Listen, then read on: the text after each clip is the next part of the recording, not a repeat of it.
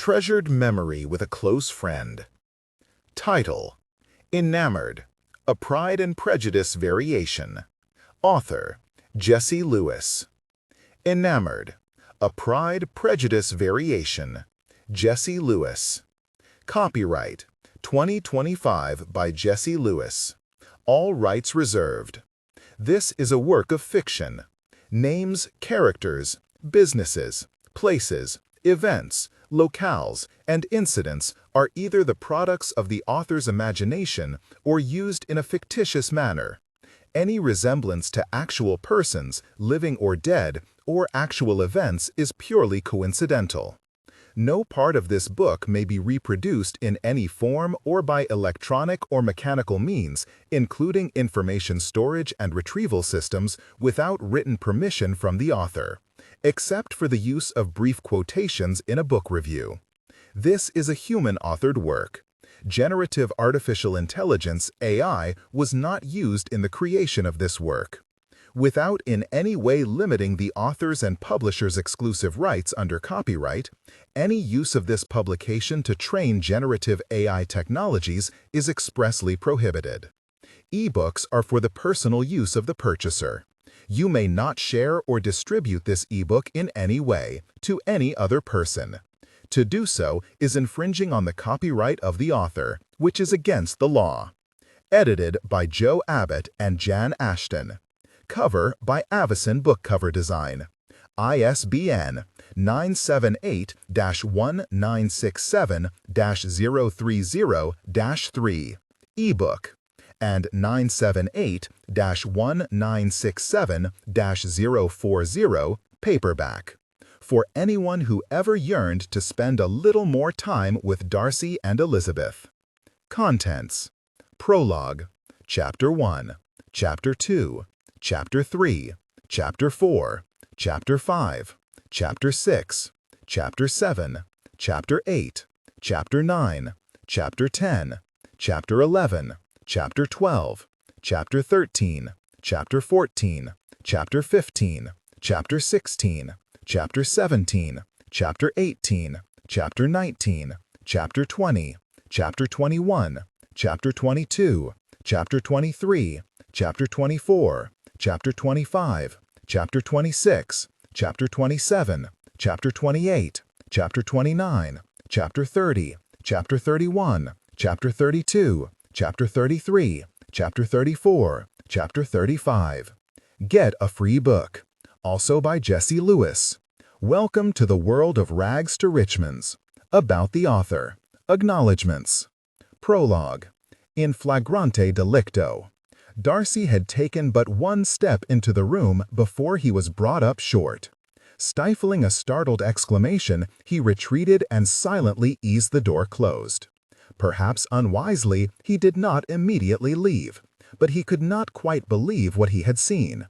Instead, he remained at the door, fingers wrapped around the handle, whilst he questioned his sobriety, his eyesight, even his sanity.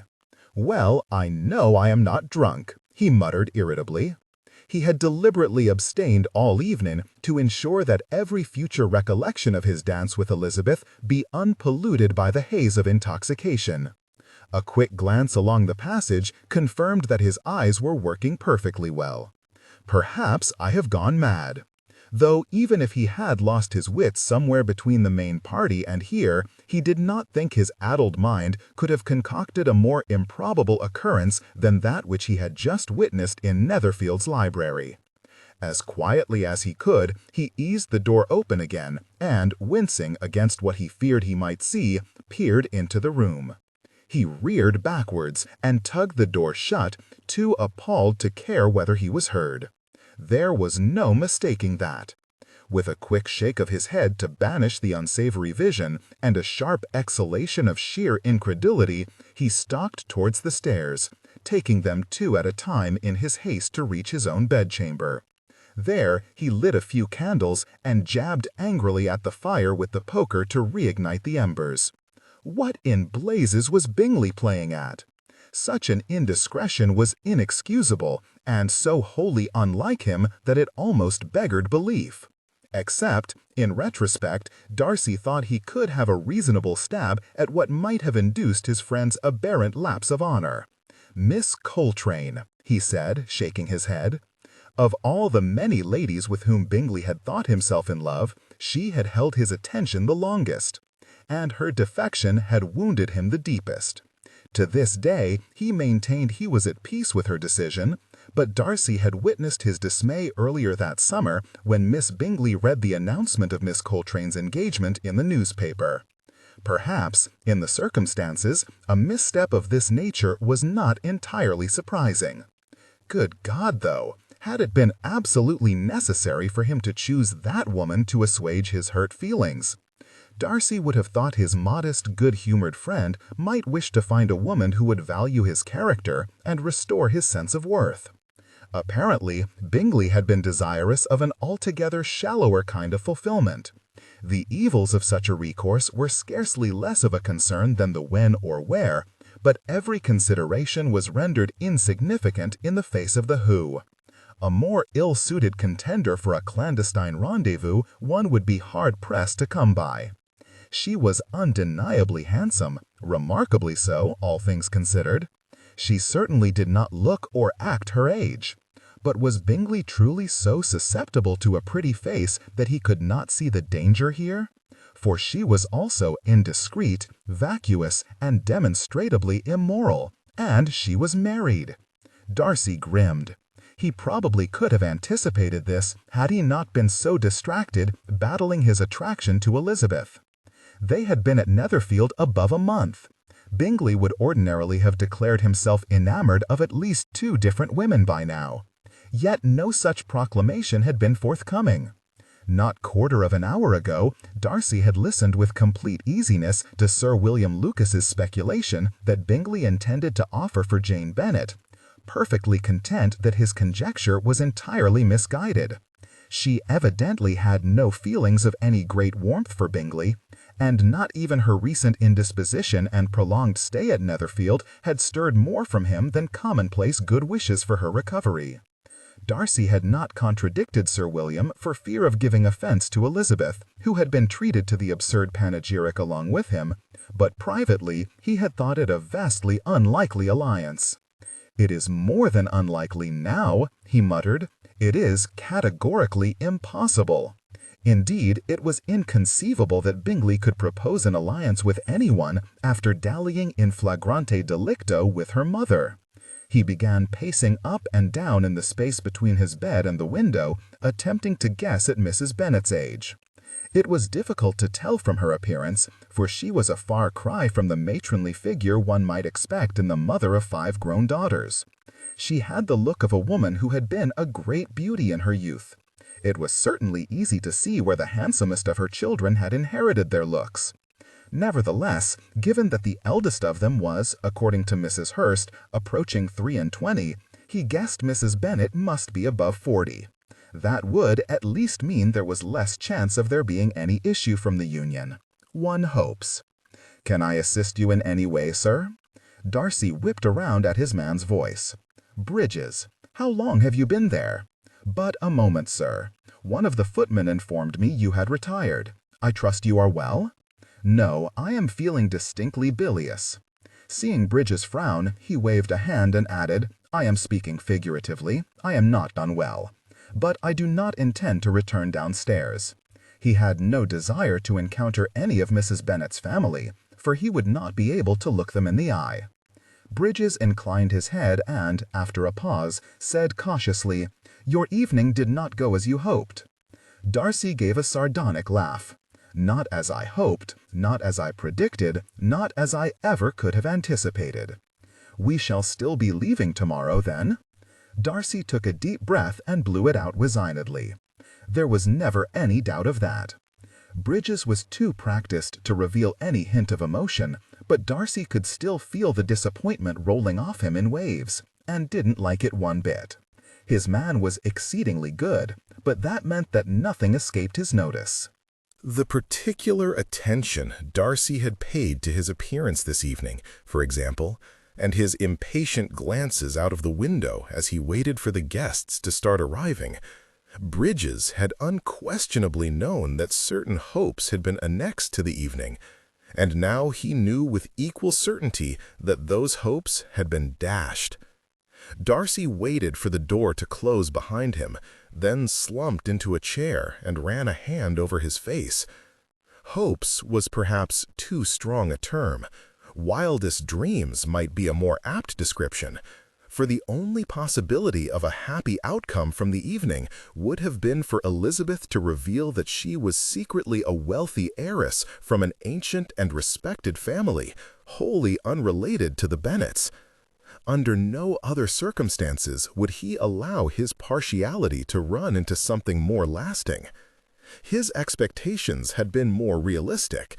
She would be flattered by his condescension in singling her out for a dance, and they would enjoy half an hour in each other's company away from her dreadful relations. Instead, Elizabeth had come to the dance with steel in her eyes and fire in her belly, and he had spent the chief of the set being upbraided for whatever Wickham had lied to her about. And rather than any serendipitous revelation that she was born to the aristocracy, the only discovery Darcy had stumbled across was the woman to whom Elizabeth was inescapably related, with her legs wrapped firmly around his friend's waist. He groaned. Would that he cared less! The easiest thing to do would be to cast all memory of the night, nay, his entire stay in Hertfordshire, to the dust and think of her no more. Alas, neither Elizabeth's antagonism nor her family's impropriety had diminished his admiration. Much to his consternation, concern for her welfare had now been added to his other feelings. It pained him to think what injury it might do to her were her mother's actions to be discovered. Adultery had been the ruin of many a good name. Mr. Bennet might demand satisfaction, or, more likely, he would sue Bingley. Either could bring immovable shame upon the family. That aside, nobody wished to be privy to their own mother's concupiscence, monogamous or otherwise. He shivered at the thought of it and cursed Bingley for saddling him with such a memory. Then he cursed Mrs. Bennet for saddling Bingley. He had already believed her indecorous and inane. With this act, she proved herself utterly devoid of decency. Any lingering doubt that he could ever connect himself with such a family was firmly banished. But Elizabeth had no such luxury, and he pitied her, the bane of such relations. He could do nothing to help her, however. The damage had been done. Perhaps, after all, it was no bad thing that Mrs. Bennet had disgraced herself, for it might more quickly erase any regret he felt in leaving Elizabeth behind. 1. A commission for Elizabeth. It had been the strangest Christmas in Elizabeth's memory. Her aunt and Uncle Gardner had come, as they did every year, and joined with the rest of the family in acting as though nothing was amiss. Yet there was no escaping the glaring fact that Mrs. Bennet was not there. A few days before the Gardners arrived, she had been called to London, where her childhood friend, Mrs. Randall, lay abed with a worsening fever, and only one recalcitrant maid to nurse her. Stranger still was that none of Elizabeth's family appeared to share her misgivings. Mr. Bennet had blithely encouraged everybody to make the most of the peace and quiet. Jane and Mary were too intent on applauding Mrs. Bennet's Samaritan impulses to question her motives. "It is completely different," Elizabeth complained to her aunt one day after Christmas when they were walking alone in the lanes. "Mamma's correspondence with Mrs. Randall has dwindled to infrequent at best, and I cannot recall the last time the woman returned to Meryton for a visit. It is very sad that she is unwell now, but I do not believe Mamma would have been half so keen to spend her Christmas in the service of a long-since lapsed friendship had not I refused Mr. Collins, or he proposed to Charlotte, or Mr. Bingley not abandoned Jane. Perhaps Mrs. Bennet might have borne all these vexations with valiant if vociferous fortitude had she remained at home. They would never know, for Mrs. Randall's illness had provided a convenient excuse for her to escape Longbourn and all her woes. "Does it make a difference why she went?" Mrs. Gardiner asked. "No, I suppose not. I just find it odd." "Do you?" Her aunt paused to wait for a cart to roll loudly past them, then continued. "Your mother does not always conduct herself as we might like, but you must admit she is very caring. She has nursed you and your sisters through enough illnesses for you to know that. And you may well be right. I can imagine she was distressed by everything you have catalogued. But in that case, perhaps it is fortuitous that she was needed elsewhere. Her attempts to see two of her daughters wed came to nothing, but she can mop Mrs. Randall's brow well enough. We all need to feel as though we have purpose now and again. But she scarcely knows her anymore. She has missed Christmas with her family to mop a stranger's brow. Your uncle recalls that they were as thick as thieves at one time. If you grew apart from Miss Lucas, would you deny her your assistance 20 years hence if she really needed it?" Elizabeth relented with a sigh. "I like to think not." Her aunt smiled sympathetically. "Your mother has hardly ever been away from Longbourn. I dare say it feels empty without her. But she will be back before you know it, and no doubt happy to be returned after having to toil all Christmas at someone else's bedside." "You are right." Elizabeth glanced at her aunt and gave a resigned laugh. "Of course you are right. Pray do not mistake me. I do not begrudge Mamma a change of scene. Indeed, I hope it makes her feel better. I only hope it does as much good for Jane. For all Mrs. Bennet's lamentations about Mr. Bingley's departure, her anguish was nothing to Jane's. She had been truly in love, and the toll on her was visible. Elizabeth's usually serene sister had grown morose and listless. Mr. and Mrs. Gardiner had invited her to return to London with them when they left the next day, in the hope that a little time away would improve her spirits. "I understand your sister has written to Miss Bingley to inform her that she will be in town. Can we be sure that she is not harboring the hope that a connection to the sister will increase her chances of seeing Mr. Bingley? Would that be so terrible? I cannot help but think it would be better that she not see him at all, for it would only remind her of her attachment. It might remind Em of his as well." Elizabeth was perfectly convinced that Mr. Bingley's sisters had seen that their brother was in love with Jane, but wanted him to marry Miss Darcy. Thus they had followed him to town after the ball and persuaded him to stay there. Nothing could be more obvious, in her opinion. What Mr. Darcy thought of his sister's part in this plan was anybody's guess, but it was certain to have pleased him more than the prospect of his friend forming an alliance with anyone from Meryton.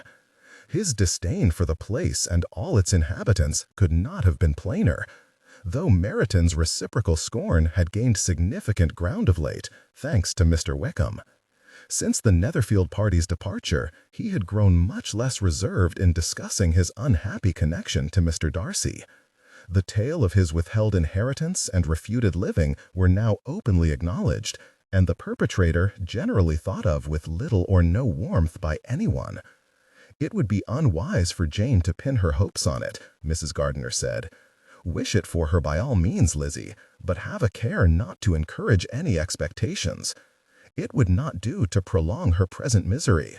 Treasured memory with a close friend.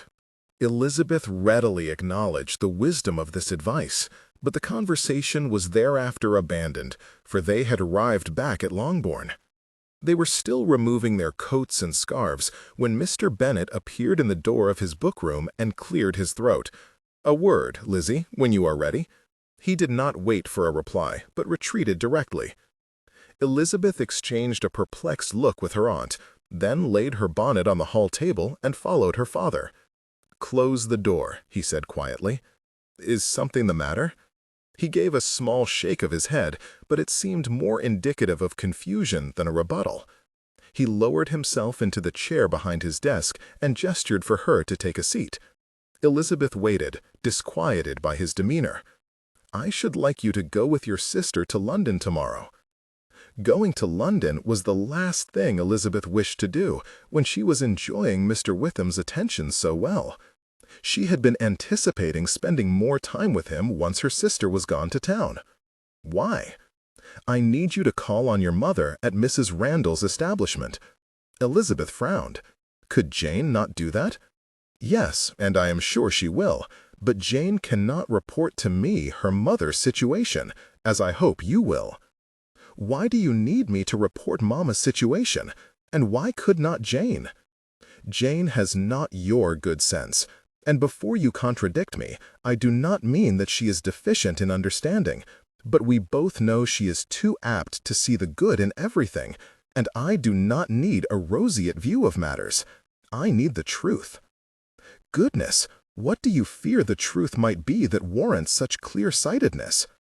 Mr. Bennet sighed quietly. I am sorry to give you any anxiety, Lizzie, but I am afraid it cannot be avoided. Before your mother went away, she was quite out of sorts. Recent events had made her more than commonly fretful. Elizabeth winced. My refusal to accept Mr. Collins distressed her a great deal. You cannot be held responsible for your mother's nerves, child. They are an entity unto themselves.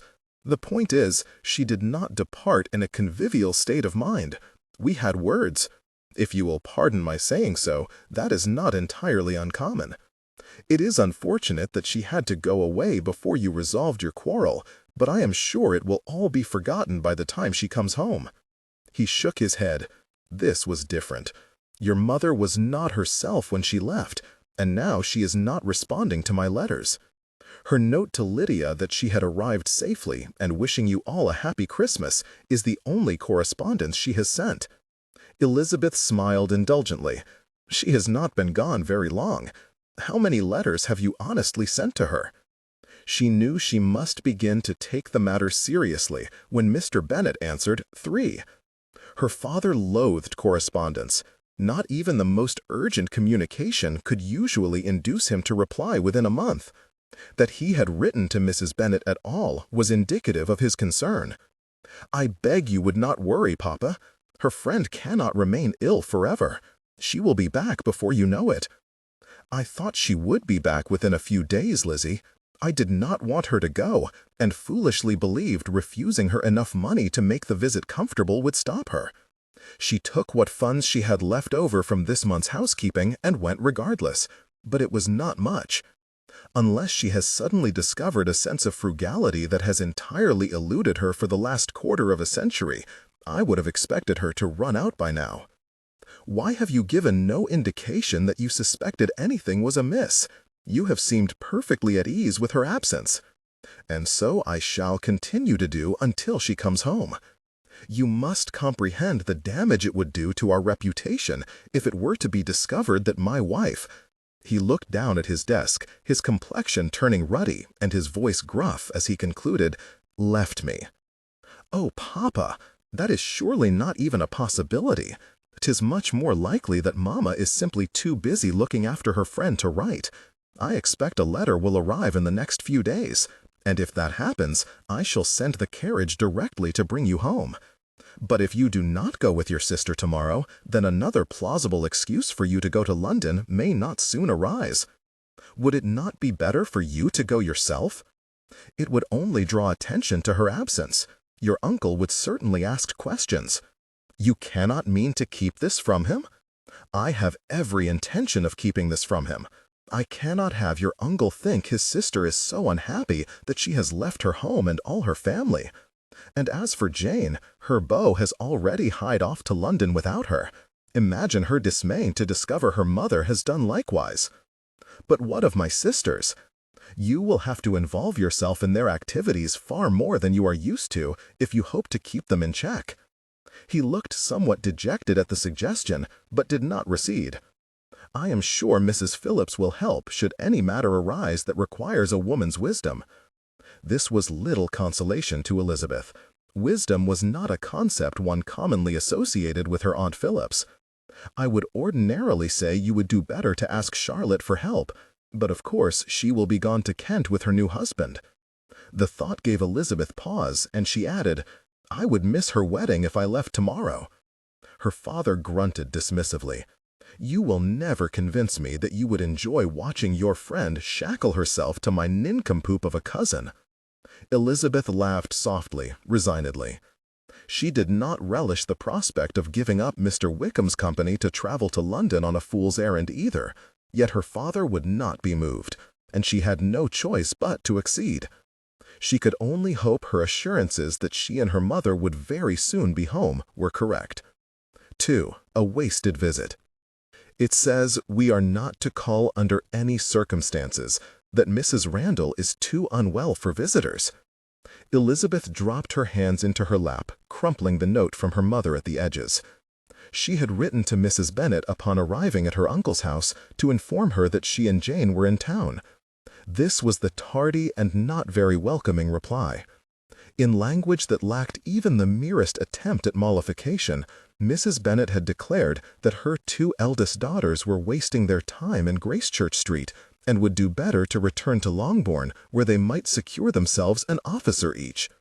They had not a hope of finding husbands in London, for they had not the necessary wardrobe to go out in society, and chasing after Mr. Bingley was now to be thought of as a futile and debasing endeavor. Elizabeth had not dared read the letter aloud in Jane's presence, and had waited until she had a private moment with her aunt to vent her spleen. "I do not disagree entirely with all her points," Mrs. Gardiner said, "though her manner of expressing them leaves much to be desired." Elizabeth set her letter aside to pick up her tea and blow on it. It was still too hot to drink. She put it down again impatiently. "With which of her points do you agree? That Jane ought not to hope for reconciliation with Mr. Bingley, or that she and I are not fit to be seen out in the clothes we have?" Her aunt gave her a look that was at once sympathetic and reproving. "I suspect your mother is thinking about circles much higher than those in which your uncle and I move. The expectations for those women are much greater. She is not wrong about that." She leaned forwards and helped herself to a biscuit from the tray between them. "I do not agree that either you or Jane will struggle to attract eligible young men in London. You both have much to recommend you. Indeed, I am pleased you have come away from Meryton. Not all the men there were ideally situated." Elizabeth caught her aunt's expressive look and sat a little straighter, trying not to feel defensive. "I thought you approved of Mr. Wickham." "I liked him, to be sure, but the want of fortune on both sides would have made it a very imprudent match. I cannot say that I thought well enough of him to be content watching you struggle all your life in reduced circumstances." Elizabeth made a disgruntled sound. "A want of fortune that was entirely Mr. Darcy's doing. Had that gentleman acted as he ought to have done, my inclination for Mr. Wickham would not have been considered imprudent by any measure. True, though there is little point in dwelling on these things. Had your grandfather not entailed Longbourn away from the female line, you would not be similarly constrained. We must all do our best with the hand we are dealt. I am proud, though, Lizzie, that you recognized the imprudence of it. I do not mind admitting that your decision to accompany Jane came as quite a relief." Elizabeth smiled weakly and forced herself to sip her still too hot tea. No such discretion had induced hers. She had come only at her father's behest, and her chief objection to doing so had been the loss of Mr. Wickham's company. Yet, whilst it might not be to her liking that she was here, it was for a purpose. She needed to see her mother. I do not think we should heed Mamma's caution. Jane would take comfort in seeing her, and surely Mamma would receive some pleasure from seeing us after so long away from home. I think we should call on her." Mrs. Gardiner agreed. It was settled that the following day they would make the 2-mile carriage ride to Mrs. Randall's establishment on Henrietta Street. The address was near Covent Garden, and the pavements were bustling with people despite the chill January weather. After turning off Bedford Street, they drove past an array of shops, an eating-house, a coffee-house, and at least 2 banks. "This seems a respectable part of town," Jane observed. "Does anybody know what Mrs. Randall's situation is?" "I understand her late husband worked in the theatre," Mrs. Gardiner answered. "At least that is what your uncle recalls. I do not know how the lady lives now." "Clearly she does not have the means to hire her own nurse," Elizabeth observed. She regretted that she sounded bitter. It was only that she was coming to resent Mrs. Randall's demands on her mother's time, for without that, Mrs. Bennet would still be at Longbourn, would she? The carriage slowed, coming to a halt in front of a narrow but elegant brick elevation with ironwork balconies at its upper windows. Amidst the hurly-burly of settling in at Gracechurch Street, it had been easy to forget the anxiety and embarrassment with which her father had spoken of Mrs. Bennet's unusual behavior. Looking up at the unfamiliar house where her mother had been living for the past few weeks, Elizabeth was reminded of the peculiarity of the situation. It occurred to her as they all alight from the carriage that perhaps Mr. Bennet had been right to worry, and she began to dread what they would find within. Mrs. Gardiner knocked, and after a prolonged wait, the door was opened by a handsome woman, about their mother's age, who sported a fine brocade housecoat and brightly colored slippers, along with an incongruously unflattering mob cap. "You are early. Oh." Her eyes narrowed. "Yes, what do you want?" Elizabeth shared a nervous look with Jane, but Mrs. Gardiner was unperturbed. "Good morning. I am sorry to trouble you. We have come to see Mrs. Bennet. She is not in." The woman started to close the door, and Elizabeth stepped forwards. "Pardon me, I am Miss Elizabeth Bennet, Mrs. Bennet's daughter. This is my sister Jane, her eldest, and Mrs. Gardiner, her sister-in-law. Might you be able to tell us when you expect my mother back?" The woman's expression went from vexed to welcoming in the blink of an eye, though Elizabeth thought she caught a flash of alarm betwixt the two. "I beg your pardon." She clutched at the edges of her coat, pulling them closed against the cold air. "Had I known it was Franny's family I was addressing, I should not have spoken so intemperately. My maid has taken the morning off and left me to fend for myself. Answering the door to you is the first time I have been out of bed in days." She paused to give a loud wheezing cough, sagging against the door with the effort. "Whatever will Franny say when she hears how I have treated her daughters? And after she has done so much for me." This was the woman herself, then. It was no great surprise that she had not remembered them, for they had been full young the last time she was in Meryton. Elizabeth's memory was similarly flimsy, and though Mrs. Randall had clearly aged well, her looks, like Mrs. Bennet's, still fine despite her age, her face was wholly unfamiliar. "Mrs. Randall?" Jane asked. When the woman nodded, she continued, "Pray do not spare it another thought.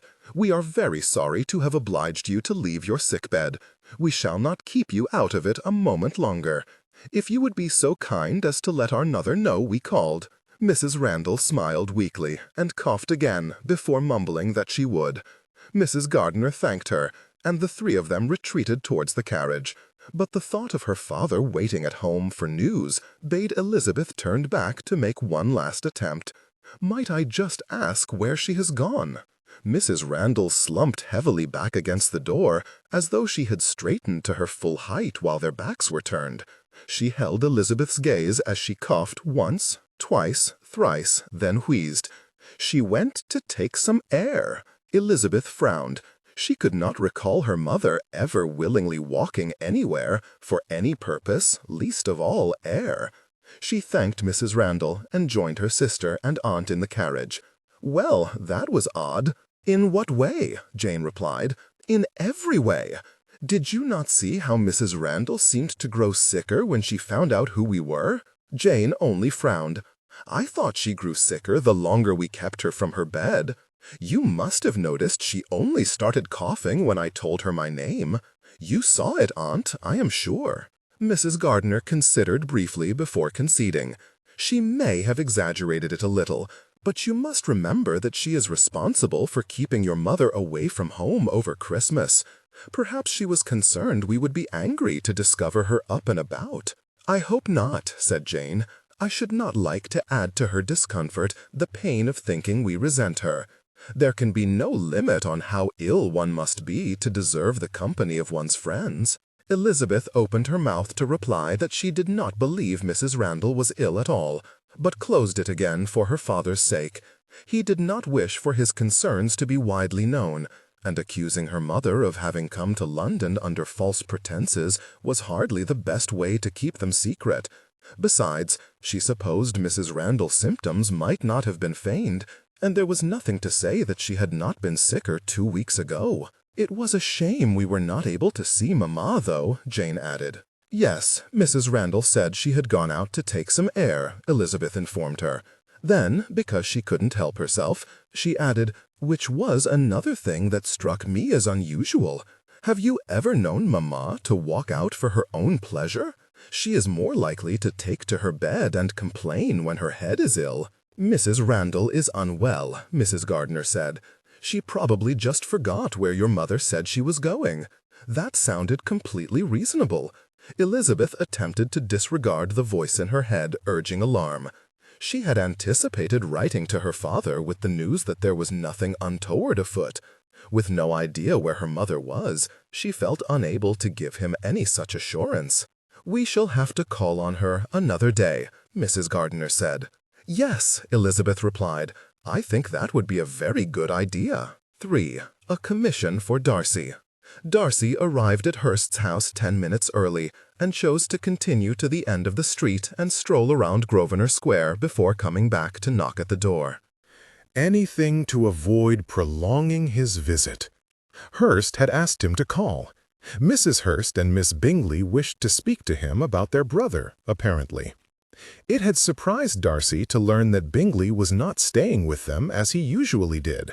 But since there was no topic he was less inclined to discuss than his errant friend, he had disregarded the anomaly.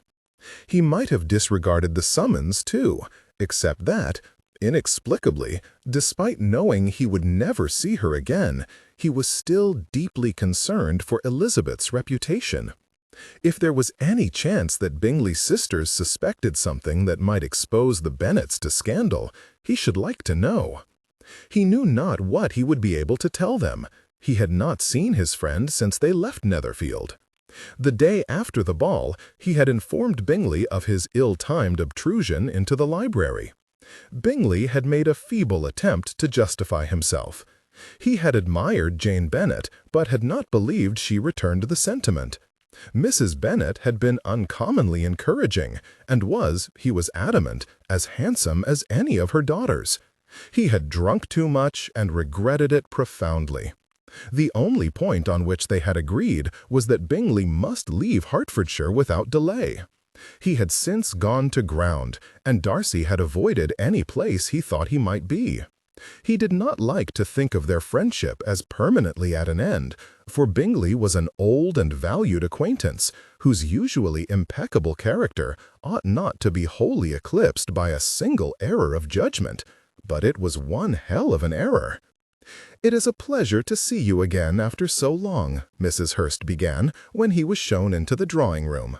"One can scarcely believe it is 6 weeks since we were at Netherfield together. Would you like some tea? A slice of cake?" "No, thank you. I cannot stay long." His refusal seemed to fluster her. Her smile faltered, and she looked anxiously at her sister, who took up the conversation. "If you are in a hurry, I shall come directly to the point. Have you seen my brother lately?" "I am afraid not." "I feared as much. Neither have we. As you have no doubt gathered, he has declined Louisa's kind hospitality in favor of hotels or other friends' houses. And he has been avoiding us. He has repeatedly cancelled or outright refused our dinner arrangements, though his excuses are always vague," Mrs. Hurst put in. "He is never where he says he will be. He keeps moving about between lodgings, so our letters are returned unread. We have no idea where he is presently staying." Miss Bingley shook her head sorrowfully. "It is not in Charles' nature to be secretive, and we cannot help but wonder at the reason for it." Guilt, Darcy had to assume. "I comprehend your disquiet, but I am not sure what can be done. Bingley is his own man." "That is just the thing," Miss Bingley replied. "Charles is so often not his own man where stronger convictions prevail. He is used to conceding to the advice and example of his friends." She paused and regarded him meaningfully. "He has certainly always had a stronger dependence on your judgment than his own. Without your guidance these past weeks, he seems to have lost his way." "I hope, madam, you do not mean to lay the blame for his conduct to my charge. I am no more his keeper than you are." Miss Bingley let out a strained laugh. "You mistake my meaning, sir.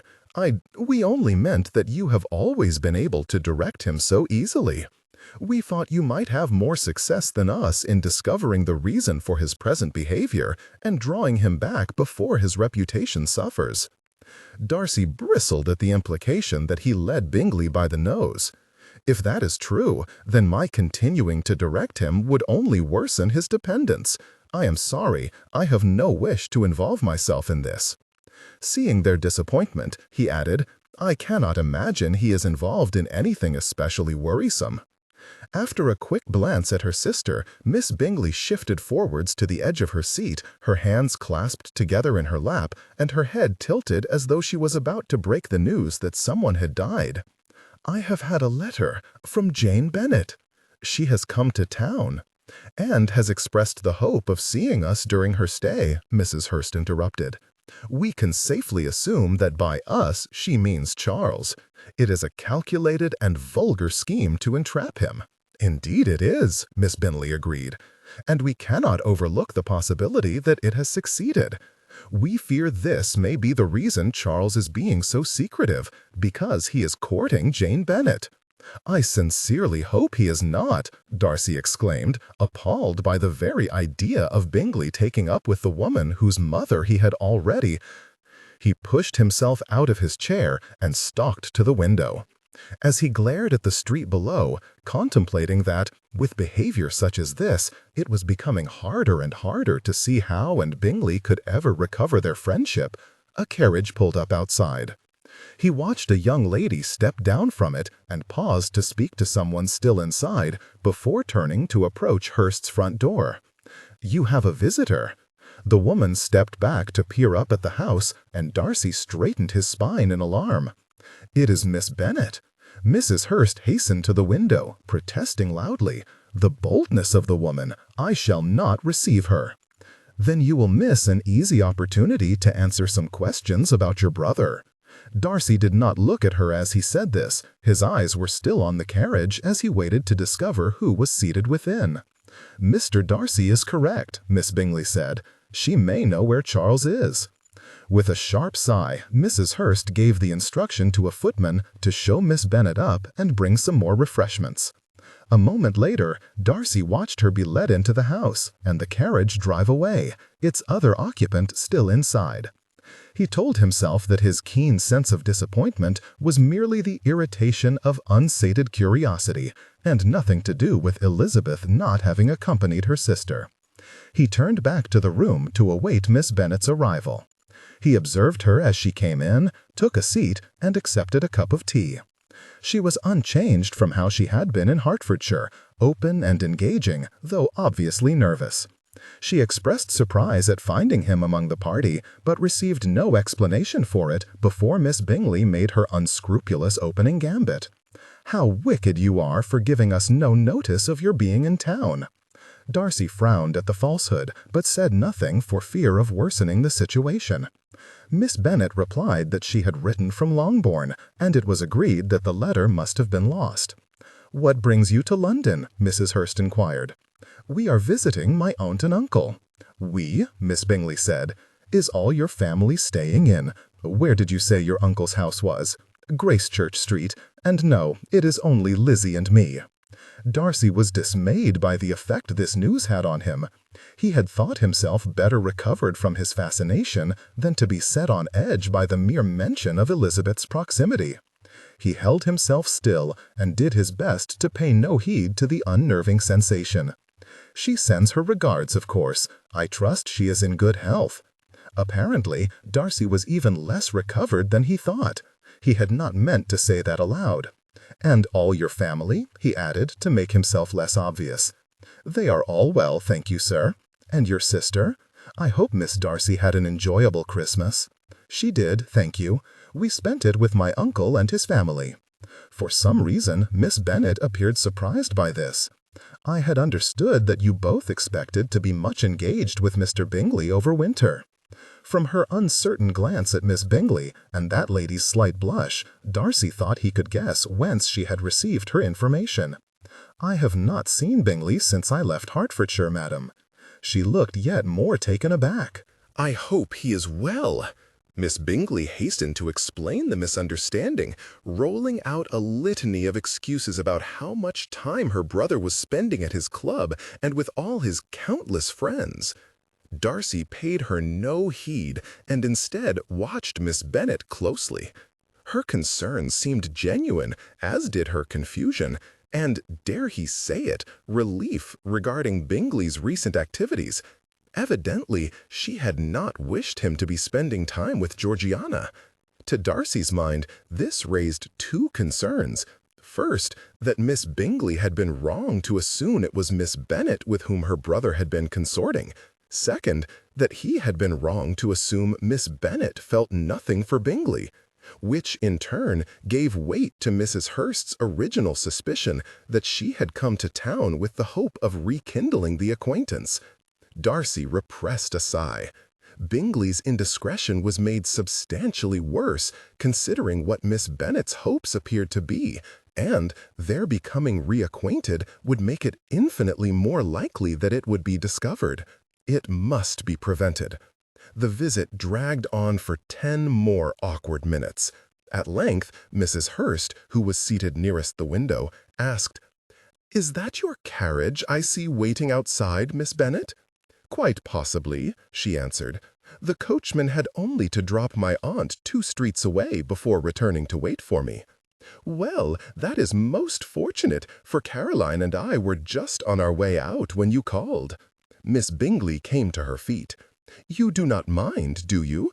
We would not have chased you away otherwise, but as you have the means to get home." Miss Bennet took the hint, stood, and gathered up her reticule and gloves. "I shall not delay you." With both Bingley women momentarily occupied whispering to each other near the window, Darcy saw his chance of a quiet word with Miss Bennet. Rising from his chair, he walked to stand at her shoulder with his back to the others. "I dare say you hoped to see Bingley today, Miss Bennet." He was close enough that she could not fully turn around, but she cast him a look of confusion and affront over her shoulder. "No, indeed, sir. Let me recommend you not to misinterpret his happy manners. I fear he may have inadvertently raised your expectations while he was in Hertfordshire, but any hope for a renewal of his attentions is in vain. An alliance is out of the question." She blushed deeply. "Mr. Darcy, I do not know what you think." He cut her off by stepping backwards and bowing. "Good day, Miss Bennet." Miss Bingley came forwards to shepherd Miss Bennet out of the room and into the care of a footman who would see her out. She closed the door behind them and slumped theatrically against it. Well, that was quite the dullest morning call in living memory. Mrs. Hurst tittered stupidly, as though this were the height of wit. The only thing that could have made it worse was if she had brought her sister. Small mercy that we were spared that torment. But I shall have to return the call. Perhaps, but not soon. You would not like to encourage her. It is Bingley who ought not to have encouraged her, Darcy snapped. He could not be easy with the frankness of his words to Miss Bennet, nor the pain they had evidently given, and he was furious that Bingley's actions had made it necessary. "Will you excuse me? I must be going myself." Miss Bingley and Mrs. Hurst shared another of their silent glances. Then Mrs. Hurst said, "What about Charles? What about him? You were worried he was courting Miss Bennet. Now you know he is not, or she would never have come here in this way. But if he has not been with her, then his evasiveness is yet more concerning. Will you not speak to him for us?" Miss Bingley said plaintively. "You said you did not know where he was presently staying. We hoped you might have a better idea of where he might be found." Darcy gritted his teeth. He suspected they would not relent, and he had no wish to remain any longer. "I shall see what I can do, but I make no promises." He waved away their gratitude and stalked from the house. 4. Pinned down at last. Elizabeth slowed her steps. Hannah, Miss Gardner's maid, but her own chaperone for the afternoon, had begun panting beside her. With chagrin, she recognized the haste that apprehension had added to her stride. In truth, there was no urgency. She had no prearranged time to arrive at Henrietta Street. Providence would determine whether she would find her mother at home. It had been 4 days since her last visit.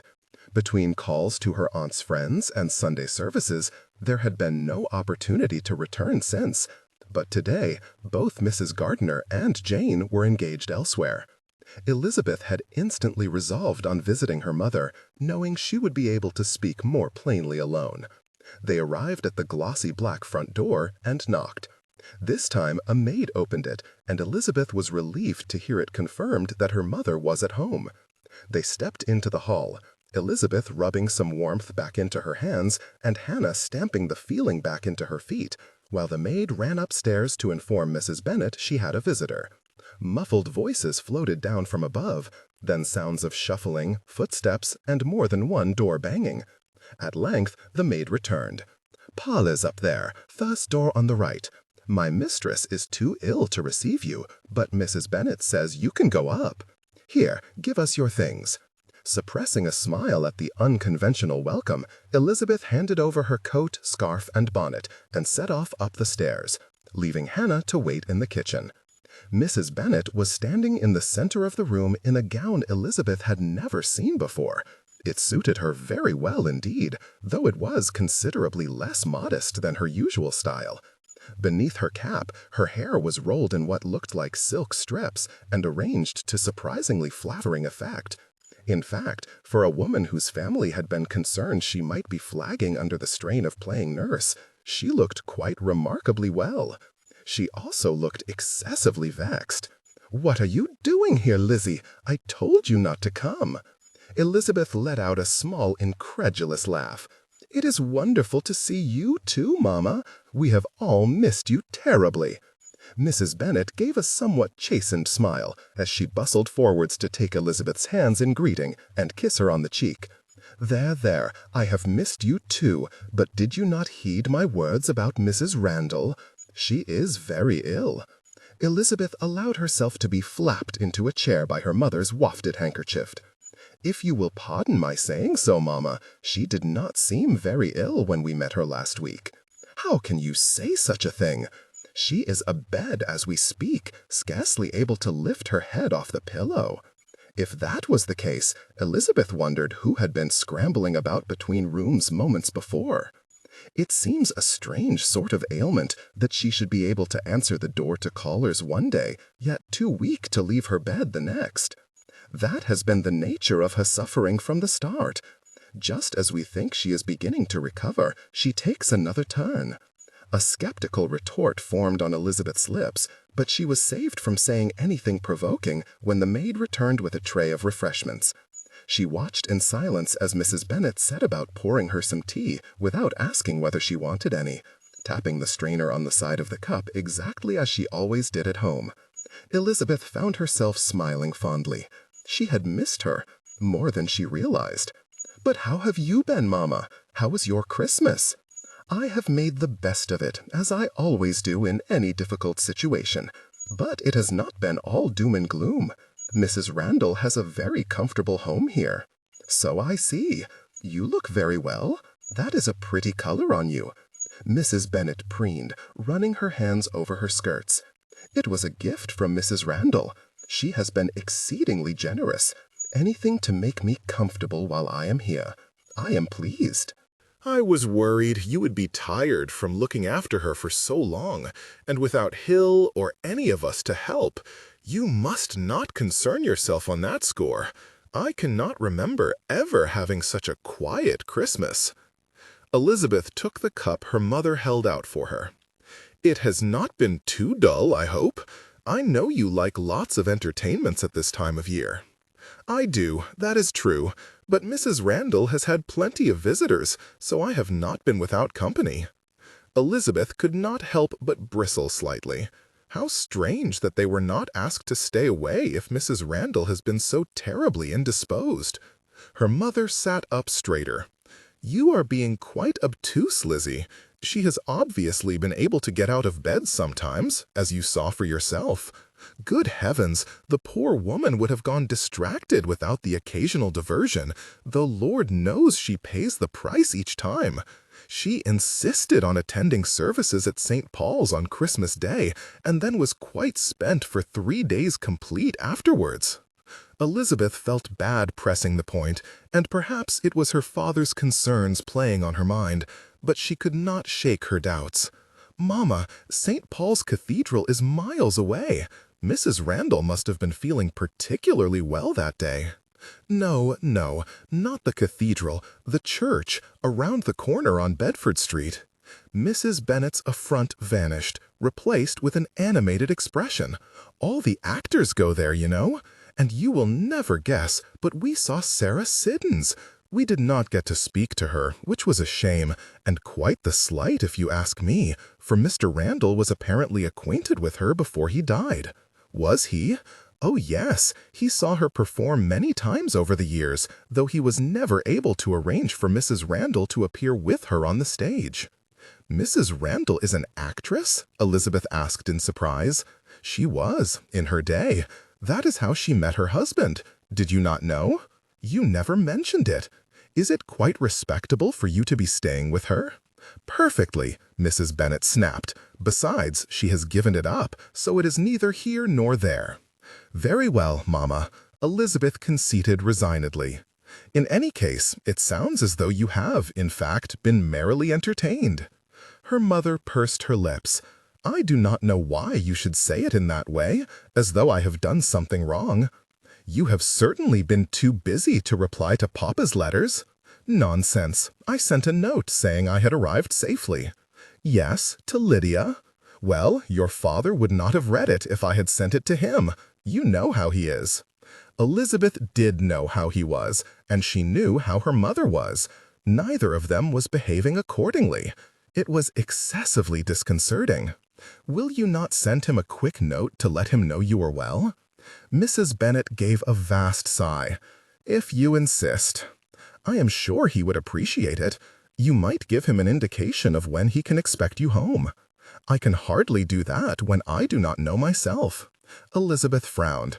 "But how much longer can you mean to stay?" "As long as Mrs. Randall needs me."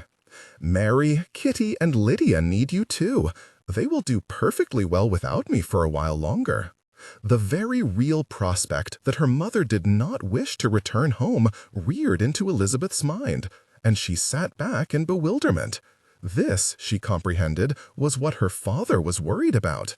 "Papa needs you." Mrs. Bennet scoffed derisively.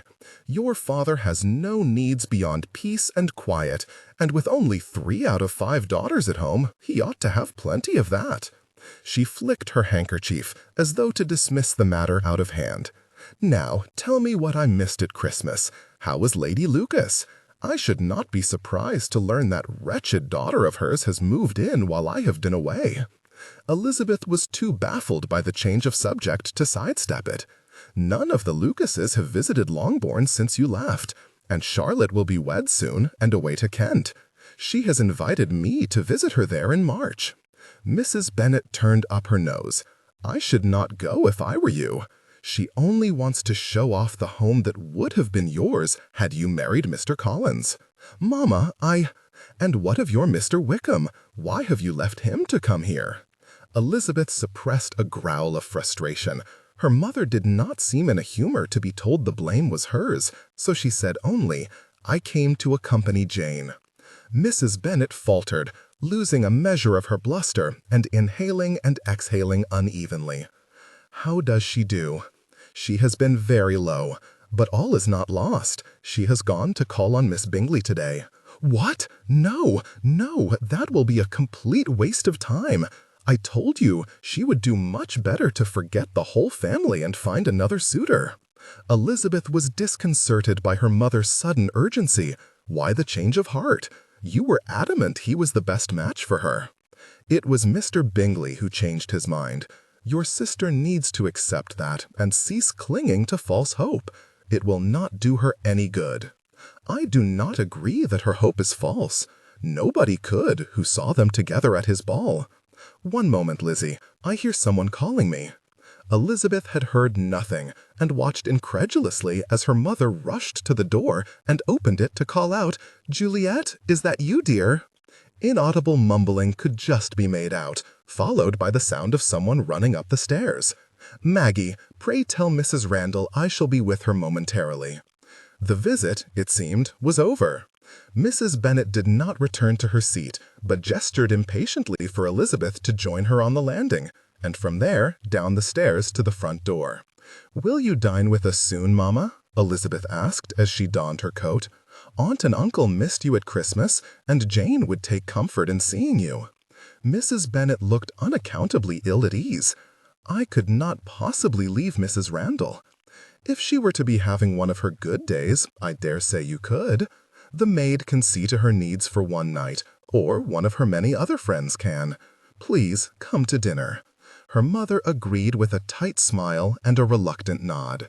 Elizabeth had time only to confirm that Mrs. Gardiner would send an invitation before she was unceremoniously shown onto the street, where Hannah was already waiting. Her aunt and sister were already returned when she arrived back at Gracechurch Street. She joined them in the parlor, sitting down heavily and reclining against the arm of the sofa, fatigued from her walk. "How did it go, Jane?" She sat up straight again when Mrs. Gardiner caught her eye and shook her head, indicating that the visit had not gone well. "What happened?" Jane glanced at her, but briefly, and gave only a slight shrug before returning her attention to her embroidery. "Miss Bingley and Mrs. Hurst were on their way out when I arrived. We did not have much time to talk." Elizabeth privately cursed the two women for such a transparent snub. "Did you see Mr. Bingley?" "No, he was not there, but I told you, Lizzie, that was not the purpose of my call." "I know, I only thought." "Never mind. It seems you were right about one thing, though," Jane added. "Neither has he been with Miss Darcy, as Miss Bingley said he would be. Mr. Darcy said that neither he nor his sister have seen Mr. Bingley all winter." Was Mr. Darcy there? When her sister confirmed it, Elizabeth exclaimed at the strangeness of him having been present when his friend was not. "Unless Miss Bingley has finally got her way," she laughed, for she did not think such a pairing was likely. "But Jane, this is good news. Of course Mr. Bingley has not been chasing after Miss Darcy. And now you have visited, his sisters will have no choice but to tell him you are in town, and then he will call on you." "Perhaps, though I shall not depend on it. Miss Bingley made a point of telling me that they scarcely ever see him, because he is so occupied at his club, and I do not think they will be in a rush to tell him I am here when they do see him. Then perhaps someone else will have to let him know." Jane put her sewing aside and pushed herself to her feet. "I beg your leave to discuss this another time. It was a trying afternoon, and my head is aching." Assuring Elizabeth and Mrs. Gardiner that she was only tired, Jane left to recuperate in her room. "That vicious Caroline Bingley," Elizabeth said as soon as she was alone with her aunt. "She has said something unpleasant, I am sure of it. Jane would not be this subdued for the sake of a curtailed morning call. It may simply be that your sister has begun to lose hope, and it might be wisest to let her. But we have talked that situation to death, and nothing has changed. I suspect your news is more noteworthy. How is your mother?" "In fine health. She and Mrs. Randall had enough visitors over Christmas to save them from ennui. Mrs. Randall herself appears to have been out of bed as much as she has been in it. I do not think she is seriously ill. In fact, I wonder at Mamma still thinking she needs to be there." Mrs. Gardiner regarded her knowingly. "Your mother will no doubt go home when she is ready." It seemed Elizabeth was not alone in thinking all was not well between her parents, and she sent a silent apology to her father for having failed to keep that much from her aunt's notice. Resolved to say nothing more of her concerns, she added in a brighter voice, "She agreed to come to dinner, if you would be good enough to send an invitation." Mrs. Gardiner reached to place her hand over Elizabeth's. "I shall send a note this afternoon." Elizabeth smiled in thanks, but inwardly flinched at the reminder of the letter she had yet to send to her father. With nothing of any great comfort to report after her first visit to Henrietta Street, she had put off writing to him. Now, rather than the hoped-for news that Mrs. Bennet would soon be returning to her family, she was faced with the unhappy task of reporting that her mother had no good reason for remaining away from Longbourn, or for neglecting her correspondence. That she was, in fact, having a grand old time in London, and showed no interest whatsoever in going home. She decided that she would do better to send no such report. Her mother had promised to write, and would surely be able to explain her reasons far better than anyone else. Whatever her father's concerns, they would soon be allayed, and perhaps then she might be able to return home herself. 5. An unexpected pleasure. It was 2 days before guilt finally induced Darcy to look for Bingley. He had left Grosvenor Street even angrier with him than before, and even less desirous of speaking to him. Yet, whilst he disliked Miss Bingley and Mrs. Hurst's insinuations about his power over their brother, Bingley really needed to be told at least what not to do, which in this case was to involve himself in any way with Elizabeth's sister. Thus, resolved to speak to him, Darcy decided to visit Boodle's. He himself was a member both there and at White's, but preferred the latter, whilst Bingley had membership only at the former. That had made it easy to avoid him, and would, he hoped, make it a similarly simple matter to find him. Reluctance slowed his stride as he sauntered down St. James's Street. He passed White's bow window, touching his hat in greeting at 2 acquaintances, Kilmarnock and Reeves, seated therein. They signalled to him to join them, and he was attempting to communicate with gestures that he was expected elsewhere, when a familiar voice stole his attention. "Good day, Mr. Darcy." With a palpable flurry of anticipation, yet not quite believing it could be her, he turned around, and there she was, Elizabeth Bennet. She had a young child clinging to her hand, but Darcy spared the girl only the briefest look. His eyes were fixed on Elizabeth. Her cheeks were pinked and her eyes sparkling from the cold. Her mouth held her customary smile of private laughter. Her expression was everything all at once, inquisitive, penetrating, challenging, and amused, the sort of expression one could get lost in for days. He smiled broadly, giving away far more of his feelings than he would have chosen had he any command of the situation, and bowed.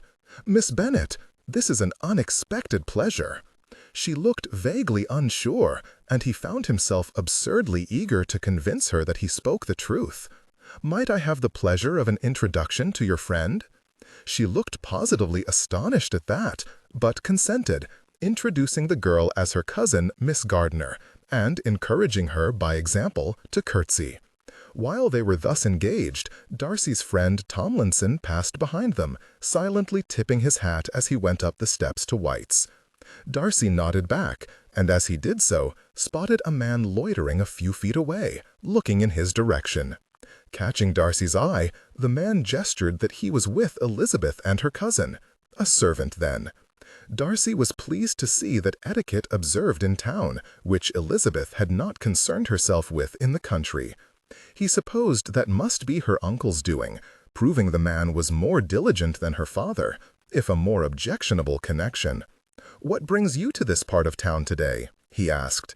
"We were shopping for ribbons on Bond Street," Elizabeth answered, "but now we are passing the time until my uncle has finished his business and is ready to take us home." "I hope you found something you liked," Darcy said to her cousin. The girl stuck out her bottom lip and shook her head, but said nothing. "I apologize," Elizabeth said. "She is a little shy." "Think nothing of it. At that age, my sister could barely meet a person's eye unless she was intimately acquainted with them." "Miss Darcy is shy. You seem surprised." "Pardon me, I meant no offense. I suppose I had formed an opinion of her based on the only friends of hers that I know, and none of them are shy." Darcy could not deny that was true, particularly of Miss Bingley. Recalling with displeasure their other mutual acquaintance, he had to agree that Wickham could not be described as reticent either. but he sincerely hoped Elizabeth was not including him in her list of Georgiana's friends. "I do not think Mr. Bingley saw either of us," Elizabeth said, apropos of nothing. "Bingley?" He looked about in confusion. Was he here? Yes, he was walking in this direction just a moment ago, but turned off down. She pointed at the road between White's and Boodle's. "Jermyn Street," Darcy supplied, trying to keep the annoyance from his voice. There was no way of knowing for certain, but he thought it highly unlikely that Bingley had not seen one or both of them. The street was hardly busy. "It is a shame," Elizabeth continued. "Had I been able to speak to him, I might have made him aware that my sister is in town, for I do not think he knows. Unless you or his sisters have informed him?" Darcy hesitated, belatedly recalling his words to Miss Bennet. It had not occurred to him when he gave the warning how it might appear to Elizabeth. Knowing her as he did, he could well imagine her indignation at hearing him speak against the match. He regretted having given her any pain, but she would unquestionably have agreed if she knew the reason. To explain it to her was impossible, however. Elizabeth would simply have to dislike his caution. Indeed, dislike it she evidently did, for here she was, disregarding it entirely, and still entertaining the notion that to reintroduce her sister to Bingley's notice was a good idea. "I have not seen him since we left Netherfield." "Afternoon, Darcy," called another of his acquaintances, passing by on his way into White's. "Patterson," he replied with a nod. Patterson paused briefly to look at Elizabeth, then disappeared inside. "How very suddenly you all left there in November," Elizabeth said, as though they had not been interrupted. "Yes, I cannot speak for anyone else in the party, but I was impatient to see my sister. By Miss Bingley's account, so was Mr. Bingley, but I understand no such plans materialized. I hope Miss Darcy was not disappointed." "Not at all." Treasured memory with a close friend. Bingley has many friends, and he is at a time of life when friends and engagements are continually increasing. His old ones must not monopolize his time. No, but it would be unfortunate if he forgot them all completely. I should be sorry to lose his friendship so soon. If you were unfortunate enough to lose it, it would not be because of anything you had done. I hope it would not be because of anything anyone else had done," she replied in a flash. Darcy regarded her steadily. Evidently, she suspected something was amiss. No surprises there, for she was as perceptive as anyone he knew. Still, he sincerely doubted her suspicions tended towards her mother. After his warning to her sister, she probably meant to accuse him. "It would not be," he assured her. She looked taken aback. "Then, will you promise to tell him Jane is in town if you should see him?" "Very well," he said, and meant it. He would tell Bingley that Miss Bennet was here, and warn him to stay the devil away from her. Elizabeth thanked him, but with such a look of distrust in her eyes as made him anxious to be of use in some other, more convincing way. "And might I recommend Arno's shoe repair shop on Stafford Street?" he said. "I understand it is a jealously guarded secret, but I am reliably informed that his wife stocks a vast array of silks and ribbons. She is a favorite of my sister's. To Miss Gardiner," he said, "she might have something more to your taste." The young girl's eyes widened with pleasure, and she tugged on her cousin's hand in supplication. Darcy had hoped that Elizabeth would be similarly delighted, but instead she looked intrigued and vaguely diverted, and it turned out he liked that better. "This is valuable information indeed, Mr. Darcy. Thank you. We shall go there directly." She curtsied and led her cousin away. Darcy watched her go, reminded of the certain something in her manner of walking that had always captivated him. He quickly averted his gaze when someone nearby cleared their throat, making him aware that he had been caught admiring Elizabeth's figure by her uncle's man. He gave him a sharp nod and strode into his club, all interest in chasing after Bingley dissipated. "You took your time, Darcy. We thought you were never coming in," Kilmarnock called from his table in the front window. "Who was that fine young lady, keeping you tethered in the street?" "Nobody. Darcy felt a twinge of guilt, but he would prefer to avoid the derision that would inevitably follow were he to admit to any acquaintance with a family as inconsequential as the Bennets. "Dashed attractive nobody," Reeves replied, grinning lasciviously. Darcy gave them no response and went to find a less conspicuous table. He found Tomlinson alone in the back corner of the lounge and asked whether he might join him. "By all means," his friend replied, adding with a shrewd look, "Not often you are seen giving condescension to pretty ladies." Tomlinson would not have said that had he seen him at Lord Bannock's party 2 nights ago, where he danced with both of the man's sisters and was seated next to his cousin for the duration of supper. The company had seemed perfectly gratifying at the time, but the whole evening was rendered vapid in comparison to the 5 minutes he had just spent being upbraided by Elizabeth. "It will be the last time it happens," he replied. And it was true, of Elizabeth at least, for it was very unlikely that he should ever see her again. He signaled for someone to bring him a drink, sank into an armchair, and tried to convince himself that was for the best. 6. A disappointing dinner. The candles in the center of the table guttered as Elizabeth returned the meat platter to its place. "Could someone pass the potatoes, please?" Neither Jane nor Mr. Gardiner appeared to have heard her. Both were staring, one angrily, the other forlornly, at the empty chair to Elizabeth's left. The offending seat was sucking the noise from the dining parlor as effectively as her mother would have filled it with chatter, had she been sitting in it. Mrs. Bennet was conspicuously absent, however, having sent her apologies less than quarter of an hour earlier. "Mrs. Randall must be very ill indeed," Jane remarked quietly. Elizabeth was careful to keep her countenance blank, though the violence of her doubt made it exceedingly difficult. Mr. Gardiner grunted. "I am afraid I care not how ill the woman is. Your aunt went to a lot of trouble to make tonight's dinner special. Your mother ought to have come." "I am sure she did not mean to offend," Jane fretted. "Very likely, my dear. I should not be surprised if she gave it no thought whatsoever." "Come, come," Mrs. Gardiner said as she passed Elizabeth the potatoes. "There is nothing to be done about it now. Jane, will you not tell us about your day? Lizzie and I missed you on our visits, but the children tell me you had a jolly time of it here at home." Elizabeth repressed a sigh, disbelieving her sister's excuses almost as much as she did her mother's. Jane had refused all invitations extended to her that week, eschewing everything from shopping trips to morning calls. She avowed that she preferred her young cousin's company, but Elizabeth was not fooled.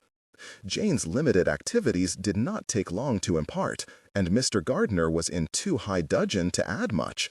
Therefore, it fell to Elizabeth and her aunt to sustain the conversation until dinner was over. Before they were quite finished, Hannah appeared in the doorway, informing Mrs. Gardiner that her youngest son would not settle. "Allow me to go to him," Jane said immediately. "Nay, I shall go. You have not finished your dinner," Mrs. Gardiner replied, but Jane insisted. She was up and gone before her aunt could object a second time. "She is a good girl," Mr. Gardiner said as the door closed behind her. "It is very sad she should be so downcast. She is beginning to look a little pale, though." "Aye, because she has not seen sunlight for a week," Elizabeth agreed. "She has not said as much, but I believe she does not wish to be out if Mr. Bingley should call." Mrs. Gardiner paused with her glass halfway to her mouth. "I thought she said she was not expecting him." "She said she was not expecting that Miss Bingley would tell her brother she was in town, not that she did not want to see him." Mrs. Gardiner lowered her glass back to the table, shaking her head. "I am sorry for her. If Miss Bingley is not willing to pass on the news, then it is very unlikely we shall see Mr. Bingley here." Elizabeth poked insouciantly at what was left of her dessert with her fork, and said in a light tone, "It is possible that Mr. Darcy will tell him if Miss Bingley does not." Her aunt frowned dubiously. "Was it not you who said Mr. Darcy would not suffer his friend to call in such a part of London? How have you come to think that he will direct him here?" "Well, granted, he may not encourage him to call, but he has promised to let him know that Jane is in town. And when did he make this promise? 3 days ago. Stephanie and I happened to see him while Uncle was with Mr. Barnstable. Is that so? Mr. Gardiner said. It is a small world, is it not? Elizabeth smiled benignly. The size of the world could take no credit for this particular encounter. Miss Bingley had told Jane that her brother was much engaged at his club. Thus, resolved to tell him herself that her sister was in town, Elizabeth had walked up and down St. James's Street 5 or 6 times in the hope of seeing him go into or come out of one of the gentlemen's establishments there. Poor Stephanie had been dulled to distraction by the time Elizabeth had spotted him leaving Boodle's, and too fatigued by far to run after him as Elizabeth had wanted to do. The subsequent encounter with Mr. Darcy outside White's had therefore been a very little surprise to her, though he had seemed rather astonished by it.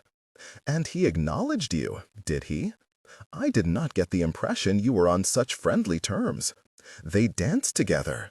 That implies a certain degree of amicability, Mr. Gardiner observed.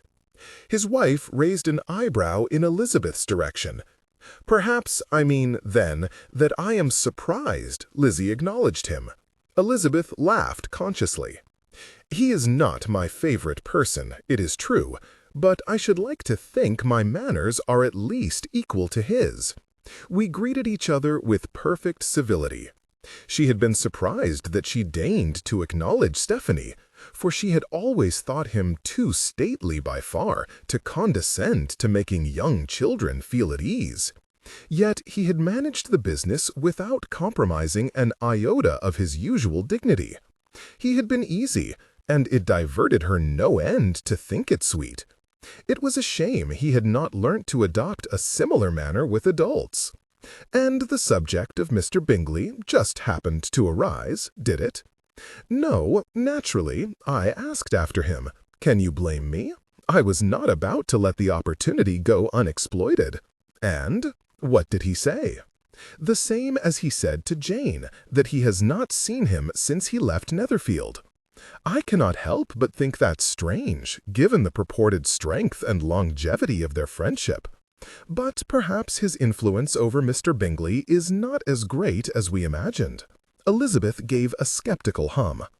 He did not seem to think it odd, or if he did not reveal it to me. In any case, Mr. Darcy pledged to tell Mr. Bingley that Jane was in town when he next sees him. Mrs. Gardiner set her fork down and dabbed her lips with her napkin. Do you believe him? Elizabeth shrugged. Her aunt had hit upon the very reason why she had not told Jane about the encounter. I do not know. His behavior towards Mr. Wickham inclines me to think that his word is worth very little, but I confess there was something believable in the way he said it. But Mr. Bingley has not called, so either Mr. Darcy has not yet seen him, or he has seen him but has not kept his word. Or he has kept his word and Mr. Bingley has decided not to call, Mrs. Gardiner said.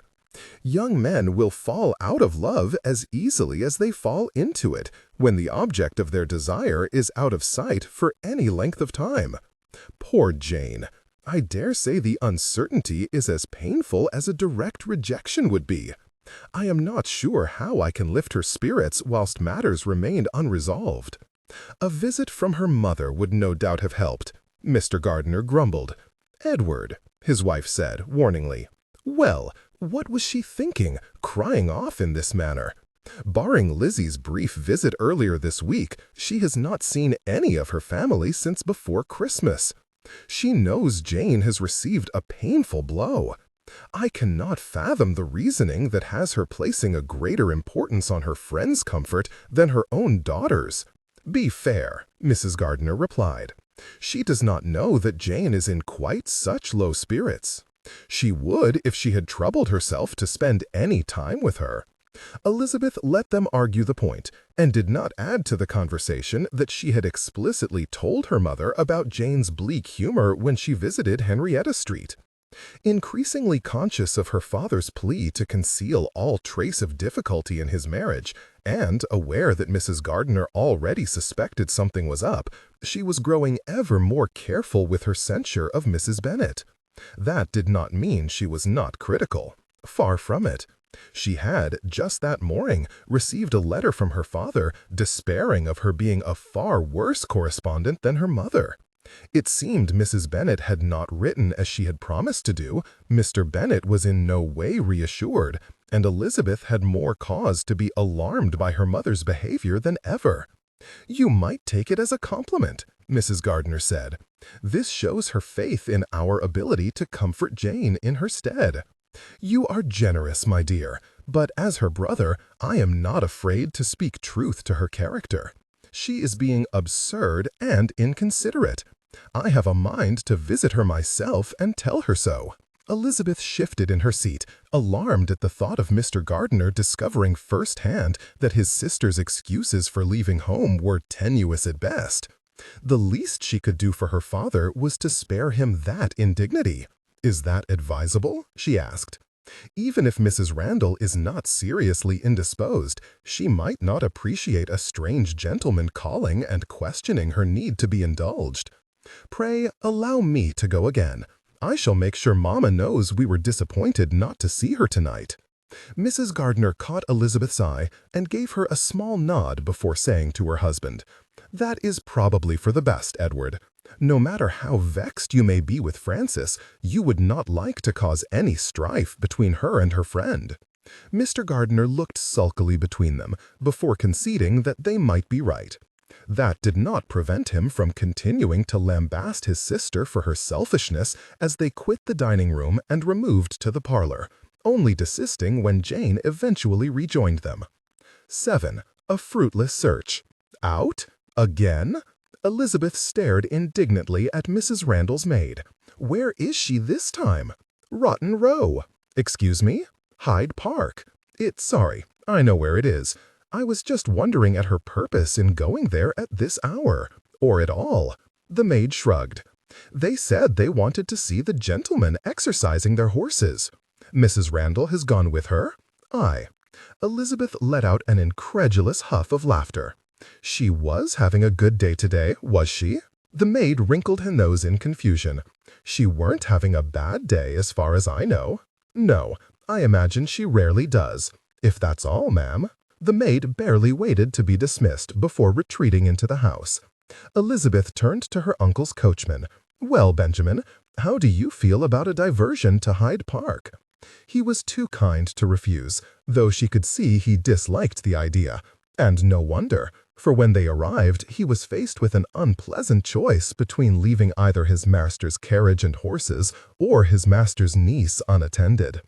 "Pray do not concern yourself," Elizabeth said. "I shall not wander far. I only wish to linger for a little while in case my mother should walk this way. It is probably a futile endeavor, but pray humor me." Elizabeth knew not how large Hyde Park was, nor the length of Rotten Row, nor in which direction the pair might have walked, if they were even here. She regretted her impetuous decision to come, but she had been so incensed to discover her mother out and about enjoying herself, while Jane was yet again sitting by the window at Gracechurch Street with her heart slowly breaking, that she had resolved to find her long before good sense interposed. And she was too stubborn to relent now that she was here. She stepped away from the carriage, looking left and right between the handful of people riding or strolling by, for any sign of two women walking together. Thoughts of what might have really detained her mother the night before left her seething. Another visit from one of Mrs. Randall's fashionable theater friends, no doubt, or perhaps a performance at Covent Garden. Lord only knew. One thing was certain, Mrs. Bennet had not been attending Mrs. Randall's sickbed. "Miss Bennet, we meet again. A small world indeed, of all the unlucky accidents." She turned slowly to face him.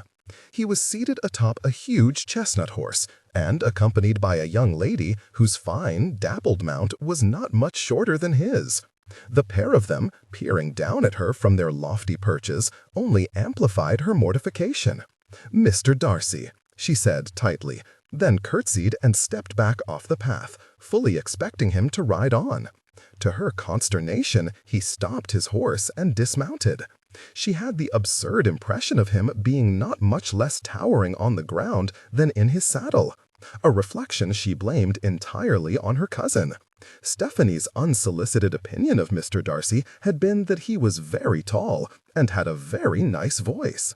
And now that Elizabeth had been reminded of one virtue, the other lodged vexingly in the forefront of her mind as he began to speak. "Can I be of any assistance? It looked as though you were searching for somebody. I hope you have not been separated from your friends." "Oh, no, thank you. I was just admiring the park." She gave no further explanation.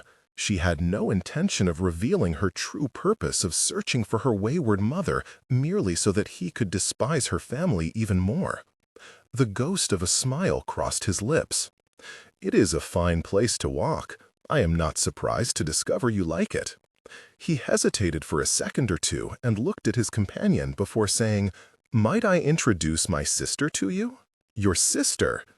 Elizabeth's eyes flew to the young lady, her curiosity instantly piqued. "Why, yes, by all means." Miss Darcy slid elegantly to the ground, but thereafter stood rather awkwardly beside her horse. She was less handsome than her brother, though not unattractive.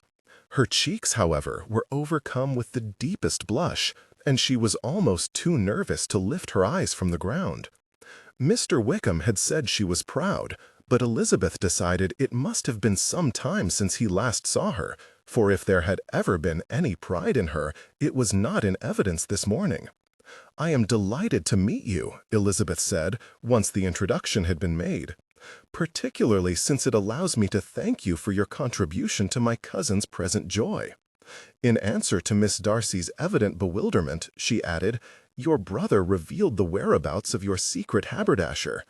Mrs. Arnault furnished Stephanie with the perfect ribbon for her new doll. She has been in raptures over it ever since. I am very pleased Mrs. Arnault was able to help."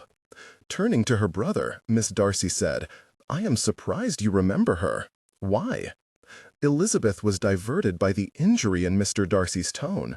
She, too, had been astonished to discover that the forbidding master of Pemberley was in possession of such frivolous intelligence as the best ribbon merchant in Mayfair, and did not blame his sister for being similarly amazed. Miss Darcy looked dismayed to have offended him, but she was saved from having to reply when a passing rider called "Good day" to her brother. Mr. Darcy turned and touched his hat. Atkins. Elizabeth wondered whether there was anybody in the capital who did not know Mr. Darcy well enough to greet him upon sight.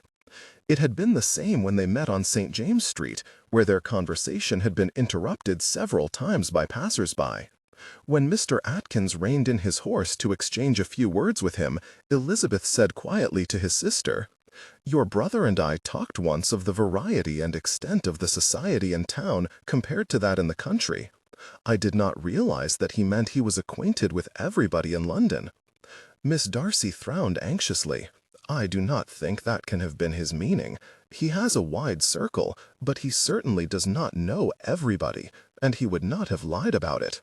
Forgive me, I was teasing, and only because he did not seem as disposed to talk to people when he was in Hertfordshire.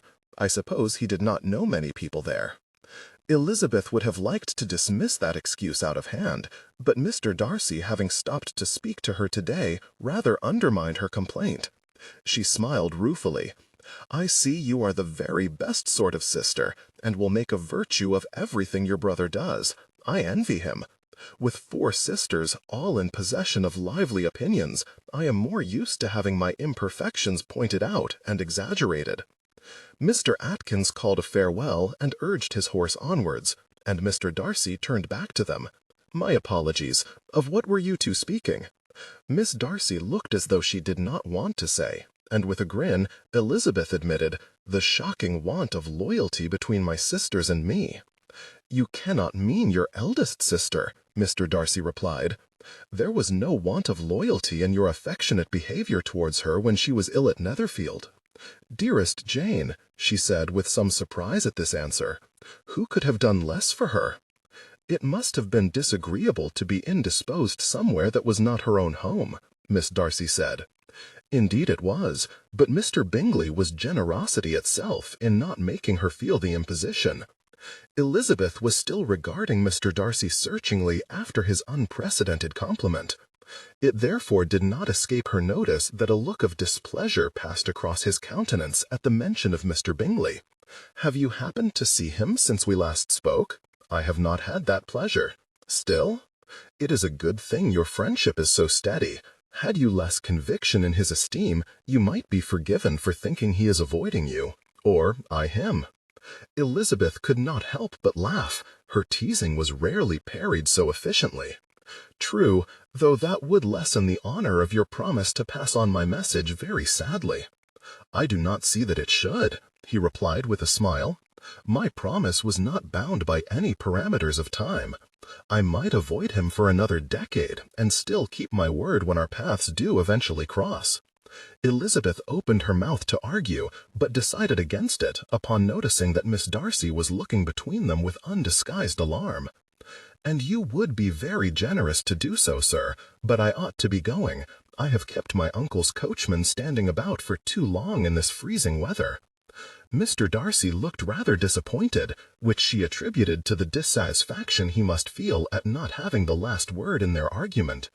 She wished them both farewell and reiterated her pleasure in making Miss Darcy's acquaintance, then returned to her uncle's carriage. She realized as she climbed in quite how chilled she had become. Her toes were like icicles, and the collar and cuffs of her pelisse crisp with cold. And it had all been for nothing, for she had not encountered her mother, only the most disagreeable man she had ever known. Although she had to admit he had been significantly less disagreeable on this occasion. Perhaps it was the presence of his sister that had softened his manners. She twisted around to look at them out of the window, curious to see how they acted without her in their midst. They were leading their horses away, both still on foot and walking side by side, but they were not speaking to each other. Elizabeth could easily tell this because Mr. Darcy was looking back over his shoulder at her departing carriage. She returned to facing forwards, assured it meant nothing, but not quite able to account for his expression of complacency or her sense of satisfaction. 8. A hard lesson indeed.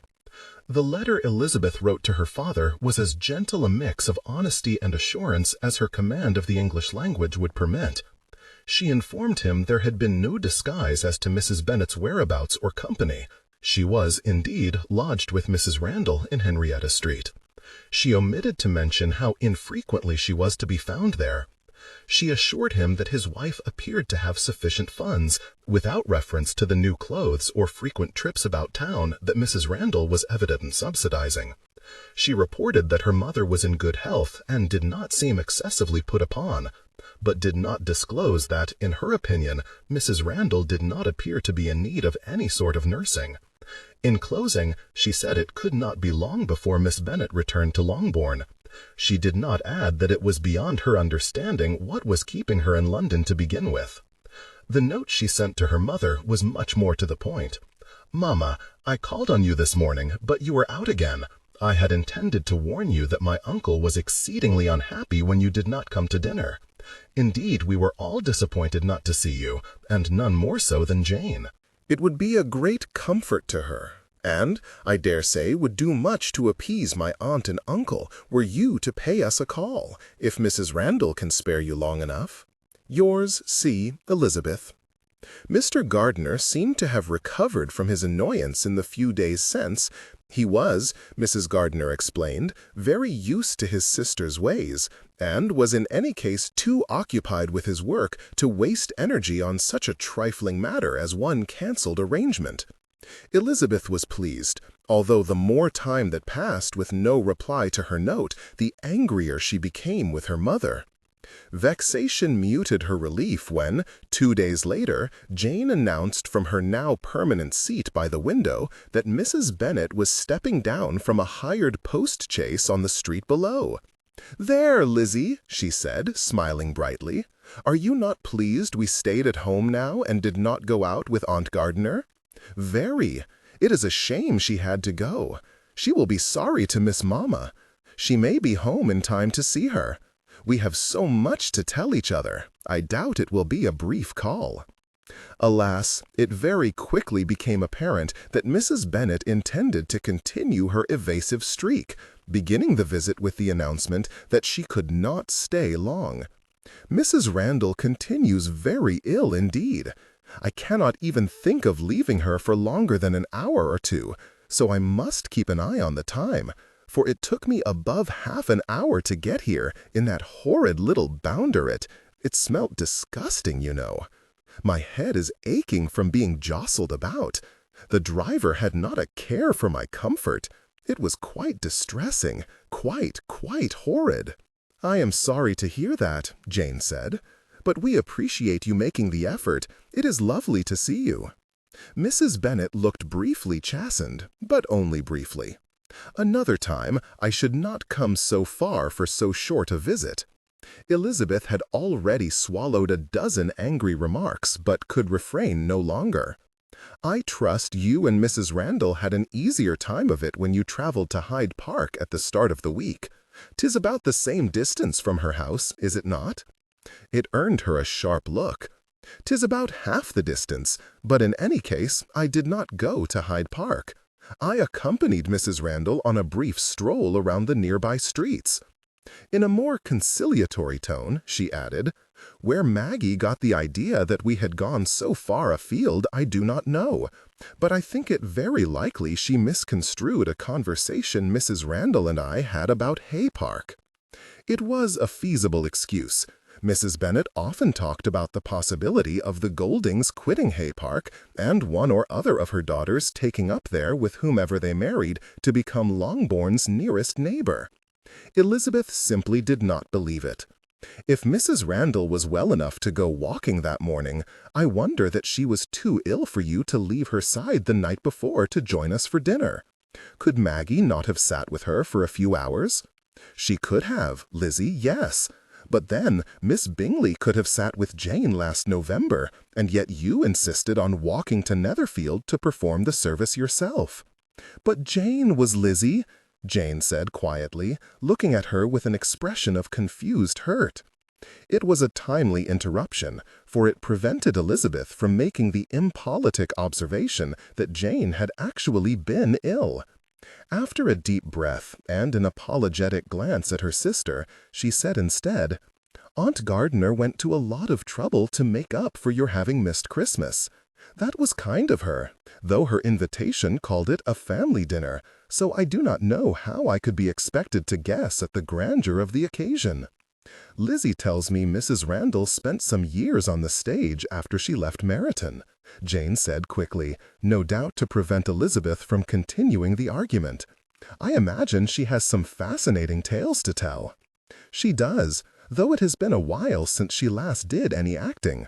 With her husband deceased and no occupation, she does well to live so comfortably." "Well, obviously she has a supporter, dear." Jane glanced questioningly at Elizabeth, who could only shrug in equal incomprehension. "Her life in the theater has not been for nothing. She is by no means friendless," Mrs. Bennet explained, although Elizabeth was none the wiser, and neither was Jane if her hesitant reply was any indication. "Indeed, and not just through the theater, for you have been a stalwart friend to her. When she is well again, I hope we shall have the chance to get to know her better." "Why, yes, if you insist, but the wish of meeting her must not delay your return to Longbourn." "We have no plans to return home at present," Elizabeth said. "Well, you should. There is nothing for you in London." Jane visibly wilted. "There is respite, Mamma. In Meryton, the memory of everybody's expectation for me and Mr. Bingley is still painfully fresh. Nobody in London knows of my disappointed hopes. I can walk down the street without feeling everybody's pity." Mrs. Bennet gave an odd, flustered sort of laugh. "People's memories are shorter than you give credit for. Mr. Bingley is bound to give up Netherfield soon. Then there will be a new tenant, and your brief acquaintance with the previous one will be entirely forgot." Jane looked close to tears. Alas, not by me. Elizabeth could scarcely contain her anger. She was used to her mother being tactless, but she had never known her to be cruel. "Mamma, you are unkind to talk so carelessly about Jane's attachment. But if I do not, who will?" She shook her head.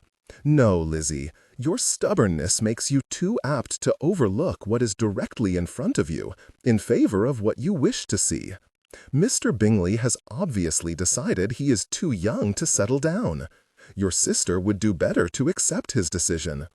If indeed it was his decision." Mrs. Bennet reddened.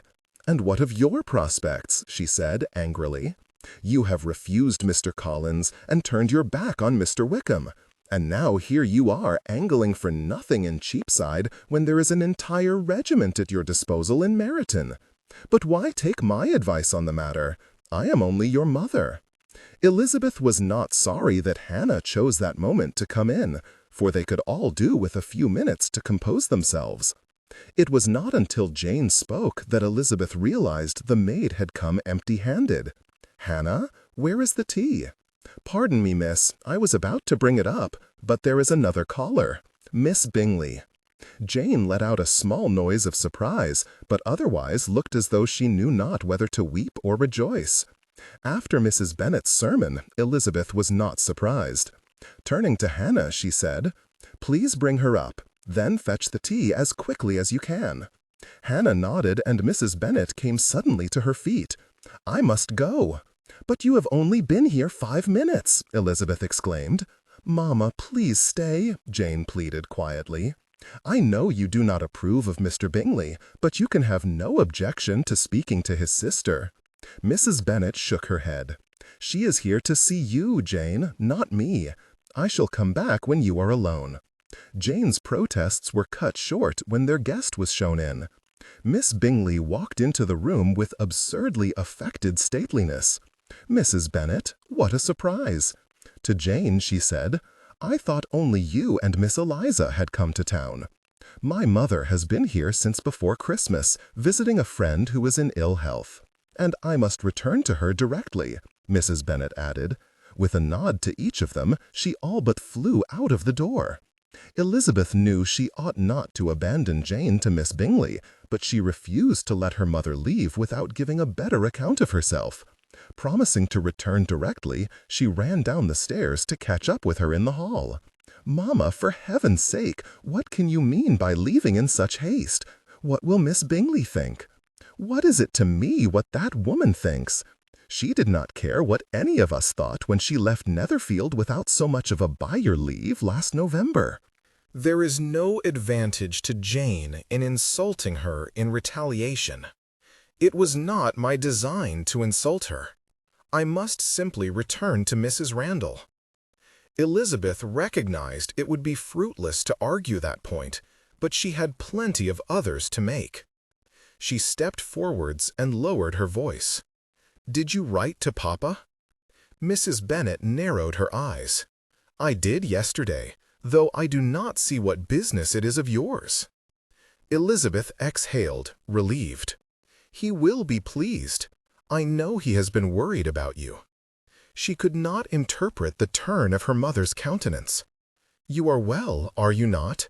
There is nothing the matter?" "Nothing at all," Mrs. Bennet replied. "Now, may I go?" "Before you do, what did you mean when you said that Mrs. Randall had a supporter?" Her mother frowned, then smiled, then laughed. "Oh, Lizzie, you do like to think you know everything about everything, but you are still so very naive. Mrs. Randall is the particular friend of a very rich gentleman from the South, Mr. Bradshaw. He is excessively fond of her and looks after her prodigiously well." Elizabeth stared at her mother, aghast. "She is someone's mistress? Is that not scandalous?" "Do you think I would have agreed to stay with her if it were? I can assure you she is received everywhere she goes. Mr. Bradshaw is unmarried, and Mrs. Randall is widowed, so you may dispose of any moral objections. Why do they not simply marry in that case? Obviously, he needs a wife who will give him heirs." Elizabeth could scarcely find the words to express her incredulity. Does Papa know? I have no idea, and really it makes no difference. I think it makes a world of difference. Mama, you must see it is time to go home. If this Mr. Bradshaw is as generous as you say, he can pay for Mrs. Randall to have a proper nurse. I dare say he could, but Mrs. Randall prefers to have me. And for as long as that is the case, I shall remain. Do you even wish to go home? Enough. I will not be browbeaten. You had much better put that sharp tongue of yours to use by helping your sister get rid of Miss Bingley. And with that, Mrs. Bennet left, slamming the front door behind her. Elizabeth stood rooted to the spot in disbelief until Hannah walked past her carrying the tea-tray. Unthinkingly, Elizabeth followed her to the parlor, where she discovered Jane looking thoroughly miserable and Miss Bingley looking insufferably superior. "I was just saying what a cozy little room this is, Miss Eliza. It must be ever so easy to keep warm in the winter." Elizabeth was too discomforted to counter her pettiness with anything clever. "Yes, it is." She sat down, absently nodding in response to Jane's silent offer of tea. "I trust you have been well, Miss Bingley. Jane tells me your plans for Christmas were not what you had hoped." Miss Bingley might have sneered. It was hard to tell beneath the permanent expression of contempt.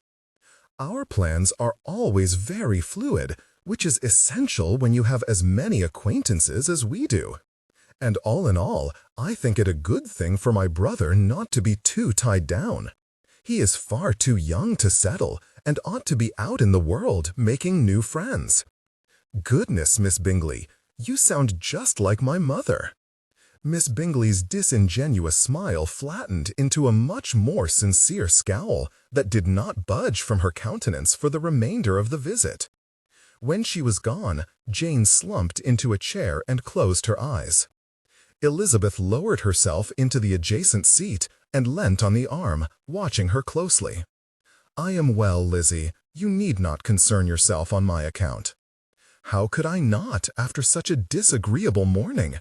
Mamma was unpardonably thoughtless, and as for Miss Bingley—" "And you?" Jane opened her eyes and regarded her unhappily. "You were uncommonly quarrelsome. Mamma left her friend's bedside to visit us, yet you seemed determined to provoke her. And I have been waiting to see Miss Bingley for days, yet you could not be civil to her even for my sake?" Incredulity flared hot in Elizabeth's breast at the suggestion that she had been the antagonist in any of that day's encounters, but remorse quickly doused it. Jane had always been blind to Miss Bingley's crueler instincts, and, by Elizabeth's own design, had no inkling of her mother's aberrant behavior. To her, it must have seemed that her younger sister was being inexplicably disobliging. "I was only angry on your behalf. I know how little you wished to hear what either of them had to say." Jane grimaced ruefully. "It was not pleasant, but I needed to hear it. They were both, in their own way, trying to tell me what I have not been brave enough to accept myself. Whatever Mr. Bingley felt for me last year, he evidently feels it no longer. I must endeavor to forget him. I wish I could say you were wrong, but for your sake, I think it may be for the best. We could begin to think about visiting some sights. It would do you good to take your mind off it." "You mean I should cease pining in the window seat and go out?" Jane chuckled lightly.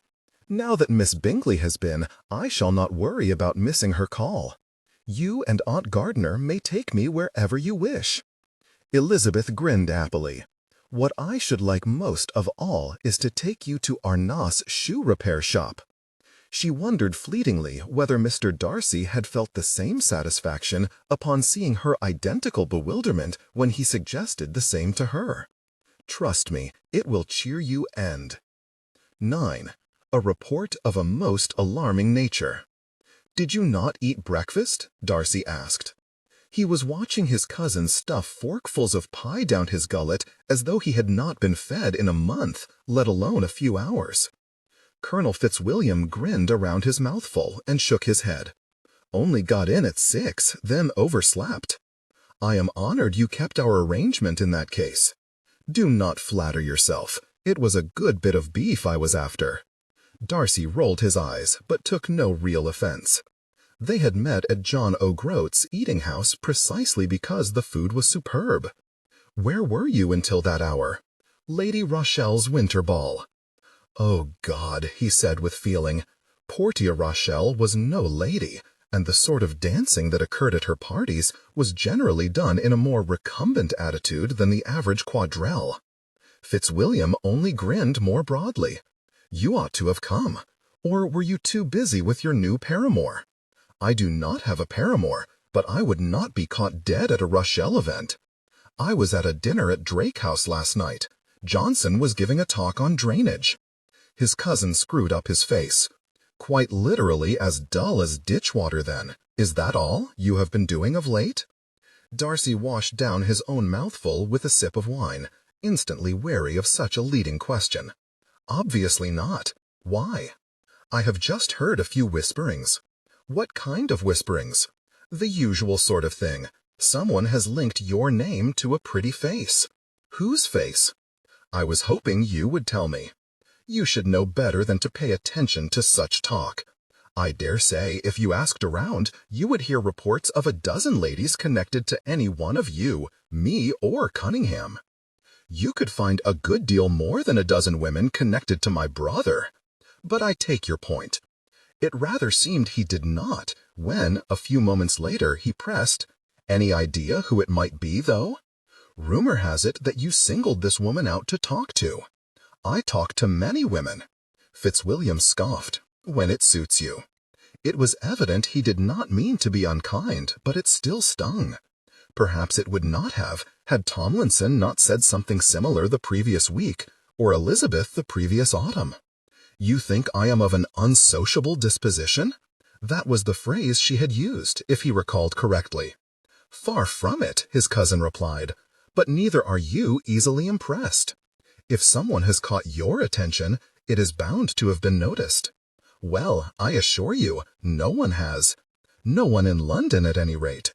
Hertfordshire was another matter. That was largely the problem.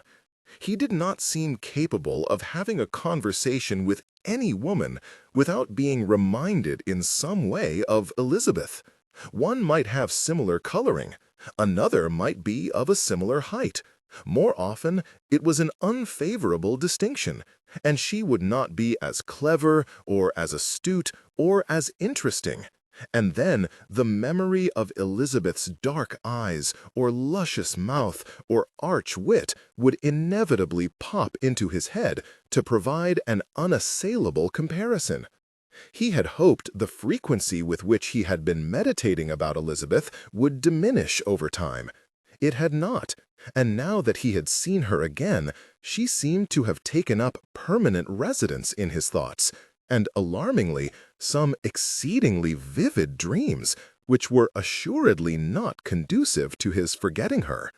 It was fortunate that her relations lived in the city, well away from Mayfair, for if she were to trespass too often into his world, then there would be no hope of any other woman therein catching his attention. Noticing his cousin's irritating little smirk, Darcy became aware that he had been quiet for too long. He applied himself to cutting up his next mouthful, looking up only to insist. "There is nobody, Fitzwilliam. Cease grinning at me like a village idiot." Fitzwilliam did not cease grinning, but he did consent to changing the subject. "What else have you been doing, then? Seen much of Bingley lately?" "Not since we left Hertfordshire." "No. Your new lady friend occupying all your time, is she?"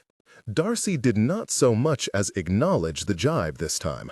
"As it happens, it is Bingley who has been dallying, and in a most impolitic direction. I have been avoiding him." "Bingley? Gone rogue?" Fitzwilliam narrowed his eyes, then abruptly pointed at Darcy with his fork. "You must think I was born yesterday. This is your attempt to put me off. There is someone, is there not?" "Oh, for pity's sake," Darcy grumbled. "There is nobody." "Would you tell me if there were?" Probably not. Then I shall continue to think there is. Please yourself, but pray stop needling me about it." Darcy threw his knife and fork down on his plate and took an angry swig of wine. Lord knew which of his acquaintances he was supposed to have shown an inclination for, but if this was the degree of speculation that a mere conversation with someone in his own sphere could inspire, he could only imagine the furore that would start up if his partiality for Elizabeth should be discovered. It reinforced all his scruples against forming a true attachment to her. This was precisely why he had not introduced her to his friend Atkins in Hyde Park at the start of the week. It was a slight that he was exceedingly fortunate she had not appeared to blame him for. Even so, he could not help thinking how well Atkins would have liked her. His sister certainly had, so well that she had asked afterwards whether she ought to have invited Elizabeth to call. His answer, that she had been right not to, for such a display of favor would give rise to expectations he could never answer, had not been well received. "You mean you could not marry her?"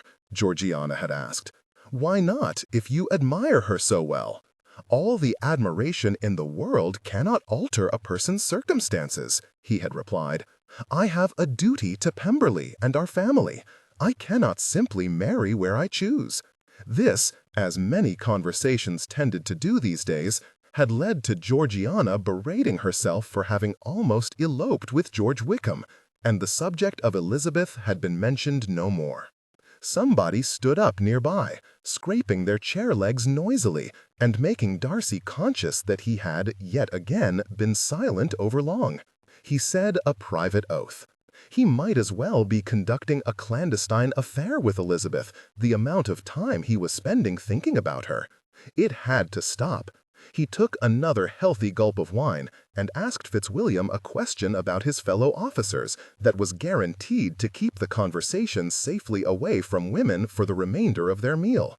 They parted ways with an agreement to meet again soon, and Darcy walked the mile back to Berkeley Square with his stomach pleasantly full and his mind unpleasantly troubled. "When it suits you." He wished he could dismiss Fitzwilliam's flippant remark, but it kept swimming back into his head. It had been much easier to dismiss Elizabeth's accusation of taciturnity, for he had been certain she was teasing. That, he surmised, was the root of his uneasiness. The comprehension that she had not been sporting. That was her true opinion of him. It made him cross. Who could blame a man for being reserved when he was surrounded by the sort of people as had filled the drawing rooms and meeting places of Meryton? They had possessed very little beauty and no fashion, and from none of them had he received either attention or pleasure. Neither are you easily impressed. He muttered an instruction for his cousin to stifle it, which was futile, for the words had been said, and the memory of them seemed set to plague him whether he liked it or not.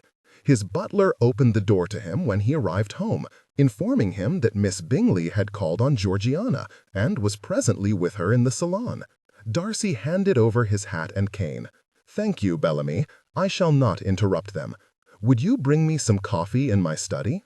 His attempt to avoid Miss Bingley was foiled when she appeared in the hall, accompanied by a footman and evidently on her way out. "Mr. Darcy, how good to see you! I have just spent a delightful hour with your charming sister." He smiled and bowed, intending to wish her good day, but she was not so easily deterred. "Have you seen Charles since we last spoke?" He gritted his teeth. "I am afraid not. Louisa and I had hoped that we had persuaded you to have a word with him. He has not been spending time in any of his usual haunts, but I am sure he will show his face soon. You cannot still be worried he is chasing after Miss Bennet? I should like to say not, but now that I know her mother is in town as well, I should not be surprised to discover there is some scheme afoot to entrap him. Mrs. Bennet is in London? Oh, yes. She has been since before Christmas, apparently. All but followed us here when we left Netherfield, it seems to me. Jane Bennet would have it that she came to nurse a sick friend, if you can believe that of such a thoughtless, hysterical woman. A hideous idea formed in Darcy's mind. No, frankly, I do not believe it.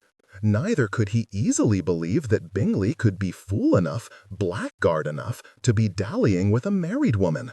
Yet the timings gave him every reason for suspicion. "I shall speak to him, madam. Depend upon it." "Thank you, Mr. Darcy. You are very good to us." He gave a curt nod and walked away into the house. She did not need to know he was not doing it for her.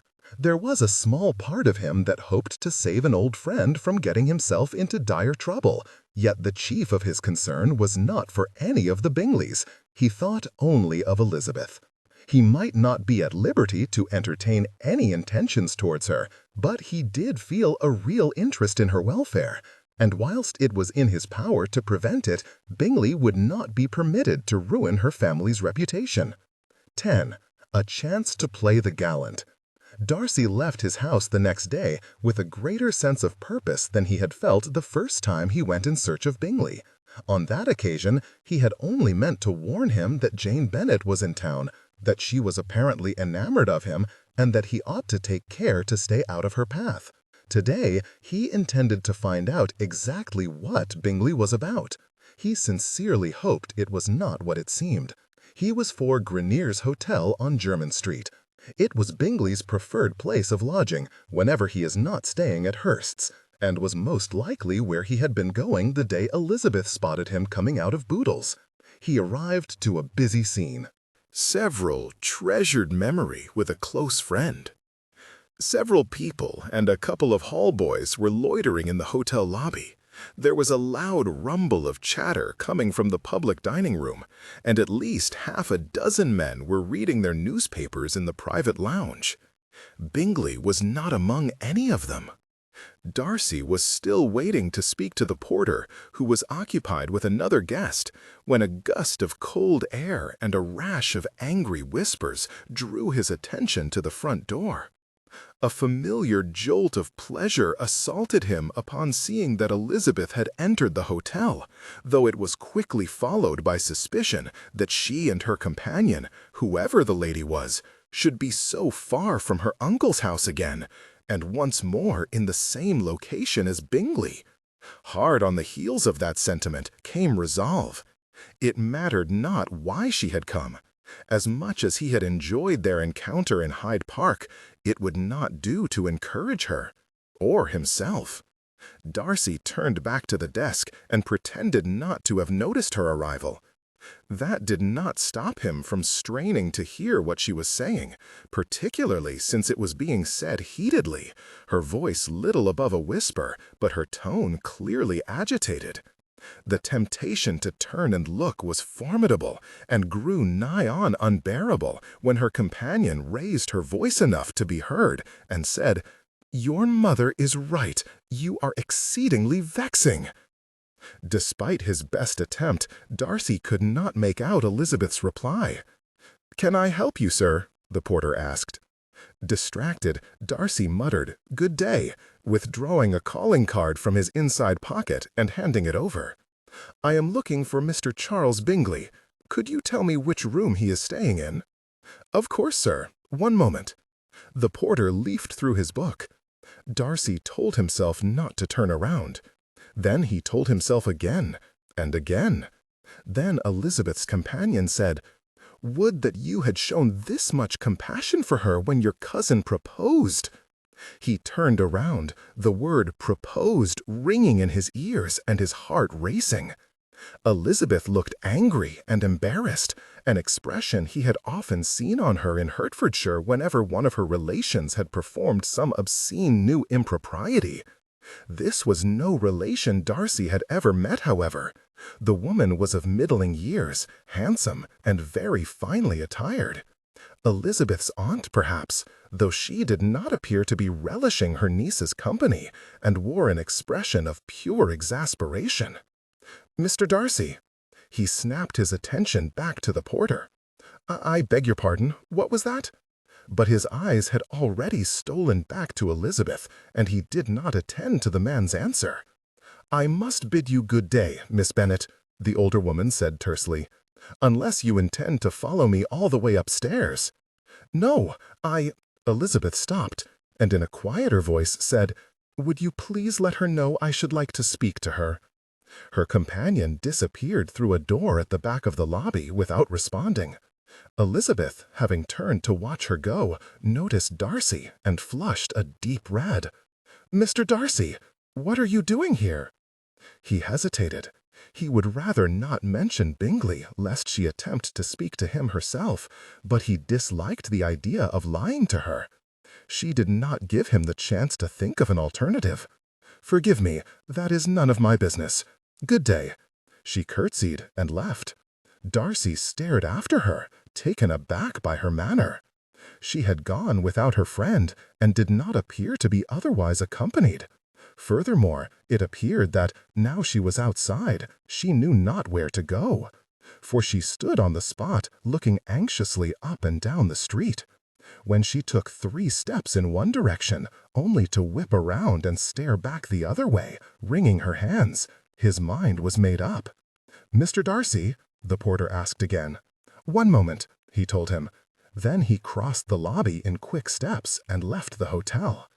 "Is everything well, Miss Bennet?" With a pained expression, she admitted, "I have lost my bearings. I did not pay attention on the way here, and now—" "Where do you wish to go?" "Henrietta Street. It is not far." It was above half a mile, but Darcy knew such a distance would be no obstacle to Elizabeth. "If you would be kind enough to point me in the right direction," she added. "Allow me to accompany you." "Oh, thank you, but that is not necessary. I would not inconvenience you." "Is your friend coming back?" A strange look passed over her countenance. "Mrs. Randall is my mother's friend, and I do not know what her plans are." "Then please allow me." He gestured for her to walk with him, and when she eventually fell in beside him, he set them off towards Haymarket, absurdly pleased that her brief reluctance had not lasted. She was nevertheless uncommonly quiet, repeatedly looking away to the other side of the street, each time sighing quietly or biting her lip. He hated seeing her distressed. Mrs. Randall was ungenerous to abandon you in that manner. She sighed more openly. I rather imposed myself on her. Darcy did not presume to ask for an explanation, but she must have caught his curious glance, for she gave one regardless. "I did not wish to end our conversation, but she had a prior engagement and had to leave. So I walked with her, when I think she would have preferred that I had not. As would my uncle's coachman. He is still waiting at Henrietta Street. He would have had to wait considerably longer had it been any other woman who decided to walk across London and back." She did not reply, and they strolled in silence for a while. But not wishing to be accused of taciturnity again, Darcy forced himself to speak. "Are you enjoying your stay in town?" "We have not done much beyond a little shopping and some morning calls. My sister has not felt in much of a humor for social engagements." Darcy understood her implication and rued the speed with which they had arrived at the topic of Bingley. It hung like a spectre between them, but there it would have to stay, for he had no intention of broaching the matter, or allowing her to, if he could help it. He diverted them to a less incendiary subject. "My sister very much enjoyed meeting you last week, as did her. Was she what you expected?" Elizabeth looked askance at him, and he explained, "You are a studier of character. I wondered whether she matched the reports you have heard of her." "My, that is a brave question, and would require a good deal of courage on my part to answer honestly if I happened to agree with any report that differed from yours. But as good fortune would have it, you were right. Your sister is about my height, or rather taller." Darcy chuckled at her equivocation. "Very astute, I am sure." It was her turn to laugh. "Perhaps not, but 5 minutes' acquaintance hardly qualifies me to know her better. I must say, it says much of your estimation of her character that you were not concerned how I might answer. I am quite sure I should not be valiant enough to ask your opinion of my sisters. I do have a great deal of faith in Georgiana, but in this instance I was relying more on your ability to perceive her true character beyond whatever else might have been said of her." He hoped she knew he was thinking of Wickham. A more serious, pensive turn came over her countenance. Well, in that case, I see why you said she was shy, but she also seemed very earnest, and extremely eager to please you, which must be gratifying. He took Elizabeth's elbow gently as they crossed the busy thoroughfare into Leicester Square, for carriages often thundered around the periphery with no consideration for pedestrians. I am vindicated. You have understood her perfectly. Though her eagerness to please is certainly not confined to me. She is a very obliging young woman. Too obliging on occasion. Is there somebody you wish she had not tried to please? Darcy balked. He had made the remark without thinking, no doubt because Wickham was fresh on his mind. He scrambled to think of a different name.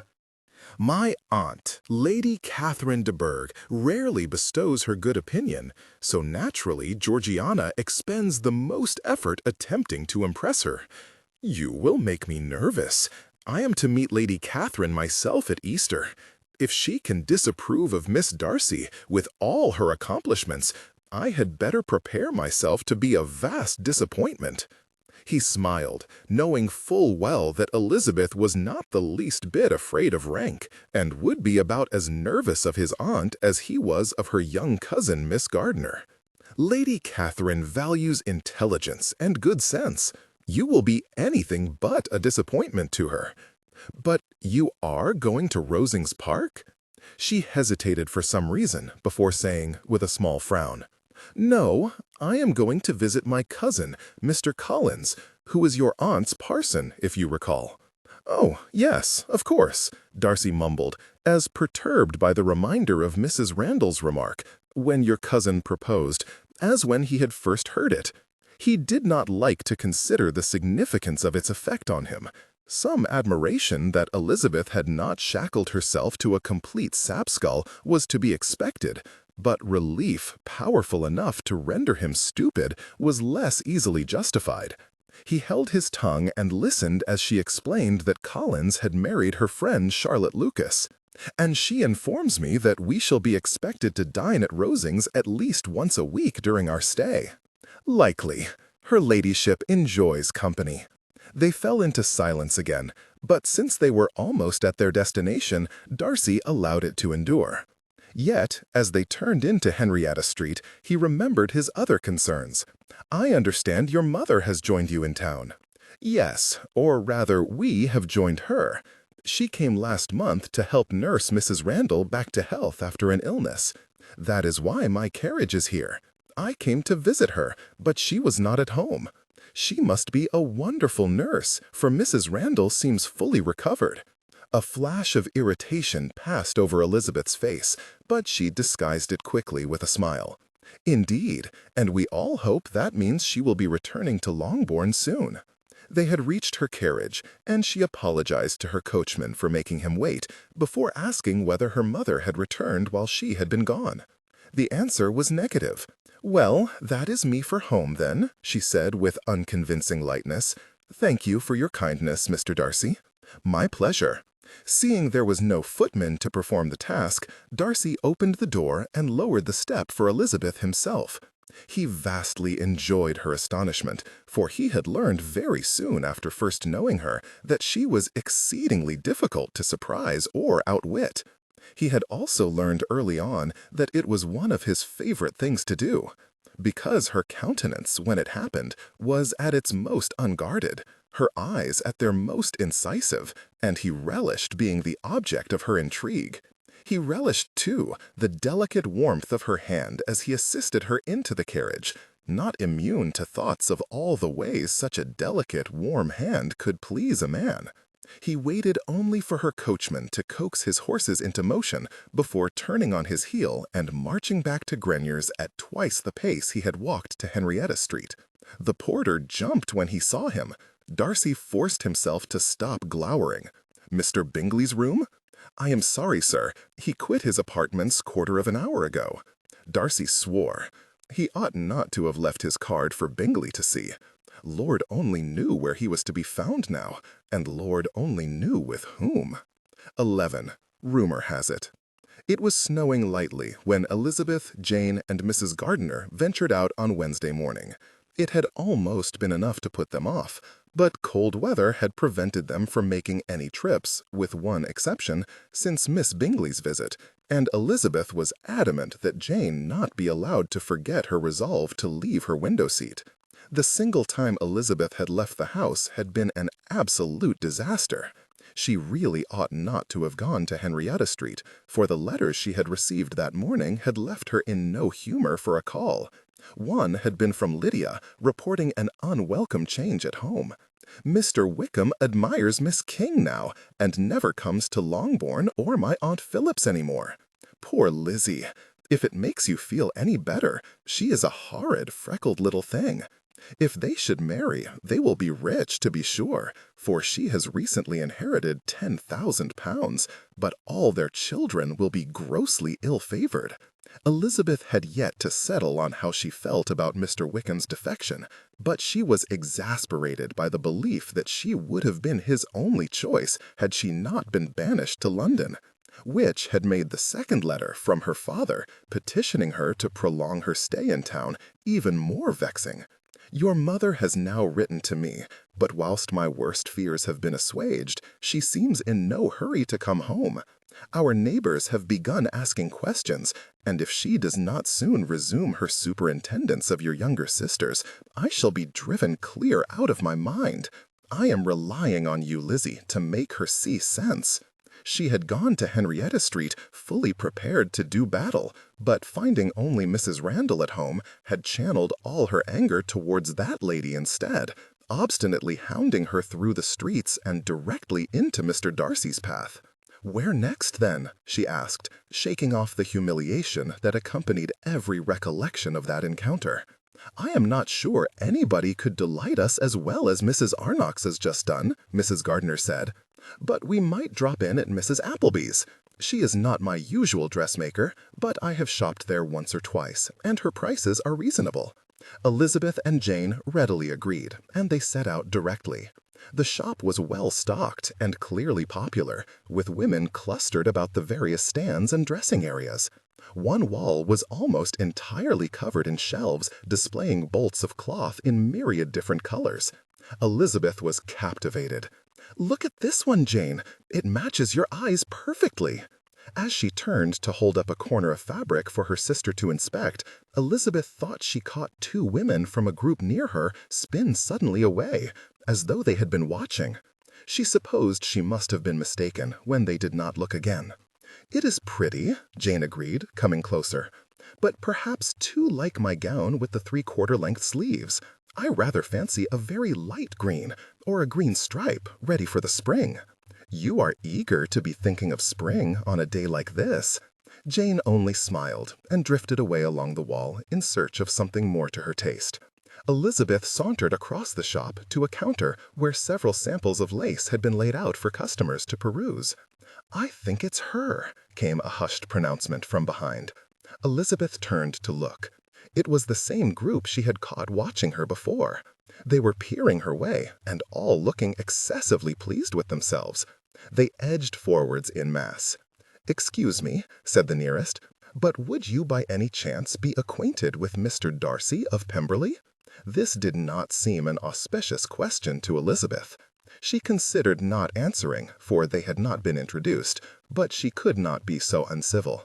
"A little," she replied warily. The ladies smiled animatedly at each other. Over the first woman's shoulder, one of the others asked, "How little is a little?" "Eloise," her friend admonished, though her grin belied any real rebuke. "Pray excuse my friend. She gets terribly impassioned about this sort of thing." "What sort of thing?" "Well, you know, society pairings and the like. We had not heard that Mr. Darcy was finally taken," but Elizabeth let out an incredulous snap of laughter. "You cannot think. I assure you, when I say I know him a little, I mean a very little." "Oh, it was not you I saw walking with him in Leicester Square on Monday, then?" It was a struggle for Elizabeth to keep her countenance. If only they knew the contempt which had inspired that particular condescension. The most fastidious man in England had caught her unchaperoned and lost in the middle of London, and been so appalled that he felt obliged to escort her back to her carriage. She could only imagine with what scorn Mr. Darcy would hear any suggestion of their names being connected as a result. For his sake, she might have refuted it, but the woman's smirk made her sure a demurral would do more damage than the truth. "I saw him there, yes," she said instead. "More than saw him." The proprietor of the shop appeared behind the counter and cleared her throat. "Miss Trevanion, have you seen the new brocade we have in the dressing-room?" Elizabeth's inquisitor drew back slightly with an expression that made her look more triumphant than chastened. "I told you it was her," she whispered as she led her friends away. "They were arm in arm, I tell you." "I do beg your pardon, madam," Mrs. Appleby said to Elizabeth. "Miss Trevanion and her friends are valued customers, but they have a tendency to get carried away with silly ideas." Elizabeth smiled and shook her head in commiseration. "My younger sisters are the same. Think nothing of it. I certainly shall not." She returned to inspecting the lace on the counter. Mrs. Appleby cleared her throat again. "If you please, ma'am, this sample is well enough, and I commend your excellent taste, but allow me to show you something finer." She reached below the counter and withdrew a neatly wrapped packet, which she unfolded to reveal a more exquisitely detailed piece of lace. "Much more appropriate for a friend of the Master of Pemberley, I am sure you agree." Elizabeth glanced up at her in delight, thinking she was joking, and, seeing immediately that she was not, unable to keep from laughing slightly all the same. "You are most kind, but as I told those other ladies, I can claim no special connection to Mr. Darcy, and whilst these are all very pretty, I do not think any of them are quite right for what I have in mind. Thank you, though." "Very good, ma'am." Mrs. Appleby turned to two other ladies at the counter. "How may I help you?" The younger of the two looked to her companion for an opinion. "I had thought to take some of this one, but I wonder whether Mamma would prefer me to have the lace that Mr. Darcy's friends are wearing." Seeing the girl's indecision, Elizabeth leaned towards her and said gently, "I do not think Mr. Darcy gives 3 straws what style of lace the ladies of his acquaintance wear. His mind is invariably occupied with loftier matters. You must please yourself in this." The girl stared at her with wide-eyed gratitude. "Thank you, madam. I shall." Elizabeth gave her a reassuring smile and walked to join her aunt and sister, whom she was vastly relieved to discover were ready to depart. It felt to her as though everybody in the shop watched them go. The imagination of a few frivolous women had jumped from seeing her talk to a man, to having her all but married to him, to making her a new arbiter of fashion based on the connection, all in less time than it took to purchase a length of ribbon. Unexpectedly, it made her rather sorry for Mr. Darcy. How tedious it must be to have one's name constantly bandied about for the sake of this piece of lace or that bit of gossip. How tiresome to be rumored into an alliance with every woman to whom one showed the slightest attention.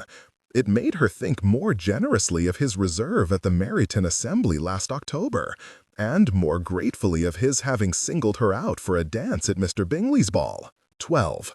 Gossip of an insidious sort. Alongside his engagements with his usual set, Darcy was pleased to receive an invitation to dine with a friend whom he had not seen in an age. Even in the usual course of events, they saw each other only occasionally, for they moved in different circles. But Newton had married the previous summer and hied off to the country to enjoy his wedded bliss away from the madding crowd, so it had been an even longer hiatus than usual. It was a pleasant evening. Newton was an interesting man with interesting friends. Towards the end of dinner, however, one of them, Miss Stevens, began to grate on Darcy's nerves. She was engaging enough, even rather amusing at times, but as the night wore on, her obvious attempts to secure his approbation grew tiresome. "You have not drunk much, Mr. Darcy," she said, after a servant refilled her wine-glass. She leant closer to him, so their shoulders brushed against each other. "Are you worried how you might behave if you allow yourself to over-imbibe? Our ideas of what amounts to overindulgence appear to be at odds. I have had more than enough to satisfy me, but perhaps you have a stronger constitution." She twirled her wine-glass back and forth between her fingertips. "Far from it, sir, but if I had not taken some Dutch courage, I should have been entirely too nervous to speak to you. Would that the servant had been less eager to refill her glass. We are all Mr. Newton's friends. There can be no occasion to be nervous of each other." She gave him a coy look. "But you are so clever, Mr. Darcy. I worry I might say something you think is stupid. Pray, waste no more time worrying about that. That horse had long since bolted. There is no reason to suspect I am any cleverer than any other person present. But you are the most illustrious. Does that matter?" Darcy heard himself say it, but could not quite believe the words were his. His consequence was vastly superior to hers. Of course it mattered. There had been a time, not so very long ago, when he had expected such deference, been insulted when he had not received it. He knew not what had brought about the alteration, perhaps his stay at Netherfield, where close confinement had made Miss Bingley's officious attention insufferable. He sipped his wine to drown the voice whispering that it more likely dated from the moment Elizabeth refused to show him any such deference, and he had liked it far more than he ought to have done. "You have been very sly, Mr. Newton," Miss Stevens called across the table, piquing the interest of most of the other diners, who all looked on with amusement as she added, "You did not tell us that Mr. Darcy was gracious as well as handsome." Newton cast Darcy an amused look and shook his head. "I do not recall telling you he was handsome either, and you must not expect me to join you in flattering him. I would not make Mrs. Newton jealous." "You are wasting your time in any case, Perdita," Mrs. Newton added from her end of the table. "Mr. Darcy is spoken for." Darcy raised an eyebrow, faintly vexed but wholly resigned. He had not thought the rumor his cousin mentioned had enough substance to spread farther than the debauched party at which he heard it. But rumors often took on a life of their own in London. He knew better than to protest too much. Miss Stevens showed no such restraint, and rounded on him with comical affront. All her affectations disappeared. "By whom?" "Yes, by whom, Darcy?" Newton echoed. "You did not mention anything about a young lady." "There was nothing to mention." "There you are, my dear," Newton said to his wife. "If Darcy says there is nothing to this report, then I am persuaded, for I have never known him to utter a falsehood." "That can be said of all the best liars," observed Goodman, another old acquaintance of Darcy's, picking up on the conversation. "Come on, old boy, tell us who she is." "You had better ask Mrs. Newton," Darcy replied. "She seems to know a good deal more than I do." "I doubt that, sir," she said, smiling meaningfully. "But if you will insist on making me adopt the pretense, then I shall reveal everything I have heard.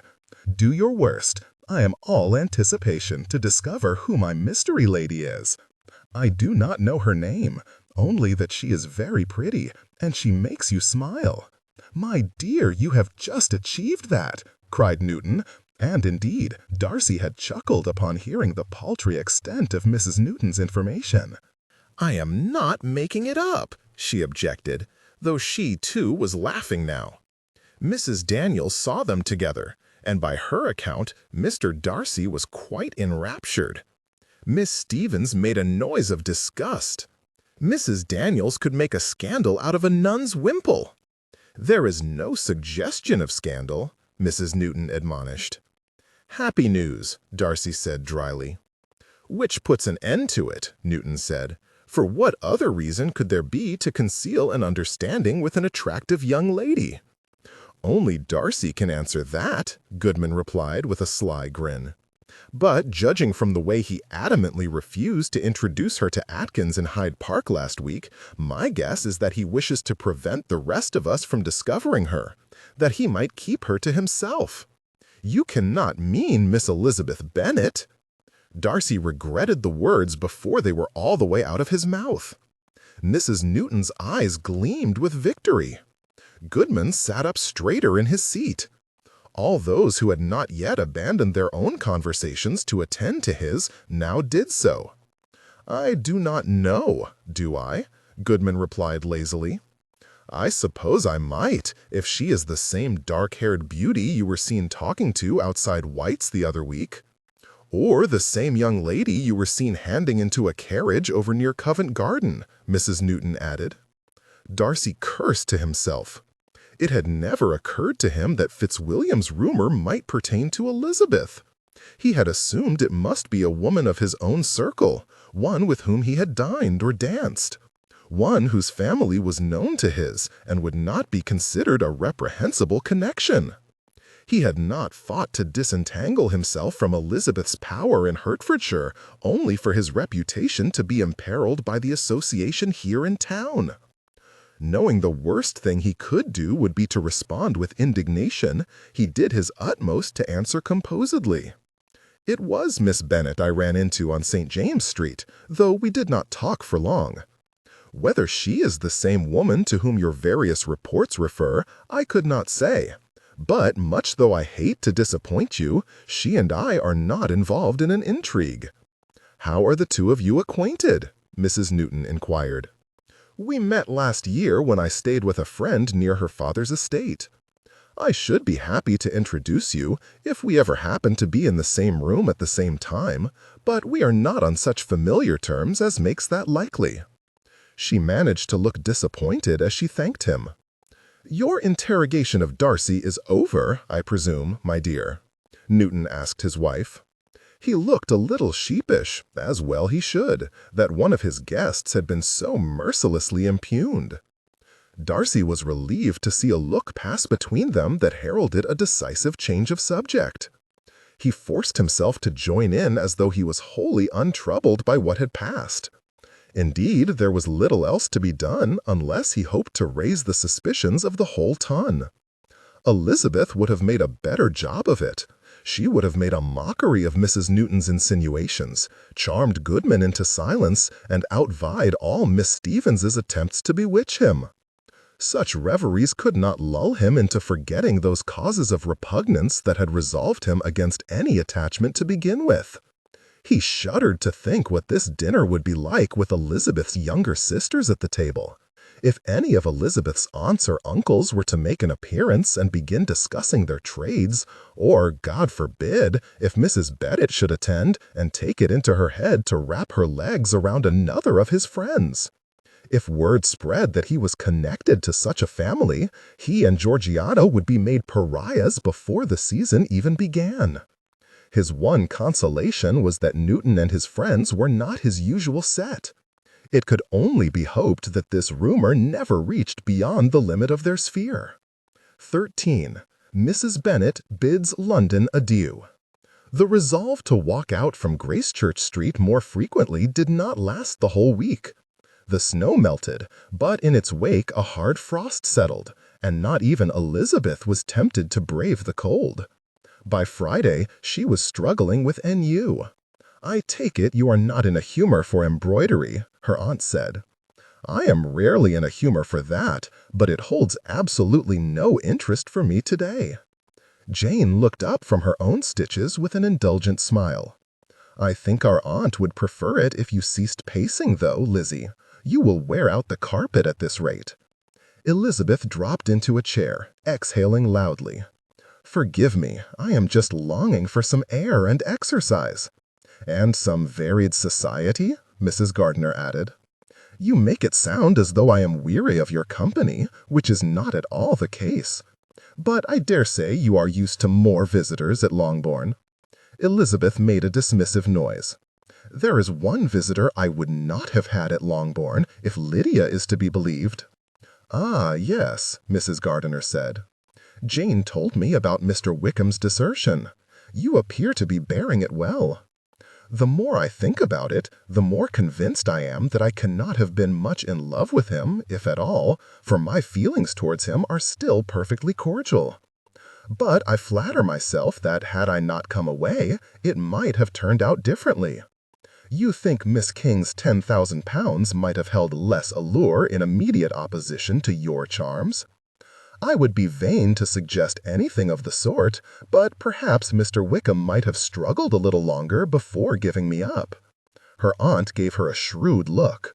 You think, though, that he would have given you up, eventually, whether or not you had been there? Well, yes. It had seemed more reasonable in her own reflections, but something about the way her aunt said it made it sound disagreeable. It would have been imprudent for him not to. That would have made it no less painful if you had really loved him. He is fortunate that you have been so reasonable as to keep your heart guarded, for it seems he was not inclined to treat it so carefully. Jane made a half-hearted attempt at exonerating Mr. Wickham, professing that he must either be sorry to have occasioned her pain or ignorant of having done so. But Elizabeth suspected she was thinking more of Mr. Bingley than Mr. Wickham. Mrs. Gardiner said no more, only giving her a sympathetic look and returning to her work. Elizabeth did not feel in need of sympathy. She was more inclined to be philosophical. While they were dancing at the Netherfield ball, Mr. Darcy had warned her that Mr. Wickham was less capable of retaining friends than making them. She had not liked the idea at the time, but she could not deny that Mr. Darcy had been vindicated. He had also said, when they met most recently, that he hoped she had not been influenced by other people when forming her opinion of his sister. She had wondered whether he was referring to Mr. Wickham, for he must have known no kind sentiments could come from that quarter. A disagreement between them ought not to be an excuse to malign a young lady, however, yet that was precisely what Mr. Wickham had done, calling Miss Darcy proud and unamiable, an accusation that had been shown as nonsense within moments of Elizabeth's first meeting her. All things considered, it was rather mortifying that Mr. Darcy had applauded her powers of judgment, for it was praise she clearly did not deserve. More embarrassing still was that of all his compliments on their recent walk, that had been the only one Elizabeth had believed was given in earnest. All the others, she was convinced, had been suggestive of his disapproval. His insistence on escorting her to her carriage, his observation of her capacity for walking, his remarks about Lady Catherine's certain approval, she had been sure all of it had been intended to ridicule. With no little chagrin, she began to suspect otherwise. Perhaps, she conceded, with a small, private smile, it was time to stop being so determined to hate him. That, however, was as much absolution as Mr. Darcy would receive, for Elizabeth's reflections were interrupted by the unexpected arrival of her mother. "Sister, what a lovely surprise," Mrs. Gardiner said. "We were not expecting visitors in this weather." Mrs. Bennet kissed both of her daughters on the cheek before settling on one of the sofas. "It is not as cold as it looks, but I had to come to say goodbye. I have decided to return to Longbourn." Elizabeth exclaimed, surprised and prodigiously relieved.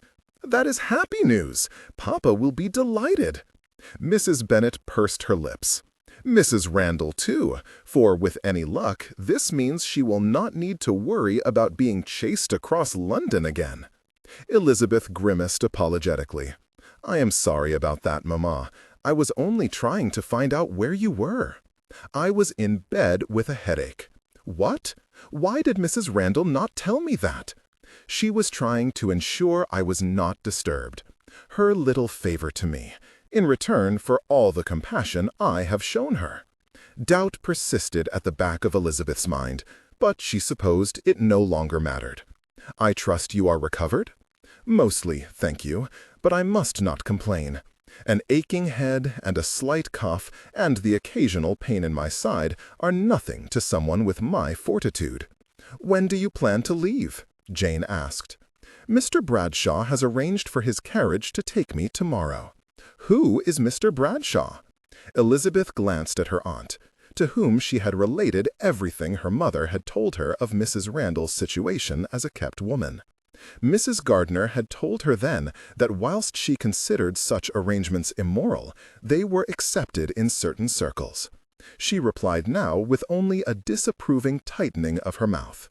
Neither she nor Elizabeth said a word as Mrs. Bennet explained that he was Mrs. Randall's friend. "And besides," she continued, "I should only be a hindrance if I stayed, for Mrs. Randall will be far too busy for house guests." "She is returning to the stage." This pronouncement was met with silence. "Is that not wonderful?" Mrs. Bennet pressed. "She will be on the stage at the Theatre Royal." Wonderful was not the word that immediately sprang to Elizabeth's mind.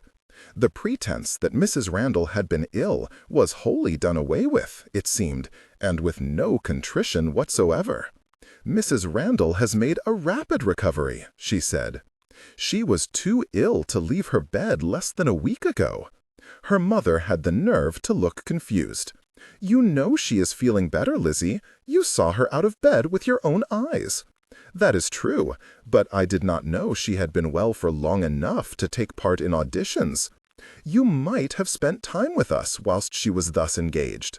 Mrs. Gardiner urged her with an expressive look and a subtle shake of her head to drop the subject. Elizabeth supposed she was right.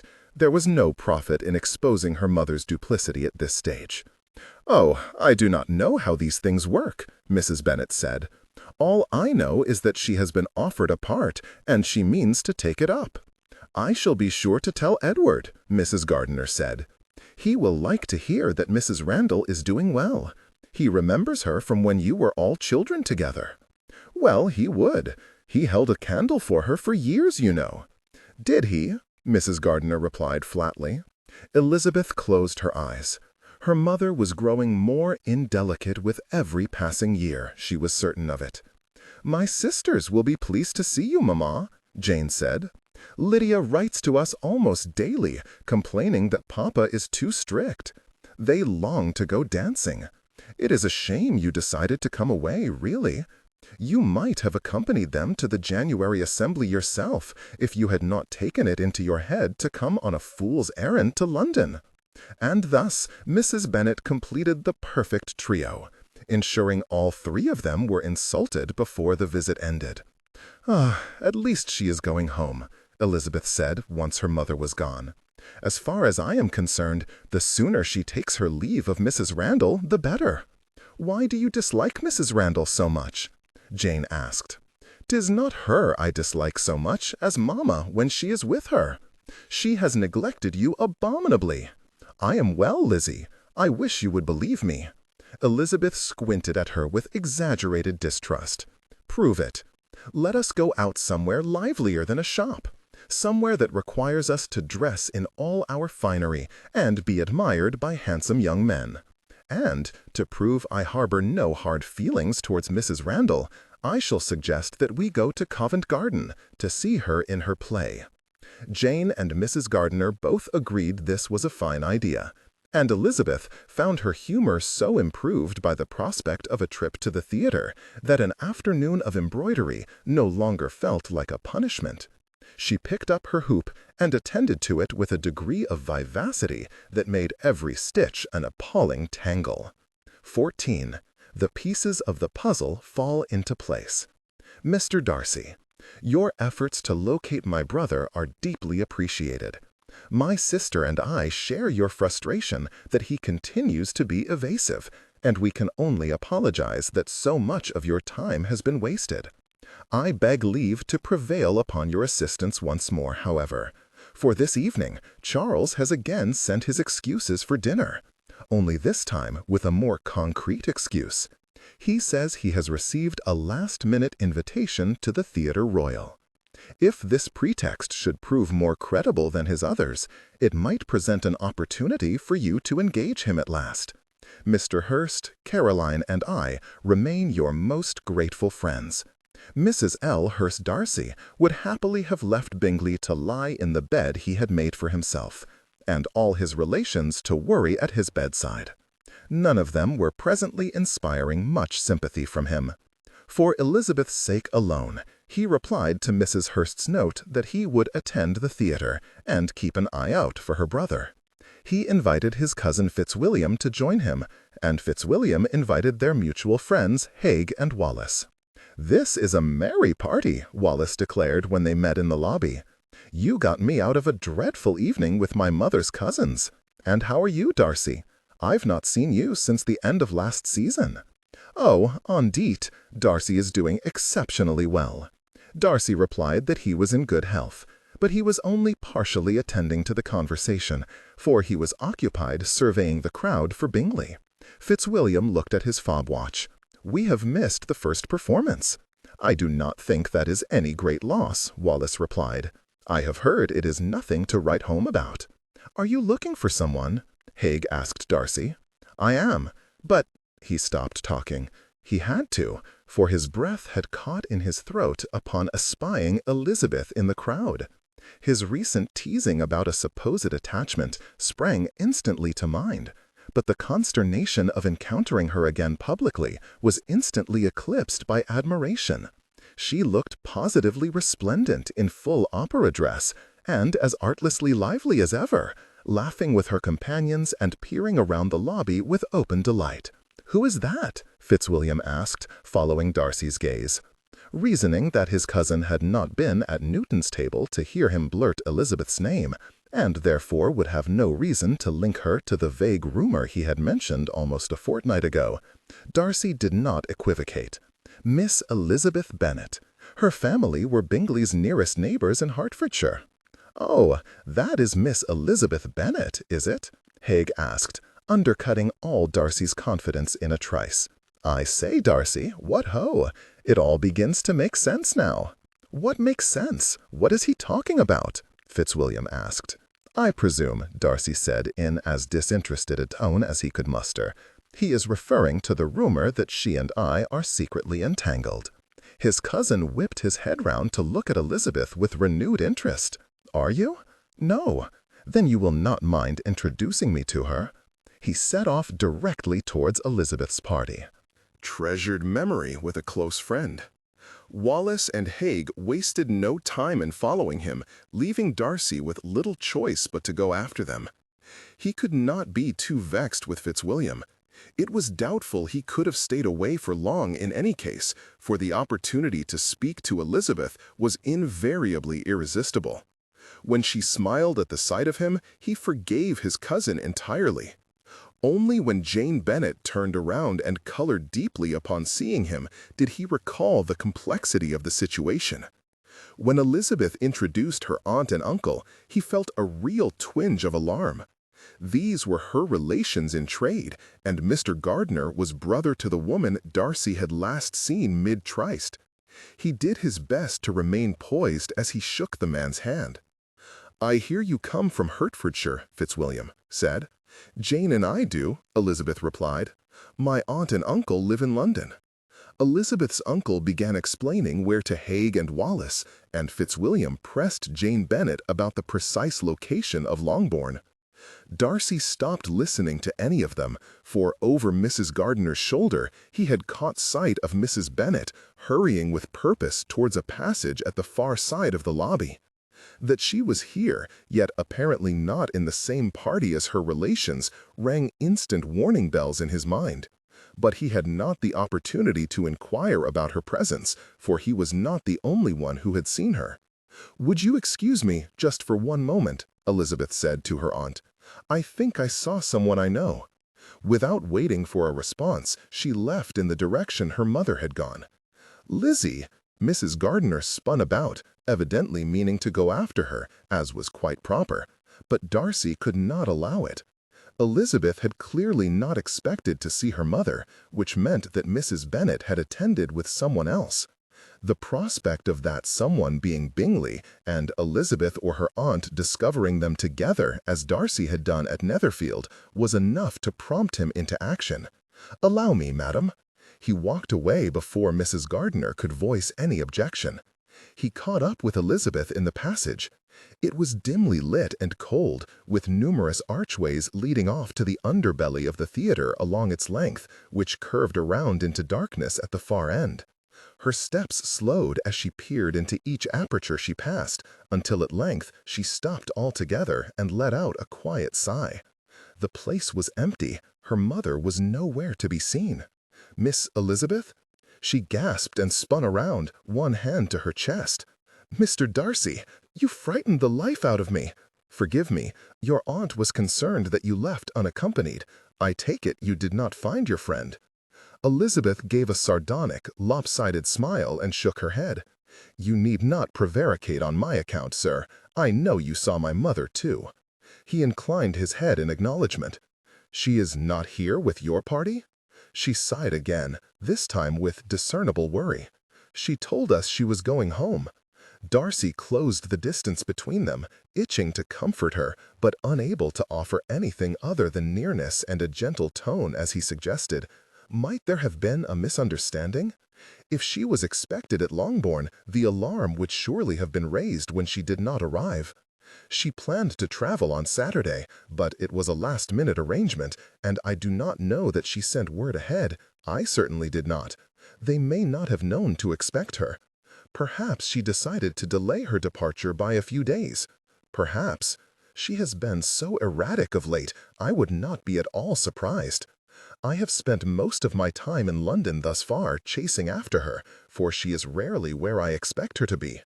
Their continually happening upon each other made sense at last.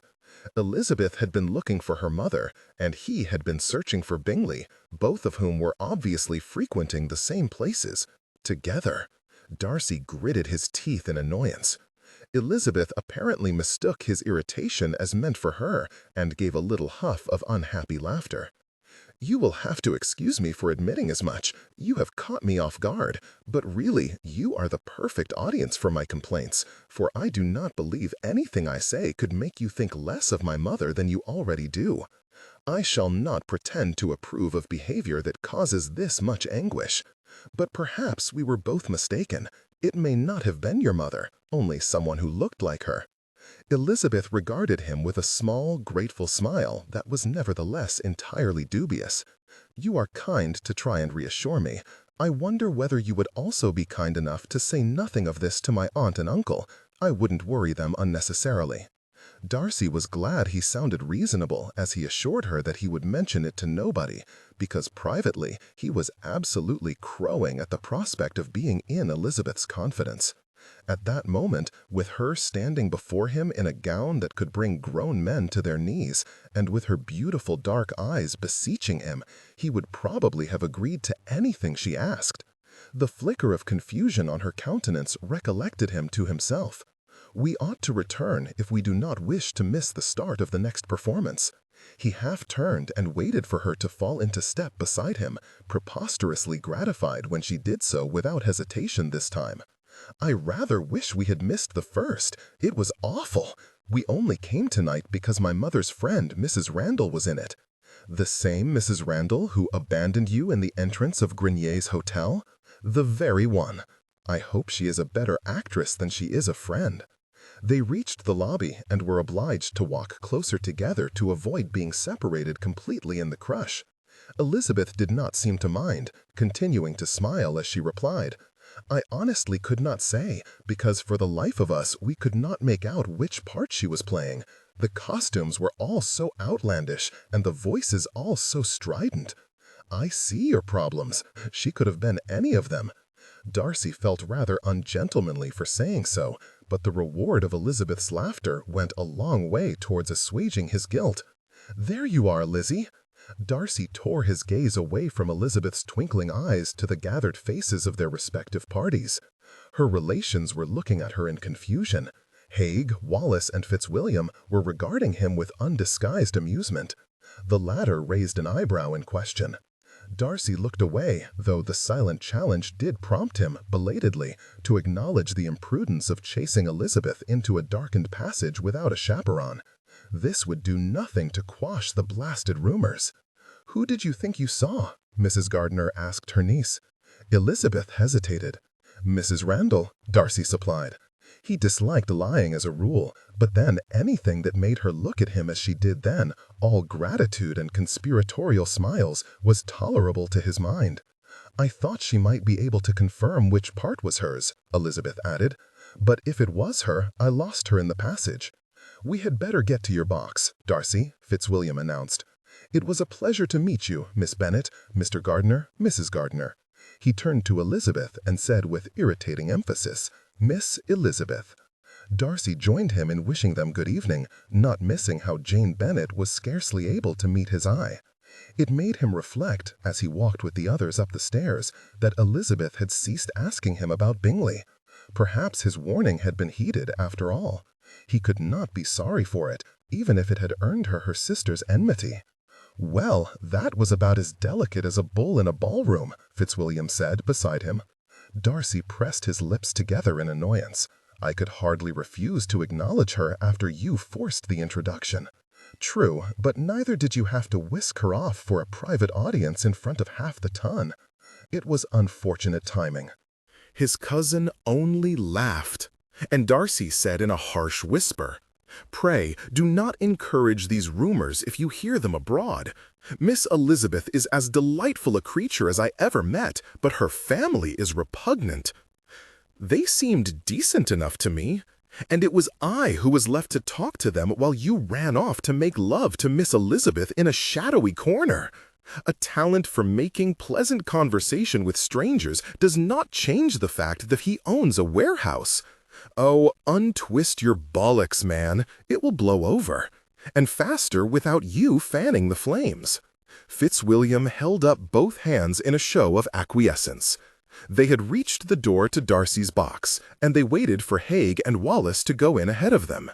Darcy gestured for his cousin to follow next, but Fitzwilliam hesitated. "You know, if you truly want to convince people that you are not enamored with her, you might consider not staring at her quite so voraciously. I was not staring at her at all. Had you stared any harder, her uncle would have been obliged to call you out."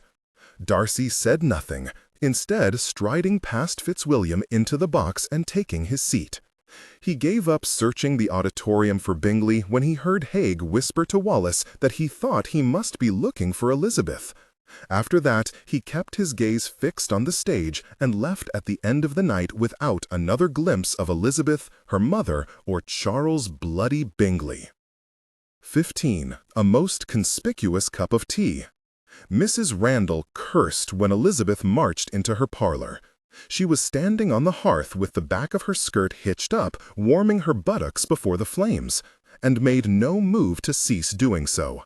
"You are incorrigible."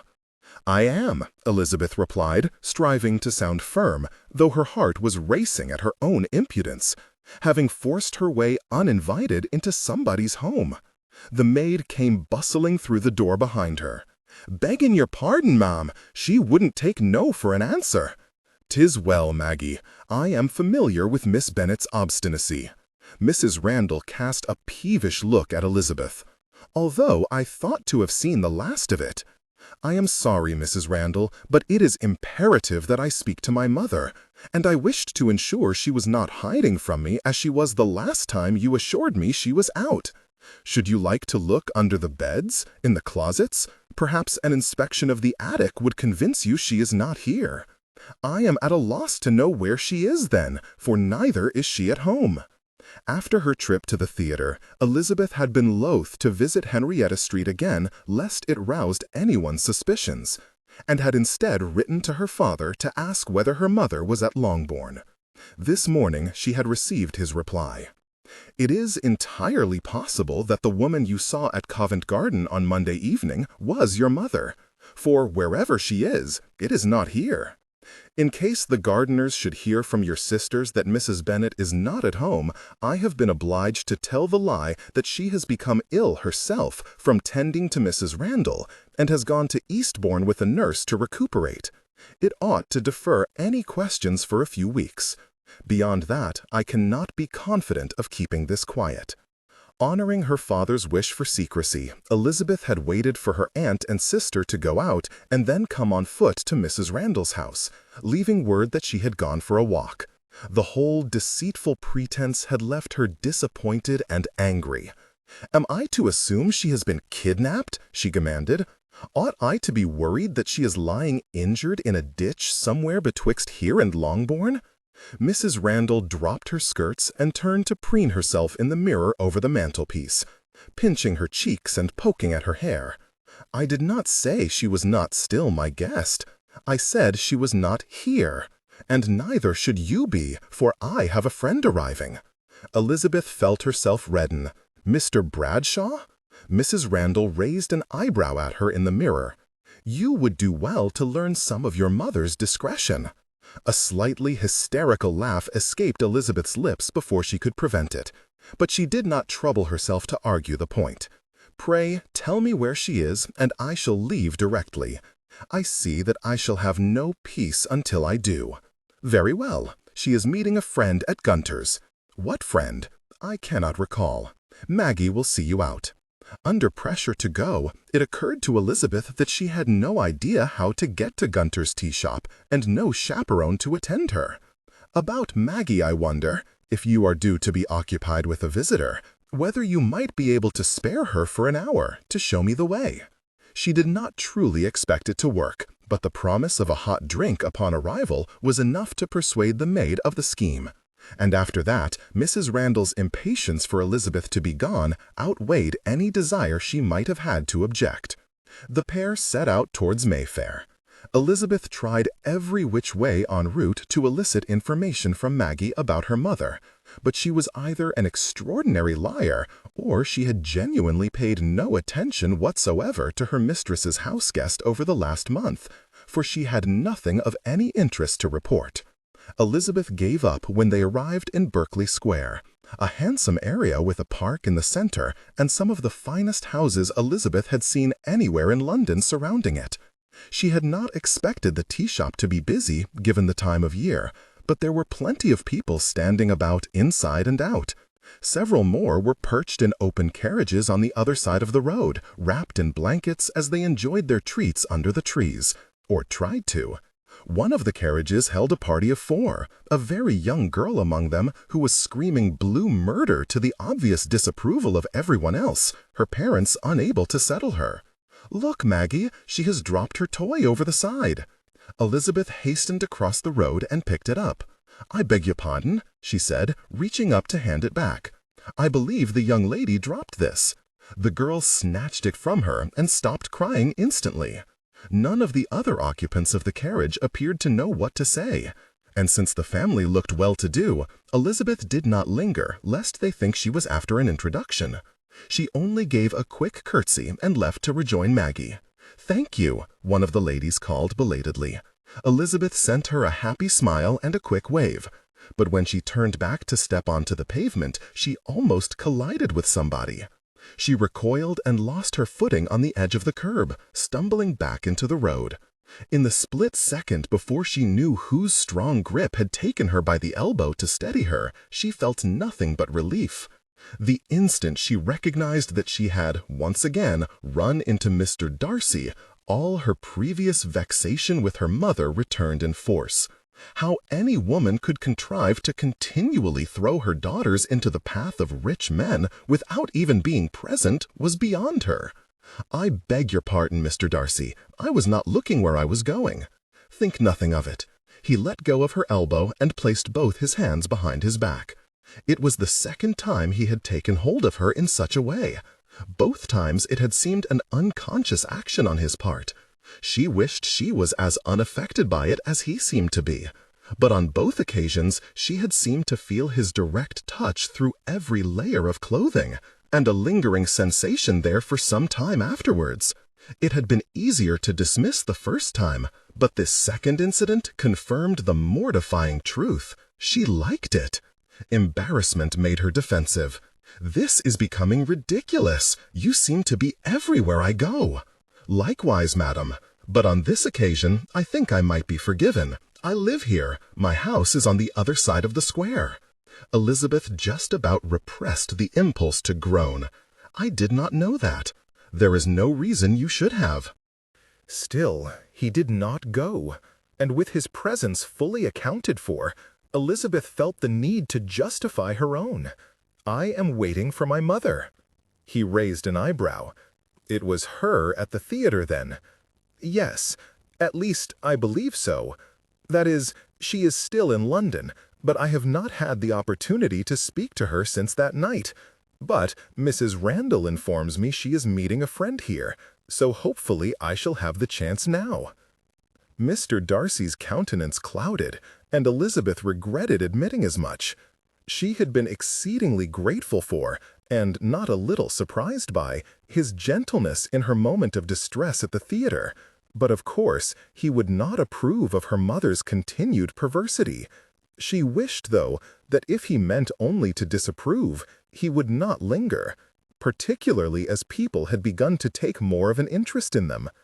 She cleared her throat and said quietly, "You had better go on your way and allow me to find a table. We are beginning to draw attention."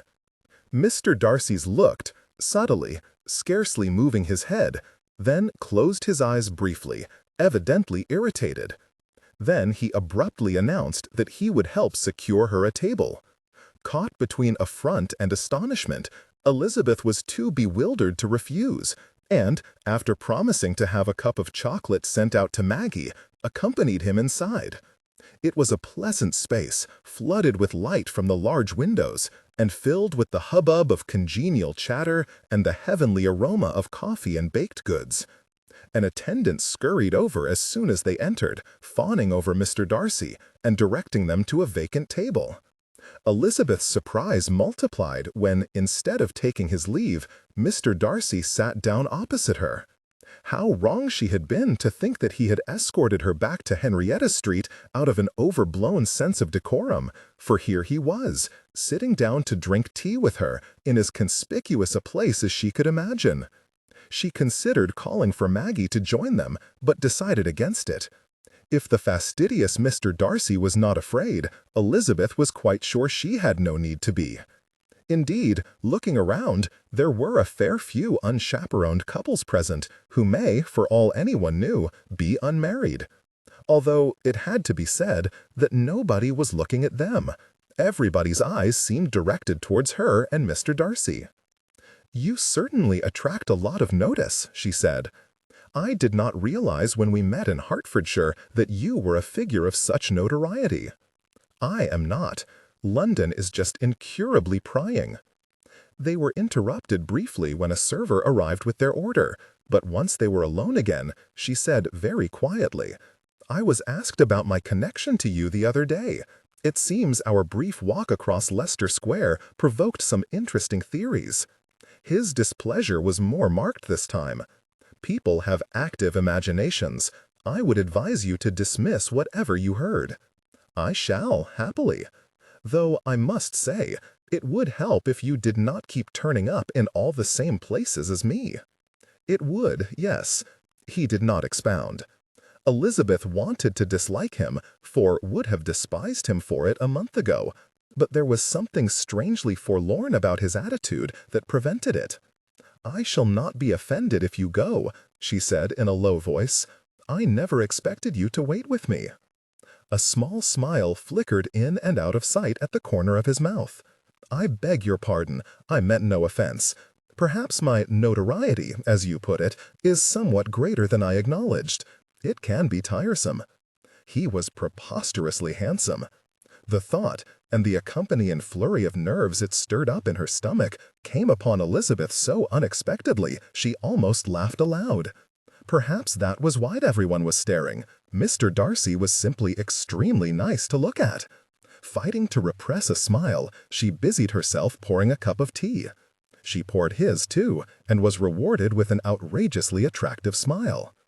"I take it your engagement to your cousin is not widely known." "If it were, people would be in much less of a hurry to pair you off with every other woman you were seen talking to." She had been carefully placing the teapot back on the table as she said this, and looked up to find that Mr. Darcy appeared deeply offended. "I am not engaged to my cousin. Pray, who told you I was?" For reasons she was not keen to examine, Elizabeth did not wish to admit that it had been Mr. Wickham, finding it easier to tell the small white lie that Mr. Collins had mentioned it. "He has heard it from my aunt, then." "Both are wrong." "I see." Elizabeth longed to ask him more, but had the distinct impression that such an inquiry would not be well received. "Well," she said instead, "if it happens that we should see each other in public again, we shall pretend we do not know each other." "I would not be so ungentlemanly." "Oh, I don't know. You refused to speak to me for half an hour straight in Mr. Bingley's library once. I am sure you could manage it again." Elizabeth saw immediately that he did not comprehend he was being teased, but before she could clarify, a far greater mortification arrived in the tea shop to overshadow the trifling misunderstanding. 16. Mrs. Bennet makes a scene. What do you mean there are no tables? I must have somewhere to sit. Look, that lady is taking up a table of 4 chairs by herself. I should not mind sharing with her. That lady is the Countess of Shefford, madam. Well then, she very likely has a whole shire to sit in. I do not see why she should need those 3 empty chairs as well. Heat erupted in Elizabeth's cheeks at the sound of her mother arguing with the server.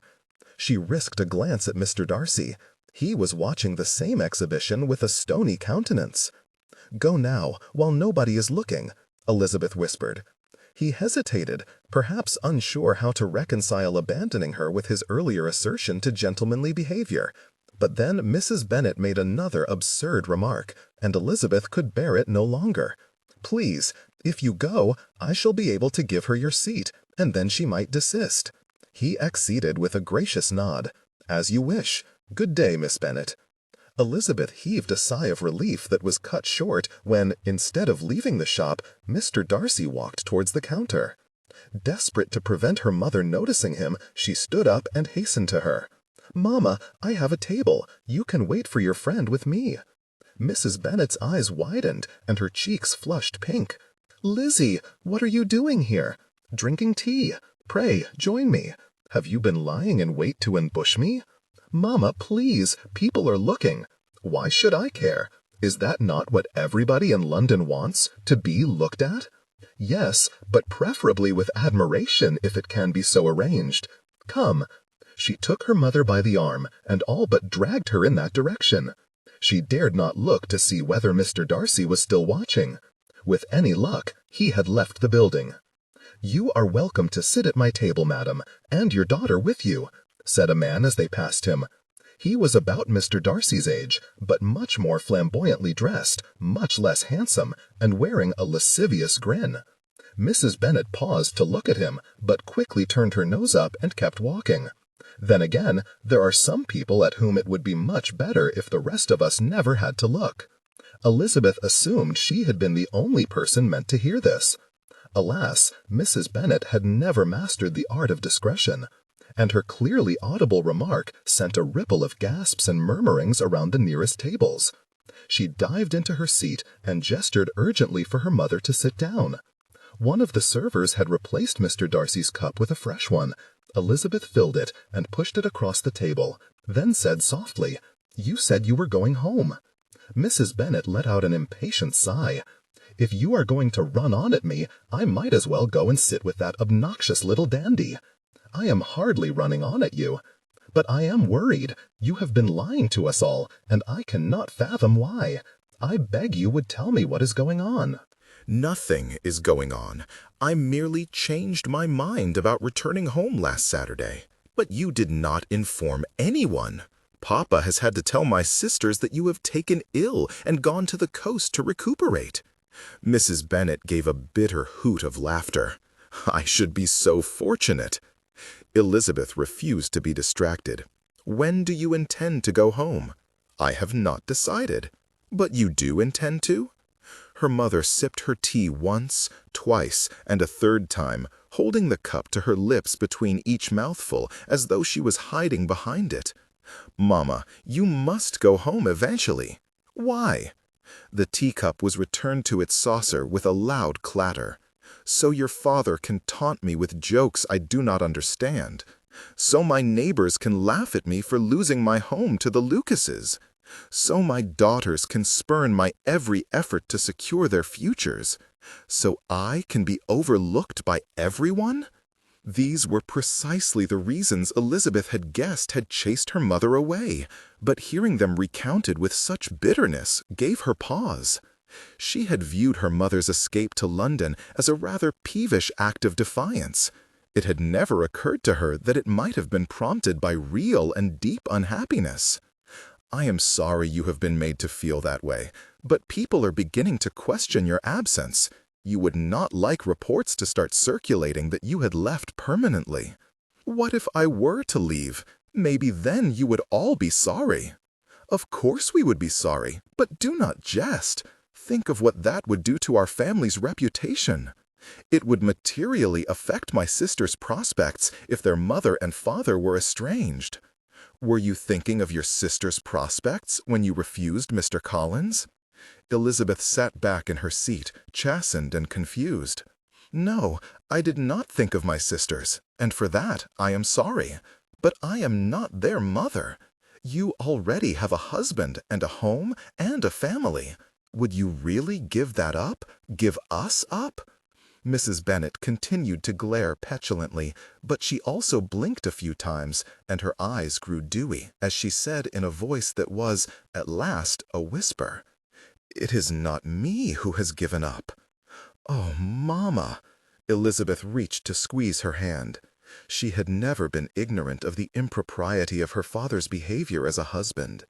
Captivated by youth and beauty, Mr. Bennet had married a woman whose weak understanding and illiberal mind had, very early in their marriage, put an end to all real affection for her.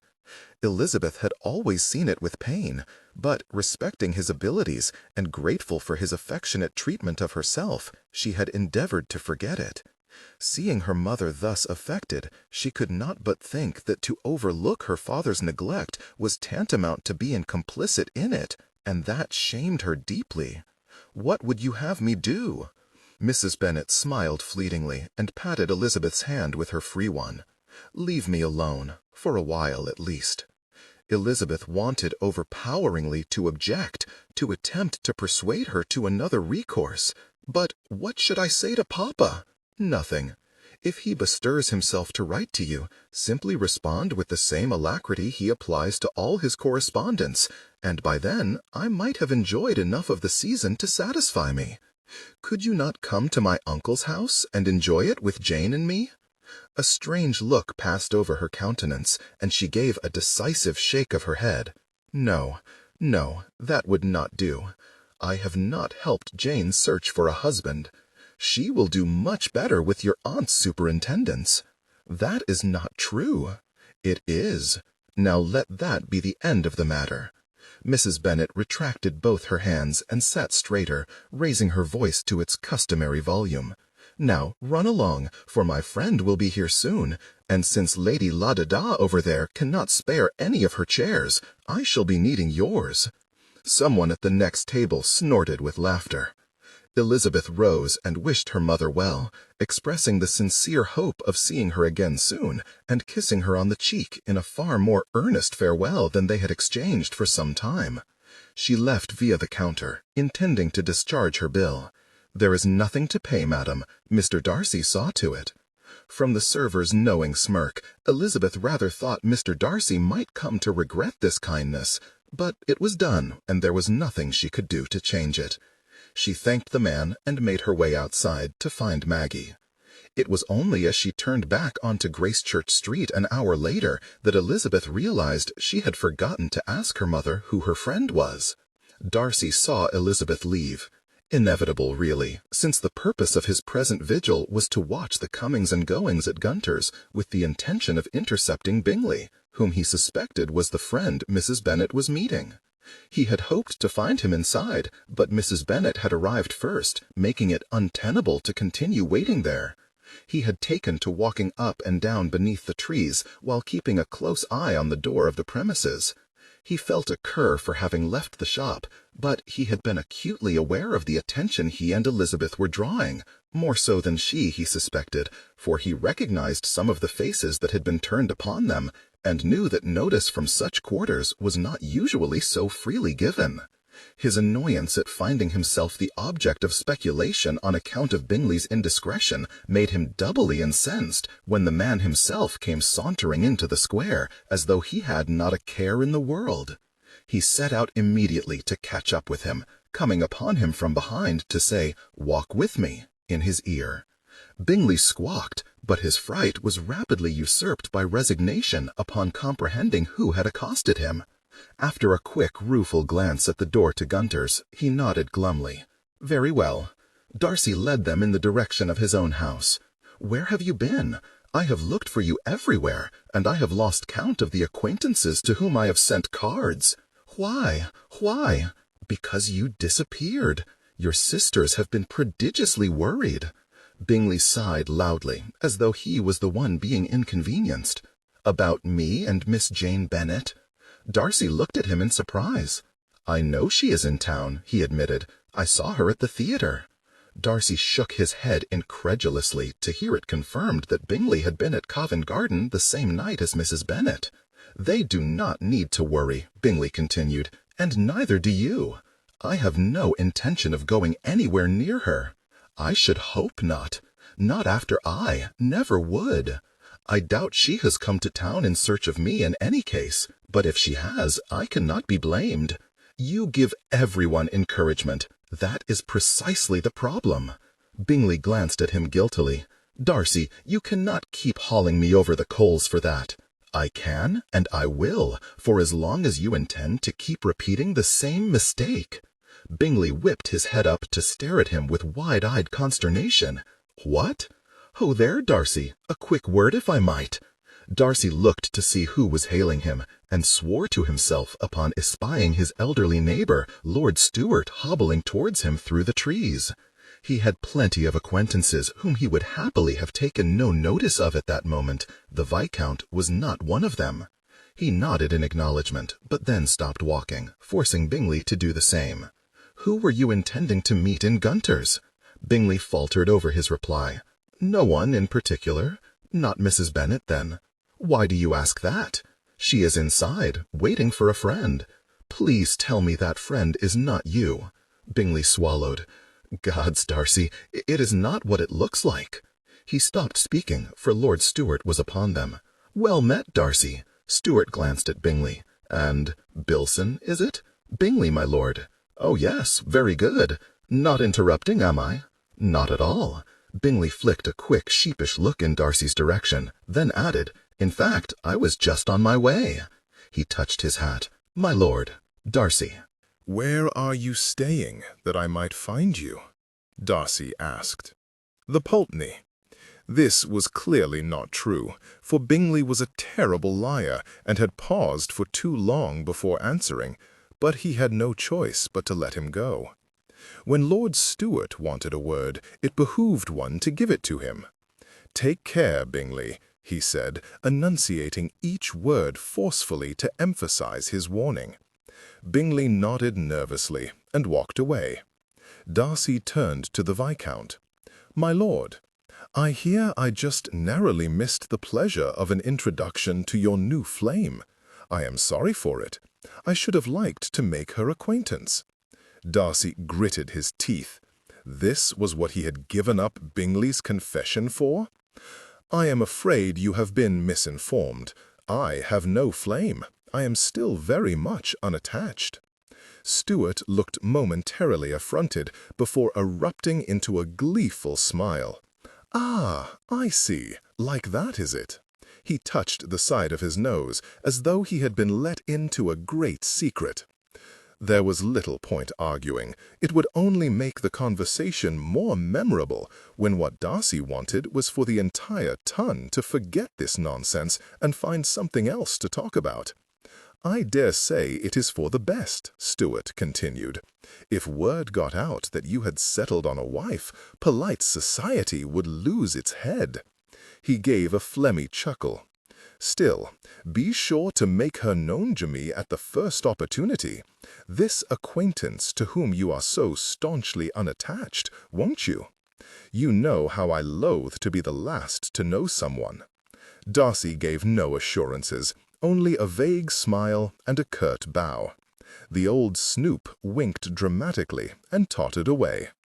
Darcy strode home. He gave up any thought of chasing after Bingley, for the man was evidently intent on evading him, and since looking for him only ever seemed to result in being thrown together with Elizabeth, the risk of continuing the search was too great. It might not be long before rumors of an alliance were rife amongst the first circles, and he would have a serious problem on his hands. He had warned Bingley to take care. He would have to hope that was enough. There was nothing more he could do. The concession put him in a melancholy humor. He had enjoyed seeing Elizabeth so often. Their recurrent encounters had been pockets of pure joy spread throughout his days. He did not relish the prospect of actively avoiding her. Would that she was better connected! Would that her mother was not engaged in an adulterous affair! He cursed Bingley, he cursed society, he cursed the invitation that was awaiting him when he arrived home, too. A ball, with all its attendant obligations to dance, was not high on his list of enjoyable diversions, even less so one hosted by someone outside his usual set, but he knew he must go. Sir Aubrey Staunton was one of several men who had been infamously used by Wickham in the past, and Darcy had long ago assured the man of his support in society by way of reparation. He tossed the card back down on the salver and rubbed a hand over his face. The ball was 2 weeks hence, and he supposed, if nothing else, his dancing with some other women would be an opportunity to prove to the world that he was not involved with Elizabeth. He did not rate his chances of finding any partner able to render a quadrille as enjoyable as she could, but he was getting used to disappointments of that vein. Nobody was a match for Elizabeth. 17. A report of a more agreeable nature. In the first week of February, Darcy dined with the Earl of Matlock. It was an invitation he might ordinarily have declined, for much though he respected his uncle, he found him a little long in the tooth, and evenings in his company tended to drag. 2 things persuaded him. Firstly, his older cousin, Viscount Cunningham, was to be there, having recently returned from a stay in the north. Secondly, it had been 6 days since Darcy saw Elizabeth at Gunter's, and the longest he had gone without thinking about her in that time was about half an hour. He had taken to jumping at any engagement that presented itself in search of distraction. It was not wholly successful. More than once he caught himself wondering what she would have replied to this or that remark. But by the time dinner was cleared away and a bottle of Madeira was brought out, she seemed to have relinquished her grip on his mind. "Fitzwilliam mentioned you do not intend to bring Georgiana out this season," Lord Matlock said. "It is not completely settled, but she is still exceedingly credulous." "That is as may be," Cunningham said, "but wait too long, and she might take matters into her own hands." Darcy looked at his cousin sharply, wary that Fitzwilliam had mentioned the affair with Wickham, but Cunningham seemed as casual as ever, as he grinned and said, "You need a wife." "What?" The speed with which Darcy's mind supplanted the word wife with a picture of Elizabeth gave him a palpable feeling of helplessness. "To oversee the matter. I dare say the influence of a good woman would do you and your sister the world of good. Speaking of marriage prospects, are you planning on visiting Rosings this Easter?" Lord Matlock asked. Darcy's mind skipped directly past his lordship's allusion to the supposed alliance between him and his cousin Anne to a far more pleasing memory. Elizabeth had told him she would be visiting her cousin in Hunsford at Easter. His abject failure to avoid all thought of her notwithstanding, this recollection buoyed his spirits as nothing else had all evening. In Kent, they would be away from London's prying eyes. He could enjoy her company without fear of judgment or censure. "Yes, certainly, I shall," he replied. "And you?" his lordship asked his son. "Not on your life," Cunningham replied. "I was the sacrificial lamb last year. Let Darcy take Fitzwilliam this time. Or you could go. She is your sister." Lord Matlock grunted. "That would never do. She hates to be outranked." "Ah, much better to send Darcy then. All the pomp and none of the pedigree." Darcy became aware there had been a lull in proceedings when Lord Matlock asked, "Is everything well with you, Darcy?" He looked between the 2 men. His uncle was frowning, his cousin was inspecting his cigar and smirking faintly to himself. "Perfectly so, thank you," he replied. "Why do you ask?" "You seem distracted.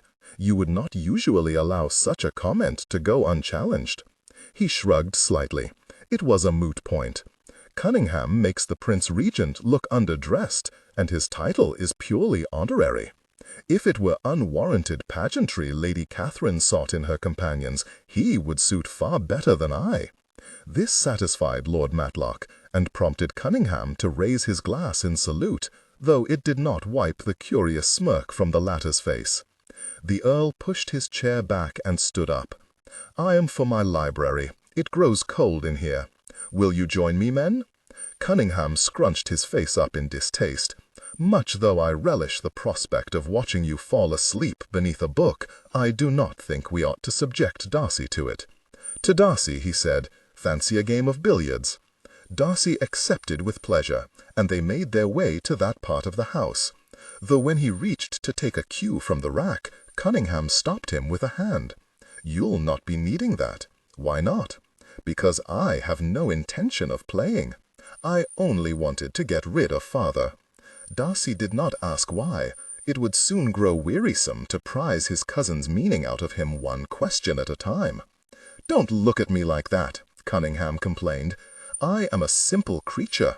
I cannot be expected to concentrate my attention on thrashing you at billiards and interrogating you about your love life at the same time." Darcy made a noise of disgust. "You have been speaking to Fitzwilliam." "Fitzwilliam, Kilmarnock, Reeves, Patterson. It seems the whole world and his dog is talking about the master of Pemberley's grand love affair. I must be the only blockhead in London who knows nothing of it." He stepped forwards, putting himself between Darcy and the cue rack. "I insist, therefore, that you tell me everything about her." Darcy exhaled forcefully. "Damn. Yes, Fitzwilliam told me you were trying to keep it under your hat for some reason, but I must say you are doing a poor job of it." "I am not trying to keep anything under my hat. There is nothing to conceal."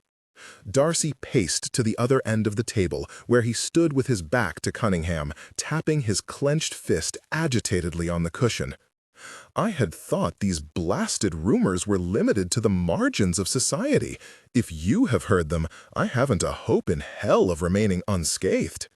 His cousin did not answer immediately, and into the silence came the sound of footsteps and the clink of glass as he walked to the sideboard and poured them both a drink.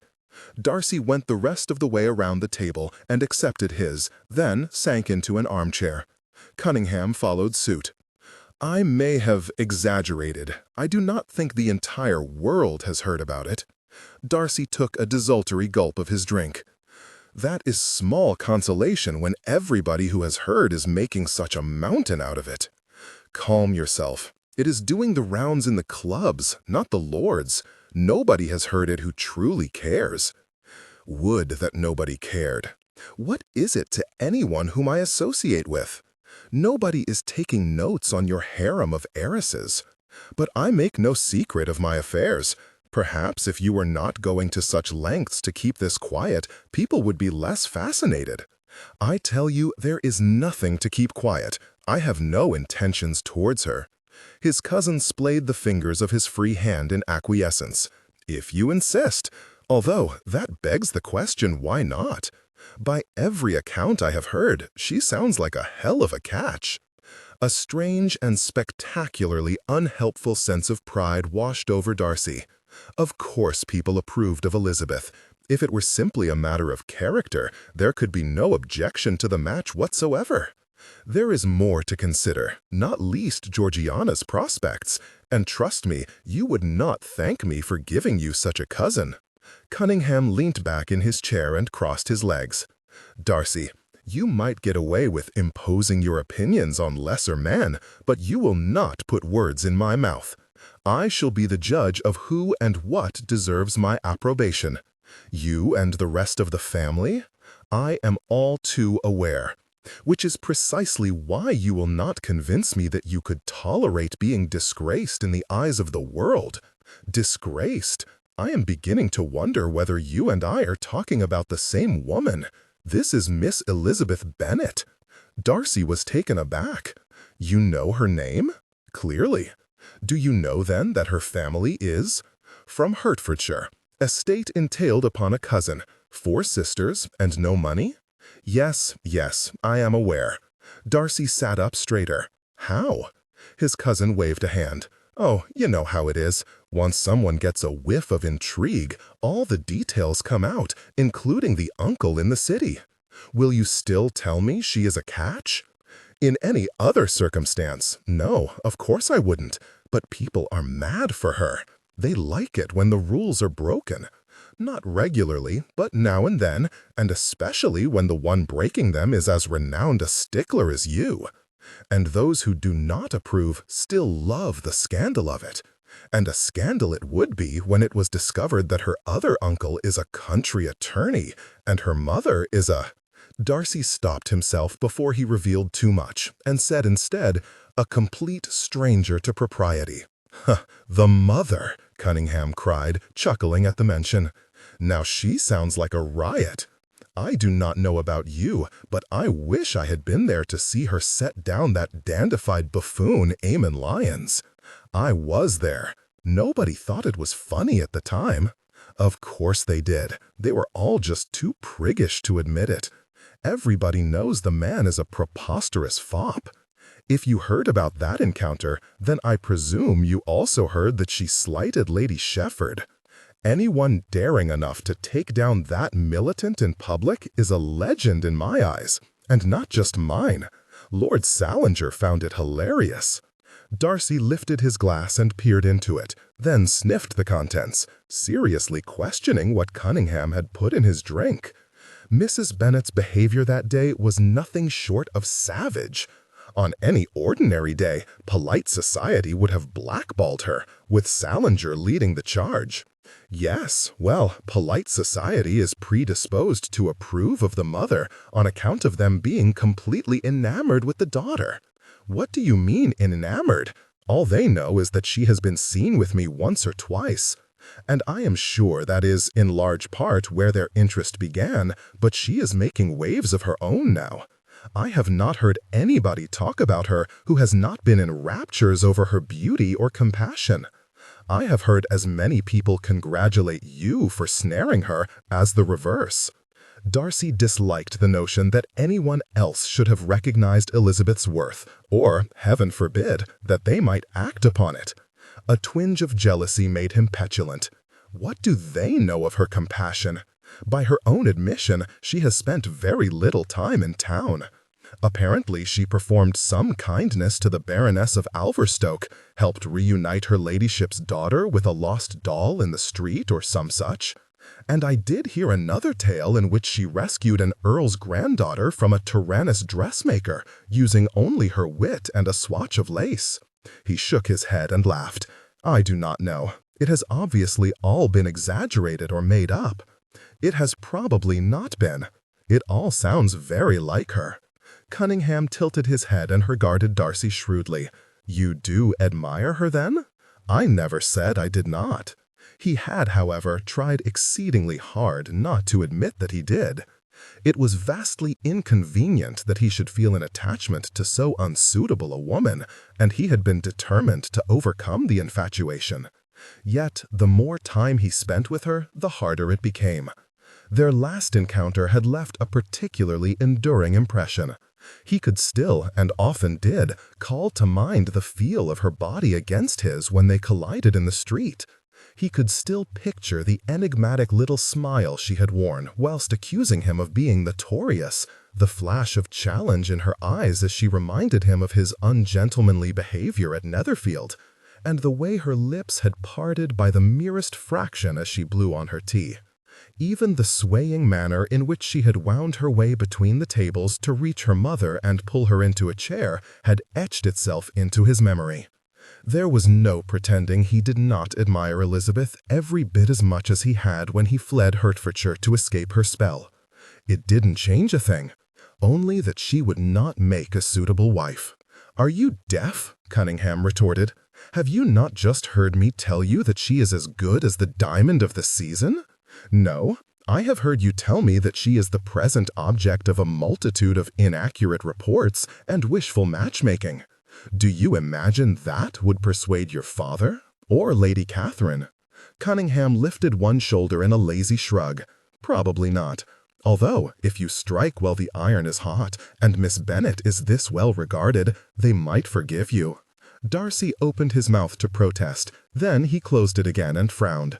Reason dictated that the ton simply did not accept people of Elizabeth's station, yet his cousin, repeatedly insisting otherwise, had opened a small crack in his carefully constructed defenses, through which hope had shoved its head and begun calling to him like a lunatic. He paid it no heed. Gossip was fleeting. Society's rules were unbending and immutable. Moreover, no amount of favoritism would outlive the exposure of Mrs. Bennet's adultery, were it ever to be uncovered, which it very well might be. He shook his head firmly. The material point is whatever society thinks of her today, they will tire of her. As soon as a new intrigue arises to fascinate them all, they will remember what Elizabeth's condition in life once was, and who her relations are, and despise her for it. And if I had married her, I should then be left with a wife the whole world disdained. I should be scorned by everyone I know." Cunningham laughed heartily. "Better than being scorned by your wife, as so many of our lot are once the sheen of an excellent marriage has worn off. At least yours would be kind and handsome, and likely to remain so, if what I have heard about her mother is anything to go by. But I take your point. It is probably for the best that you do not pursue her. Lady Catherine would probably combust." Darcy turned up his nose. "She will combust regardless when she realizes I am truly not marrying Anne." Cunningham set his glass aside and pushed himself to his feet. "Now there is a marriage a man would quickly come to regret." He strode to the cue-rack and selected one, enumerating as he did so the countless reasons why neither Darcy, he, nor Fitzwilliam should ever shackle themselves to their cousin. A game of billiards was begun, and the subject of Elizabeth dropped. That did not stop Darcy thinking about her. He abhorred that Elizabeth and he were being gossiped into an understanding in the minds of the ton. But having utterly failed to master his feelings for her, and with his cousin's talk of society's admiration ringing in his mind, he allowed himself, just for a moment, to wonder what it would be like to be talked into it in truth. It was the first time he had really considered it, and despite the litany of rational objections, he had to admit the notion felt gloriously good. 18. The Talk of the Ton. Elizabeth did not inform anyone of her mother's continued presence in town. The muddle of her feelings was such that she knew not how or whether to broach the matter, and she certainly had no wish to act in any way that might persuade Mrs. Bennet to make the estrangement permanent. In her more rational moments, such an outcome did not seem possible. Only the most scandalous women, or the very richest, voluntarily left their husbands. Mrs. Bennet had no money of her own, and surely lacked the gumption to make a respectable go of things on her own. Moreover, she had always seemed happily settled, reveling in her situation as mistress of Longbourn and first lady of the neighborhood. The mere suggestion that she might give it all up would have seemed far-fetched nonsense a mere 2 months ago. Now Elizabeth was less sure.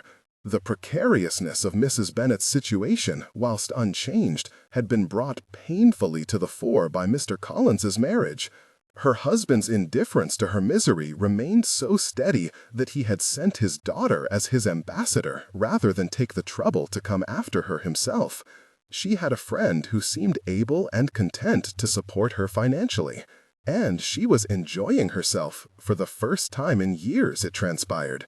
Considered in this light, it did not seem at all impossible that Mrs. Bennet should choose never to return home. The thought was truly alarming, yet Elizabeth could not find it in herself to be angry. She had never seen her mother look as earnestly distressed as when she asked to be left alone. She had resolved, therefore, to do precisely that. For now, what she would say when questions began to be asked, she had not decided. Perhaps she would refer the inquirers to her father. "You are very quiet, Lizzie," Jane said softly. "You would more commonly make sport of such listless performances." Elizabeth shook herself back to alertness and appraised her sister with feigned shock. "And you would more commonly upbraid me for doing so. It must be dire if even you are allowing censure." They were at a charity recital organized by the wife of one of Mr. Gardiner's business acquaintances. It had been billed as a lively afternoon of contemporary readings and musical interludes, had yet to live up to its hyperbole, and since they were more than an hour in, it did not seem likely that it would. Jane gave in to a grin. "Perhaps we might sneak away in the interval." This idea was met with hearty approval by Mrs. Gardiner when it was put to her over the refreshment table 10 minutes later. "Allow me to introduce you to Mrs. Michelson first," she said. "Her husband brings a good deal of business your uncle's way, and he would never forgive me for overlooking her." Mrs. Michelson was sought out, and the introduction made, much to the woman's apparent glee. "Did you say this young lady is Miss Elizabeth Bennet?" she asked, quite overlooking Jane. "Yes," Mrs. Gardiner said with some confusion. Mrs. Michelson gave a triumphant little cry. "My dear Mrs. Gardiner, all this time the most fated lady in London has been your niece? I never even considered. Upon my word, who would ever have guessed?" Mrs. Michelson, now quite red in the face, turned to Elizabeth. "I am delighted to make your acquaintance. I have heard so much about you." "You have?" Elizabeth was unable to keep from chuckling at the lady's enthusiasm, even as she frowned over her meaning. "Why, my dear, you are the talk of the ton. I think there must be some mistake. Is your father's estate not Longbourn in Hertfordshire?" "It is." "Then there is no mistake," Mrs. Michelson replied, her eyes gleaming. "But I shall say no more, for I know you will not admit to anything, even if I should ask, and I would not have it said that I cannot keep a secret. Tell me, are you attending Lady Staunton's ball next week?" No." "Pray, what secret are— "That will never do," Mrs. Michelson interrupted. Turning to Mrs. Gardiner, she said, "I shall get you an invitation." "That is most kind," Mrs. Gardiner said, "but we are not acquainted with Lady Staunton. Are you not?" She paused, peering at Elizabeth in apparent confusion before giving a quick shake of her head. "Well, we must rectify that forthwith, for she will want your niece at her ball." Elizabeth was certain her aunt would put a stop to the nonsense, and was astonished when, instead, she inclined her head and said, "Then we must not disappoint her." Mrs. Michelson beamed with pleasure. "I shall bring her to you tomorrow. Until then, good day, my dear Mrs. Gardiner, Miss Bennet, and Miss Elizabeth." She paused to run her eyes over Elizabeth from head to toe before nodding complacently and moving away to another part of the room. Elizabeth turned to her aunt to express her indignation, but Mrs. Gardiner silenced her with a look and ushered her and Jane out of the building. "What was that about?" Jane asked as soon as they were on the street. "I have no idea," Elizabeth answered. "Why ever did you agree to receive her friend?" she asked her aunt. "As I said, Mrs. Michelson's husband is an important connection of your uncle's. It would not do for us to slight her by refusing the offer she evidently thought was important." She paused to wait for a carriage to pass, then led them across the road. Once they were safely on the opposite pavement, she continued, "I should not worry. I know not what rank Lady Staunton boasts, but I doubt she will take kindly to having an introduction to us foisted upon her.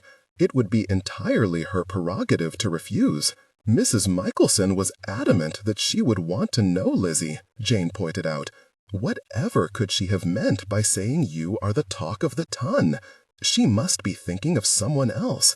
But she knew our home was Longbourn. Truly, I can't account for it, Jane. I hope Aunt Gardiner is right, and nothing comes of it. I have no desire to be the object of anyone's curiosity." She frowned as her own phrasing made her think of the stares that had been directed her way as she talked to Mr. Darcy outside Gunter's, and before that in Mrs. Appleby's shop. But this could not possibly be related. She had been identified at the dressmaker's only because the woman had seen her walking with Mr. Darcy and recognized her. Nobody actually knew her name. Indeed, the only way anyone could know it was if Mr. Darcy had told them, and she could not believe he would have willingly owned to such a lowly connection.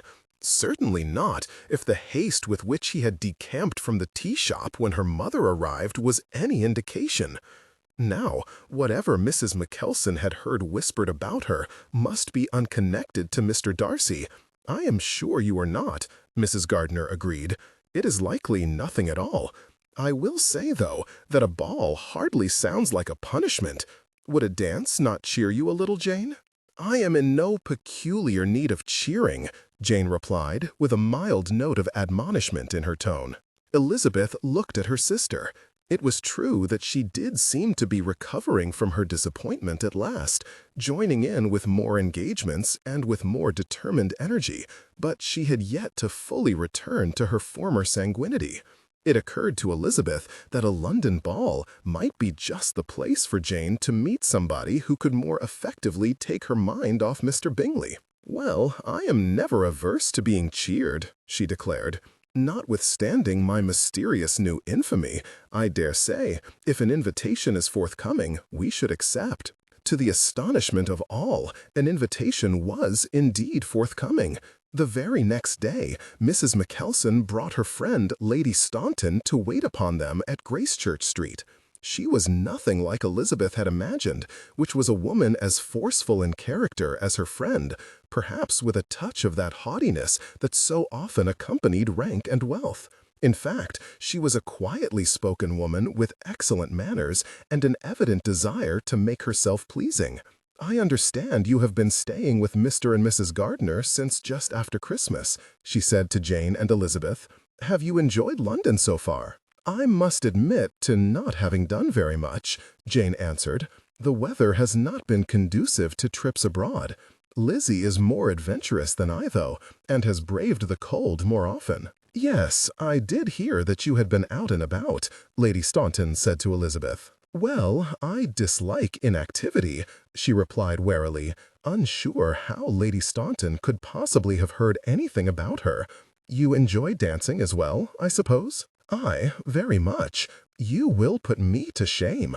I have always favored pursuits that require minimal exertion." "Nobody could say your efforts at the pianoforte were minimal," Mrs. Mackelson said, adding for everyone else's benefit, "Lady Staunton is a true proficient." "You are too good, Mrs. Mackelson, but you have rather neatly proved my point. The necessity of sitting at the instrument for hours at a time, practicing, is precisely why I favored the pianoforte in the first place, and precisely why my own performance is so wanting," Elizabeth said. Lady Staunton laughed delicately, and, as the other ladies began a conversation about Jane's accomplishments, said quietly to Elizabeth, "But you do play? You must perform at my ball in that case." Elizabeth considered how best to get out of doing anything of the sort, but Lady Staunton spoke before she thought of an excuse. "I beg your pardon. I am getting ahead of myself. I have yet to invite you. But I hope you will come, and your family, of course, though it is you everybody is agog to meet." There it was again, the strange assertion that Elizabeth was somehow somebody. "Pray, why do you believe anyone is agog to meet me?" Lady Staunton smiled a somewhat bewildered smile and shook her head. "Your humility does you great credit, but I can boast no such decorum, and therefore shall declare shamelessly that I should dearly like you to be there. That is as Mrs. Mackelson said, but, and pardon me if I seem obtuse, I do not understand why." Lady Staunton leant a little closer to Elizabeth and spoke in a hushed voice. "My husband, Sir Aubrey, and I only married at the end of last summer. This will be our first society ball. We did not expect it to be an affair of any great moment until Mr. Darcy assured us of his attendance, guaranteeing us a far more esteemed event than we could ever have hoped for. To have you both there would be truly something." "Mr. Darcy will be there," Elizabeth blurted, unable to contain her consternation at the revelation that this was somehow to do with him. "Why, yes," Lady Staunton replied. "He has been so wonderfully supportive ever since that unfortunate business a few years ago. I dare say you are familiar with it." Elizabeth shook her head. "You are one of very few in that case." She sighed heavily. "Some years back, Sir Aubrey was infamously used by a man connected with the Darcy family. The late Mr. Darcy's godson, I understand. Mr. Wickham. Yes. You know him then? A little. Then you know what he is capable of, and I need not be concerned that I will shock you. Sir Aubrey had only just been raised to his knighthood when they crossed paths. Thanks to Mr. Wickham's schemes, my husband lost almost everything and was left humiliated in the eyes of all his friends. Elizabeth could hardly keep pace with all the twists and turns of the conversation, but this was shocking indeed. It was another blow to Mr. Wickham's credibility, which was fast sinking in her estimation. I am truly sorry to hear it. Thank you. It is a thing of the past, I am happy to report, and with no little thanks to Mr. Darcy. He pledged to support Sir Aubrey in society until his reputation was recovered, and he has been as good as his word. She sucked in her breath suddenly and gave a nervous laugh. But I cannot believe I am trying to convince you of this. What will you think of me? Well, you do not need me to tell you what an excellent man Mr. Darcy is, do you? You are clearly already well aware.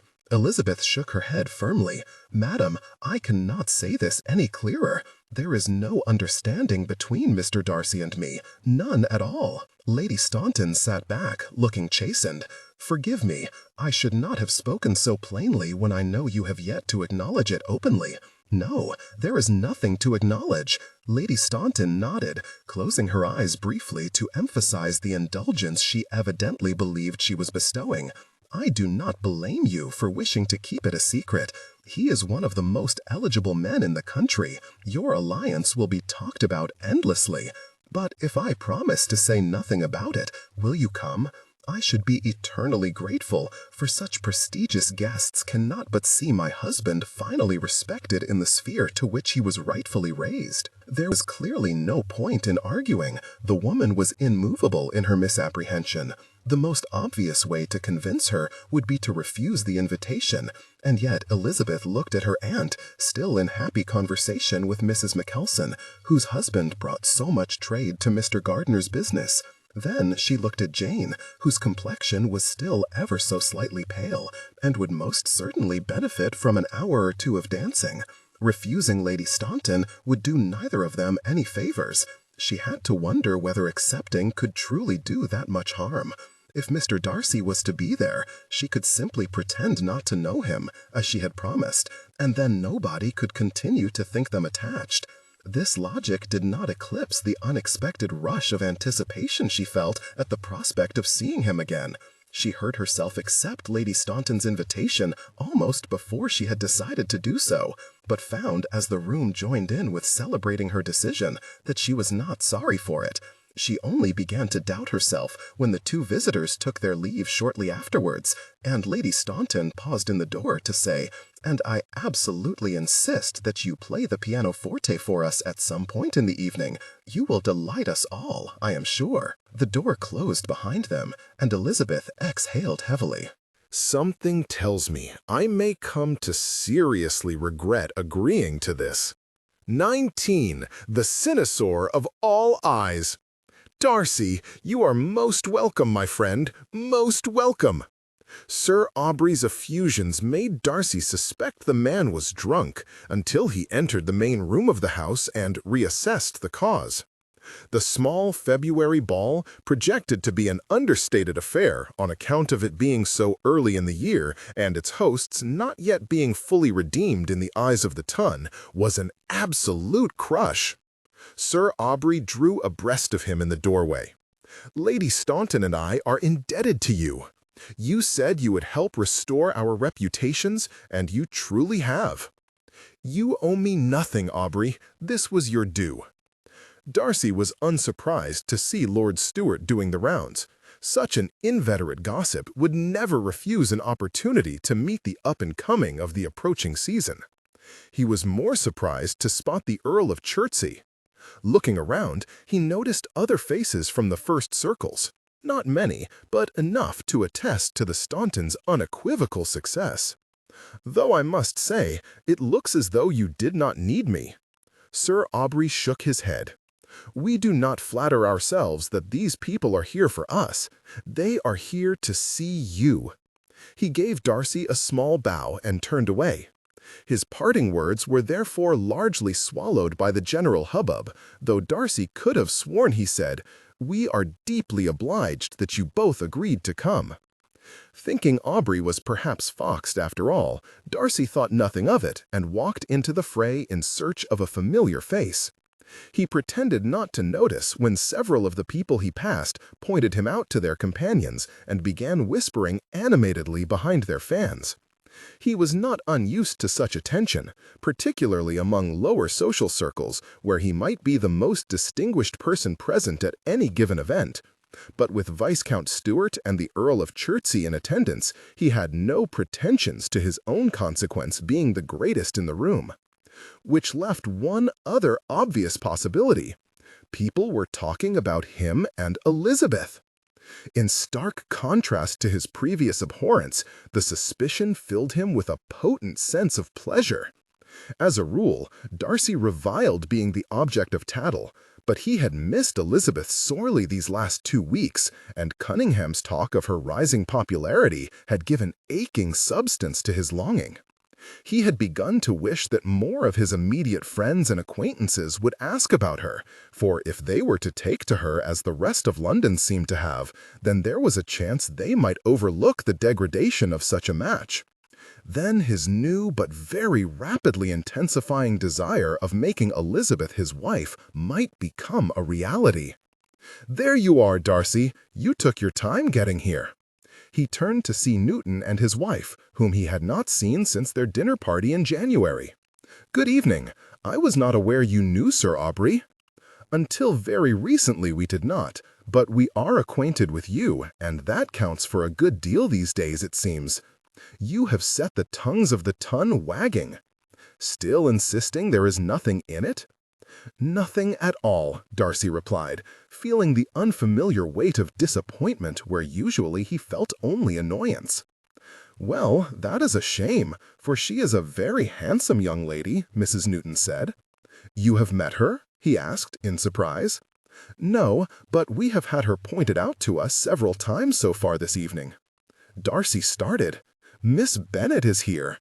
He did not need to wait for Mrs. Newton's nod, for he abruptly comprehended Aubrey's comment about them both agreeing to come, and a burst of impassioned elation worthy of a stripling boy overtook him at the certain prospect of seeing Elizabeth. "You did not know?" Newton inquired dubiously. Darcy shook his head. Then, because it was likely not obvious, with him craning his neck to try and find her in the crowd, he added, "No." Someone touched his arm. He glanced down at Mrs. Newton's kind but knowing expression. "She is over there."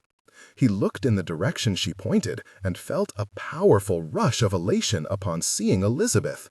He knew his smile was giving him away, but he couldn't help it. She looked divine. He had no talent for recalling the arrangement of hair or the color of gowns, and therefore could not have said what was different about her. She simply looked lovelier than he ever recalled her looking. What man would not be unreasonably proud to have such a beautiful woman as his wife? His pleasure waned a touch upon recognizing her companions. As well as her sister, she was accompanied by her relatives from Cheapside, a manifest token of her inferior connections. As though she had heard him think this, Elizabeth turned her head slightly and caught his eye, and almost immediately allowed her gaze to glide directly past him. Feeling absurdly wounded that she had not recognized him, he turned back to Mr. and Mrs. Newton. "So she is." They stared at him incredulously. "Do the pair of you seriously intend to continue pretending you barely know each other?" Newton inquired. Darcy could have hugged him. Of course that was what Elizabeth was doing. Relief buoyed his spirits, and he answered with uncharacteristic exuberance. "Was it not you who said you had never known me to utter a falsehood?" "Yes," Newton replied with narrowed eyes. "And it was you who promised to introduce us to the young lady if we ever happened to be in the same room. Which I think you will find we are." "It would be my pleasure," Darcy replied.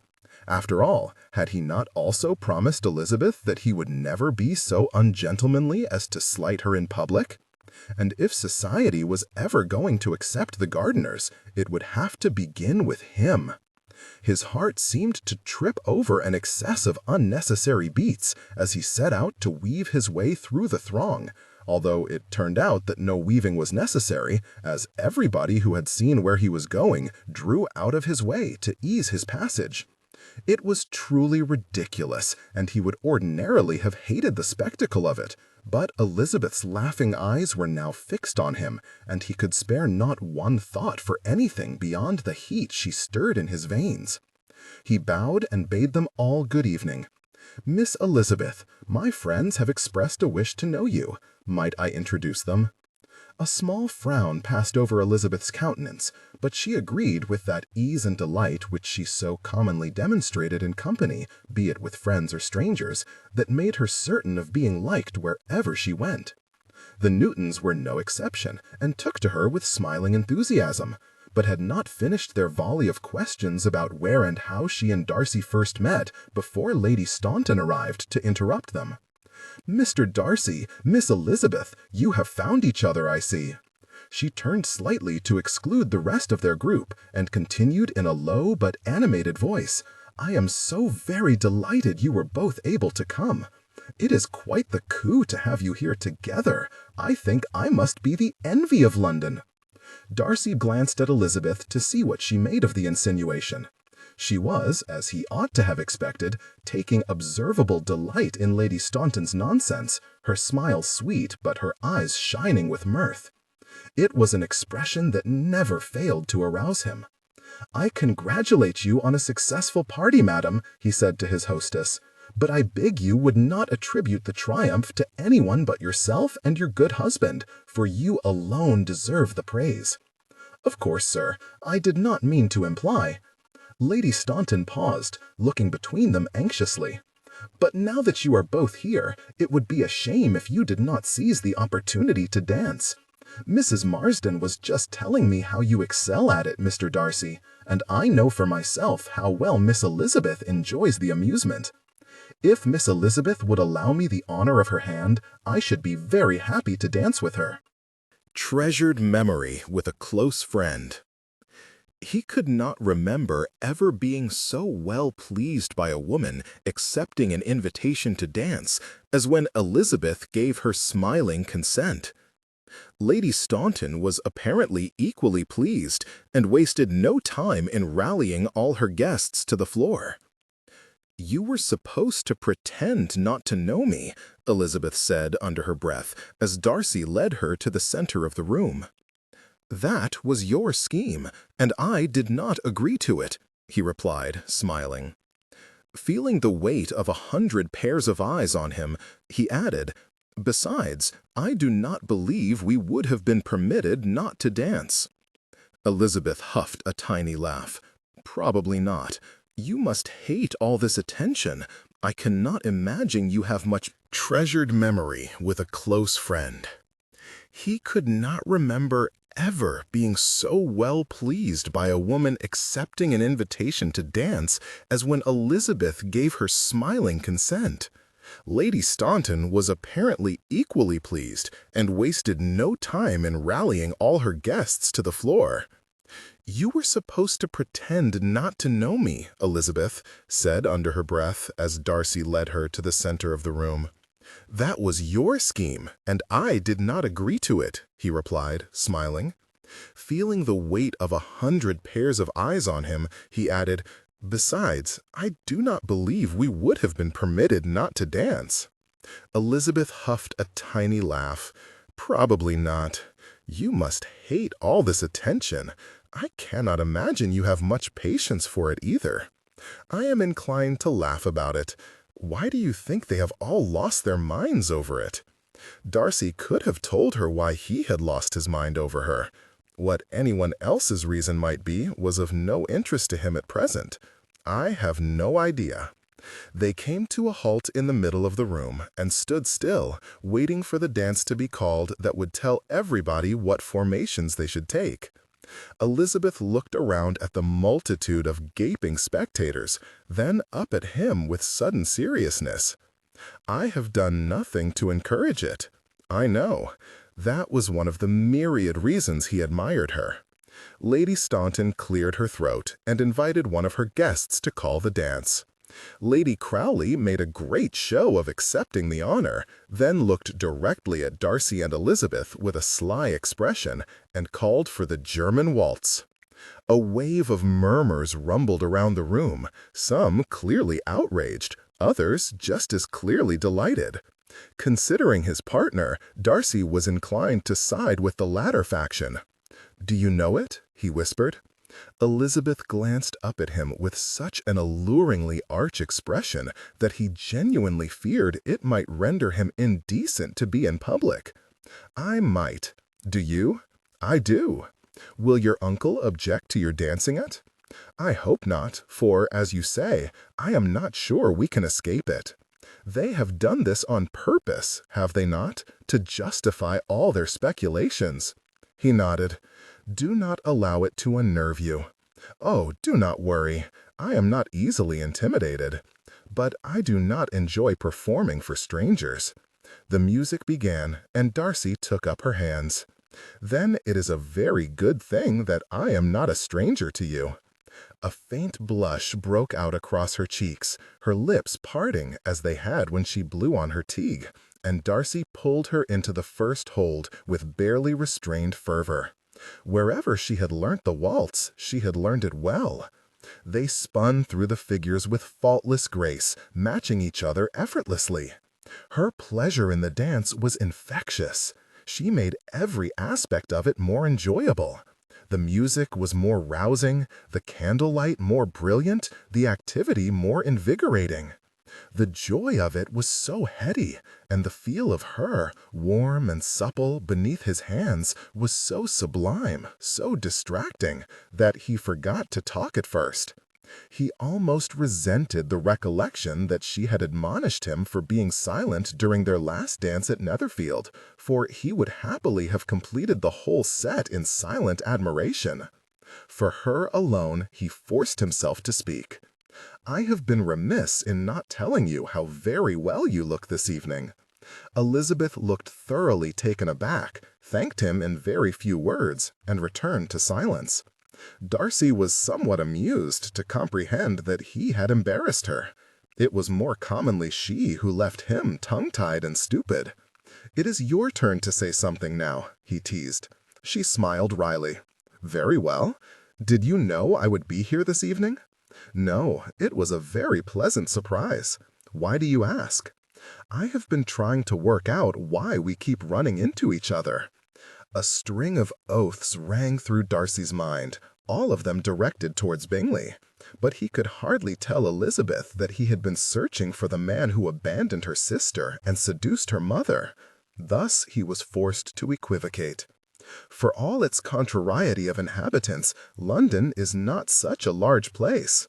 He regarded him searchingly, as well she might, for London was the largest city with the densest population in Europe. "Metaphorically," he added. "Oh, I understood, and am inclined to agree, for if it were any larger, you might have avoided my mother." The mention of Mrs. Bennet so soon after the reminder of Bingley momentarily disconcerted Darcy, and before he could think how to answer, Elizabeth winced. "I would have done better not to remind you of that encounter, would I not?" "Think nothing of it." She nodded and gave him a highly unconvincing smile, which dropped away instantly.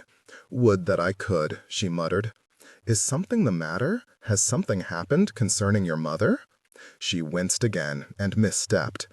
Darcy tensed his arms, keeping their frames solid, whilst guiding her gently back into the correct pattern, turning them both smoothly between the other dancers until she regained her rhythm. She whispered her thanks, which he would have enjoyed considerably more were he not preoccupied with the apprehension that she had discovered her mother's indiscretion. "You must not feel obliged to tell me, of course, but I hope you know you may depend on my secrecy." She held his gaze, and there was real gratitude in her countenance. "She is refusing to go home," she whispered. Darcy was at once relieved that Elizabeth did not know the truth, and dismayed to perceive the extent of her distress. He pressed his hand more firmly into her shoulder in the hope that it would offer some of the same comfort as if he were able to embrace her properly. "I am sorry for you. I regret that I can be of more help." Her eyes seemed to soften as she regarded him, and a warm smile, this one lasting longer than the blink of an eye, played gently across her lips. He imagined kissing her, and was shocked by the intensity of the immediate desire to enact his reverie. "I did not expect that you would be able to help, sir. Indeed, I cannot quite believe I have told you, for I know you can have no flattering opinion on the subject. But I confess it is a relief to say it aloud. I have been obliged to conceal it from the rest of my family. You are kind to lend an ear. Have I acquitted myself better in this dance than our last, then?" She looked fleetingly surprised, then laughed with such open delight that it made him chuckle too. "Much better," she declared, "and you have certainly succeeded in amazing the whole room. No, Miss Elizabeth, that was indisputably your doing.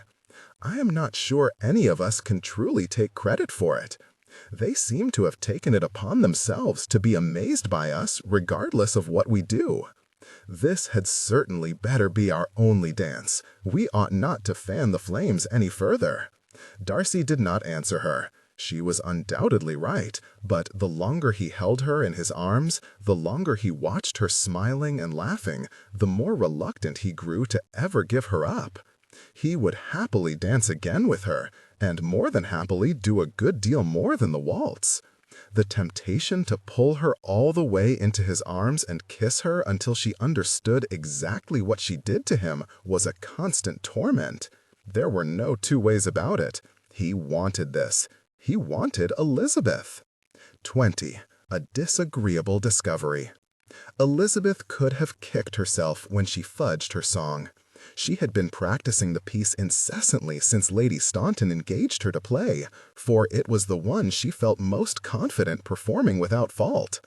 She had managed to avoid any rum notes, but remembering the words had proved altogether more difficult, and she had made the same mistake as she had 100 times in practice, here, in front of what felt like the whole of London. The problem was that her thoughts could not have been farther from the instrument. It had been such a strange and unexpectedly wonderful evening thus far, it scarcely felt real. She had spent most of it being introduced to and questioned by Lady Staunton's guests. Some of them had asked about her acquaintance with Mr. Darcy, or at least insinuated that they knew something about it, but most of them had genuinely seemed to wish to know her better. Jane had not been without attention, which was no surprise, for she never went anywhere that she was not admired. But it was Elizabeth Bennet in whom people were really interested. Mr. and Mrs. Gardiner had been baffled until somebody enlightened them as to the rumors circulating the ton regarding society's new favorite couple. Thereafter, her uncle had not ceased teasing her, and her aunt had been bent on establishing whether there was any truth to the reports. Elizabeth was sure she had given more denials in that quarter than to the rest of the gathering combined. She looked up from the instrument to judge whether anyone had noticed her mistake. As ill fortune would have it, she looked directly into Mr. Darcy's eyes, and that only flustered her more, for it reminded her of their dance, which had been in every conceivable way a revelation. She had only ever danced the waltz with Lydia and Kitty before. They had been desperate to learn it, but there was a chasm of difference between her slender and giggling younger sisters and Mr. Darcy's broad, muscular frame, gentle strength, and large, hot hands. The skin on her shoulder still burnt with the feel of him.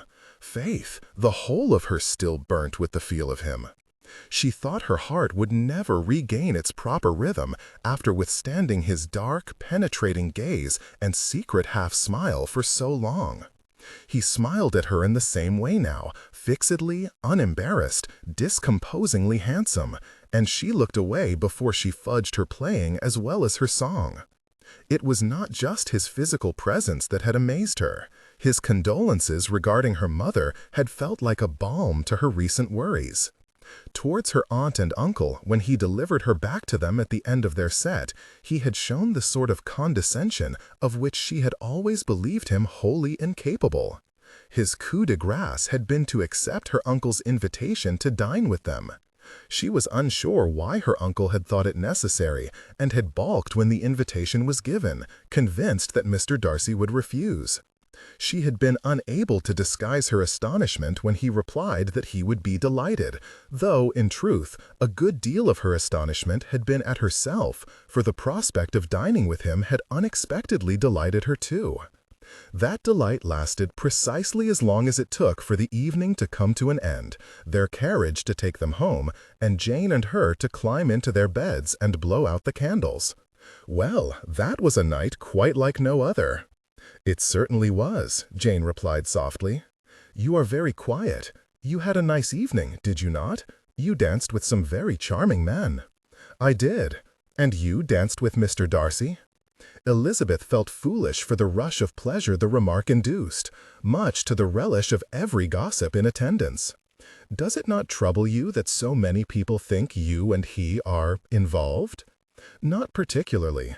They will find something else to talk about soon enough, and Mr. Darcy and I will be forgot." "I do not doubt it, but that was not my meaning. I meant, does it not bother you that it is Mr. Darcy to whom you have been connected? I thought you hated him." Elizabeth nodded into the dark. "So did I, at one time. But he is not the proud, disagreeable man I once thought him." "Do you admire him?" Elizabeth hesitated.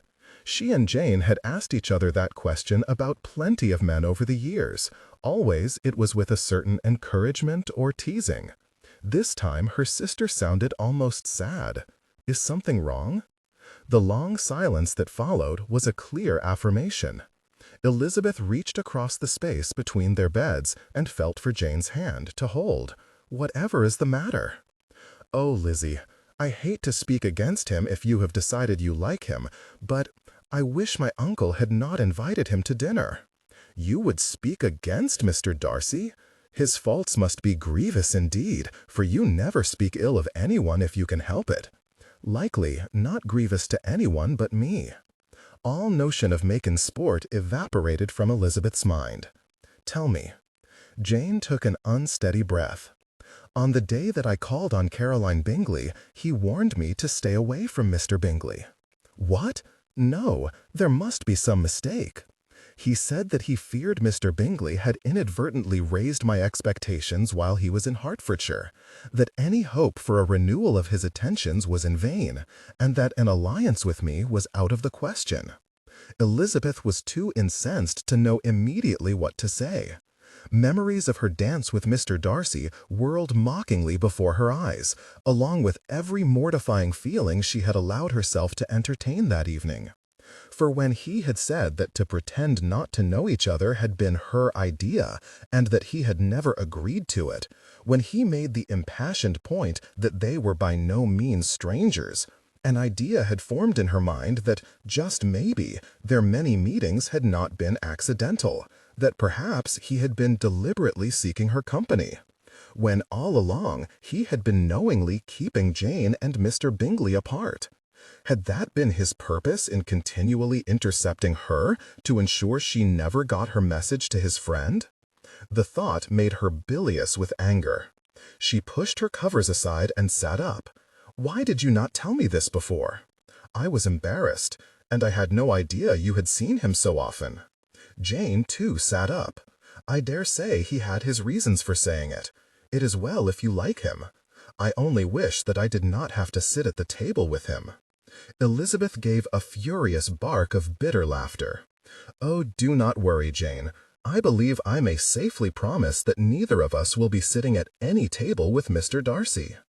21. Arguments are too much like disputes.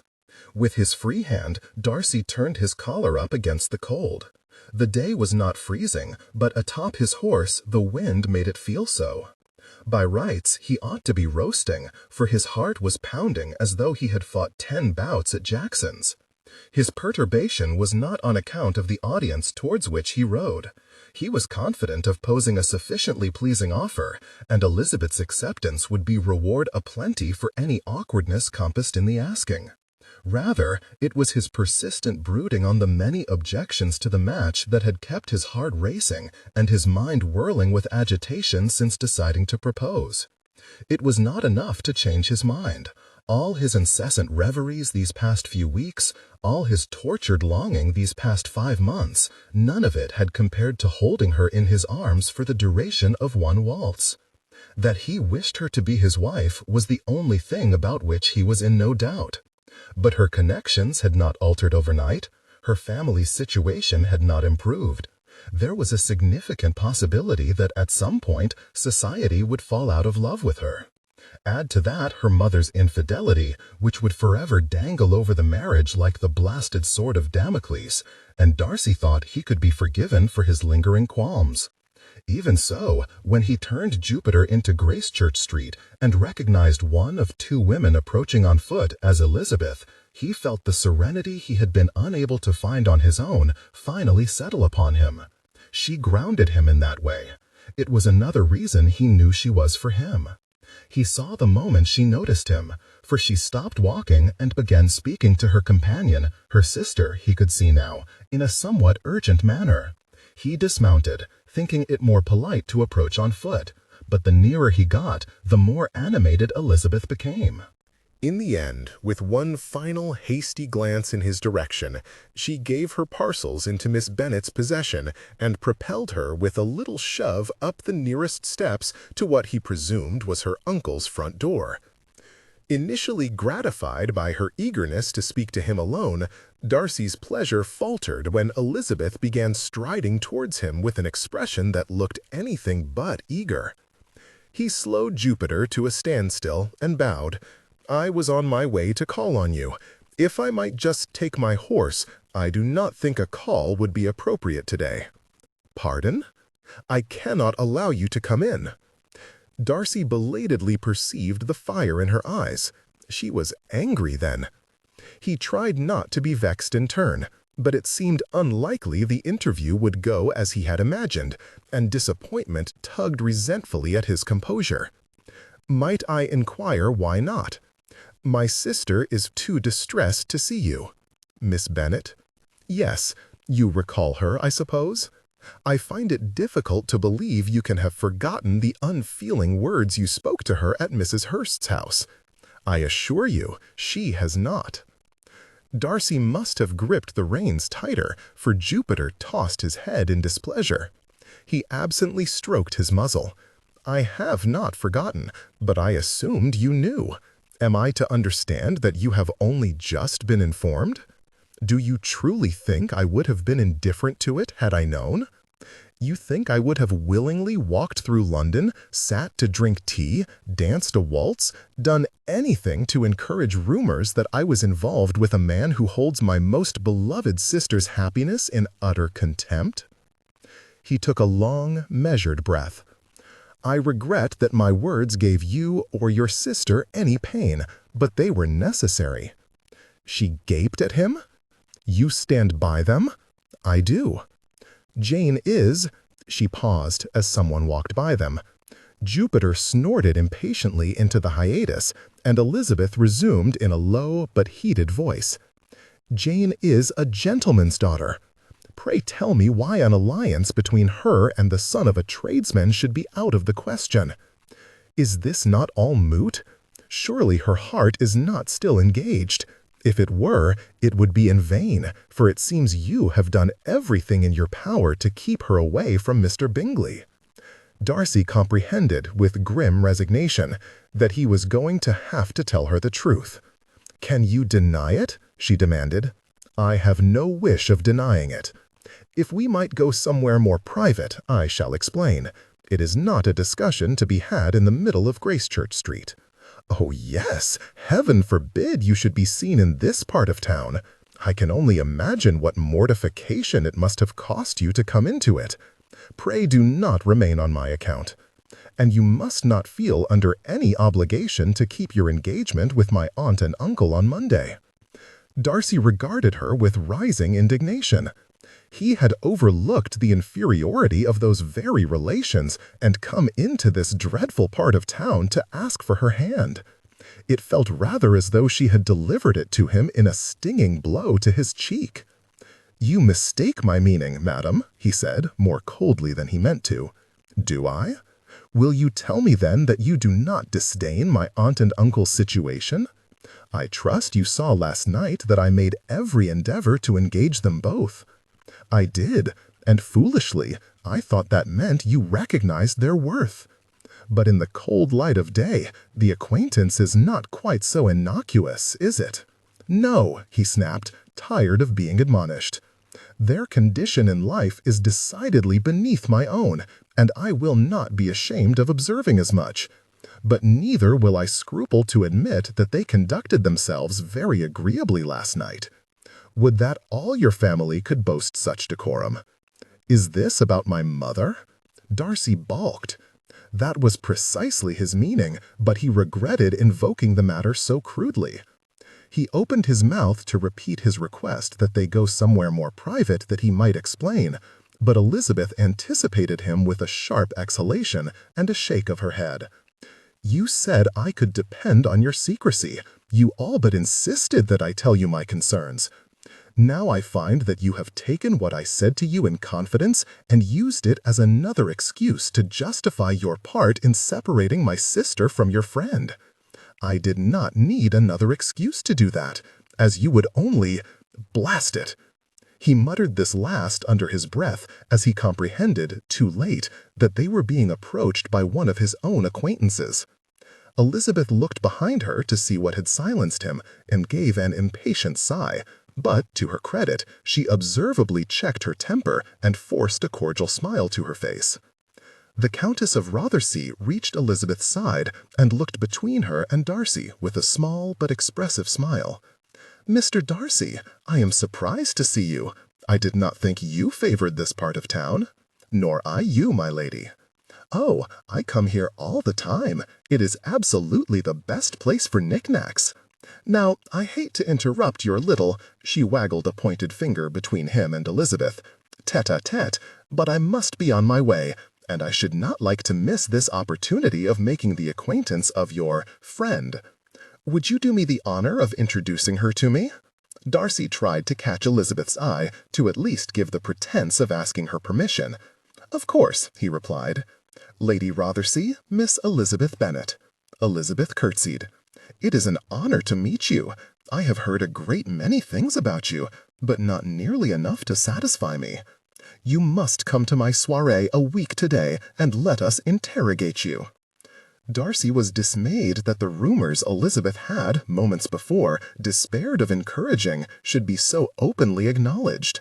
He worried she would say no to spite him, but he ought to have known better. She had never flouted propriety to his knowledge, and she was not swayed by pettiness to do so now. "Thank you. Your ladyship is very kind. If my aunt is not otherwise engaged that day and able to accompany me, I should be happy to." Lady Rothersea waved a hand. "Never mind about that. Only ladies will be in attendance. You will not need to be chaperoned. Where ought I to send a note?" Elizabeth gave her uncle's direction, pointing down the road towards the house in question and casting Darcy a pointed look in the process. Lady Rothersea did not so much as blink at the address, proving that the ton truly had lost their minds over Elizabeth. "I shall look forward to it, Miss Bennet. Now, if you will excuse me, I shall leave the two of you to finish your lover's tiff in peace." She walked away, laughing with her ladies at her own joke. Elizabeth's civility dissolved the instant the Countess's back was turned. Is there nowhere in the whole of London that a person can remain inconspicuous? "Not if one is known, no," Darcy replied, hoping churlishly that she was beginning to comprehend his world at last. It only infuriated her. "I am only known because of you. If you would only leave me alone, I could go back to being unknown." Darcy held himself still until the sting of her words passed. When it did not seem as though it was going to, he forced himself to say, "I can get you out of it, if you would like." What I would like, sir, is not to be the current on D of a society in which women with more money than sense think it is amusing to gossip people who have nothing in common into relationships to which neither of them are even remotely inclined. But we both know I must go. I will not risk my uncle's hard-earned reputation on the whims of such a woman." She began to leave, but turned back. "You must not worry. No amount of gossip could persuade me to marry a man who disdains everything and everyone I hold dear. You are quite as safe as Mr. Bingley." Darcy made no attempt to prevent her from walking away. With his heart now thundering so powerfully it had begun to hurt, and his ire burning so hot it made him want to throw his coat into the gutter, he mounted his horse and urged it homeward. 22. The awful truth. Elizabeth was convinced Mr. Darcy would not come to dinner. No man as proud as he would volunteer to dine in a part of London he openly scorned, with a woman who had abused him in the street. She therefore passed the remainder of Saturday, all of Sunday, and the chief of Monday in a determined state of righteous indignation, satisfied that she need not examine her own conduct in a quarrel that was never again to be mentioned by anybody. Yet, as the evening approached, no note of apology had arrived, and Jane began to grow nervous. Surely he cannot mean to still come. Absolutely he cannot, Elizabeth assured her, without looking up from the letter she was writing. Do not waste another moment worrying about it. But what if he does? Elizabeth dipped her pen in the ink, glancing at Jane as she did so. If you would allow me to tell Aunt Gardner what he said to you, she would cancel the dinner herself. No, Lizzie, you said yourself you are obliged to attend Lady Rothersey's soirée to avoid drawing her displeasure upon our uncle.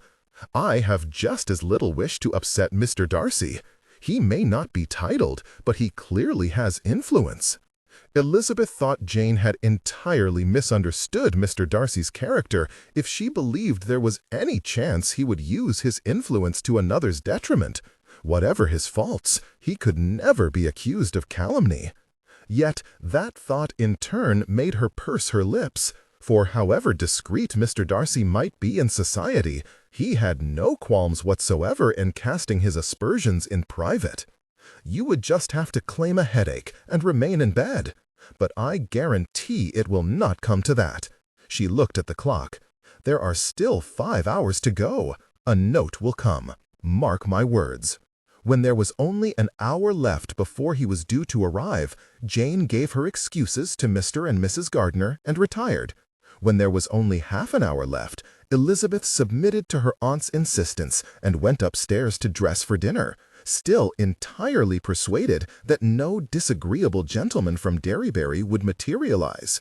Her astonishment when she happened to look out of her bedroom window and see Mr. Darcy climbing down from his carriage was therefore absolute. She twisted away from the window and pressed herself against the wall, her eyes squeezed shut against an influx of all the fury, self-reproach, and mortification that obstinacy had kept at bay since Saturday. She was as angry with him presently as she had been when Jane first told her about his hateful interference. Angrier, in fact, for since then he had exacerbated his offenses by disparaging her aunt and uncle and censoring her mother. Nevertheless, remorse had been plaguing her incessantly for these past 2 days. She had used to be much better at hating Mr. Darcy when all she knew of him was that he had spurned her looks and blasted Mr. Wickham's prospects. But it seemed increasingly probable that Mr. Wickham had lied, and it was exceedingly difficult to maintain any meaningful antipathy towards the man who had gone out of his way to restore the fortunes of those who had been ruined by him. It was difficult, too, to forget that esteem which Mr. Darcy's own friends so liberally and repeatedly bestowed upon him, or the affection of his sister toward him. Much as she would have liked to decry it as behavior reserved for his own circle, she could not deny the kindness he had shown towards herself. At Grenier's Hotel, at Covent Garden, at Gunter's tea shop, At every one of the places she had told him she regretted accepting his company, she had in fact welcomed his solicitude. His pride notwithstanding, these considerations tugged at her conscience, urging her not to be angry. Yet she was angry with him, almost as angry as she was with herself, for nothing stirred a person to resentment quite as quickly as humiliation. Elizabeth was dismayed to have, even for one moment, fooled herself into thinking that Mr. Darcy might admire her. And she had only allowed herself to think that because she had begun to admire him. She had never been more mortified in her life than standing outside her uncle's house, listening to the man for whom she had begun to feel a formidable regard, scorning everything that was precious to her. She could not imagine that Mr. Darcy's generosity had outlasted her bitter denunciations, which was just as well, for she was not ready to overlook his conceit, and could not imagine why he had decided to keep his engagement with a family he thought so far beneath him. "What is it?" Jane asked, laying her book aside and sitting up in her bed with a worried frown. Elizabeth exhaled slowly. "Dinner is going to be interesting." Darcy had almost sent his excuses. For many hours after his argument with Elizabeth, he fumed over her set-down and congratulated himself on a narrow escape. 2 sleepless nights alone with his thoughts had made him more reasonable. He could not expect her to understand his behavior toward her sister whilst she remained ignorant of her mother's transgression. Unpleasant though their quarrel had been, he had no wish to punish her or himself for matters beyond her comprehension. Thus, he had come this evening with the intention of somehow finding a moment to enlighten her, that they might recover from this bout of hostility and return to the heady delights of intimate walks and rousing dances. He was somewhat surprised to be shown through the house by a male servant. He had not expected the Gardiners to be able to afford the luxury. More impressive still was the good taste on display in the handsomely decorated room where the Gardiners and Elizabeth awaited him. But all other observations of the property were curtailed when he met the latter's gaze. There was no mistaking that Elizabeth was still angry. Well, that made 2 of them. Nevertheless, he found himself fighting to repress an admiring smile, for she looked magnificent in her pique. "Pray excuse Jane's absence, Mr. Darcy," Mrs. Gardiner said. "She is indisposed this evening." "I am sorry to hear that," he replied. "Please convey to her my best wishes for a hasty recovery." Elizabeth seemed disinclined to speak. Darcy suspected that she would maintain her reserve until he found a way to tell her the truth, and that until then it would be a difficult evening indeed. In the latter, however, he was quickly proved wrong. Mr. and Mrs. Gardiner were fine hosts, well-informed, good-natured, and with a faultless understanding of the line between ease and formality. He had dreaded the task of appearing interested in their concerns, but it was soon discovered that Mrs. Gardiner had spent some time in Lambton, near Pemberley, before her marriage, and she talked so agreeably about it, and her husband so knowledgeably about London, that, listening to them, Darcy was better entertained than he had been at many of the Tuns' dinner tables. As anticipated, Elizabeth said very little, yet the party was too small for there to be any opportunity for private discourse. As the last course came to an end, it seemed increasingly unlikely that he would be able to tell her what he needed to that evening, and he began to form a different plan. "It was a pleasure to meet your friend Sir Aubrey last week," Mr. Gardiner said. "He seems a fine gentleman. I was especially glad, for I had previously been advised to steer clear of any involvement with the Stauntons. It was intimated that he recently had some financial trouble." Darcy nodded. He was duped into a fraudulent scheme thought up by an unscrupulous third party. His good name was ruined for a time, and just as he was raised to the knighthood, which made it even more painful. Mr. Gardiner shook his head.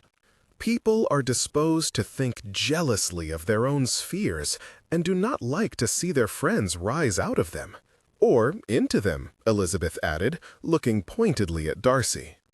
She was referring to her sister, he knew, and he reminded himself yet again that she was not aware of the truth.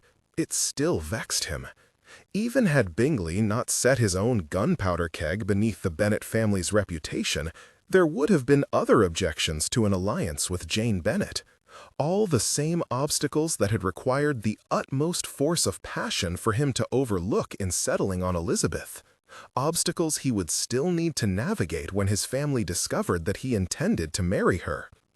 "It can certainly stir ill feeling," he replied coolly, "with the result that men like Sir Aubrey are unjustly held to a higher standard than their peers," Mr. Gardiner agreed. "Not by Mr. Darcy," Elizabeth said. "He is never blinded by prejudice. He told me so himself. He always makes sure to judge people properly at first to save himself the trouble of ever having to revise his opinion of anyone." "Lizzie," Mrs. Gardiner said sharply, looking a little ashamed, "your uncle was speaking generally." Now, beyond impatient to apprise Elizabeth of the facts, that she might acknowledge the justice of his actions, Darcy overlooked Mrs. Gardiner's remark and replied directly to her niece. "It is a philosophy that has served me well. I have not yet been proved materially wrong by anyone." He regretted his peevishness when it seemed to chase Elizabeth's defiance away, leaving behind an expression of pained disbelief. Mr. Gardiner apologized for allowing the conversation to become too political and promptly changed it, though it did little to rescue the general humor, and soon afterwards his wife announced that she and her niece would withdraw. They all stood, and when Mrs. Gardiner turned to ask her husband a question, Darcy seized his chance. Stepping closer to Elizabeth, he began in a low voice. "Madam, I pray, do not make this any harder." She interrupted in a terse whisper. "Let us endure this as best we can, then we shall never have to see each other again." "I need to talk to you," he insisted. She turned an incredulous look upon him. "Why start now? You have not troubled yourself at any other point this evening." He did not dignify that with a response. He had been happily attending to her relations for the last several hours, while she scowled in silence. "I need to speak to you about your mother. I really think you have said everything you need to say on that subject. I perfectly comprehend your sentiments." "No, you do not. You cannot. But it is imperative that you do." "What is your meaning?" "Will you visit my sister tomorrow so that I might explain?" "Lizzie, are you ready?" Mrs. Gardiner said, coming around the table. "Oh, I beg your pardon, Mr. Darcy. I did not mean to interrupt." "Not at all, madam. I was just explaining to Miss Elizabeth that my sister tasked me with inviting her to call at Berkeley Square tomorrow." Elizabeth looked miserably uncomfortable. She cast her aunt a plaintive look, but if she was hoping for rescue, Mrs. Gardiner did not provide it. "We have no other engagements, Lizzie." "But Jane is ill, and we cannot both leave her." "My sister's companion will be present," Darcy said quickly, remembering Elizabeth's attempt to escape Lady Rothersy's invitation by a similar method. "You need not be concerned about coming alone." "Well, that is settled then. I shall let Benjamin know you will need the carriage," Mr. Gardiner said, after which Elizabeth seemed to comprehend that she had no choice but to accept. She thanked Darcy with an air of helplessness and followed her aunt out of the room.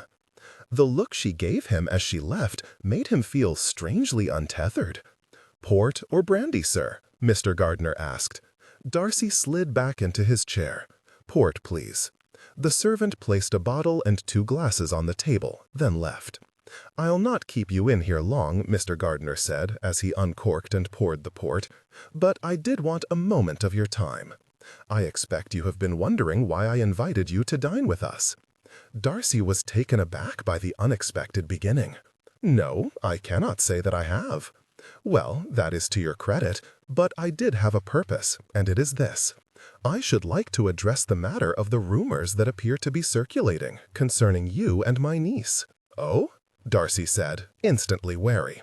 He sincerely hoped the man was not about to try and force his hand. "Yes, my wife and I wished to assure you that they have not arisen because of anything that has been said or done by any member of this family. Neither will they be encouraged by any of us. I understand that Lizzie has been invited to a soirée as a consequence of it, that rest assured she is far too sensible to be drawn in by a little foolish tittle-tattle." He sighed heavily and shook his head. "That said, Mrs. Gardner and I know how society can be, and we are conscious of the difference in our stations, even if my niece does not like to admit it.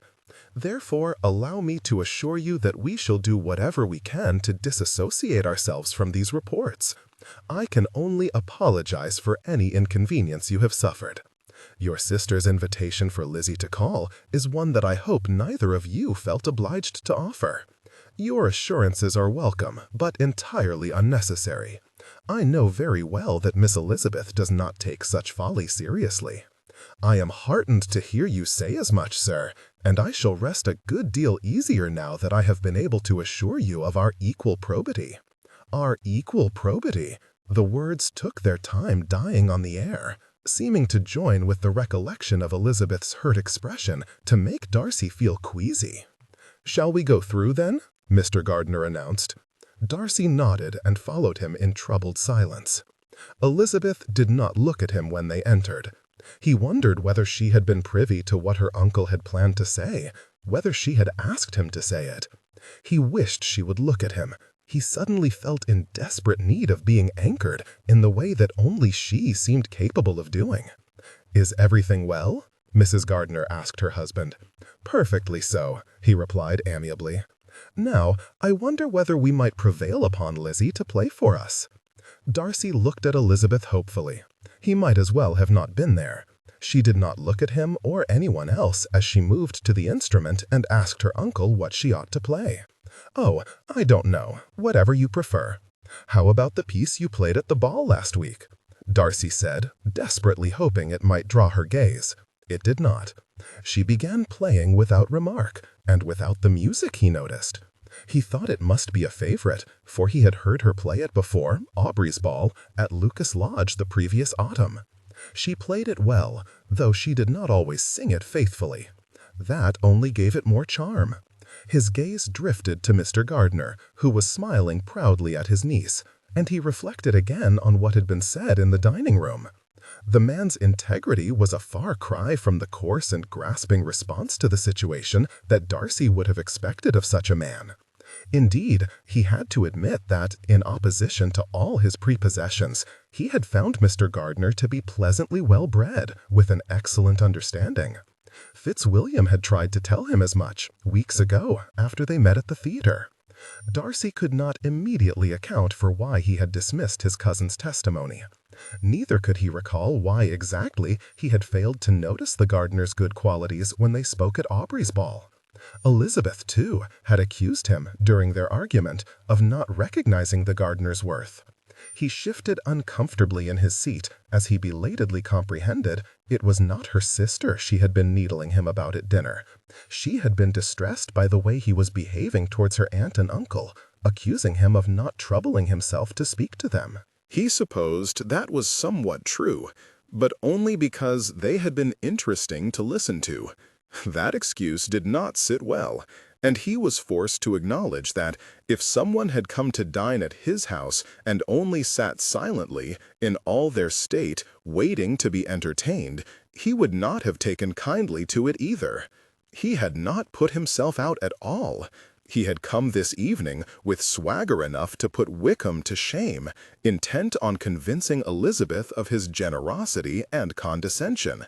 Instead, it had been the Gardners who showed him the true meaning of genteel behavior, apologizing to him for the inconvenience of rumors which, by rights, they ought to be furious about, for it was their niece's reputation in peril.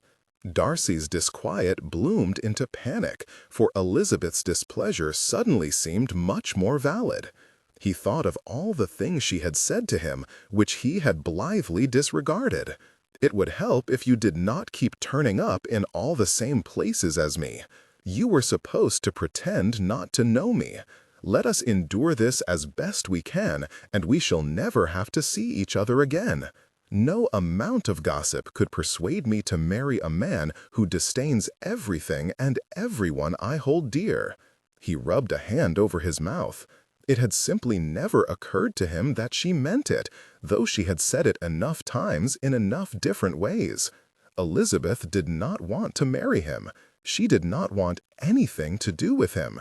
As sure as the devil, she could not want to have been coerced into calling on his sister tomorrow, the very thought of which was now abhorrent to Darcy. What had he been thinking, coming here? Would that the Thames could rise up and swallow the whole of the city and him with it. In the absence of any such reprieve, there was nothing to be done but to sit quietly and wait for Elizabeth to finish her song so he could do as she wished and leave. 23. A wretched revelation. The carriage rattled along at quite a pace towards Berkeley Square. Elizabeth would not have objected to a few delays, for she was still woefully unprepared for whatever awaited her there. She had no idea what Mr. Darcy wished to say to her, no idea how he felt about her, and even less of an idea how she felt about him. She had been sorely disappointed with his behavior at dinner, which had convinced her that his disdain was as implacable as his resentment. It was Jane who, after hearing Elizabeth's faithful retelling of the whole evening, had questioned the likelihood that Mr. Darcy had come only to look down his nose at them. "And he did come, Lizzie," she had said, "into the place where you said he would never stir. In fact, he came here twice, for though he never made it into the house, he did intend to call here on Saturday as well. Trust you to take the part of someone who has treated you so abominably," Elizabeth had declared unhappily. "How am I to hate a man my dearest sister is intent on championing? I never wanted you to hate him. I only wanted to avoid the obligation of having a conversation with him." Elizabeth had scoffed. "You would not have had to do that even if you had dined with us, for he barely spoke all evening. That is very much in keeping with how he was in Hertfordshire. Remember what Miss Bingley said to me, that he never speaks much among his intimate acquaintance." Elizabeth had thrown a pillow at her sister at that point, marking the end of their discussion about Mr. Darcy, but that had not stopped her lying awake most of the night thinking about him. She had begun to regret having been so restrained. Had she said more, so might he have done. He had not been openly insulting to her aunt and uncle, after all, and they had expressed no displeasure in the visit. Now here she was, arriving at his enormous house, under the pretense of visiting his sister, with the specter of whatever he would say about her mother hanging over her head. And she could very easily have instructed Benjamin to turn them around and take her home again directly. She tried to pinch some color into her cheeks before stepping down from the carriage. Jane had assured her repeatedly that she looked well, but after so little sleep, Elizabeth was sure she must look a fright. A serious but not unfriendly-looking servant answered the door and escorted her to a beautiful room, flooded with light. Well-tended gardens could be seen from the large windows, and the furnishings looked fresh out of Ackerman's repository. She knew not whether she was more disappointed or relieved that Mr. Darcy was not there, only Miss Darcy and her companion. "Miss Bennet, I am so glad you could come," Miss Darcy said. "Thank you for inviting me." Elizabeth had crossed the room to where the ladies were sitting, and now stood, somewhat awkwardly, awaiting an introduction to the older of the two before she seated herself. After a pause and several significant looks from her companion, Miss Darcy remembered the introduction that was owing, which she made with flaming cheeks and a voice made timorous by embarrassment. "Miss Bennet, this is Mrs. Annesley." "A pleasure to meet you, madam." Elizabeth curtsied to them both and sat down. This early misstep appeared to steal what little courage Miss Darcy had begun the interview with, and she reverted to the shyness she had betrayed in Hyde Park. Mrs. Annesley broke the silence with genteel observation, and thereafter she and Elizabeth carried on a steady discourse, which Miss Darcy gradually summoned the nerve to join in. The door was opened 3 times during the visit, each time sending Elizabeth's heart vaulting into her throat with the anticipation of seeing Mr. Darcy enter. Each time, she felt the same clash of relief and disappointment, as first tea, then a variety of cake and fruits, then even a change of footman was paraded in, but Mr. Darcy did not appear. She began to question her recollection of his plea the night before, wondering whether in fact he had not wished to speak to her and did not mean to obtrude on her visit with his sister. Either way, she could not politely wait around to find out. She had been there for over half an hour. To stay any longer would be ill-mannered. Reluctantly, she announced her intention to go, and when Miss Darcy made no attempt to delay her departure, only thanking her for coming and asking the footman to show her out, Elizabeth supposed she had her answer. She had gone only a dozen or so steps away from that room when she heard Mr. Darcy say her name behind her. She whipped around and sucked in her breath at the sight of him. He looked dreadful. Not that he was attired with any less than his usual impeccable attention to detail, but he had none of his usual poise. His shoulders seemed to sag, and his eyes were hollow. She evidently need not have worried about her own want of sleep, for it looked as though Mr. Darcy had not had any. None of this detracted from her overriding feeling of being profoundly pleased to see him, which answered another of her questions. "Mr. Darcy, might I have a few minutes of your time before you leave?"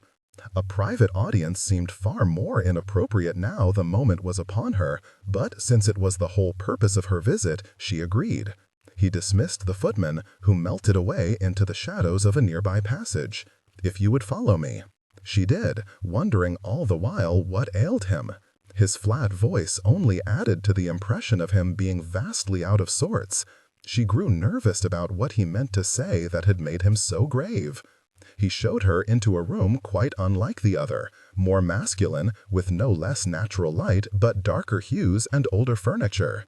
It was lined on every wall with shelves of books and ornaments, and the chairs by the hearth looked for all the world as though there were invisible guests already sitting in them, the cushions molded around their forms. She had the sense of it being a very private space, and could not shake the feeling of being an unwelcome intruder. "Please, have a seat," Mr. Darcy said. "Would you like some tea?" She lowered herself into the nearest chair, now excessively aware of the impropriety of her being there. "No, thank you." He nodded in an absent way that made her think he had not listened to her answer. His agitation was excessively unnerving. "I ought not to stay too long." He made a sound that she might have taken for laughter had it not been imbued with so much contempt.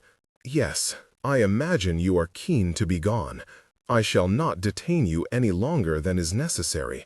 In contradiction to this promise, he then walked to the window and stood in silence, looking out over his garden. Elizabeth was about to say something encouraging when he turned his head slightly, not looking at her but speaking over his shoulder in her general direction with startling bitterness. "I apologize for imposing on you in this manner, but you will thank me for the privacy. It is a delicate matter. Well, if I was not before, I am now wholly at ease. Pray do not hasten your explanation on my account." Mr. Darcy made no reply. Elizabeth gave up watching him and settled back into her chair with her arms crossed. After another minute or so of silence, he sighed heavily and began speaking from where he stood, his back still to her. "You are angry that I told your sister an alliance with Bingley was impossible, but I had good reason. He is involved with another woman." "Oh!" Elizabeth was instantly sorry for Jane, but no less confounded by Mr. Darcy's behavior. She sat forwards, frowning at his back. "Why did you not simply tell us that? It would only have been half the story. The rest of it, I am sorry to say, will be significantly more painful to hear." He looked at her briefly, seeming pained himself, then returned quickly to looking out of the window. "After our dance at Netherfield, I left the ball and went to the library, only to find it already occupied. Bingley was there." "With your mother?" "My mother?" Mr. Darcy nodded once, and something about the brusqueness of it made Elizabeth's pulse hasten. Whatever he was implying, he obviously thought it too grievous to look at her while he said it. To her mind, there was only one possible conclusion to be drawn, except that one thing was entirely impossible.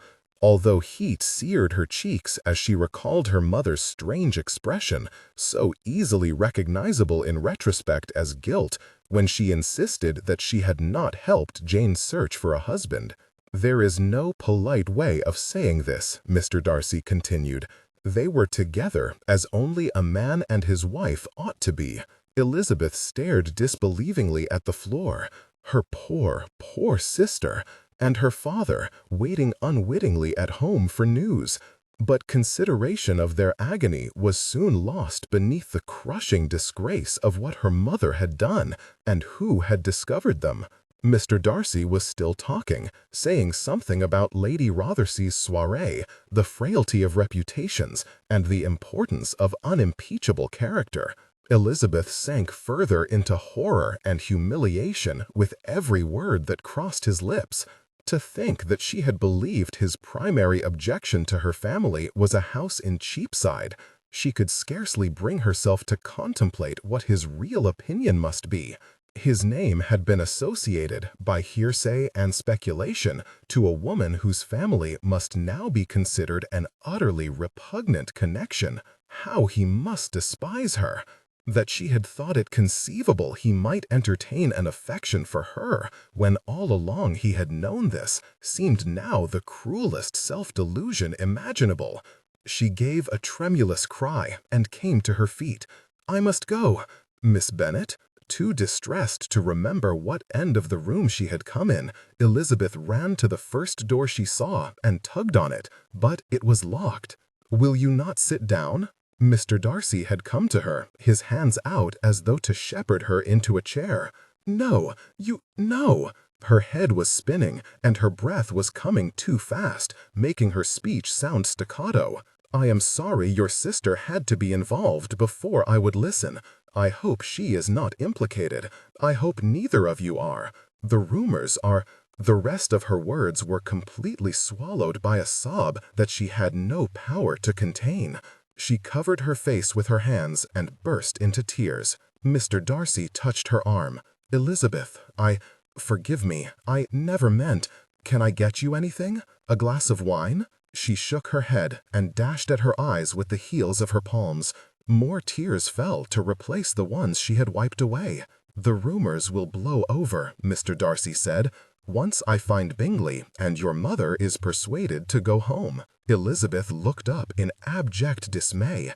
"Is that why we have kept meeting? Because you were looking for my mother? You were looking for your mother. I was looking for Bingley. And they were together? So it would seem." A sound escaped her, something between despair and hysteria. She felt sick. Her mother had not merely betrayed them once, she was still doing it. "Will you please sit down? Truly, you look very ill." She shook her head and pulled away from him, repeating, "I must go," as she hastened to the correct door, tugged it open, and ran out of his house. Benjamin stood up in his seat, his weather-worn countenance crinkling with alarm when she burst through the front door. "Everything well, miss?" "Yes, thank you. Please take me to Henrietta Street directly." She climbed into the carriage, pulled the door shut behind her, and waited, fists clenched and breath held, for the horses to jerk into motion. Then she buried her face in her hands to muffle an anguished scream. "How could you do this, Mamma? How could you?" Mrs. Bennet was frivolous and silly, but Elizabeth had never considered that she might be disloyal. Yet she was also uncommonly handsome, an incorrigible flirt, and, apparently, lonely. Oh, what a pernicious combination! To trample the happiness of one's own daughter was unconscionable. Jane had been so obviously enamored with Mr. Bingley last November. Her mother had known it, had been trumpeting the match to anyone who would listen. As for Mr. Bennet, he might not love his wife, but that could not eliminate the injury of adultery. She tore herself to shreds trying to fathom the knot of motives, lies, and complications attached to such a ruinous discovery, so that, when she arrived at Mrs. Randall's establishment, her distress had been completely overtaken by fury. She pounded on the door with no regard to propriety, her anger only abating with horrible abruptness when a complete stranger opened it. "Who are you?" she asked in alarm. The woman, whose apron marked her as a servant, crossed her arms. "More to the point, who are you, banging on my master's door like that? I am Mrs. Bennet's daughter. Is she in? I need to talk to her. No one here by that name." Elizabeth's heart began to thump unpleasantly hard. "Mrs. Randall, then?" A look of comprehension passed over the woman's countenance. "If you mean Mr. Bradshaw's previous tenant, they ain't seeing eye to eye these days." She upped and found herself a new protector and new lodgings to boot. Elizabeth took a large breath, which did not even begin to alleviate her panic. Where? How should I know? Who, then? Who is her new protector? Said I don't know. The woman pulled away and slammed the door shut. Elizabeth staggered backwards, her vision swimming. Benjamin called out to her with obvious concern, and she knew she needed to pretend that all was well, for he could not know. Nobody could know. She could tell no one in her family for fear of shattering their happiness. She could tell no one outside of her family for fear of ruin. She must keep this entirely to herself, yet she had not the least idea what to do with the appalling information. Shame and anger and panic were crowding her mind, making her feel faint enough that she could not even raise a hand to wave at the coachman. Treasured memory with a close friend. She thought at first that the thundering sound was in her head until it stopped and a horse whinnied, and she recognized it as the pounding of hooves. Blackness encroached from the corners of her vision, and she felt herself sway. Then strong hands took hold of her, keeping her upright, bracing her with a solid yet unfathomably gentle grasp. Deep, resonant murmurs filtered through the fog in her head, growing clearer as her malaise receded, until Mr. Darcy's voice emerged, repeating words of comfort. Elizabeth was too entrenched in misery to summon the mortification she ought to feel to be confronted with the only person in the world who did know of her mother's disgrace. She was not sunk so deep that the futility of whatever it was she felt for him did not pierce her as sharply as a knife. She savored the bittersweet comfort of his grip on her arms as she looked up into his inscrutable countenance. "I do not know where she is. She has gone. Never mind that now. Let us get you into your carriage." Elizabeth submitted to being guided thither, but she had seen his alarm before he hid it, no matter what he said, and his voice had reverted to the strange, dispassionate tone she had noticed at his house. It was clear he resented the obligation of dealing with her, which only made it harder to bear when he climbed in behind her and draped something warm around her shoulders. "This is my pelisse," she said stupidly. "Yes, you left it behind when you ran out. Oh, thank you. How did you know I would be here? My butler heard you give the direction to your coachman. I guessed you had come to speak to your mother. It seemed the most logical idea." He had followed, hoping to speak to Mrs. Bennet as well then. Elizabeth accepted this new mortification with a resigned nod, and told him what the servant woman had said about Mrs. Randall. "My whole family might be ruined if I cannot find my mother and make her stop. Bingley's too." He did not add, "and my own," though she knew he must be thinking it, for the reports linking their names were an albatross about both their necks. She hung her head in shame. "I shall wish you good day now," he said, opening the door. "You ought to be at home. You have had a shock. I shall continue to do what I can to find Bingley and get word to you if I discover anything of your mother's whereabouts." "Oh, yes, I suppose, yes," she mumbled, despairing to comprehend that his resolve to protect his friends and family from hers meant they must collude. How he must loathe the very sight of her. "Thank you for concealing this for us," she said quietly, as he climbed down and turned back to fold the step away. She thought he would not respond, and indeed he did not speak, but he paused to nod before closing the door. He heard him tell Benjamin, in his most masterful voice, that she had been taken ill and must be delivered back to Gracechurch Street with all due haste. She closed her eyes, humbled by Mr. Darcy's discretion and consideration in the face of this insurmountable indignity. How she regretted telling him she would never marry him, and how he must be rejoicing that she had promised she never would. 24. Remedy and Remorse. You are not dead then. Darcy ceased staring into the fire for long enough to acknowledge Fitzwilliam's arrival with a brief glance. Then he returned his gaze to the flames. His cousin came farther into the room and made a show of arranging himself in the armchair opposite his own. When you did not come to dinner, we began to wonder whether you had been murdered in your bed. The most obvious conclusion. I have never known you to simply fail to turn up without explanation. I apologize. It slipped my mind. I shall try not to take it personally, but Cunningham was crushed.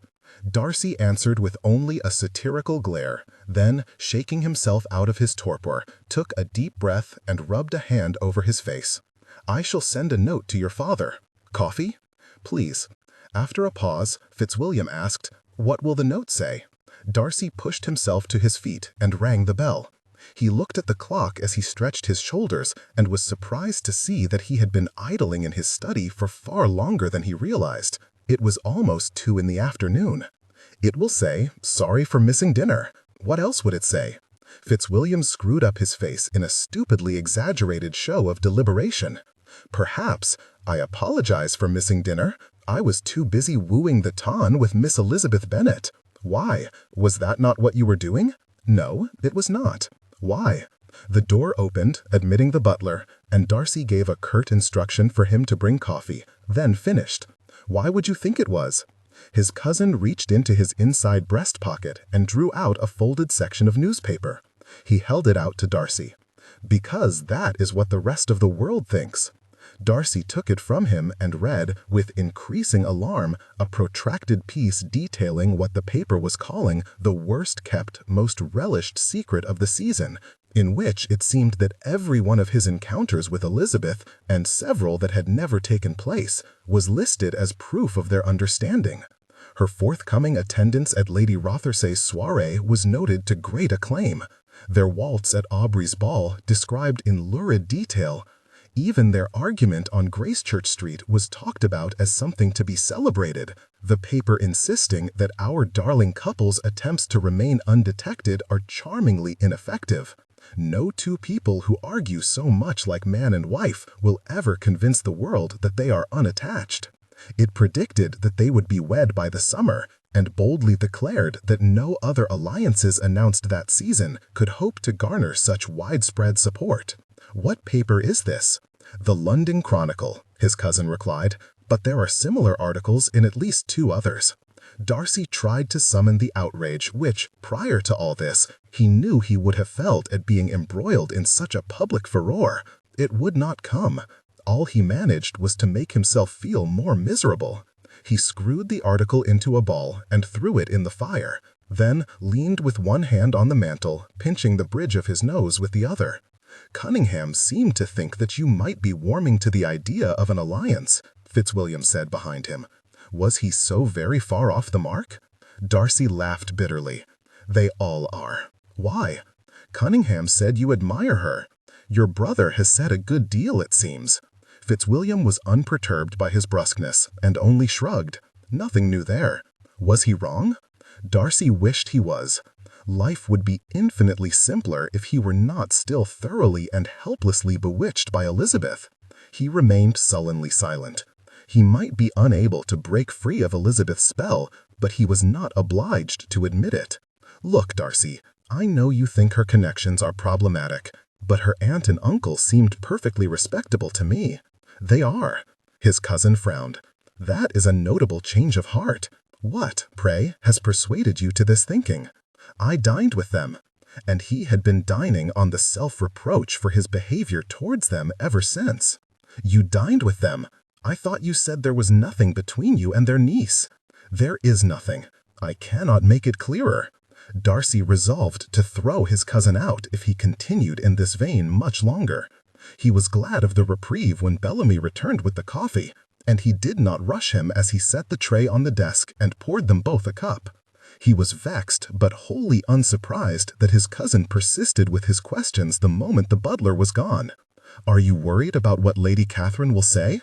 Darcy heaved a sigh and sank into his chair, leaving his coffee untouched. "I was. Well, I say do not be. Miss Bennet is already a favorite with everyone whose opinion our aunt could possibly assert matters.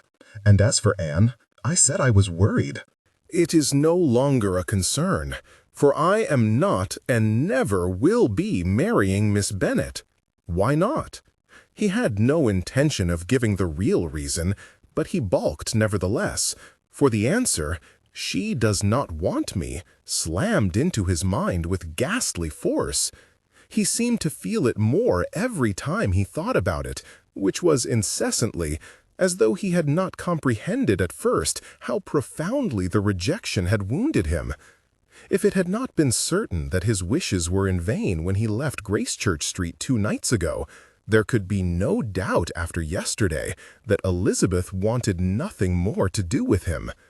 Her abject dismay when he told her they must continue to associate with each other if they hoped to locate Bingley and her mother had said it all. He kept these wretched reflections to himself, deflecting his cousin with a different admission. As succinctly as possible, he explained why not all of Elizabeth's relations were as respectable as the Gardiners. Fitzwilliam turned his nose up. Her mother? But his repugnance quickly dissolved. Cunningham mentioned that she was reputed to be a great beauty for her years. And we all know Bingley to have the restraint of a fox in a henhouse. He shook his head. A sorry business, and no mistake. Do not tell Cunningham. It would be all across London before sunset. Fitzwilliam gestured his agreement. Does Miss Bennet know? I informed her yesterday.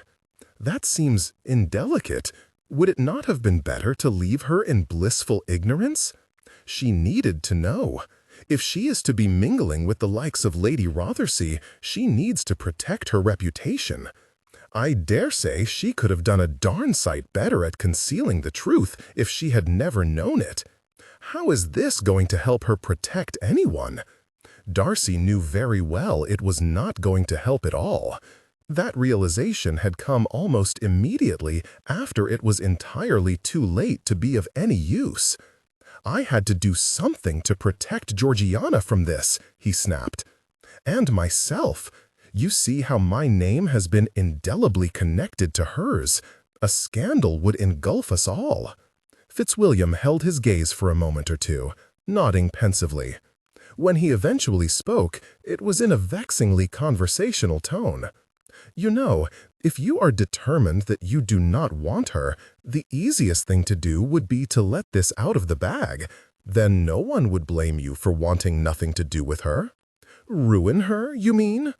Obviously, I am not going to do that. Obviously, Fitzwilliam replied, because you admire her too well. With a snarl, Darcy pushed himself to his feet, deciding that coffee was not strong enough and brandy was required. Fitzwilliam followed him to the sideboard. Let us say, for the sake of argument, that I believe you. You do not admire her, and that is not why you are protecting her. But neither can you profess to be protecting Georgiana's reputation. The flirtations of a middle-aged country matron are hardly going to sink the granddaughter of an earl with a fortune of £30,000. And, I might add, he jabbed Darcy's shoulder, a brother who is presently the darling of the ton. So I ask you again, what possessed you to tell her? Darcy banged the decanter down on the sideboard and whipped around to face him. Because she accused me of detaching Bingley from her sister without regard for the sentiments of either, of ruining her sister's happiness, of abusing her confidence to justify it, of, as far as I can tell, being devoid of every proper feeling. Was I to allow her to continue to hold me in such low estimation? I, who have done so much to keep this affair secret for her sake?" Fitzwilliam rocked back on his heels. He looked confused and a little shocked. "I see. You did it to teach her a lesson?" "Of course not. Darcy stilled, a horrible sense of shame settling over him. Pained by the discovery of her indifference and determined to acquit himself of wrongdoing, ensuring that Elizabeth knew it was her family at fault was precisely why he had told her. Of all the paltry, mean-spirited motives— He closed his eyes. Damn. How did she take it? He shook his head. Badly. I never saw anyone so shocked. Fitzwilliam gave him a look that said, "I am not sure what else you expected," and turned to the sideboard to pour his own drink. Darcy wandered dazedly back to his chair, asking himself the same thing. It was difficult to credit now, but he had given no consideration to how Elizabeth might receive the crushing intelligence beyond being justly chastened and eager to beg his forgiveness. He had stood at the window, too preoccupied with his own affront and revulsion to sit with her and deliver the news gently. Not until she announced her intention to go had he troubled himself to look at her, and then he had been surprised to observe her distress. Surprised? He had brought an innocent young lady, one whom he had, but 24 hours earlier, been ready to vow to cherish and protect, into an entirely inappropriate situation, without friend or protector, and informed her of a grossly improper incident and her family's imminent ruin, and expected her prevailing sentiment to be regret for having inconvenienced him? Apparently, he was devoid of all proper feeling. Except, he did not think he would ever stop feeling the remorse that had skewered him when she began to cry. Fitzwilliam returned to his seat. "I am sorry. I did not mean to add to your troubles. I was trying to provoke you into an affection, but clearly this is more complicated than I realized. What will you do? Help, if I can." "Help Miss Bennet?" "I meant, what will you do about the rumors?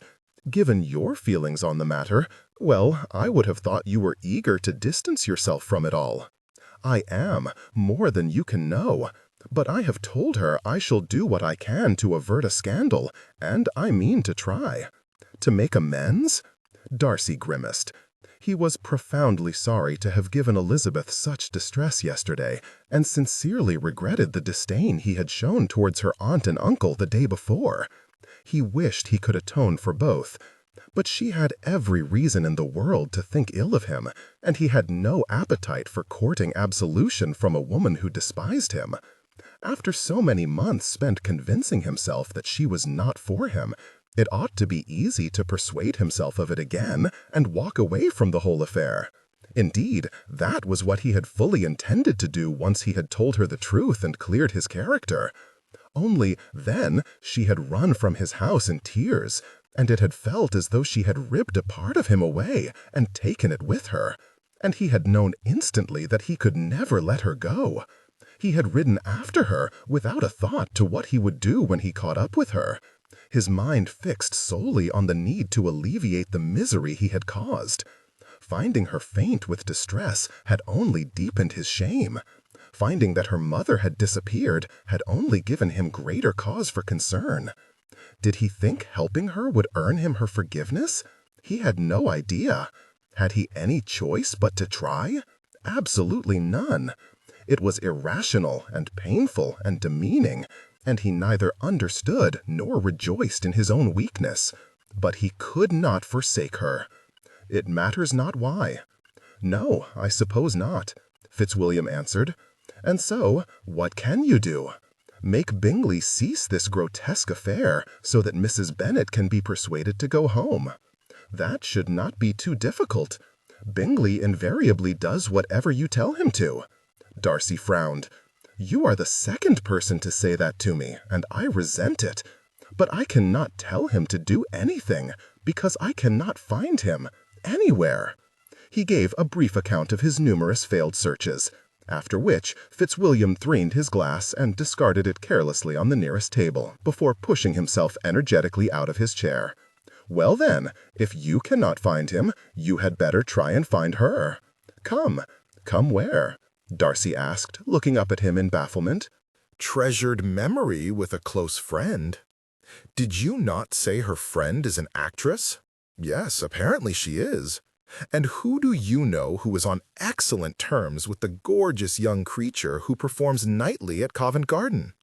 A glimmer of hope brought Darcy to his feet. You! Me! Fitzwilliam agreed, grinning. Rebecca will know something, and if she does not, it is still a fine excuse for a visit. They found Miss Rebecca Hislop sprawled with two of her friends on a decaying chaise longue in a large hall full of stage scenery, wearing barely what Darcy could only assume was her costume for that evening and practicing her lines. Once her friends had been sent scurrying away, Fitzwilliam scooped her up into his arms, spun around, and sat back on the chaise with her now in his lap, much to her giggling delight. Darcy rolled his eyes and walked away to another part of the hall, where he did not have to see or listen to his cousin's lovemaking. Several other women in similar costumes ran past, chattering loudly, and disappeared along a passage. He peered after them, wondering whether, if Mrs. Randall was presently at the theater, she might be wherever the women were going. The decision to follow them was one he very quickly came to regret. Mrs. Randall was not in the room in which he found himself, but at least a dozen actresses were, all in various stages of undress. Every one of them stopped what they were doing upon noticing him, and stared. "Forgive me for the intrusion," he said, turning to go. "You're him!" someone exclaimed before he had crossed the threshold. "Here, Ethel, he's that fella what's got all the knobs in a lather about his secret engagement." Apparently not even the bowels of the Theatre Royal were a safe haven from gossip. "Excuse me," he repeated and stalked away. "Everyone is talking about you, Mr. Darcy," someone called after him. "The way you whisked her off into the Old West Passage that night you were here last month was scandalous." Someone else shouted, "Don't look so worried. We all thought it was wonderful." Darcy strode directly through the larger hall without stopping, calling to Fitzwilliam that he was leaving and emerging onto Bow Street to suck in several furious breaths. Would this madness never cease? Fitzwilliam announced his arrival by slapping him on the shoulder. "What sparked your powder?" "Never mind. Did you find anything out?" "Of course." He started walking and, once Darcy had fallen in beside him, said, "Mrs. Randall has left the theater." "Left? She only just returned." "Evidently her new sponsor has other designs for her." "Such as?" "Dashed if I know, but did you not just hear me say that she has a new sponsor?" "I thought you might be a bit interested in my discovery." "It was not your discovery. I told you that. It is his name I need, or better, his direction." Fitzwilliam grimaced. "Got neither of those two, I'm afraid." "But Rebecca did say she thought the chap was a friend of the Earl of Fulham's." "Perhaps, if you had a chat with him, you might find out more." "Fulham? Never met the man. He spends all his time with Percival's men." "Well, loosen your principles a little and get to know him then. Get yourself invited to a dinner or something." "How in blazes am I to do that?" "Upon my life, Darcy, with your present distinction, you could probably get yourself an invitation to dine with the Queen if you chose to." If Darcy had wished to argue this point, he lost his chance when they turned the corner and walked directly into a gaggle of people who instantly began muttering and gesturing for each other to pay heed to his presence and, absurdly, since he knew not a face among them, curtsying and tipping their hats to him as he passed. Fitzwilliam chuckled. Darcy sighed heavily. "I suppose I could ask Lord Stewart. He knows everyone." "That's the spirit," his cousin replied cheerily. "If you can't beat them, join them, eh?" Darcy did not share his good cheer. The absurdity of exploiting the notoriety he so despised to inveigle himself into the dining parlor of a man who was as good as a stranger on the off chance that he was acquainted with a man who might be Mrs. Randall's new protector, in the hope that she might lead him to Mrs. Bennet, whom he would much rather never set eyes on again, did not rouse in him any happy feelings. There was only one woman alive for whom he would expose himself to such utter folly, and he was not even sure she would thank him for it. 25. Merry mortifications. Elizabeth's family all turned to look when she entered the parlor. She felt herself color under their inspection, but it was evidently not enough to assuage her sister's concern. "Oh, Lizzie, you still look terribly pale. Are you sure you are well enough to go?" "I dare say, if I am pale, it will only make me look more fashionable." In fact, she did not feel equal to the task before her. She had not formed a particularly high opinion of Lady Rothesay during their brief introduction. Knowing that she was to be the entertainment for the evening, and that the foundation of everyone's interest was her supposed alliance with a man who, in truth, wanted nothing to do with her, was enough to make her feel truly unwell. The contrivance of having taken ill whilst visiting Miss Darcy had proved vastly convenient, for 2 days of enforced bed rest had given her time to digest Mr. Darcy's awful revelation in private. Thoughts of her mother's wickedness had plagued her throughout. She was incensed and dismayed on behalf of all her family, and eaten up with worry about what it could do to their reputations if it were ever exposed. Attending the soirée of a self-confessed gossip with friends and connections throughout the nobility did not seem the safest way of avoiding discovery. She took Jane's hand. "I do wish you could come with me." Jane gave it a comforting squeeze, but it was Mr. Gardiner who answered. "A little Dutch courage is what you need. What will it be? Sherry?" Elizabeth would usually decline, but not this day. She nodded and gulped down her uncle's offering with inadvisable haste and savored the warmth that lingered in her belly as she settled into the carriage and set off towards the Countess's home. She knew not what to expect of the evening. The term soirée was such a vague one.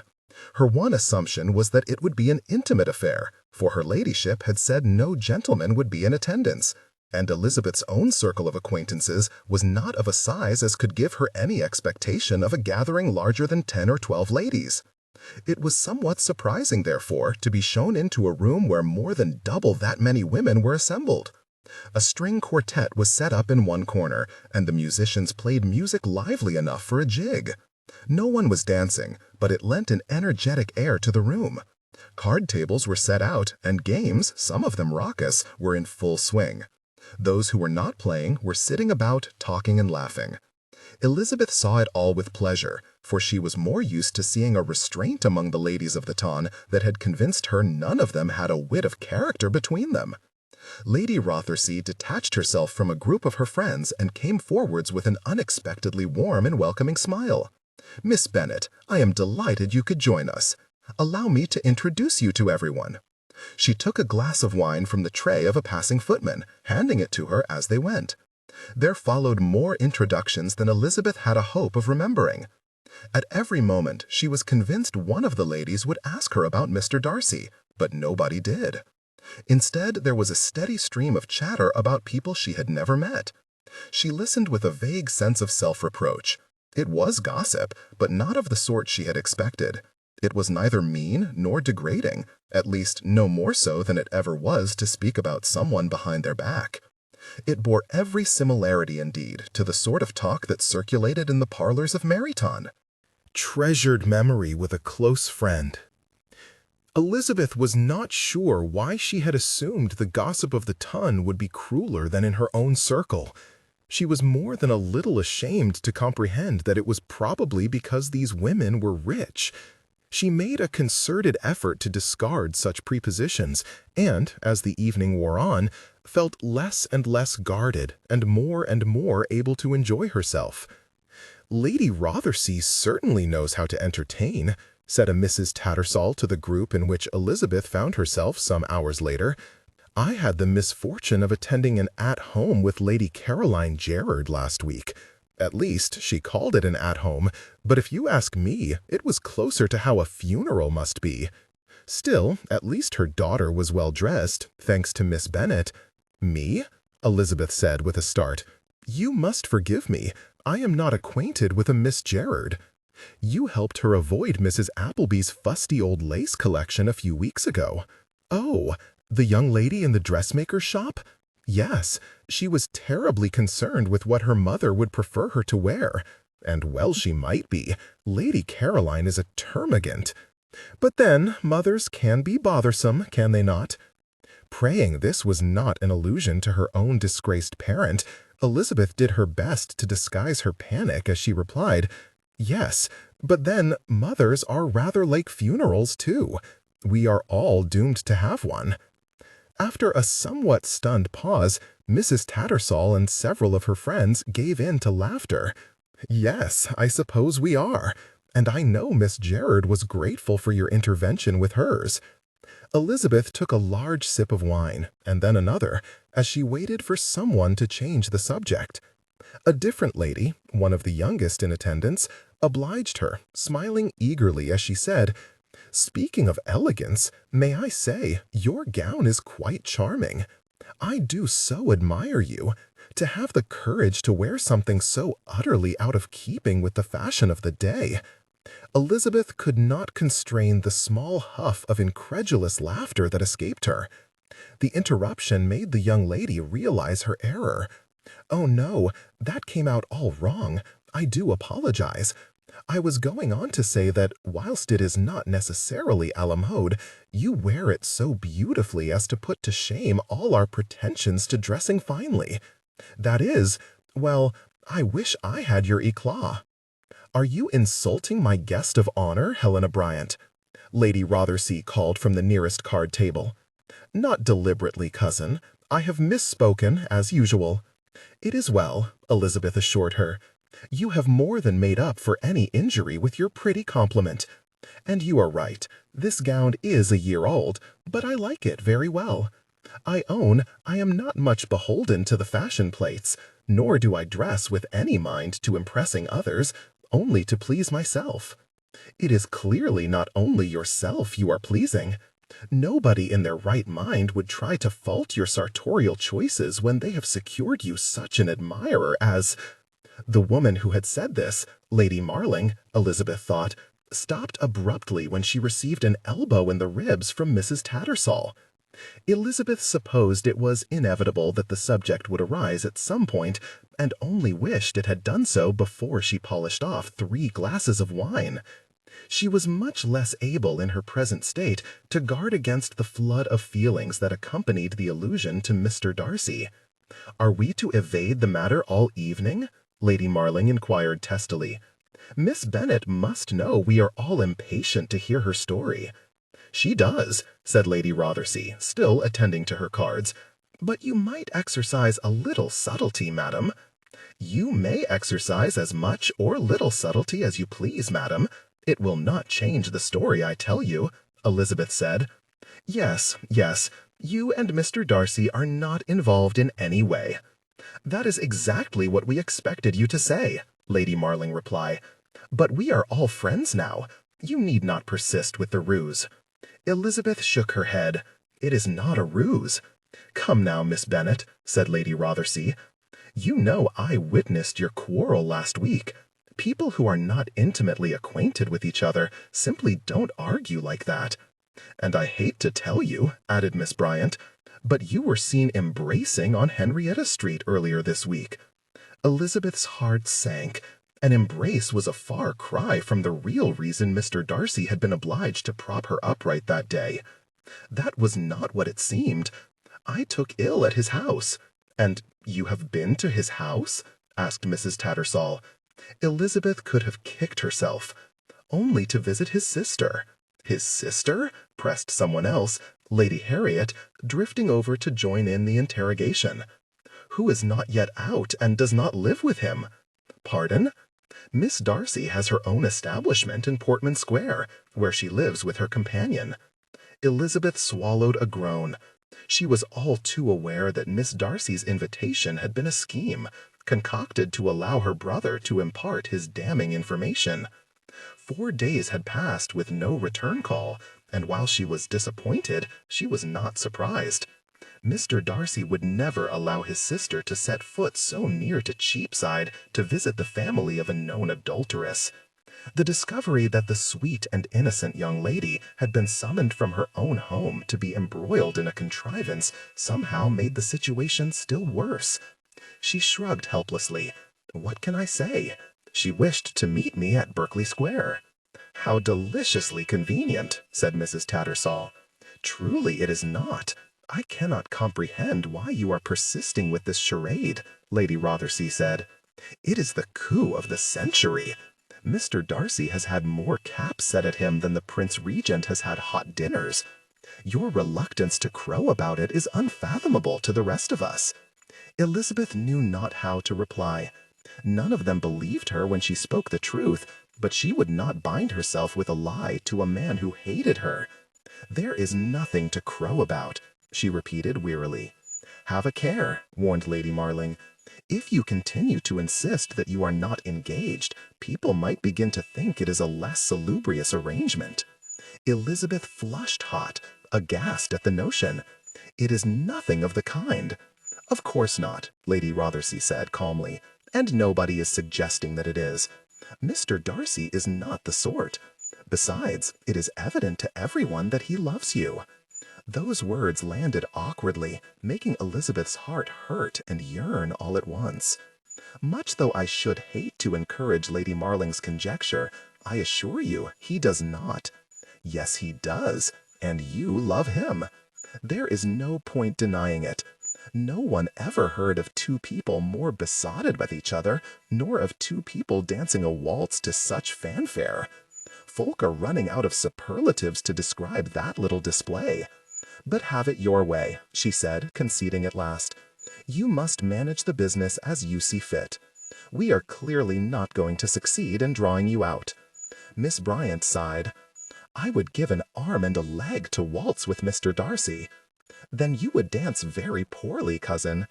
It seemed Lady Rothersea was tired of the subject, or she had taken pity on Elizabeth. Either way, she turned the conversation with a decisiveness that took the whole room with her. Almost. "I imagine it is heavenly to be in his arms," Miss Bryant whispered. "He is so dashingly handsome. We are all disgustingly jealous." Elizabeth only smiled vaguely in answer, then drained her glass and tried in vain to stop herself blushing. It had been heavenly to be in his arms. He was tall and strong, his touch was warm and comforting, and he was the handsomest gentleman of her acquaintance. Did that mean she loved him? It would be just her luck to have fallen for a man who despised her. A footman reached over her shoulder to fill up her glass. She immediately took another gulp of wine. "What is he like to kiss?" and almost choked. "He must have kissed you," Miss Bryant pressed. "He does not seem the sort to wait. Too brooding by half, and the brooding ones are always the most passionate. Helena, Mrs. Priory needs a partner." "Would you be good enough to oblige her?" Lady Rothersea said, directing her cousin to a table at the far end of the room with a small, apologetic glance at Elizabeth. "Tell me, Miss Bennet, have you been issued a voucher for Almack's yet?" "Goodness, no, and neither would I expect to be." "Nonsense! You are the woman of the moment. I shall see whether I can get you one." Elizabeth thought it best not to protest further, and only smiled, though she could not think of anywhere she would like to go less than an assembly room full of this sort of speculation. A conversation sprang up about the latest couplings to emerge from the famed marriage mart, and Elizabeth ceased listening. "Would you be good enough to oblige her?" Lady Rothersea said, directing her cousin to a table at the far end of the room with a small, apologetic glance at Elizabeth. "Tell me, Miss Bennet, have you been issued a voucher for Almack's yet?" "Goodness, no, and neither would I expect to be." "Nonsense! You are the woman of the moment. I shall see whether I can get you one." Elizabeth thought it best not to protest further, and only smiled, though she could not think of anywhere she would like to go less than an assembly room full of this sort of speculation. A conversation sprang up about the latest couplings to emerge from the famed marriage mart, and Elizabeth ceased listening. The word love was rattling around in her head too loudly for her to fix on anything else. She wished with all her heart that it did not feel so apt, But now that it had been said, she could think of no other word that better explained the wild fluctuation of her sensibilities where Mr. Darcy was concerned. "Miss Bennet." Elizabeth jumped, looking about urgently to see who had addressed her. "I beg your pardon, my mind was miles away. I am not at all used to keeping such hours." Lady Harriet smiled sympathetically. "I am the same whenever I have been in the country for any length of time. I was just saying that you must come to my sister's dinner next Thursday." Elizabeth did her best to conceal her vast disinclination. "Your ladyship is very kind, but I am not acquainted with—" "Lady Fulcom," Lady Harriet confirmed. "Actually, she is not my sister, but my brother's wife's sister. But she will like very well to have you there. Indeed, I should wager that no guest list will be complete this season unless you are on it." "That is a fine idea, Harriet," Lady Rothersea said. "I am cross I did not think of it myself. Lord Rothersea and I shall be there too, Miss Bennet. Do say you will come." Elizabeth looked helplessly at the sea of expectant faces before her. "I shall have to confirm with my aunt." "Oh, but your family must come too," Lady Harriet cried. Elizabeth hesitated, unsure whether her ladyship knew exactly whom she was inviting on Lady Fulcom's behalf. "Are you absolutely certain?" "Perfectly. I have no doubt that your relations must be every bit as charming as you, and I understand your mother is quite the wit." Elizabeth fought the impulse to laugh, sure that it would make her sound half-crazed. "I am afraid my mother has left town." "Oh, that is a shame. But you are staying with your aunt, are you?" "And my uncle and sister, yes." "Bring them all," Lady Harriet insisted. "Do say you will." In the end, the thing that decided Elizabeth was not the ridiculous suggestion that she was the most sought-after guest in London, nor even the advantage to her uncle that such a party of potential connections presented. It was simply that she was too drunk to think of a reasonable excuse not to go, and far too drunk to withstand the temptations of her previous reverie. Miss Bryant's talk of embraces and kisses had sent her mind reeling into all manner of salacious reflections, and she found herself unable to muster much concern for aught but Lady Rothersey's assertion that she must be in love with Mr. Darcy. As it turned out, she was also too drunk to avoid another day of enforced bed rest. An aching head and ill stomach convinced her family that she had indeed been too unwell to go to the soirée. It convinced Elizabeth that she was an unqualified clodpole, and she spent all 24 hours prodigiously regretting having agreed to another dinner that could only perpetuate the rumors that would surely give Mr. Darcy even more reason to despise her. 26. If music be the food of love. Darcy despised not being master of himself. He had always taken the utmost pride in being self-possessed, yet this past week he had lost all command of his sensibilities. The humiliation of ingratiating himself into the Fulcoms' notice had enraged him beyond reason. Every demurral he had been obliged to give, denying his engagement to Elizabeth, had plunged him into greater agonies. He had not even managed to keep a rational head about commonplace matters, snapping at his manservant and waxing morose over a report from his steward. He knew very well the cause, and reviled his inability to reason himself out of the fascination. But the hope that his suffering would ease with time diminished with every dawn, when he awoke missing Elizabeth more than the day before. "No need to look so glum, Cunningham," said, reaching over from his side of the carriage to give Darcy a poke. "Tonight ought to be fun." His cousins had contrived to secure their own invitations to the Fulcoms' dinner, and prevailed upon him to give them a lift. He wished he had refused, for when they had climbed into his carriage, it was to present him with a printed caricature that was apparently doing the rounds, which he would rather not have seen. As caricatures went, it was blessedly flattering, but that where the good news ended. Any depiction of Elizabeth and him together would perpetuate the rumors about them, and this sketch, in particular, of them at the altar, obstinately insisting they were unknown to each other, whilst he slipped a ring on her finger, could only encourage people to believe they were secretly a couple. It explained why strangers had begun recognizing him everywhere he went, but he sincerely hoped Elizabeth had not seen it, for it could do nothing to improve her opinion of his sphere. Indeed, it perfectly exemplified her reproof of the society of which he had been so absurdly proud of which he had judged her to be unworthy. His circle was titillated by this story, and did think it was amusing to gossip them into a relationship where, at least on one side, there was no affection. Fun for you, perhaps. Nobody is chasing after you, insisting you must be engaged to every woman you ever looked at. Why accept Lady Fulcome's invitation if the attention is so abhorrent to you? Cunningham asked.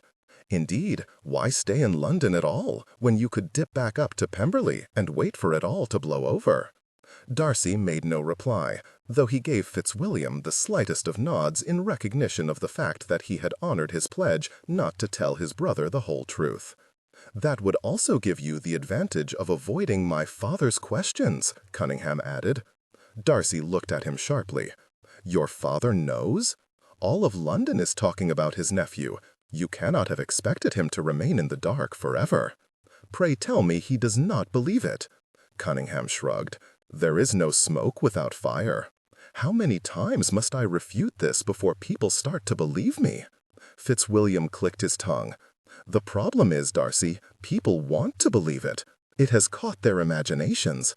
Your supposed alliance with Miss Bennet is too fashionable a cause not to support now. Darcy snarled in disgust. Idiocy. Untwist your small clothes, Cunningham said. We shall spend the evening denying it to anyone who will listen. All will be well. It soon became evident that the evening would be very far from well when they entered Lord and Lady Fulcome's drawing-room, and the first person Darcy set eyes on was Elizabeth. He did his best to maintain a semblance of composure, though the deluge of sentiments, questions, and concerns that erupted in his head made it near impossible. Elizabeth did a sterling job of maintaining her poise, but the flash of dismay that preceded her impassive smile cut him to the quick. It did not help that the room fell silent, every occupant staring expectantly between them to see how they would act, or that behind him, Fitzwilliam replied to Cunningham's maddeningly loud whisper that yes, that was the woman in question. Despite all that, he was elated to see her. She looked beautiful as ever, her presence going a long way to settling the aching restiveness that had plagued him for days. He dared not smile, for he could only imagine how she might perceive that after what had transpired during their last encounter. But neither could he leave her alone, as she must be wishing. They were well beyond pretending to be passing acquaintances. For now, he inclined his head in acknowledgment and turned with his cousins to greet his hosts, thankful to hear the hum of conversation return to the room. "We are delighted you could all join us," Lady Fulcome said, adding with flagrant disregard for Cunningham and Fitzwilliam, "I have long said we ought to know you better, Mr. Darcy, for your reputation precedes you. Miss Elizabeth's too. She and her family are perfectly charming." Darcy looked over his shoulder in surprise, noticing what he had not before. Elizabeth was not alone. Her sister, aunt, and uncle were in attendance also, talking quite at ease, it would seem, to Lord and Lady Rothersey. He wished he had known the Earl and Countess were coming. He could have asked them to secure him an invitation, instead of jumping through 1,000 hoops. He had to smile. He was one of the richest landowners in Derbyshire, grandson of an earl, eligibility incarnate, and he had been required to connive and scheme his way here. Elizabeth and the relations he had scorned had simply been invited on the basis of character. She never failed to humble him. "Yes, they are all excellent company," he agreed. An excruciating quarter of an hour followed as he and his cousins made their way around the gathering, greeting familiar faces and being introduced to new ones. The room quieted again when the time eventually came for Elizabeth and him to greet each other, and people strained to listen. They need not have troubled themselves, for there was nothing interesting to hear. It was all tortuously civil. Elizabeth bade him and Fitzwilliam good evening and accepted an introduction to Cunningham with studied indifference. He told her his sister had very much enjoyed her call, and, despite her obvious disbelief, she thanked him politely. It was true, Georgiana had enjoyed it enormously. Forbidding her from returning the call had been difficult to justify, but necessary, for he would not impose upon Elizabeth a connection she had made very clear she did not want. He could explain none of that at present, however, and was obliged to fall back on platitudes. It was almost a relief when they were swamped by people wishing to talk to them, for it prevented either from uttering another word to each other until they were called in to dinner. He was exasperated to find himself seated next to her, exactly halfway down the huge table, in full contravention of precedence and in full view of all the other guests.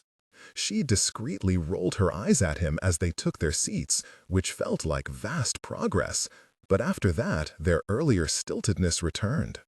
They exchanged a few words about the size of the party and number of dishes, but she was largely occupied by the bombastic fellow on her left, and the woman on Darcy's right scarcely stopped talking from the moment she sat down. He glanced at Elizabeth often from the corner of his eye, unbearably aware of her proximity and willing her to return his look. She did, now and again, and though it electrified him every time, he could not be sure from her expression what she was thinking. He wished he could tell her how well she looked. She would not wish to hear it, but she would, he hoped, be pleased by his design of discovering her mother's whereabouts. There came a moment between courses, as the servants were clearing the table and both their other dining partners were otherwise occupied, that it seemed he might speak with relative privacy, and he took the chance. "You look much better," he said quietly. "I trust you are fully recovered." "As much as can be expected, thank you," she replied under her breath. After a brief pause, he ventured, "I am here because—" But at the same time, Elizabeth began, "I did not know you would be here," and they both stopped again. "Pray, continue," he urged her. She gave him a fleeting and perfunctory smile. "I hope you do not think I came here with any intention of obtruding into your life. I could not get out of it without causing offense. I hope it does not worsen the talk about us." It wounded Darcy to hear her aversion to having anything to do with him spoken so plainly. It surely cannot get any worse. "But I too was obliged to come, for I have found out that Lord Fulcom is good friends with Mrs. Randall's new sponsor. I hope to uncover his name, or perhaps his address." "Oh!" A light blush suffused her cheeks. So much for giving her hope. He had only succeeded in mortifying her. Wonderful. "I shall speak to him after dinner and let you know whether I have any success." She mumbled her thanks, and Darcy could think of nothing more to say. He did not immediately look away, however, for she continued to regard him, her eyes flickering shyly across his countenance. Her lips moved as though she would say something, and he found himself absurdly tempted to hang the entire gathering and kiss her there and then. The spell was broken when Elizabeth's other dining partner asked her a question, and she turned to answer him. They did not speak again before Lady Fulcom called for the ladies to withdraw.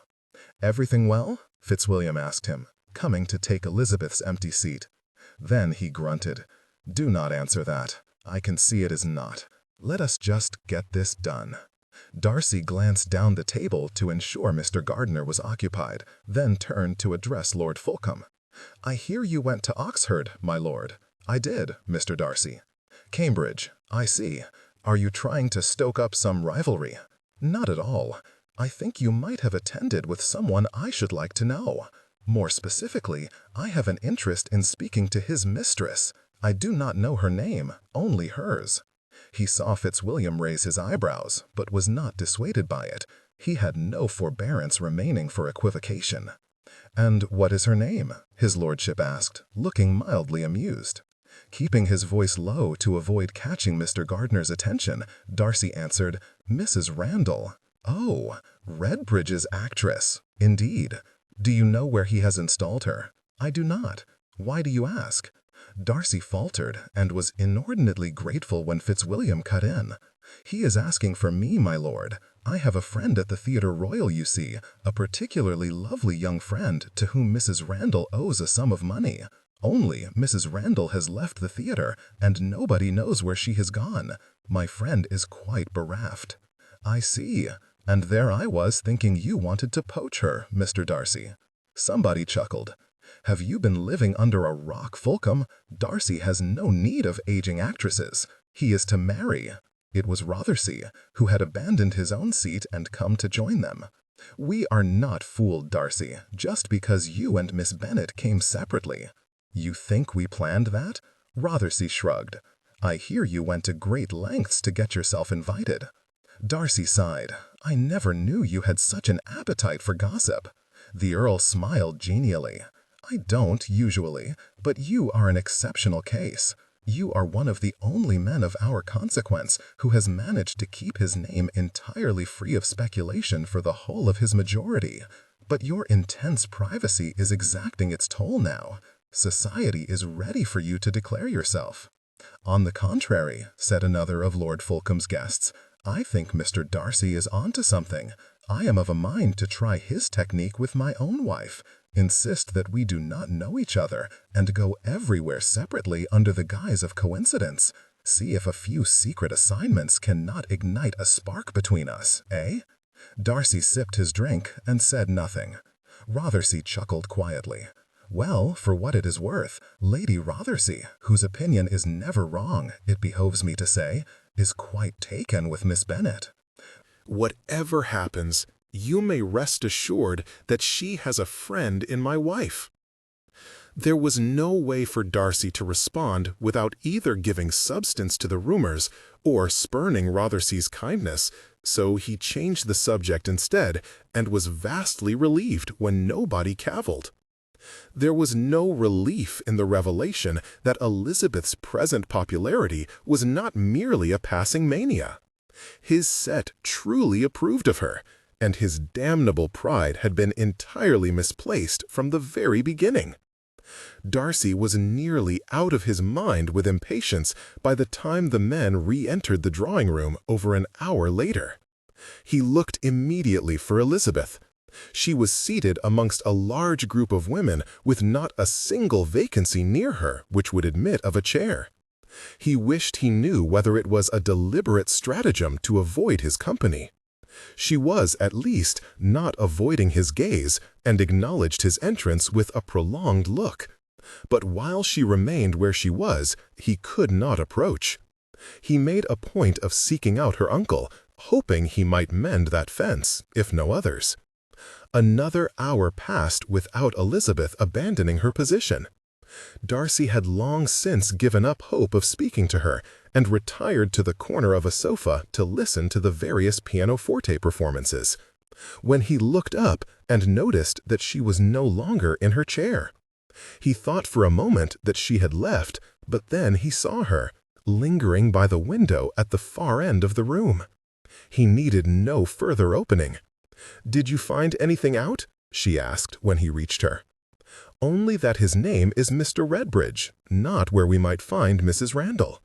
He caught the flash of disappointment on her countenance before she dropped her gaze, mumbling, "I am much obliged to you for discovering that much."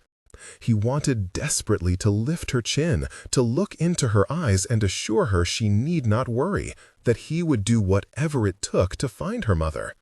He knew she would not welcome his touch, but when she raised her eyes of her own volition and let him see her misery, the struggle not to pull her into an embrace was overwhelming. "It is a beginning," he said. "Something may come of it." She gave him a wan smile and nodded, then looked about awkwardly. "We had better not talk for too long. It will only encourage them." It was on the tip of Darcy's tongue to tell her that he did not care, but she looked so uncomfortable in his presence that for her sake he acquiesced, wishing her well and walking away. He searched the room for his cousins, hoping to persuade them to leave, but changed his mind when Elizabeth was called upon to play. He returned to his seat and did his best to pretend that he had not noticed how those nearest him watched him watching her approach the instrument. He guessed that she would choose her usual piece, and he was right. He smiled as she played the familiar opening bars. He supposed it was because it was familiar to her, for it must be nerve-wracking to perform in front of such an audience. Yet, watching her play, he quickly dismissed that notion. Elizabeth was nervous of neither attention nor ranks. She was far too self-assured. She played it because it pleased her. She was approaching that part of the song that she always sang incorrectly, and Darcy watched her mouth enveloping each word, his stomach roiling in anticipation of her error. She sang the words wrong. His chest squeezed. She was completely unaware, entirely unconcerned with what anyone thought, and her song sounded sublime regardless. But then Elizabeth did everything in her own way, and she always did it with unfaltering elan, and good Lord how he loved her for it. His smile fell away. He felt winded. Love? No wonder he had been unable to reason himself out of it. There was nothing rational about being in love. Perhaps that was why he had not comprehended that he was. It was an overwhelming and bleak realization. Of course he loved her. She was the finest woman he had ever known, and she hated him. He came quietly to his feet and quitted the room, leaving his apologies for his hosts and his carriage for his cousins, and trudged the long walk home in the dark. 27. True Colors. Elizabeth took the post from Hannah and thanked her. The uppermost letter, she could immediately see, was from her father. She tucked it into her pocket, for she dared not risk her sister asking to read it. Mr. Bennet's last letter had been full of melancholic remonstrations against her mother and repeated warnings as to the consequences of her continued absence, as if it was in Elizabeth's power to do anything about it. Much though she pitied him, she was growing increasingly frustrated with his reliance on her to resolve the matter. Her sagacious and constructive solution was to continue to disregard his letters. "Still nothing from Mamma," Jane said, once Hannah had left. "Do you think it odd that she has not written to us?" Elizabeth broke the seal on her second letter. "I think it more than odd. I think it unpardonably selfish. Unless she is too ill to write. Remember how unwell Mrs. Randall was." Elizabeth remembered perfectly well. "She is not too ill, Jane, but I am too cross to think about it. Let us talk of something else." Something else promptly presented itself for their diversion when the content of Elizabeth's next missive turned out to be so absurd it made her laugh. "What is it?" Jane asked. "An invitation to dine with the Countess of Marling. Are you acquainted?" "Yes. She was at Lady Rothersea's soirée. But I shall not be going." "Why not?"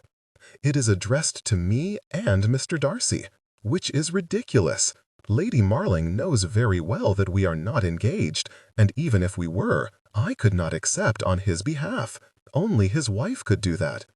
She is making a point, and I shall not give her the satisfaction of rising to it." Elizabeth tossed the invitation aside and flopped backwards on the sofa.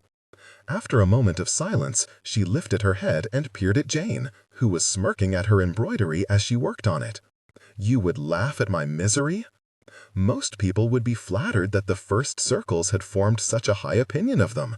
You are the only person I know who could find a way to be offended by an invitation from a countess." "Oh, Jane, you must admit it is nonsense," Elizabeth said, sitting up. "Such a furore over a silly, unfounded rumor." Jane raised her eyebrows and said, gently, "Are you sure it is unfounded? You certainly seem to have seen a good deal of Mr. Darcy since we came to town." "How many times? Now, a dozen?" "Nowhere near that many. 7 or 8, 10 at most, and none of them by design." Jane smiled pityingly. "10 since you came to London, many more if you include his time in Hertfordshire. Plenty of people get engaged on flimsier acquaintances."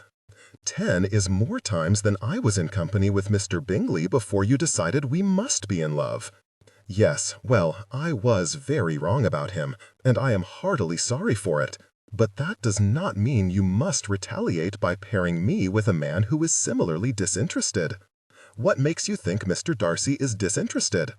You were the only person he danced with at Lord Aubrey's ball, just as you were the only person he danced with at Mr. Bingley's. He has dined with us and encouraged you to know his sister, and he spent the entire evening last night staring at you. Jane, please stop. Elizabeth suddenly felt like crying. Her sister put her embroidery aside and fixed her with the gentlest of looks. You love him, do you not? Misery tightened its iron grip around Elizabeth's chest. She forced some ebullience into her tone and said, "Despite all my sincerest efforts, I am very afraid I might. I know you do not like him, but I do not dislike you, Lizzie. I disliked what he said to me, but I have disliked many a thing that you have said to me, and I am still reasonably fond of you." Elizabeth laughed. True. Besides, Jane added, in light of Mr. Bingley's evident disinclination, I am disposed to think Mr. Darcy's warning was more kindly meant than I understood at the time. She grinned and added, which will make it much easier for me to love him when he is my brother. Elizabeth shook her head. Mr. Darcy will never be your brother. He would have considered marrying me a degradation before, but now, it was such a force of habit to share everything with Jane, she only narrowly prevented herself from saying more. Oh, how she hated concealing so much from her. Now there are all these rumors, she finished feebly. Surely he does not blame you for that. No, I do not think he does. Indeed, Darcy had been far kinder than she could ever have expected in that regard. She knew he was a private man. He had told her very early on in their acquaintance that he assiduously avoided behavior that would expose him to ridicule, and, more recently, that he disliked London's prying attention. The onslaught of scrutiny precipitated by her mother's conduct must be everything abhorrent to him, yet not once had he made her feel accountable, not even last night. She had been mortified when he was announced into Lady Fulcome's drawing room, knowing it must appear as though, in defiance of the scandalous information he had imparted, she continued to obstinately trespass into his world, giving substance to the whispers about them and imperiling his reputation along with her own. She had expected him to respond furiously. Instead, he had been civil and obliging. She would go so far as to say sweet-tempered, for he would have been well within his rights to rail about the circus of questions they had been forced to endure. Then again, Elizabeth knew it was not in Darcy's nature to rail. She had publicly berated him outside her uncle's house, and he had not so much as raised his voice in response. She had not been surprised to discover that he had preferred to leave the Fulcomes' party quietly when the attention upon them had waned, and nobody was looking. Wretched, but not surprised. "But I know he hates it," she concluded. "He said last night that he did not think the situation could get any worse." Jane frowned. "It seems to me that the situation is only bad because you are not engaged. If you were, all this celebration would be much more to the purpose.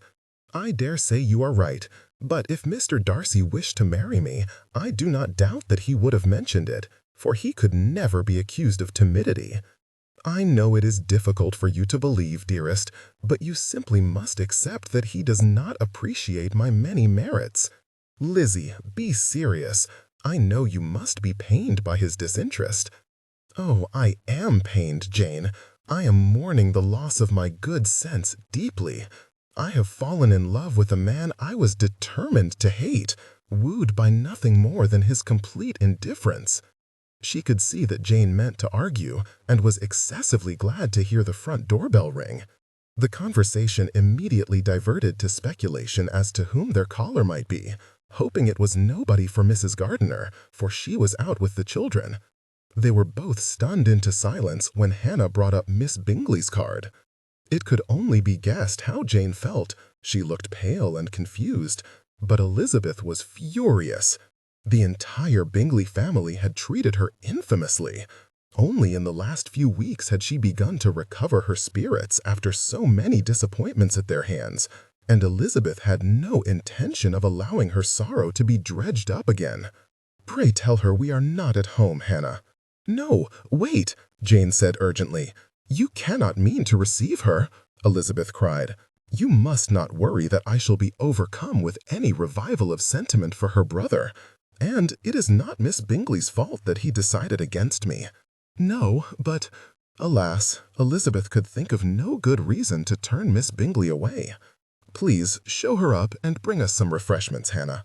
When the maid had gone, Jane added, "Do not be angry with me, Lizzie." Elizabeth gave her a smile of reluctant acquiescence and said nothing. She wished she had objected more vociferously when, a few minutes into the visit, that Miss Bingley had not come with any intention of furthering her friendship with Jane, but to court a connection with the town's current favorite. "And so, Miss Eliza, I hear that you and Mr. Darcy are quite inseparable these days. As you see, we are comfortably separated at present. You ought not to believe everything you hear. Indeed, it is difficult to, for nobody who saw you together at Netherfield could have suspected an affection would arise between you. But I understand you are beginning to move in the same circles. I imagine you wish to make a good impression. I should be happy to introduce you to my dressmaker if you would like." "Thank you, but I have no immediate need of anything new. Jane was thinking of ordering a new gown. Perhaps you could introduce her." Miss Bingley spared Jane only a fleeting glance. "Yes, of course, but, Miss Eliza, perhaps you do not understand the significance of your good fortune. Your connection to Mr. Darcy will put you in company with—" "My sister is not engaged to Mr. Darcy," Jane interrupted. It was almost funny to see the relief at war with the uncertainty on Miss Bingley's face. "Just so long as you know the offer is there," she said at length. "For if you were to begin to spend more time with Mr. Darcy, then we should undoubtedly see much more of each other also, for he is, as you know, exceedingly good friends with my brother." "Mr. Darcy told me he has not seen your brother since he left Netherfield," Elizabeth replied coldly. "I do not think we should anticipate any notable increase in our engagements on account of that connection." Miss Bingley pursed her lips primly. "Yes, well, Charles has been very busy of late. But, Jane, you and I are good friends, are we not? We must not allow our friendship to falter because my brother is not ready to be settled." "No, of course not," Jane replied unenthusiastically. Elizabeth was trying desperately to think of a way to curtail the visit when Hannah appeared to announce the arrival of another caller. Elizabeth looked at the card and smiled broadly, considerably cheered. "Please show her up." "Who is it, Lizzie?" Jane asked. "The Countess of Rothersea." Elizabeth's first impression of her ladyship had been added to the lengthening list of poor judgments she had made of late, along with that of Mr. Bingley, Mr. Darcy, Mr. Wickham, and her own mother. In contrast to the cold and overbearing noblewoman Elizabeth had mistaken her for, Lady Rothersea was fast becoming a delightful friend, as was exemplified by the affectionate way she greeted both her and Jane. Elizabeth poured her a cup of tea, rather meanly enjoying every moment that passed in which she did not ask for Miss Bingley to be introduced to her. At length the request was made, however, and Jane performed the duty. "It is an honor to make your acquaintance," Miss Bingley said, with practiced grace, which she then ruined by adding, "It is so nice to see Miss Eliza beginning to make more friends. When we first met in Hertfordshire, her circle was much smaller, but her horizons have expanded greatly since my family visited the area. Indeed, it was under my roof that she became so well acquainted with Mr. Darcy." Her ladyship raised her eyebrows. "Was it? That was excessively careless, madam. May I recommend you are more attentive next time you have such an eligible house guest? Miss Elizabeth, is there somewhere we might talk privately?" Elizabeth made no attempt to hide her smile as she led Lady Rothersea into her aunt's sitting room at the back of the house. "I do apologize if I gave any offense to your friend," her ladyship said as she sat at Mrs. Gardiner's work table. "Miss Bingley is no friend of ours," Elizabeth replied, joining her at the table. Treasured memory with a close friend, really. But I am glad of the excuse. She was treading on my last nerve. I confess, that was not the reason I wished for privacy. There is something I would discuss with you, something of a delicate nature. Should I be worried?" Lady Rothersea sighed and put her hand over Elizabeth's where it lay on the table, indicating that the answer was yes. Mindful of the last time somebody had told her they had something of a delicate nature to tell her, Elizabeth steeled herself for bad news. "I like you a great deal," her ladyship began. "I hope, therefore, that you will take me at my word that what I am about to tell you is intended to save you pain, not cause it." She waited for Elizabeth to nod, then continued. "Last night, after the ladies withdrew, Lord Rothersea overheard a troubling conversation. It seems Mr. Darcy has been making enquiries about a woman, which there really is no way to couch this gently, my dear. He was asking about another gentleman's mistress. He wished to know where the woman lived. His cousin insisted it was for his benefit, but my husband tells me it was not a convincing defense, clearly invented in the moment." She squeezed Elizabeth's hand. "I detest being the bearer of bad tidings, but I fear greatly that you have kept Mr. Darcy dangling for too long, and he has gone in search of comfort elsewhere." Elizabeth did not wish to ruin a promising new friendship before it had begun, but there was nothing she could do to withhold her laughter. She wrapped both her hands around Lady Rothersey's in a conciliatory gesture. "Forgive me. It has been a long and rather anxious few months, and this is the best piece of bad news I have had in a long time. You are right. Mr. Darcy was not asking for his cousin. He was asking for me. Mrs. Randall is my mother's friend. I have been trying to locate her. Oh, thank heavens! You must think me a silly fool. Not at all. Under different circumstances, I should have been very grateful for the information. But as it is, we can exonerate Mr. Darcy. I told Rothersea it was unlikely. I said to you, did I not, that Mr. Darcy was not the sort.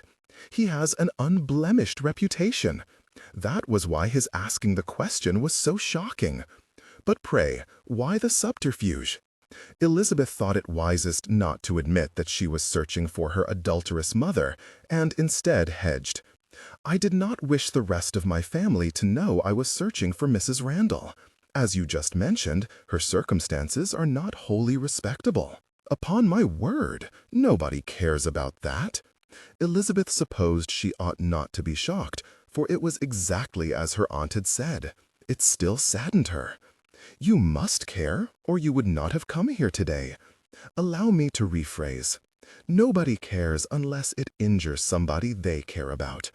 I should have hated to discover that Mr. Darcy had turned his back on you so soon. But, as an example, Lord Fulcombe keeps a mistress, and Lady Fulcombe is delighted about it. I see. But this is a terrible beginning.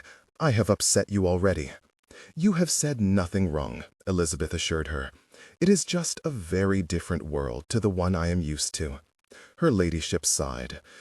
"And I have probably become inured to such matters.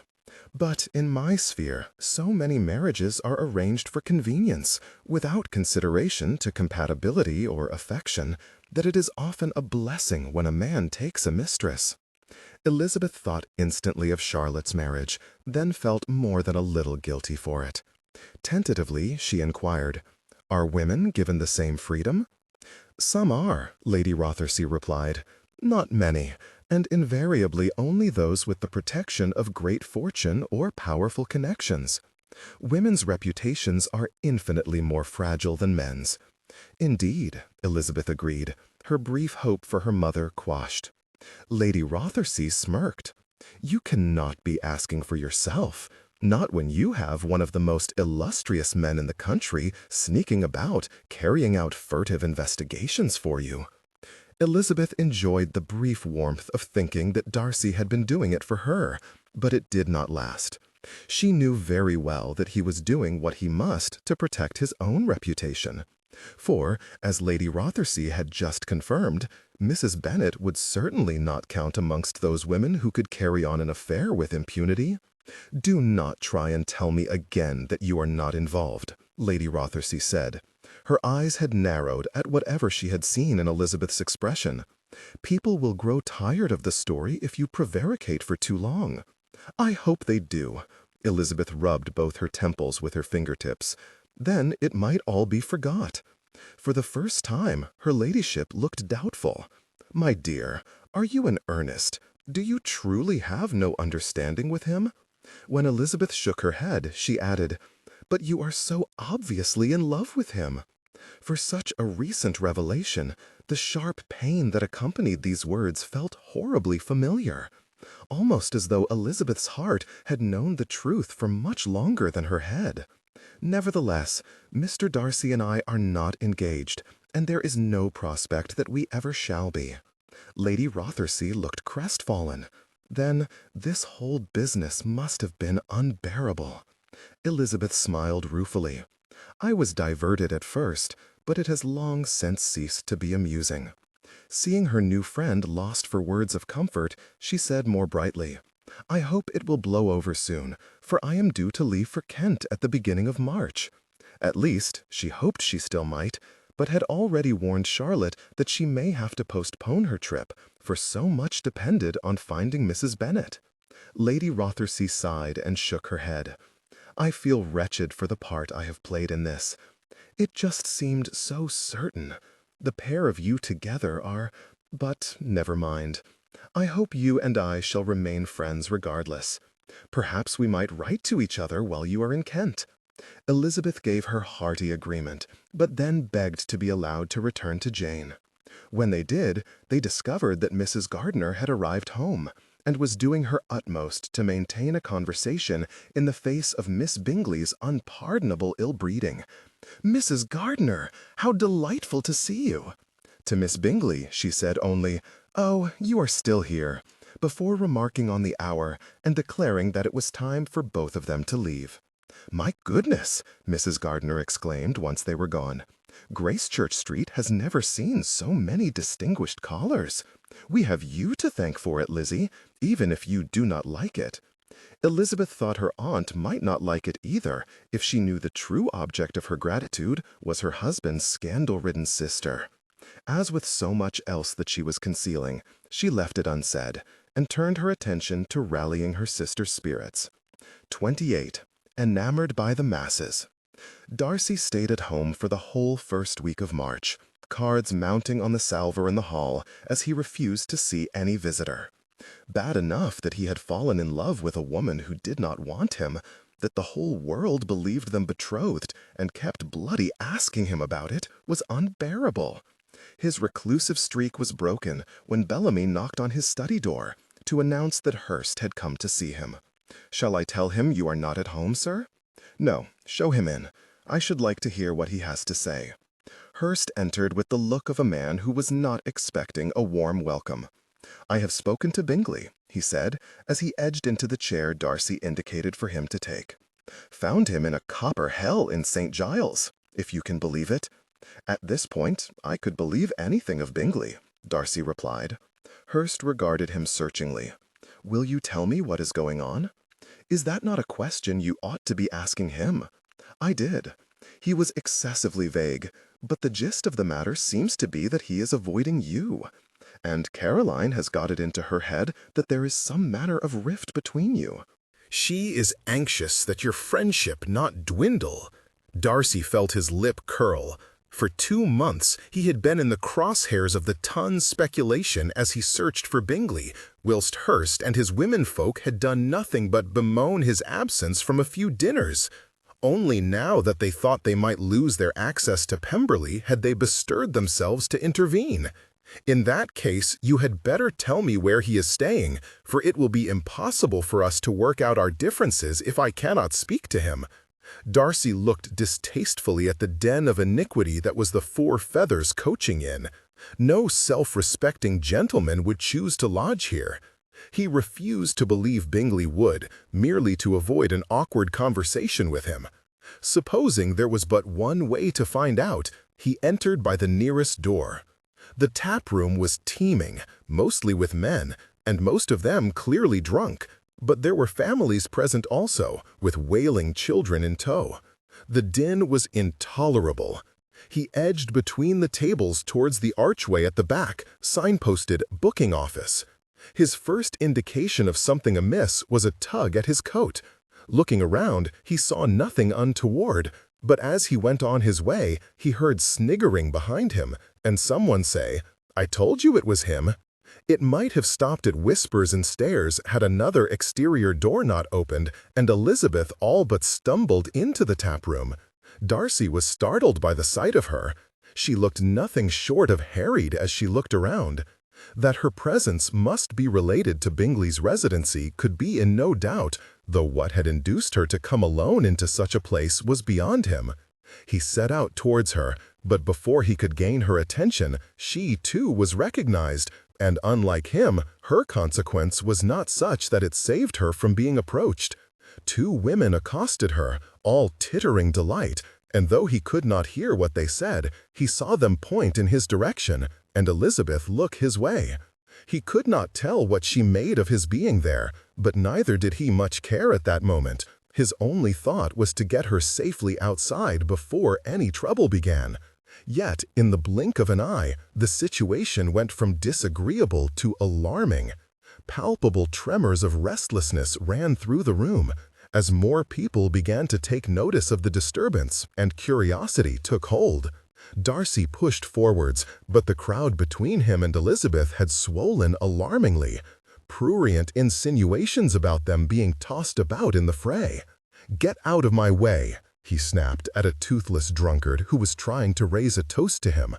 "Don't mean no disrespect, Mr. Darcy, sir. A swell which chooses one of us as his bride will always get a warm welcome in the Feathers." That raised a jeering laugh from elsewhere. "Miss Bennet ain't nothing like you, you swag-bellied prat." The man was shoved from behind, sending his ale splashing down another's coat, and the tussle abruptly broke out in Darcy's path. He could hear Elizabeth repeating a strained plea to be allowed through. Then he heard a man say, "Give us a token, love. My misses'll never believe I've met you if I don't take something to prove it." "I have nothing to give you," Elizabeth replied, "but please send my regards to your wife." Darcy shoved past the tussling men, only to be sieged by several more. "A ribbon'll do," came another appeal to Elizabeth, "or a kerchief. Ain't you got nothing in that pretty little bag of yours?" There were calls from other, better-bred bystanders for her to be left alone, but it only inflamed the situation. "Oi!" someone shouted, more loudly, more drunkenly. "I saw her first. If anyone's to receive a token, it ought to be me." Elizabeth was promptly swamped by a crowd of scuffling, angry people, tugging at her reticule and coat. Disbelieving the madness unfolding around him, Darcy shouted at them to desist and forced his way towards her, but not in time to prevent somebody from snatching her bonnet, tugging her head backwards before the ribbon snapped, and drawing a sharp cry from her lips. With his heart hammering, Darcy elbowed two men out of his way and reached over the head of a woman to grab Elizabeth by her upper arm and pull her towards him. She came without argument, frowning at the heaving crowds with angry bewilderment. Seeing how many people stood between them and the exit, a good number of them now brawling, Darcy directed Elizabeth towards the rear of the building. As they passed beneath the archway, a man in the shadows whistled quietly and opened a door off to the side. "Wait in here till it calms down if you like." Darcy did not hesitate. He propelled Elizabeth in first, then passed the man the first coin his fingers touched in his pocket, and stepped in behind her. The man looked in surprise at his unexpected boon, grunted, and closed the door, plunging them into gloom. There was but one tiny and besmirched window, which greedily swallowed all but the weakest dribble of daylight, but from what Darcy could see, they were in a storeroom of some manner, with barrels and crates stacked against every wall. It smelled damp, and the floor was sticky beneath his feet, a fitting climax to the whole sordid business. How was it possible that one spurious rumor could spiral to the point of bodily endangerment? "Are you hurt?" he asked Elizabeth. She replied that she was not, adding, "But I do not see how locking ourselves together in a closet is going to help persuade anyone that we are not up to anything." He stared at her, incredulous. The last thing he had expected was to be upbraided for his efforts to protect her. To save him the trouble of replying, the commotion from the tap room spilled over into the passage beneath the arch. The pounding of boots could be heard, along with shouts of, "Which way did they go?" and "Was it really them?" interspersed with the distinctive sounds of fighting. "It might help keep you safe from that," he replied tersely. "This is no place for a gentlewoman, Miss Bennet. I shall have no claim to gentility left if I cannot find my mother. I apologize if I have made matters worse, but I was told she was here and knew not how long she might remain. I did not have time to arrange for an escort." They had been speaking quietly, but perhaps not quietly enough, for the door handle rattled and someone shouted, "In here!" Darcy braced his hand against the door to guard against any intrusion and held it thus until he heard someone shout over the racket for whomever was there to move along. He exhaled. "You believe your mother is here, then?" Elizabeth nodded. "A friend found Mrs. Randall's address for me. Today was the first opportunity I had of calling there without my family's knowledge, but as ever, my mother was out. Mrs. Randall's maid said she was meeting a friend here." After a pause, she said disconsolately, "May I take it from your presence that her friend is Mr. Bingley? Hurst informed me he is staying here, so it would seem likely." The continuing brawl briefly peaked on the other side of the door. The language of those involved, positively barbaric. "These people are savages." "They are no worse than your people," Elizabeth replied in a harsh whisper. "It is their insidious gossip that has excited the imaginations of the whole world. Were it not for their pictures and newspaper articles, nobody here would know who either of us was." Darcy could not disagree. He had already come to the same conclusion, and was only sorry to discover that Elizabeth had seen the caricatures and gossip columns herself. It had been a vain hope that she would not. "They are all hypocrites," Elizabeth whispered furiously. "Mr. Redbridge is married, too. Did you know that? What a joke! I have been out of my mind with shame over what my mother is doing, but apparently it is only her relative poverty and her sex which makes her behavior disagreeable. If she were wealthy and a man, her marriage vows would evidently have more latitude." All of this has come about because I tried to protect my family from the contempt of a society which, it turns out, is equally starved of morals and seemingly proud of it. Who would want any part of it? Darcy was disheartened to hear her speak so, each of her truths hammering another nail into the coffin of his hopes. How had he ever thought her unworthy of his sphere? For all the ton's pretensions to birthright and breeding, they were only people, susceptible to the same frailties as every other human, regardless of their condition in life. Elizabeth was worth 1,000 of any of them. "Not everyone in my sphere is that way inclined," he replied, hating the want of conviction in his voice. More firmly, he added, "I assure you I am not." She looked at him sharply, her expression oddly stricken. "Pardon me, I spoke incautiously. She gave a pained sigh. "It is just exceedingly difficult being talked into marriage to someone who despises me." "Despises you?" Darcy exclaimed in a heated whisper. "I do not despise you. Nothing could be further from the truth." Her look of hopeful surprise set off a powerful cacophony of feelings in his breast, but he had no time to dwell on it, for another surge of raised voices went up outside, and someone abruptly barreled into the door, which was only prevented from swinging wide open because it met with his shoulder, sending him staggering forwards. A quick look revealed 2 men, wrestling, both unaware of what they had done. Darcy closed the door and dragged a barrel in front of it. He turned to assure Elizabeth that the fracas would soon pass, and was dismayed to perceive her distress. Fool that he was, he had not realized it, for her courage and her anger had disguised it well. But he could clearly see now that she was terrified. He reached for her, meaning only to take her by her arms as he had done on Henrietta Street when she was faint, but to his astonishment she stepped into his embrace, curling her shoulders inwards and pressing her head against his chest as she covered her face with her hands. She was shaking with fear. Cautiously, gently, Darcy wrapped his arms around her and promised that he would keep her safe. It was a bittersweet triumph that she allowed him to hold her. He wished with all his heart that it had not taken terror to push her into his arms. Her ragged intake of breath and straightening her spine broke the spell. "Forgive me," she murmured. "I am out of sorts. I have not slept well these last few days. This has all been excessively fatiguing." Darcy loosened his hold and bent to try and see her face, but she kept it downturned.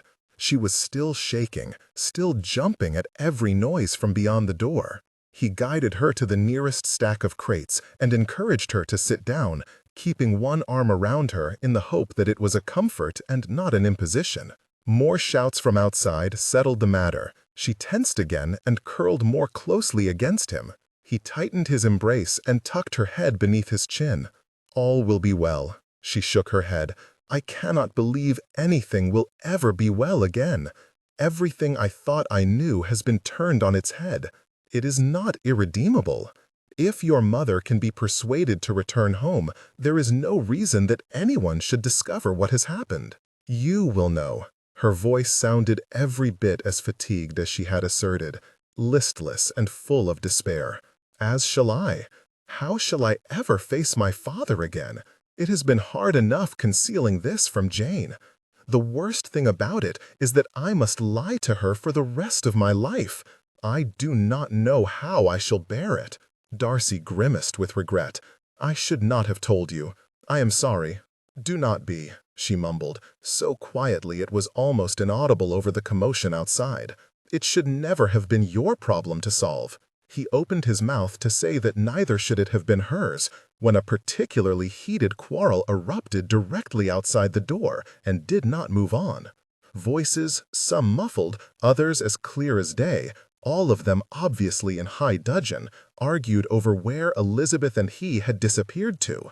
It seemed the man who had helped them was under suspicion. Darcy sat still, hoping their abettor did not capitulate, but prepared to wield the full extent of his consequence and height, strength, and temper should an intervention prove necessary. Elizabeth remained similarly motionless. He gently rubbed her arm in reassurance, deeply regretting that the situation had deteriorated to the point of her needing comfort, but rejoicing that she was accepting it from him. The voices eventually ebbed away, and still Elizabeth did not move. In no hurry to let her go, Darcy resolved to continue holding her for as long as she desired it. Yet even when the disturbance had fully dissipated and the inn had returned to its previous loud but not anarchic din, she remained motionless. He leant sideways to better look at her and was vaguely diverted, but primarily overcome with an intense wave of affection, to comprehend the real reason for her stillness. She had fallen asleep. He closed his eyes and sighed her name on his next breath. He longed to press a kiss to her crown, to wake her tenderly and declare himself that very moment, though he had no wish to hasten her towards the mortification he has no doubt she would feel upon waking, nor to curtail the moment if it was never to be repeated. As in love with her as he was, it was torture to hold her thus and not know whether it was real or would be shattered the second she awoke. He was still somewhat terrified by the strength of his regard for her. It was not that realizing he loved her had made him feel more. He felt the same passionate admiration for her that he always had. But in understanding that it was love, he better comprehended her importance to him. It was reprehensible that he had intended to propose without any consideration for such sentiments, as though she were not a woman worthy of being loved, of being cherished. Worse was knowing that it had taken the approbation of his circle to persuade him to do so. The moment Cunningham had convinced him that Tunn was enamored of Elizabeth, he had decided he could have her. It shamed him deeply to admit it, for it ought not, it did not, matter what his family or friends thought of her. He should and did love her for who she was, and she was everything. He no longer wondered why it hurt so profoundly to discover that she did not want him. He could not imagine any greater pleasure nor any greater honor than to be loved by Elizabeth. Believing that honor had been forever denied him had been painful to bear. The sound of the door opening and hitting the barrel in front of it brought both of them to their senses with unpleasant suddenness. Darcy tensed. Elizabeth sucked in her breath and sat bolt upright, knocking his chin painfully with her head. "You in there?" It was the man who had shown them in earlier. With Elizabeth no longer resting against him, Darcy stood up and moved the barrel, rubbing his chin with one hand. The man poked his head around the door, looking between them with an expressive smirk. "Coast is clear. Go out the back way, though. Don't want things stirred up again." He remained in the door, waiting for them to leave. Darcy looked at Elizabeth. She had both hands to her brow, shielding her eyes, and would not look at him.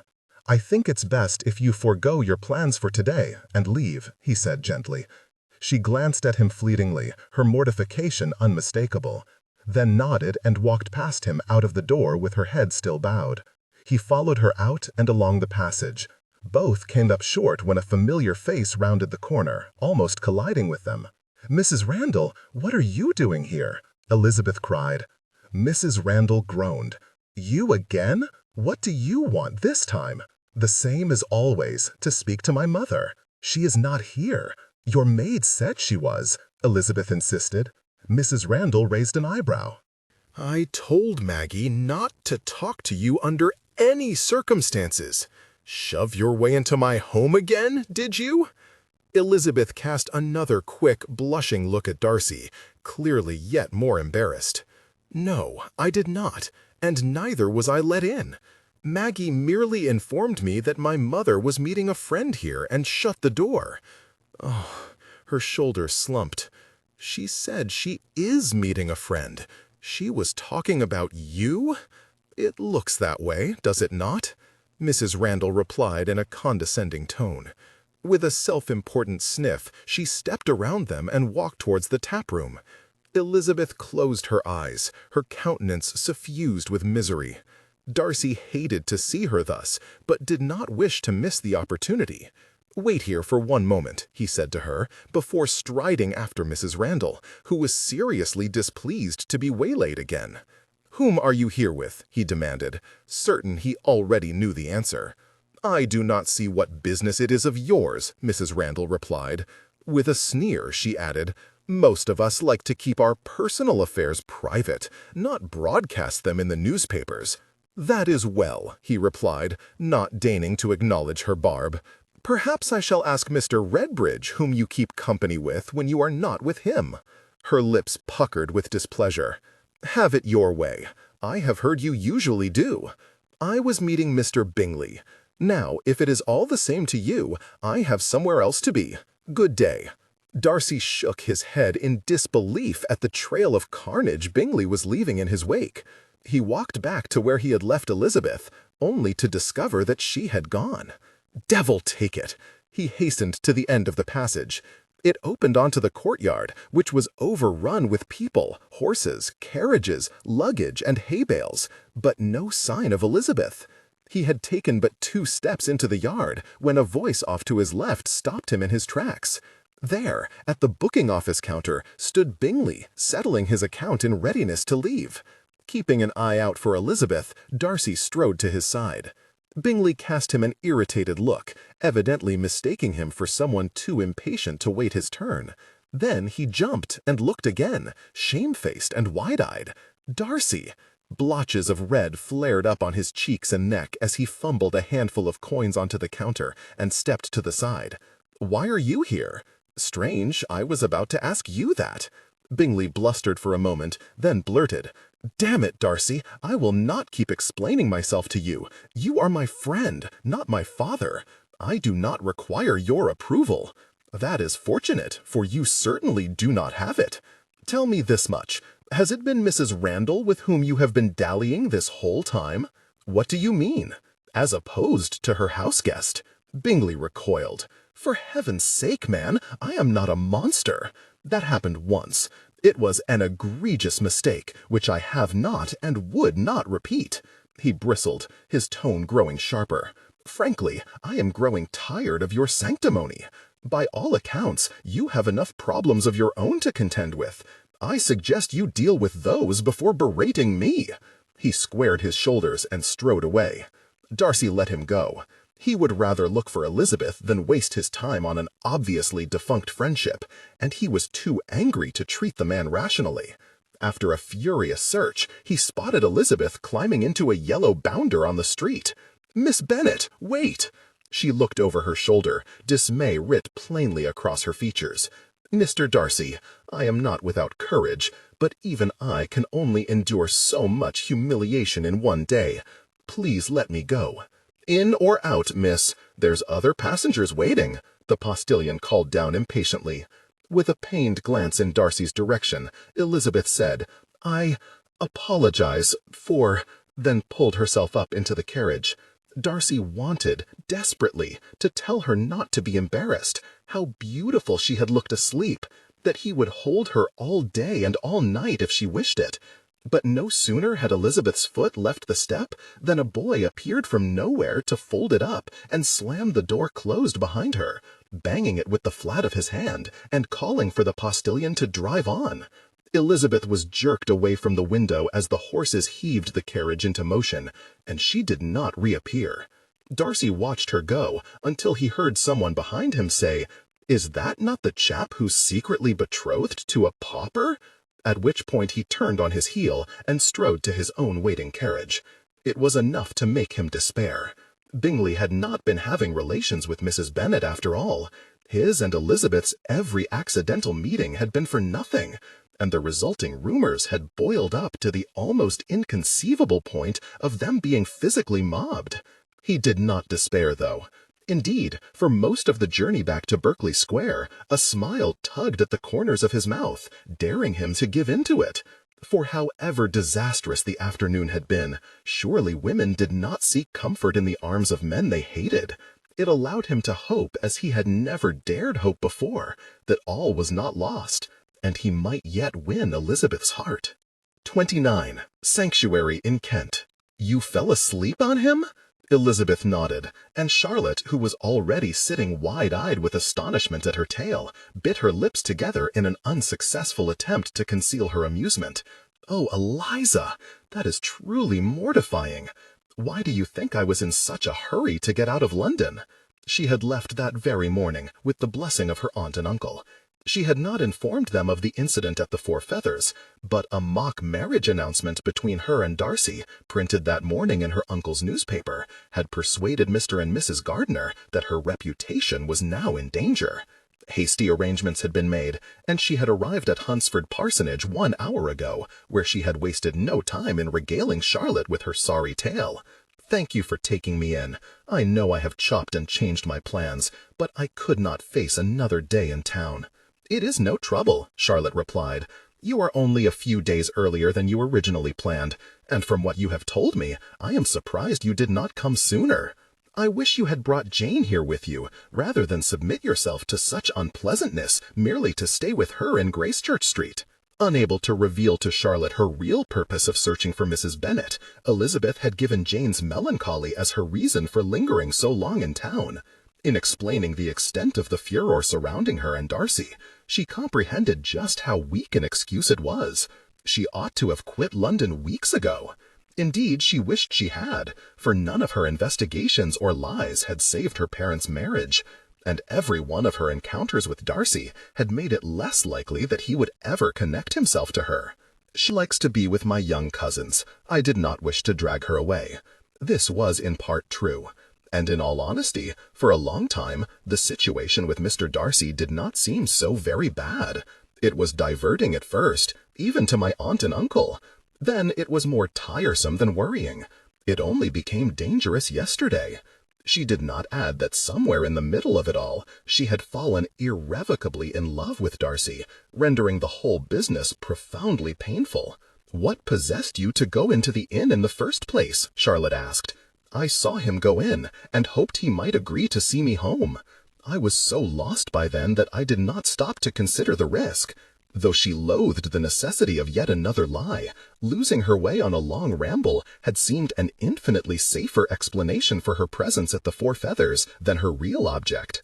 There was, thankfully, some truth in this explanation as well. It had been seeing Darcy enter the inn that had persuaded her to follow suit. Before then, she had dithered about outside for an age, trying to decide what to do for the best. Treasured memory with a close friend. Instead, we were hounded into a cupboard and forced to hide like criminals from a baying mob. I would tease you again about falling asleep on one of the most illustrious and fastidious men in the country, but I cannot laugh at the actions which drove you both to hide in the first place. It must have been terrifying. It was not much fun. They were all but rioting over the hope of a token from a woman none of them actually knew. It was as though they were possessed. One of them snatched my bonnet clean off my head. I shall never see that again. And you would not believe the things they were saying about us, that I was Mr. Darcy's mistress, or worse. Truly, it was disgusting. You are far braver than I, Eliza. I do not think I would have been able to sleep with that going on. I should have been far too afraid. Elizabeth wrinkled her nose in chagrin. I was excessively tired. She had also felt indescribably safe in Darcy's embrace. In the moment when two men burst into their hiding place, she had been genuinely frightened for her life, and the impropriety of seeking solace in his arms had been immaterial. When he had given it, holding her tenderly and whispering his assurances in that rich, soothing voice she had come to know and love so well, she had felt as though the weight of the world had lifted from her shoulders. She doubted it was ever to be repeated, but should Lady Rothersea's cousin ask her again whether it was heavenly to be in Darcy's arms, Elizabeth would be more than happy to confirm that yes, it was. I am almost too afraid to ask what he said to you when you woke up, Charlotte said tentatively. That he thought it would be for the best if I went home. Elizabeth felt a real pain in the vicinity of her heart at the recollection of it, but she could not help but laugh at Charlotte's obvious disappointment. Were you hoping I would say that he proposed? Come now, I expected more good sense from you. If he was going to offer for me, he would have done so by now. Yes, I suppose that is true, but, well, he seems stubbornly opposed to the idea, despite giving the impression of being far from indifferent to you in Hertfordshire, asking you to dance more than once and staring at you constantly. And this was a particularly damning encounter. You were alone together for how long? An hour? Has he no regard for your reputation?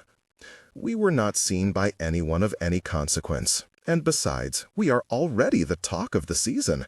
There is not much that could make anyone more preoccupied with our supposed engagement, not even half an hour alone in a storeroom. She grinned. How disappointed everyone would be to discover that all I did in there was sleep. You joke, but are you not offended by his determination to avoid the alliance? Elizabeth shook her head. No. All this speculation, people's fascination with us, is nothing more than a glamour. It will blow over, and afterwards I shall still be Lizzie Bennet of Longbourn, with barely a penny to my name, a few less than ideal connections, and Mr. Darcy will still be a single man in possession of a good fortune, in want of a more suitable wife than me. Charlotte regarded her steadily. Your opinion has altered rather radically. If I had asked you that question when I last saw you in December, you would have been sure to censure his pride. In December, I was blind, impartial, prejudiced, and absurd. Do you recall that you warned me not to allow my fancy for Mr. Wickham to color my view of Mr. Darcy? Yes, you were more right than you knew. Elizabeth relayed to her friend everything she had learned of Mr. Wickham's misdeeds and Mr. Darcy's endeavors to reimburse and support those affected. But you could not have known that about either gentleman, Charlotte rallied. Neither of them was particularly forthcoming with the truth. Elizabeth scoffed. I might have made a better judgment than I did had I not been flattered by the attentions of one and mortified by the disinterest of the other. How much trouble she would have saved herself if she had only kept in mind Mr. Darcy's first words to her, or rather, about her. She is tolerable, I suppose, but not handsome enough to tempt me. He was consistent, at least, for he had held staunchly to that principle. Looking at her friend, Elizabeth perceived none of the shock that Jane had betrayed upon hearing the same information about Mr. Wickham. You are not surprised to learn this about either man, are you, my astute, sensible friend? Charlotte smiled modestly. As you say, it is much easier to remain clear-sighted when one has been neither charmed nor insulted, and I can claim no particular insight into either. I had not guessed that Mr. Wickham was this depraved, and neither had I supposed Mr. Darcy capable of such generosity. Oh, he is capable of that and so much more. He has shown himself to be trustworthy, obliging, patient. He is admired by everyone who knows him. He is an excellent brother and loyal friend. He was also tall, strong, and unreasonably handsome, but Elizabeth feared she would give too much away if she admitted that. It seemed that she had given too much away regardless, for Charlotte narrowed her eyes and asked, "And if he were to ask you for your hand, what would you say?" "He is not going to ask. But enough about me. You must tell me everything about your new life here. You look very well settled." Elizabeth was under no illusion that the matter would be dropped permanently, but Charlotte's eagerness to exhibit her new situation was sufficient to allow a temporary reprieve. Hearing them move about, Mr. Collins soon joined them and was at pains to point out every advantage of the house, not least its proximity to Rosings Park. The mention of Darcy's aunt might have prompted Elizabeth to think of him, had she not been doing so already. The truth was, she could attend to little else, and for the next several days he was rarely far from her thoughts. What his impression must be of their encounter at the inn was a question on which she dwelt with particular anxiety. She had done herself no favors, sprawling over him like a strumpet intent on seduction. But he had, as usual, treated her with nothing but kindness. She almost wished he had got angry, for his unwavering solicitude made it torturously difficult not to cling to the hope that her affections might one day be returned, as did his assertion of not despising her. Nothing could be further from the truth. Her rational mind maintained that it had merely been the gentlemanly thing for him to say at an awkward moment. Her heart whispered that it meant something else entirely. On some mornings, she awoke regretting not remaining in London to see whether he would declare himself at last. By the end of every day, she had remembered why it was a hopeless case, and the other reason why she had left town. It had been Mrs. Randall at the inn with Mr. Bingley, not her mother, which meant that either Mrs. Bennet was sharing her lover, or had found a new one, or had never had one. Whatever the explanation, she had not returned home and did not seem inclined to do so at any time in the immediate future. The marriage of Mr. and Mrs. Bennet was seemingly over, and the truth of it could not remain secret for much longer. Once it was publicly known, Elizabeth and all her sisters must share in their mother's ruin and disgrace. Unable to bear the shame of it any more, she had written to her father with Mrs. Randall's new address, and relinquished all onus for the matter into his hands where it ought to have been from the start. She was bone-weary of the whole business, and in dire need of the sanctuary of her friend's Kentish retreat. Between the delightful spring walks around the park and Charlotte's pragmatic, even-tempered company, she was able to forget, for the time being, the imbroglio she had left behind in London. She did not even try to stop herself thinking about Darcy. She had never before loved anyone in the way she loved him, and that she had no wish to forget. A rapprochement of sorts. Darcy heard his sister in the hall, talking to Mrs. Annesley, and forced himself to continue staring at his newspaper, determined to reveal no hint of his discomposure. Georgiana had already seen too much of it in his behavior that day, and clearly been unnerved by it. More than 10 years her senior, he was more of a father to her than a brother. It must have been vastly disturbing when he appeared at her door an hour earlier, insisting that she call on Elizabeth and adamant that he would wait in her sitting room for her return. After her initial surprise, however, she had seemed to comprehend his predicament. She had left with a gentle smile and a promise to make a friend of Elizabeth if she could. He had tortured himself over the decision of whether or not to go to Gracechurch Street himself. He had settled on this approach for fear that Elizabeth might yet dislike him. Yes, she had sought his comfort, but being frightened and feeling an affection for someone were two very different things. By his calculation, there was still a high chance that she would not wish to see him, in which case he would not impose his presence upon her merely to satisfy his own desire to see her. That was something he would have done before Elizabeth taught him how a true gentleman ought to behave.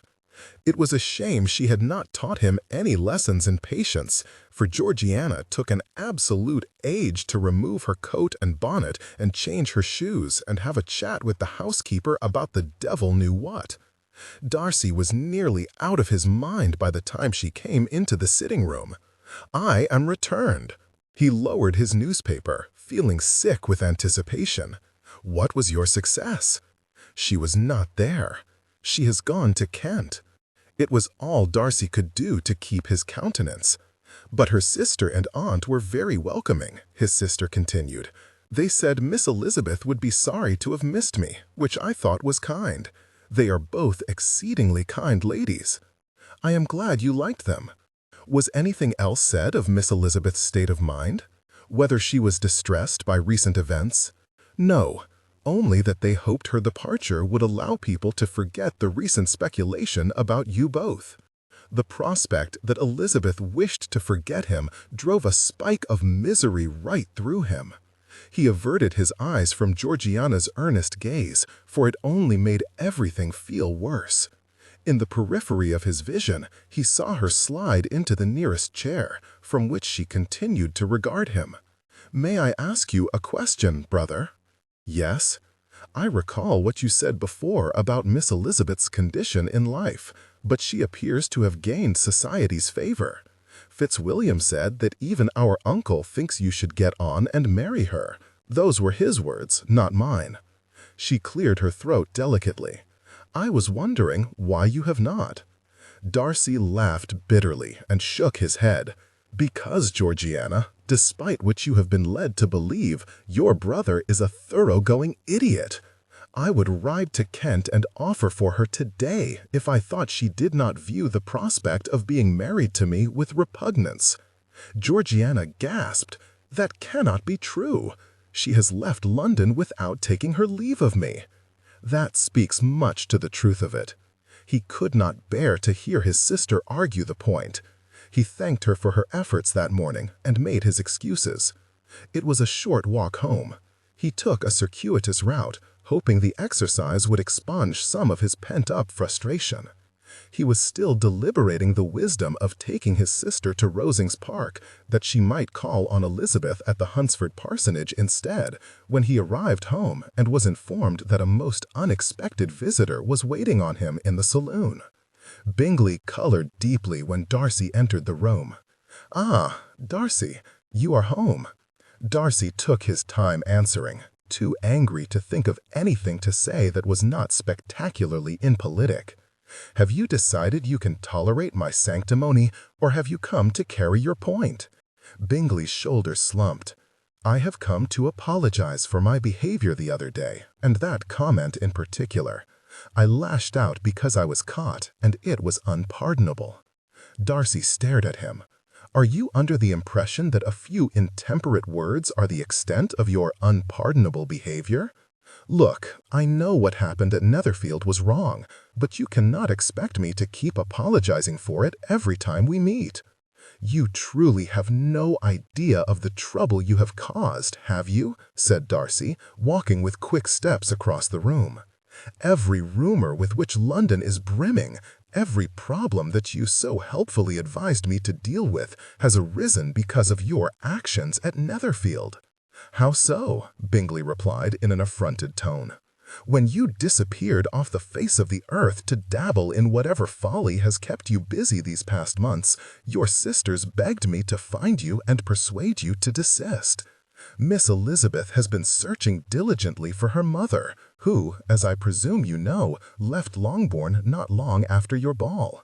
And despite your demurrals, our every attempt to find one or other of you repeatedly led us to the same places, where we were repeatedly observed.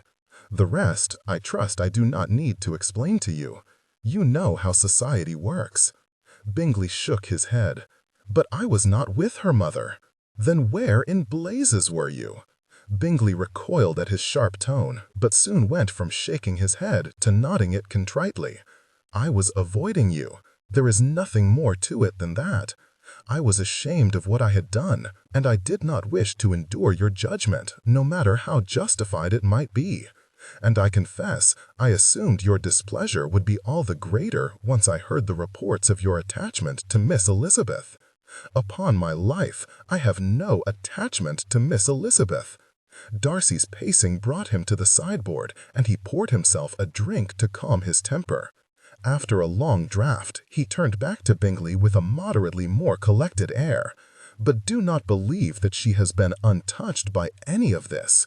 Between your cuckoldry with her mother and the rumors that have sprung up about her and me as a result, Miss Elizabeth has been living under the threat of ruin for months, all because you did not wish to be judged."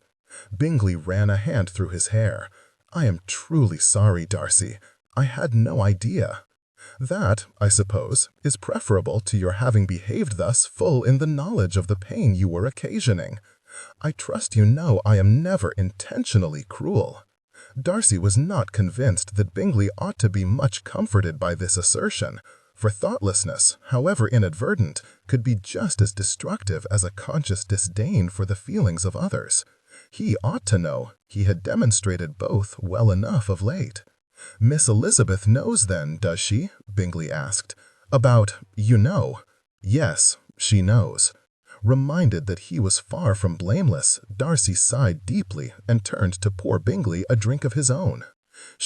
"Both of us, have been working under the assumption that you and Mrs. Bennet were carrying on the affair here in London." He handed Bingley his drink and muttered a disconsolated instruction for him to sit down, which he did, his countenance now pale and his expression bilious. "And I thought I was ashamed before. Does her sister know?" "No. Miss Bennet has been spared that pain." They sat in silence for a moment or two before Bingley said, hesitantly, "I have not been carrying on the affair. Meeting Mrs. Bennet in Gunter's was a singular occurrence, was it?" "Yes," he said pitifully. "I ran into her the first time just after Christmas, completely by chance. It was excruciating, and we both did an excellent job of pretending nothing had happened. But that was when I met Juliet." He cleared his throat. "That is, Mrs. Randall." Darcy made no reply, and Bingley stammered over the next bit of the story. Treasured memory with a close friend. It was she who arranged the meeting in Gunter's. Mrs. Bennet asked to see me. It turns out she wished to apologize for what happened. She blamed herself. I hope you corrected her, in a manner of speaking, although she was coming on mightily strong. You should have walked away. I know. I was just so dashed fed up with being a failure with the opposite sex. I had barely recovered from Miss Coltrane's rejection before I met Miss Bennet, and I thought she did not want me either. You have no idea what it is like, Darcy. No one in their right mind would refuse you, but trust me, it hurts like blazes. I know better than you think, but the solution is not what you did." "No," Bingley said dejectedly. "No, it is not. I saw her but once more after that, and only then to conduct the meeting that you prevented from taking place at Gunter's. We talked, we both apologized, and we parted ways. That is all. Indeed, I almost ran into her again on Bond Street yesterday, and went out of my way to avoid her notice." "She is still in town?" Darcy asked stupidly, for evidently she was. He felt it like a tangible blow when Bingley nodded. The only thing that had kept Elizabeth in London, tolerating the ton's gossip for so long, was her object of finding her mother and persuading her to return home. If she had left for Kent without resolving the matter, he could conclude but one thing. She had decided that being talked into marriage with him was a worse fate than her family's scandalous downfall. But I give you my word, I have not pursued the acquaintance beyond those few meetings, Bingley went on. If I have seemed to be in the same places as her, it is probably because I have been with her friend. Darcy sipped his drink morosely. And what of Mrs. Randall? Bingley shrugged. She is fun and unattached. I have made so many mistakes. You must agree it is safest for me to avoid innocent young women. It would be safest to exercise some self-control, and I hate to break it to you, but she is not unattached. She is under the protection of a man with 3 times your fortune and some very influential friends. I know, but she was not when I first met her. Mr. Redbridge is a recent acquirement. That does not seem to have put you off, if your activities at the Four Feathers are any indication." "That was a final farewell," Bingley mumbled sheepishly. "I have no plans to see her again. But you must admit, if it were not for Mrs. Bennet, you would scarcely have raised an eyebrow at my acquaintance with Mrs. Randall. I have been discreet. If you had not been looking for me, you would never have even known that I was seeing her." Darcy regarded Bingley steadily, unable to counter his argument, despite how much he wished to. Bingley wilted in the face of his silence. "I beg your pardon. I keep venting my spleen at you when it is I who am in the wrong. I am too used to depending on your judgment. It makes me feel your disapprobation more keenly. Nobody likes to think of themselves as a disappointment. It is making me captious, and I apologize." Darcy shook his head. "You are not the first person to point out your reliance upon my judgment. You should not have to answer to me for your actions. I will never condone your conduct at Netherfield, but it is not for me to judge. That is for the Bennets alone to do." Bingley sucked in a deep breath, his expression repentant and glum. "I may still call you a friend, then." Darcy was vastly relieved to have discovered that Bingley was not the cur he had feared, sneaking about with a married woman. He was still the same man he had always been, and his act of adultery, whilst no less egregious, remained in the singular. Yet there were other considerations. I should like to say yes, for 10 years of friendship ought to count for something. But if I have my way, my future wife is unlikely to be so forgiving. Bingley sat up a little straighter in his chair. "Miss Elizabeth, I thought you said you were not attached. We are not, and it is looking less likely by the moment that we ever shall be. But I am not ready to give up on her yet. Gads, Darcy, I really have given you some bother, have I not?" He had indeed, although it was also true that had Darcy not been required to chase Bingley about town, he would not have been thrown together so frequently with Elizabeth, and would never have come to understand that he loved her. For that alone, he could forgive Bingley a great deal. "Yes, you have," he replied. "But if I am ever fortunate enough to win Miss Elizabeth's hand, I shall be in a good humor for the rest of my life. So, you never know. I might be persuaded to recognize you again in 10 or 20 years." Bingley gave a small, grateful smile. "If only at the club, eh?" Darcy inclined his head. Only at the club. He knew not how he was ever to bring it about. But if he were to make Elizabeth his wife, then Berkeley Square, and Pemberley especially, would be for her above all others. 31. A noble helping hand. A few days after Bingley's visit, the weather turned delightfully sunny and warm. Darcy called on his sister again, intent on making amends for his ungrateful and surly exit at the end of his previous visit by offering to walk with her on Rotten Row. Elizabeth had been gone from town for the better part of a week, and Darcy hoped that interest in them might have waned enough that a foray in public would not incite another riot. Nevertheless, he suggested to Georgiana that they walk out before the fashionable hour to avoid any unpleasant scenes from the crowds. The park was still far from empty, and Darcy grew tired of people's stares within minutes.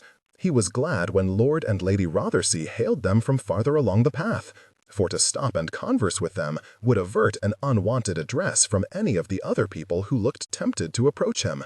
"Mr. Darcy, Miss Darcy, what a pleasant surprise," said Lady Rothersea. "You have been keeping your head down," her husband added. "We thought you must have retreated to Pemberley until all this lunacy died down."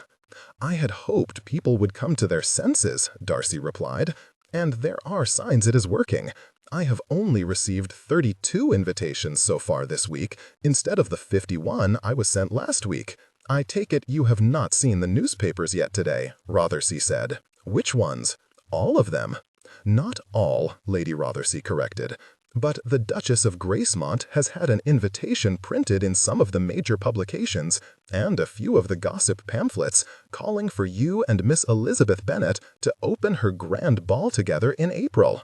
She has challenged you to come forward and claim the triumph you have thus far shirked of being London's most esteemed couple." Georgiana made an odd sound, drawing a wink from Rothersea. "Indeed, not sure how your brother will get out of that one without ruffling a few feathers." The Duchess of Gracemont's first ball of the year had become synonymous with the official start of the season. To be asked to open the first set was a prodigious honor, and surely the pinnacle of society's deranged captivation with a non-existent engagement. Darcy had been waiting for people's fascination with him and Elizabeth to diminish before speaking to her, hoping she might be persuaded his friends were not all vacuous gossipers with more money than sense. The Duchess's invitation put an end to that plan. He tried not to sound too irritated as he said, firmly, "Her Grace will be disappointed. I can assure you no such spectacle will ever take place." Lady Rothersea looked excessively disappointed. "Oh, so it is true." He corrected his first impressions. She was not disappointed, she was angry. "What is true? That you and Miss Bennet are not engaged and never will be?" Darcy reviled the irony of her so easily accepting that which she had been determined to disbelieve from the outset, now when he most wished the opposite to be true. "You would be the first person I have heard say they believe it," he said mildly. Much though I did not want to believe it, I heard it from the horse's mouth. There was no disguising his dismay at hearing this. Elizabeth had told Lady Rothersea that she would never marry him. It was such an abrupt end to his hopes that it rendered him speechless. Her ladyship's countenance softened slightly. She turned to her husband. "Rothersea, what was that wonderful piece our cousin was practicing the other day? Pray tell Miss Darcy about it." Rothersea took his cue, offering Georgiana his arm, and conversing about pianoforte music as they set off along the path. Lady Rothersea did not wait for Darcy to offer his arm before taking it and sauntering after them. "Pray, tell me why an engagement to Miss Elizabeth is out of the question," she said without preamble. Darcy looked ahead at the back of Georgiana's bonnet and thought longingly of the time when his private affairs had not been considered the rightful property of every interested party. "Did the horse not enlighten you?" he said bitterly. "She said only that there was no prospect it would ever happen. But I find that baffling. In the short time I have known Miss Bennet, I have come to admire her very much, and I cannot see any good reason why a sensible man of sufficient means would not want to make her his own. She is perfectly delightful." "I do not disagree." "Then pray, what is the impediment?" Darcy wished he had some of Elizabeth's disdain for rank, for he wanted nothing more than to tell Lady Rothersea it was none of her business. But the habits of 28 years were difficult to overturn, and the best he could manage was sullen silence. "You think I am being impertinent?" she persisted. "I am, of course, but a gentleman would never point out a lady's weaknesses. So, I ask again, what is preventing you from marrying Miss Bennet?" She faltered. This was insupportably humiliating, yet there was just enough hint of something resembling good news in Lady Rothersey's confusion as made him willing to lay himself bare. "She told me so herself. She thinks I am proud and conceited." "Are you sure? That is not quite consistent with how she talked about you to me. Is it not? No, she was decidedly more complimentary and much better disposed to the idea of marriage. Lady Rothersea broke into a broad, self-satisfied smile. May I take it Her Grace will be gratified with your attendance after all? Darcy shook his head, partly in amazement at such a serendipitous discovery of Elizabeth's esteem, but mostly to contradict her ladyship's assumption that this removed every barrier to his happiness. That is the very opposite of what Miss Bennet would want, he told her. To stand up at such an assembly as that, to have her worth judged by people so wholly unconnected to her, would represent everything she detests about fashionable society. You are right. She said something in that vein to me as well. This affair has rather betrayed our worst side, has it not? The very worst. The most ridiculous part being that never was any woman more worthy of such universal admiration. He cleared his throat and added hastily, "Present company excepted, I am sure." "Oh no, you were right the first time. Miss Bennet is a far better woman than I. Witty, handsome, and principled. I am not sure why I like her really. I usually try to avoid women who do not make me look wonderful by comparison. But you think her distaste for our sphere will prevent her from accepting a proposal? I hope not, but she could win the heart of any man she chose.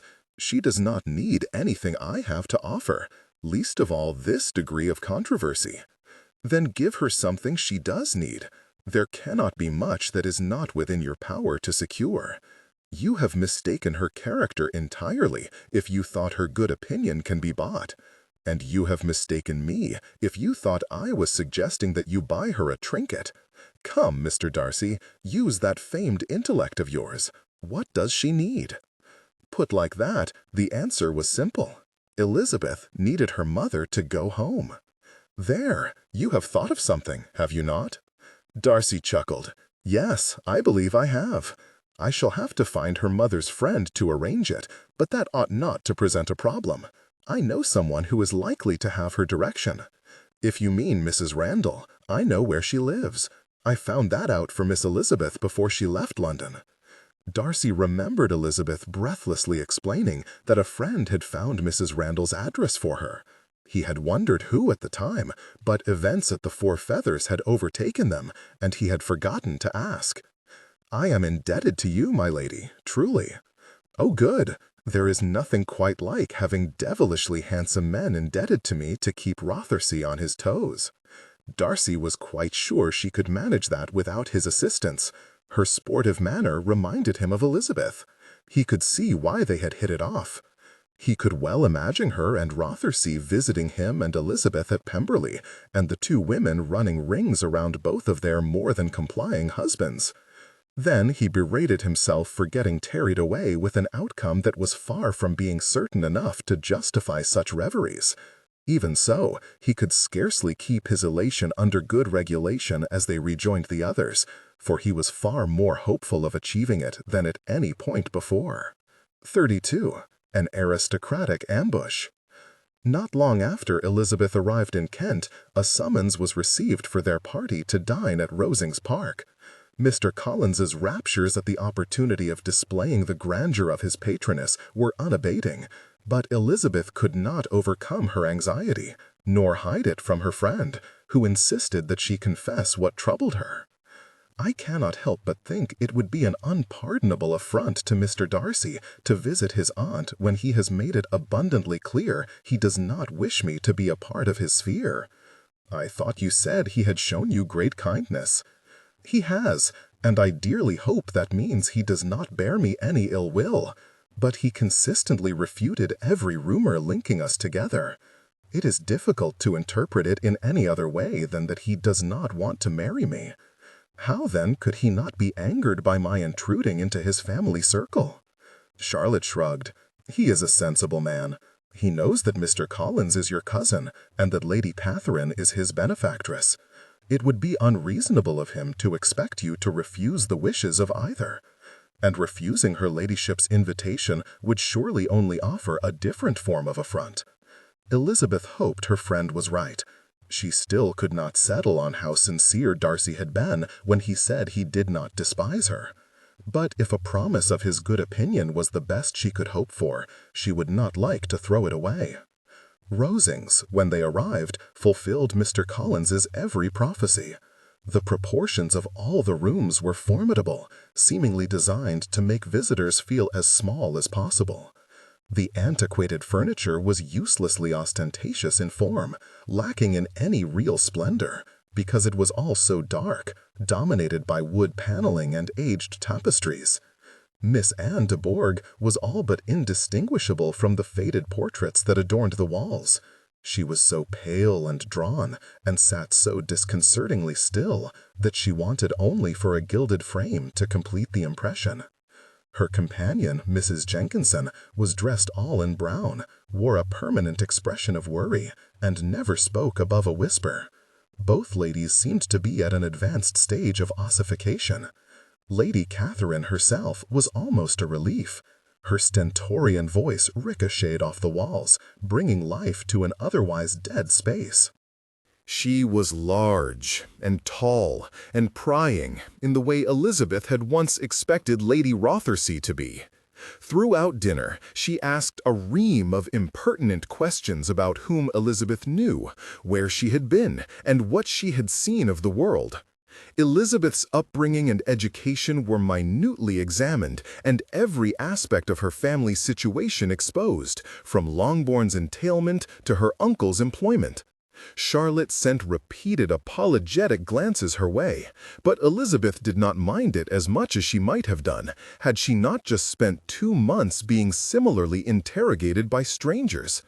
Lady Catherine's officious curiosity was nothing compared to the drunken melee at the Four Feathers, and she answered every question with a candor that more than once made her cousin wince. It was not until later, after the carriage had been ordered to take them home, that she comprehended her naivety. She had just drunk the last of her coffee when her ladyship said, "Tell me, Miss Bennet, what ought I to make of the reports that you are engaged to my nephew, Mr. Darcy?" Elizabeth instantly felt herself color, and her mind emptied of every clever phrase or coherent explanation. It had never occurred to her that the rumors would have reached Kent. "Come," her ladyship pressed, "you have not held back in offering your opinion thus far this evening. What have you to say on this matter?" "There is no truth to it," she said as firmly as she could. "Indeed, how could there be? Mr. Collins interceded. It is well known that Mr. Darcy is engaged to his venerable cousin." Elizabeth looked at Miss de Bourgh in alarm. She thought Darcy had said they were not engaged, but perhaps she had misunderstood him. The lady showed little emotion, however. If she was distressed by the conversation, she concealed it well. "I understand that you have stepped out together on multiple occasions," Lady Catherine continued, disregarding Mr. Collins entirely. "Not least riding in his caracal through Hyde Park, attending the theatre together, drinking tea at Gunter's, and dancing a waltz at St. James. Is this true?" "Very little of it is true, ma'am. It has all been embellished and misconstrued." "Embellished and misconstrued, but not fabricated? There is foundation for the reports, then." "I suppose it depends what one considers reasonable foundation. Repeated clandestine meetings without chaperonage could most certainly be considered as such," her ladyship retorted. Mr. Collins made a strangled noise. Elizabeth glanced at him, grieved to see both his and Charlotte's distress. None of the meetings were clandestine, she told Lady Catherine, though she felt herself blush deeper still with the lie. She and Darcy had met in darkened passages, cowered together in cupboards, and whispered in the corners of drawing-rooms. They could not have been much more furtive if they had tried. "That is by the by," her ladyship replied. "The meetings still occurred. Some of them, perhaps, but they were not deliberate. We have not intentionally gone anywhere together." "No, indeed. By all accounts, you have gone out of your way to go everywhere separately, yet somehow always to the same places and at the same time. If one wished to devise a means of piquing the tante's interest, I could not think of a better method. It is certainly not an approach that savors of a wish to remain undiscovered. It therefore makes no sense that you should be so reluctant to admit to it. Tell me once and for all, are you engaged to my nephew? I am not. And will you promise never to enter into such an engagement? Interjected Mr. Collins, who was half out of his seat with outrage, only held back by his wife's hand on his arm. Lady Catherine scowled at him. Mr. Collins, you will desist, or I shall have you ejected. Miss Bennet, a wish to keep an understanding private from the eyes of Mr. Darcy's friends is one thing, especially in this case. She ran her eyes up and down Elizabeth's person to emphasize her point. But I am almost the nearest relation he has in the world. I am therefore at a loss as to why you should try to deny it to me. For no other reason than that it does not exist, Elizabeth said with feeling. Lady Catherine peered at her for a long time, her brows drawn together in a way that brought forth an unnerving resemblance to her nephew. At length she demanded imperiously, "Why not?" I beg your pardon. It is a simple question. Why are you not engaged to Mr. Darcy? It might have been simple, but it discomposed Elizabeth completely. Was she to think that her ladyship wished them to be engaged? It seemed entirely improbable, but it made little difference either way. I cannot force him to propose. With an expressive glance at her daughter, Lady Catherine clicked her tongue in agreement. That much I can believe. But you do wish to marry him? Elizabeth had no idea how she was to answer such a question with Mr. Berg sitting not 5 yards away from her. Miss Bennet, you ought to know that I am not to be trifled with, Lady Catherine said. I know not what is preventing you from answering, but I trust you will not choose to be insincere. I would know why my nephew has not made you an offer. Elizabeth could almost have laughed at how wretched this question made her feel. The catalogue of reasons was so long, she had no idea which Darcy objected to most, though she could guess. He has not expounded on the matter to me personally. I imagine it is for all the reasons your ladyship has unearthed this evening. I am a woman of no importance in the world, without family, connections, or fortune. Yes, that is all exceedingly regrettable, but you are a gentleman's daughter. He cannot object to that. Lady Catherine stared expectantly at her until Elizabeth felt compelled to answer. Perhaps it is my aunts and uncles to whom he objects. Lady Catherine shook her head. It cannot be that. As repugnant as their condition is, Darcy is almost as sensible as I am, and therefore equally capable of seeing that the situation calls for dispensations to be made. Dispensations, Mr. Collins repeated in an odd voice. 1,000 apologies if I have misunderstood. I did not comprehend that your ladyship desired that Mr. Darcy marry my cousin. What I desire is to understand why my nephew is bent on withstanding the expectations of all his friends. For do not believe that he will be noticed by any of them if he is considered to have broken an engagement of this prominence. However distasteful the union would be, it has attracted more attention than a royal wedding. In such cases, honor would usually demand that an offer be made. What possible reason could my nephew have for not doing so? Truly, I could not say, Elizabeth replied desperately. Perhaps it is because he is engaged to your daughter, and has been since they were both in their cradles. That could explain it, Lady Catherine replied thoughtfully. He is exceedingly loyal. It broke Elizabeth's heart to hear it confirmed.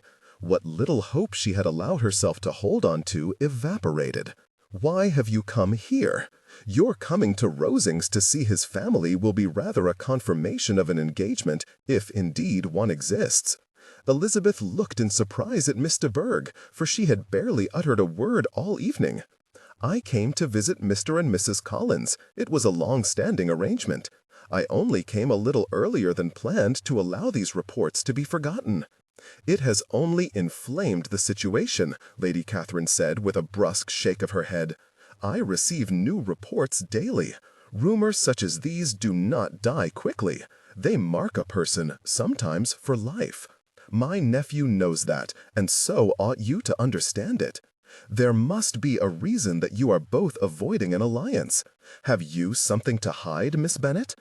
Elizabeth tried not to think of her mother. "No, madam." "Then what exactly is your objection to marrying him?" Elizabeth could not help but give a small, despairing laugh. "I have no objection. I love him. I would marry him tomorrow if he would have me. But since he clearly does not want me, perhaps your ladyship could apply to him for an explanation? I am afraid I cannot answer for it." The room fell silent, but for Miss de Bourgh's loud gasp and subsequent paroxysms of coughing. Lady Catherine remained perfectly still, holding Elizabeth's gaze with narrowed eyes and an inscrutable expression. She still had not spoken when the butler arrived to announce that the carriage was ready. Elizabeth half expected the loan of it to be rescinded, but her ladyship only waved them away and turned her attention to her daughter. "Forgive me, Charlotte," Elizabeth whispered as they walked across the hall to the front door. "I do not know what came over me." "Do not blame yourself," she whispered back. "You were rather ambushed." Leaving Mr. Collins to continue apologizing to the butler, the footman, and possibly the horses, they climbed into the carriage. "I hope I have not angered her too greatly," Elizabeth said as they seated themselves. "I am not convinced that you have angered her at all. I thought, earlier, that she had rather taken to you. And with her questions just now, she seemed to be rather advocating marriage to Mr. Darcy than condemning it." "Advocating it?" Mr. Collins squawked as he climbed into the carriage and wedged himself into the insufficient space beside his wife. After calling for the coachman to drive on, he continued, "I trust you heard her ladyship deny any such design, Mrs. Collins." "I heard her ask Eliza why a match with Mr. Darcy has not taken place," Charlotte replied calmly. "Yes, so that she might discern whether that impediment, whatever it may be, is indeed a worse fate than the scorn Mr. Darcy is attracting for the Tun's hopes. She will be seriously displeased whatever the outcome, for Mr. Darcy's reputation will be ruined whether he marries Cousin Elizabeth or not." Charlotte did her best to placate her husband for the rest of the short journey back to the parsonage, and assured Elizabeth as she retired to her room for the night that, despite what Mr. Collins said, she was not expected to leave Hunsford on the morrow. Elizabeth was grateful for her assurances, but it did not make her feel any better. Darcy had tried to tell her that Lady Catherine would like her. She was in agonies just thinking about how disappointed he would be to discover that she had shouted at his aunt, mortified his cousin, and worsened all the rumors about them with her impetuous flight from London. She was not generally prone to tears, but she shed a few into her pillow that night, all the while wishing that she could be back in the safety of his arms. 33. Unhappy for all her maternal feelings. Darcy was obliged to lean against the front wall of Mrs. Randall's house for 2 hours before gaining admittance. Nobody had answered his repeated knocking, but he had seen someone looking down from an upstairs window, so he knew he was being deliberately left waiting. It turned out to be Mrs. Randall and her maid lurking within, for it was Mrs. Bennet's return that brought an end to the impasse. She held her chin up in prim defiance as she acknowledged him, but made no attempt to avoid the meeting he requested. The maid gave a great show of not having heard the door when they entered the house. Mrs. Randall paid no attention to Darcy whatsoever and directed Mrs. Bennet to a small parlor at the back of the house, reluctantly agreeing to have tea sent up. Darcy had thought long and hard about what he ought to say during the interview. Now that he was here, his carefully prepared speech seemed wildly inappropriate. The woman was empty-headed and absurd, but she was clearly distressed, and she was Elizabeth's mother. For that alone, she would always have his respect. "May I suggest we sit down?" He pulled out a chair for her from the small table in front of the window. She eased into it, maintaining her air of affected dignity. He sat opposite her, noticing that she seemed reluctant to meet his gaze. He concluded that she must be aware he knew something of what had transpired at Netherfield. Whether she knew that he had witnessed it, he could not guess, and prodigiously hoped he would not be required to mention it. Mrs. Bennet, it is time for you to go home. Your continued absence from Longbourn is putting your daughter's reputations in danger, while your continued presence in town is every day increasing the risk that the reason for your absence will be discovered." Her color deepened. "I cannot imagine what you think you are referring to, Mr. Darcy, but it scarcely signifies, for it is no business of yours where I pass my time." "Perhaps not, but I hope to make it my business very soon." She turned to stare at him. "You mean Lizzie?" "I do." She made a noise that sounded suspiciously like a sob, but which, to Darcy's profound relief, did not advance to weeping. "Oh, why, I never thought. I heard the reports, but I never believed you would marry her, because you knew. You knew that I—" She closed her eyes. "I thought I had ruined both their chances, Jane's and Lizzie's. I almost allowed it to, before I came to my senses.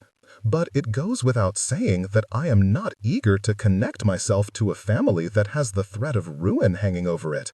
I have my sister to consider. That is why I need you to go home."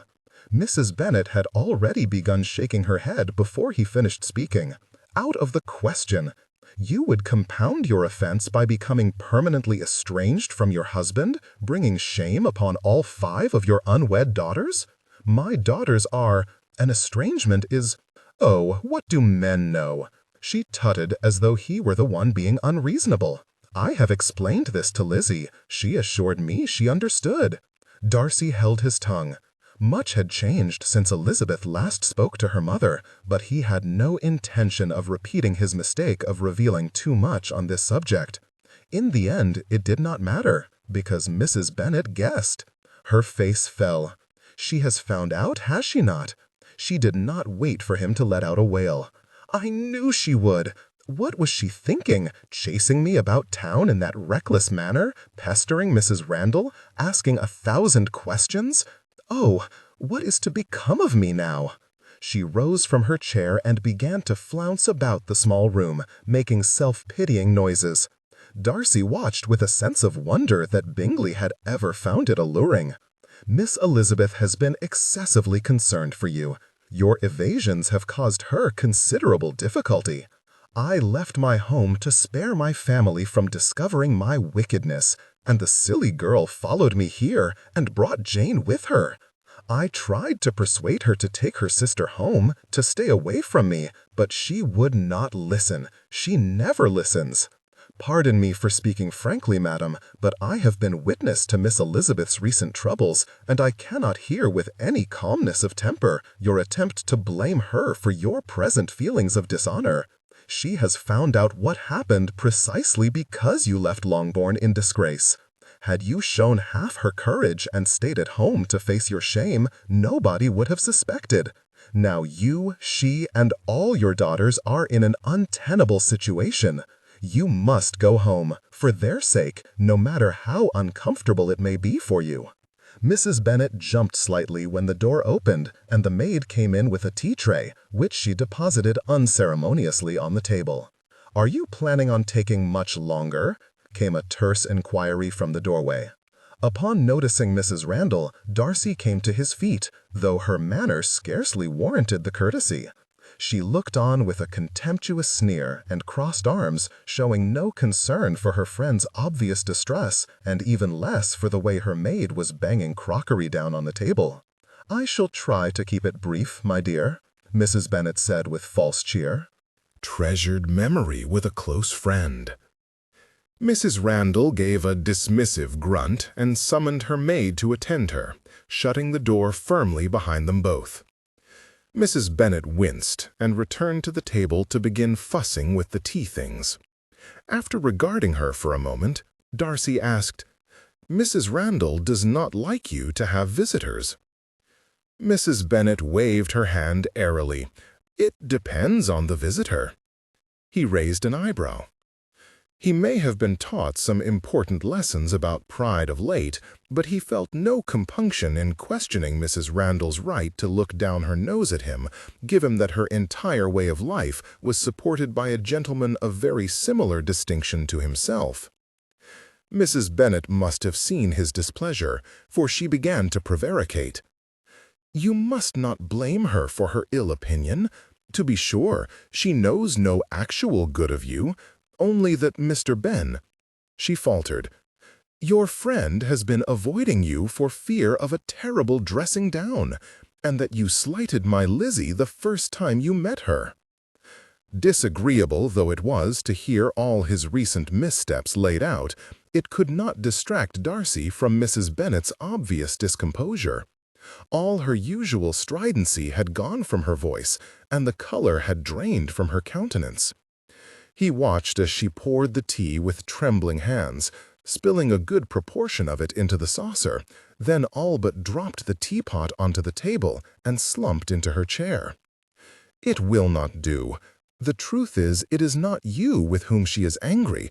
It is me. She wants me to leave, not bring extra visitors to her door. You are right. My situation is wholly untenable." Darcy expected her at every moment to begin lamenting or gesticulating, but she only sat forlornly in her seat, staring at the spilt tea. He had never seen her less demonstrative. "I thought I understood that Mrs. Randall was your friend." "She was. She is. She took me in without hesitation when I came, in dread of consequences of what I had done." Darcy balked. There had been a possibility of a child then. Bingley knew not how fortunate he was. "There were none," she continued, "and for a while we had a jolly time of it, sharing reminiscences. But her generosity has reached its limit, both in real terms and in spirit. And I grow weary of making myself scarce whenever she has visitors. There are only so many times one can go into a shop without buying anything, and I have never been fond of walking, though I seem to have done little else but walk up and down of late. Could you not have visited another of your friends if you are not tolerated here? I have no friends in town beyond my brother, and I could not go to his house, for Jane is there." Darcy could only imagine Elizabeth's distress were she to know that her mother had been walking the streets of London, alone and lonely, when all the while they had been imagining her cavorting about with Bingley. Mrs. Bennet's shame must be deep indeed to prefer solitude and scorn to facing her family. "This is a distressing account, but you must see that it all amounts to the same thing. You must go home." "You do not understand," she whispered desperately. "I have nothing to go home to. My husband holds me in contempt. You probably think he is justified, for I know you think I am foolish. I am used to men thinking it, but Mr. Bennet reviles me for it. He would rather make sport of my deficiency than ever explain a thing to me. He looks about as much respect for me as he does the pigs on the home farm. Perhaps less, for the pigs invariably bear sons." "Mrs. Bennet, please, I did not mean—" He silenced him with a shake of her head. "And now my daughters will despise me too. Longbourn is entailed. We none of us know how long we shall have a roof over our heads. My only job was to find them husbands before we lose our home, and I have failed in the worst possible way." Darcy was not unmoved by her plight. He did not like to hear of any person's unhappiness, not least anyone about whom Elizabeth cared so deeply. Yet it did not change the fact that Mrs. Bennet had a duty to her daughters. He inhaled in readiness to try again to persuade her to change her mind, when she continued speaking, her voice now a whisper and her expression one of abject misery. "I was trying to help, you know, when it happened. Jane was finding it so difficult to put herself forward. She has a terrible natural modesty that no amount of cajoling from me has ever been able to shift. I only meant to encourage him, to put him in the right frame of mind, that he might be more receptive to her charms. Only then, he did not laugh at me, or look at me with pity or derision. I had forgotten what it felt like to be desirable, and had certainly given up hope of ever feeling it again before I am too old. It was wicked, and I shall never forgive myself. But I—" She looked up, her eyes shining with unshed tears. "I am not clever, Mr. Darcy. I have no money of my own, nor the respect of my family or friends. Even my home is not truly mine. But I have always had my looks. When they are gone, I shall be left with nothing. Lizzie will never truly understand this, for long after her looks fade, she will still have her mind, and that girl's mind is a fearsome thing. But I shall have nothing at all." It was difficult not to look at her with pity at that moment. He had never considered what it must be to live with the constant fear of losing one's home. Complicated by a want of understanding, fortune, and connections, it must be terrifying.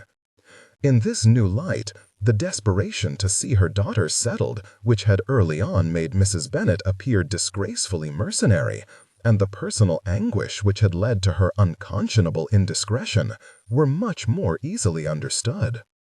The fleeting consideration of how he would feel were it his mother in such straits was enough to let him know how to act. "It seems certain that you will end up with nothing a good deal sooner if you stay here," he said, gently but firmly. "Either Mrs. Randall will turn you out, or your estrangement, perhaps even the reason for it, will become known. And bear in mind my hope of marrying your daughter. If your actions bring ruin upon her, there is a chance that you will bring me down with you, and then I shall be of no help to any of you." He leant forward slightly, resting his forearm on the table, and dipping his head to better catch Mrs. Bennet's eye. "But if you go home, I give you my word that I shall look after you. I can make no promises about your happiness in marriage, but I can relieve you of the worry of being without a home, of your daughters being destitute. You might even be able to enjoy some of those perquisites of town that have been denied to you on this occasion." Darcy hoped Mrs. Bennet would not make him regret this promise, either in the future, by giving more of her humiliating public appearances, or in the present moment, by dissolving into hysteria. For now, however, she remained uncharacteristically, almost painfully subdued. "How shall I face them?" "You must find a way. I am sorry it is so, but it is a fact of the world in which we live that to give up your situation would be disastrous for you and your daughters. You might remind yourself of your duty to them if ever your courage falters." He had not meant this to sound so much like censure, and so made another attempt. "I make no excuses for what you have done, but neither can I condone the neglect of one's spouse. Yours is clearly not the only harm that has been done to your marriage. Perhaps you will allow that to help you make peace with yourself." She regarded him in silence for a moment or two before speaking. "I am exceedingly sorry that I spoke ill of you in Hertfordshire. You are the very model of good breeding. Indeed, I do not think I have ever known such kindness. Lizzie does not realize how fortunate she is." Darcy rather thought that if Elizabeth consented to marry him, he would be the fortunate one. Nevertheless, he was not above taking advantage of every method of persuasion available to him. A treasured memory with a close friend. She may never know if you do not put an end to this unfortunate affair and go home so that I might get on and propose to her. The matter was settled. Mrs. Bennet gave her grudging consent to being returned to Hertfordshire in his carriage the next day. She asked of him 2 favors before he left: that he would deliver a letter to Elizabeth, which she would write that afternoon, and that he would promise only to offer for her if he was certain, absolutely certain, that he loved her. Lizzie will be neither happy nor respectable unless she is truly esteemed by her husband, unless he looks upon her as his equal, she told him. Her lively talents would place her in the greatest danger in an unequal marriage. She could scarcely escape the discredit and misery I have discovered. Let me not have the grief of seeing her disrespected by her partner in life." Darcy could not help but smile. "Madam, your daughter and I are not equals. Miss Elizabeth is my superior in every way, and if she will have me, I shall devote the rest of my days to the admiration of her lively talents. 34.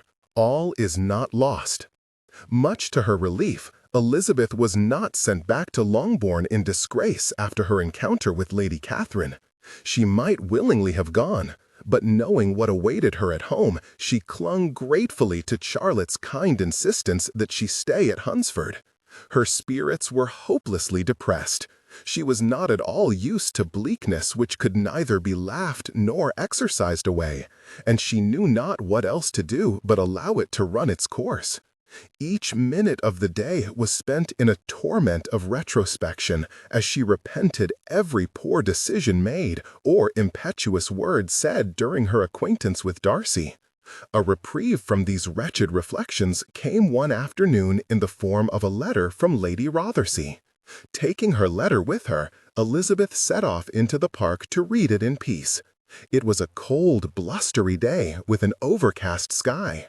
She gave up fighting to keep her bonnet from flying away and looped the ribbon over her arm instead, letting it hang at her side. That only meant her hair was flicked about her face as she tried to read.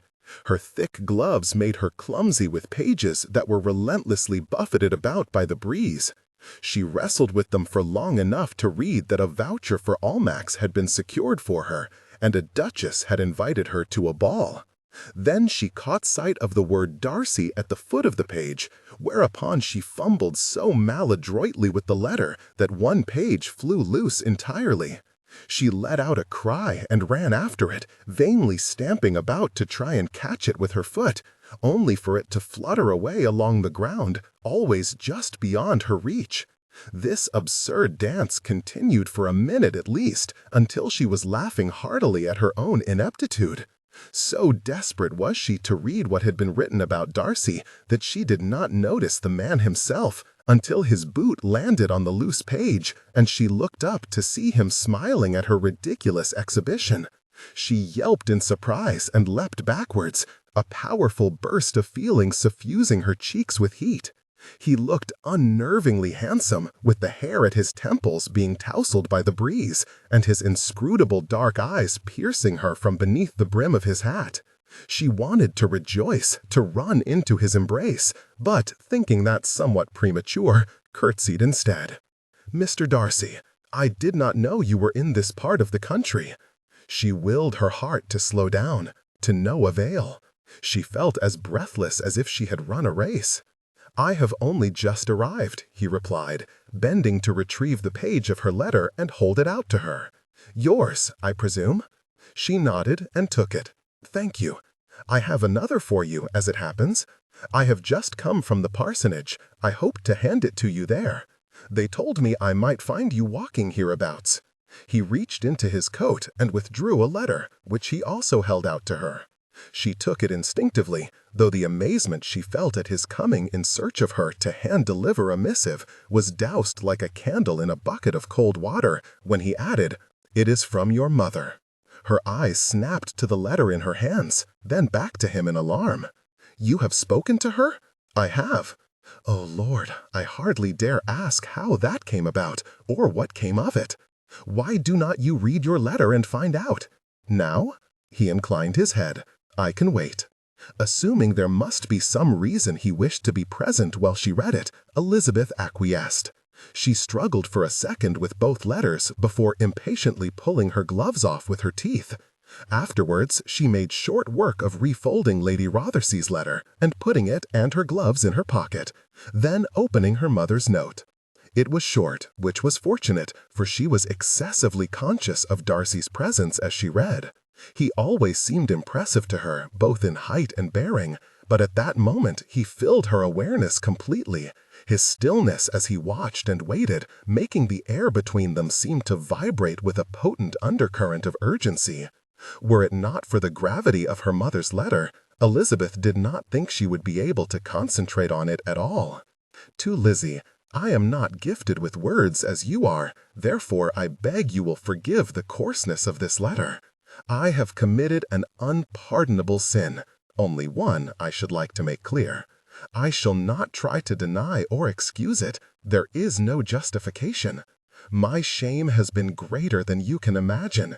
My regret for the dishonor I have brought upon your father, and most particularly the injury I have caused dearest Jane, will stay with me forever, though neither of them is aware of my guilt, and I pray for all our sakes that they never will be. That you are aware is a source of the most painful anguish to me. I would not blame you for resenting me forever, though I hope with all my heart that you will not. We do not always understand each other well, but I hope you know that I love you as well as any of your sisters. To be estranged would break my heart, especially with the prospect of your having babies very soon.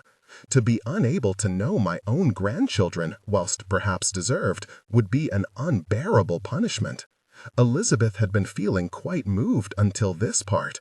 She blushed hotly, hoping to goodness that Darcy was not aware of the contents of the letter.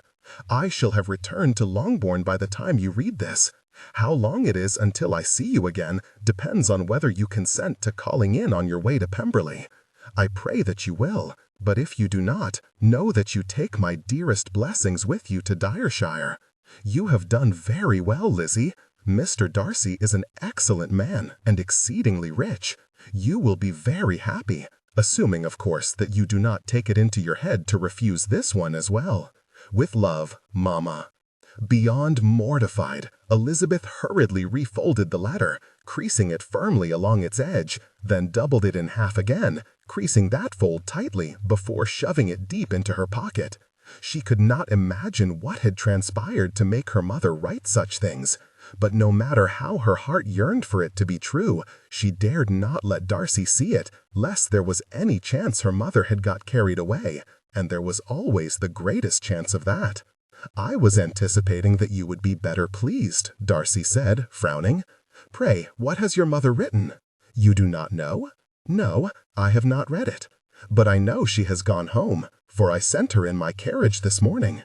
You did? She did not mention that? She mentioned very little other than to say that she was sorry.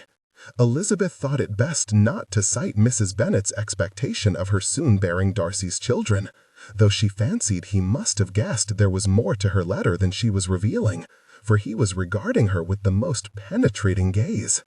"How came she to be in your carriage?" she asked, thoroughly flustered. "I made a bargain with her. She agreed to be taken home in return for certain conditions." "Conditions?" Elizabeth cried, appalled. "Oh, no, no, no! She was in no position to demand anything of you. Please know that you are not beholden to anything you have promised." She pressed her hands to her cheeks, as though that might quell her spiraling chagrin. "For heaven's sake, you will begin to think this is my usual color. I am doomed to be in a constant state of humiliation whenever I am with you." He laughed, an arresting thing, for Elizabeth could not immediately remember him ever doing so in such an open, joyous way before.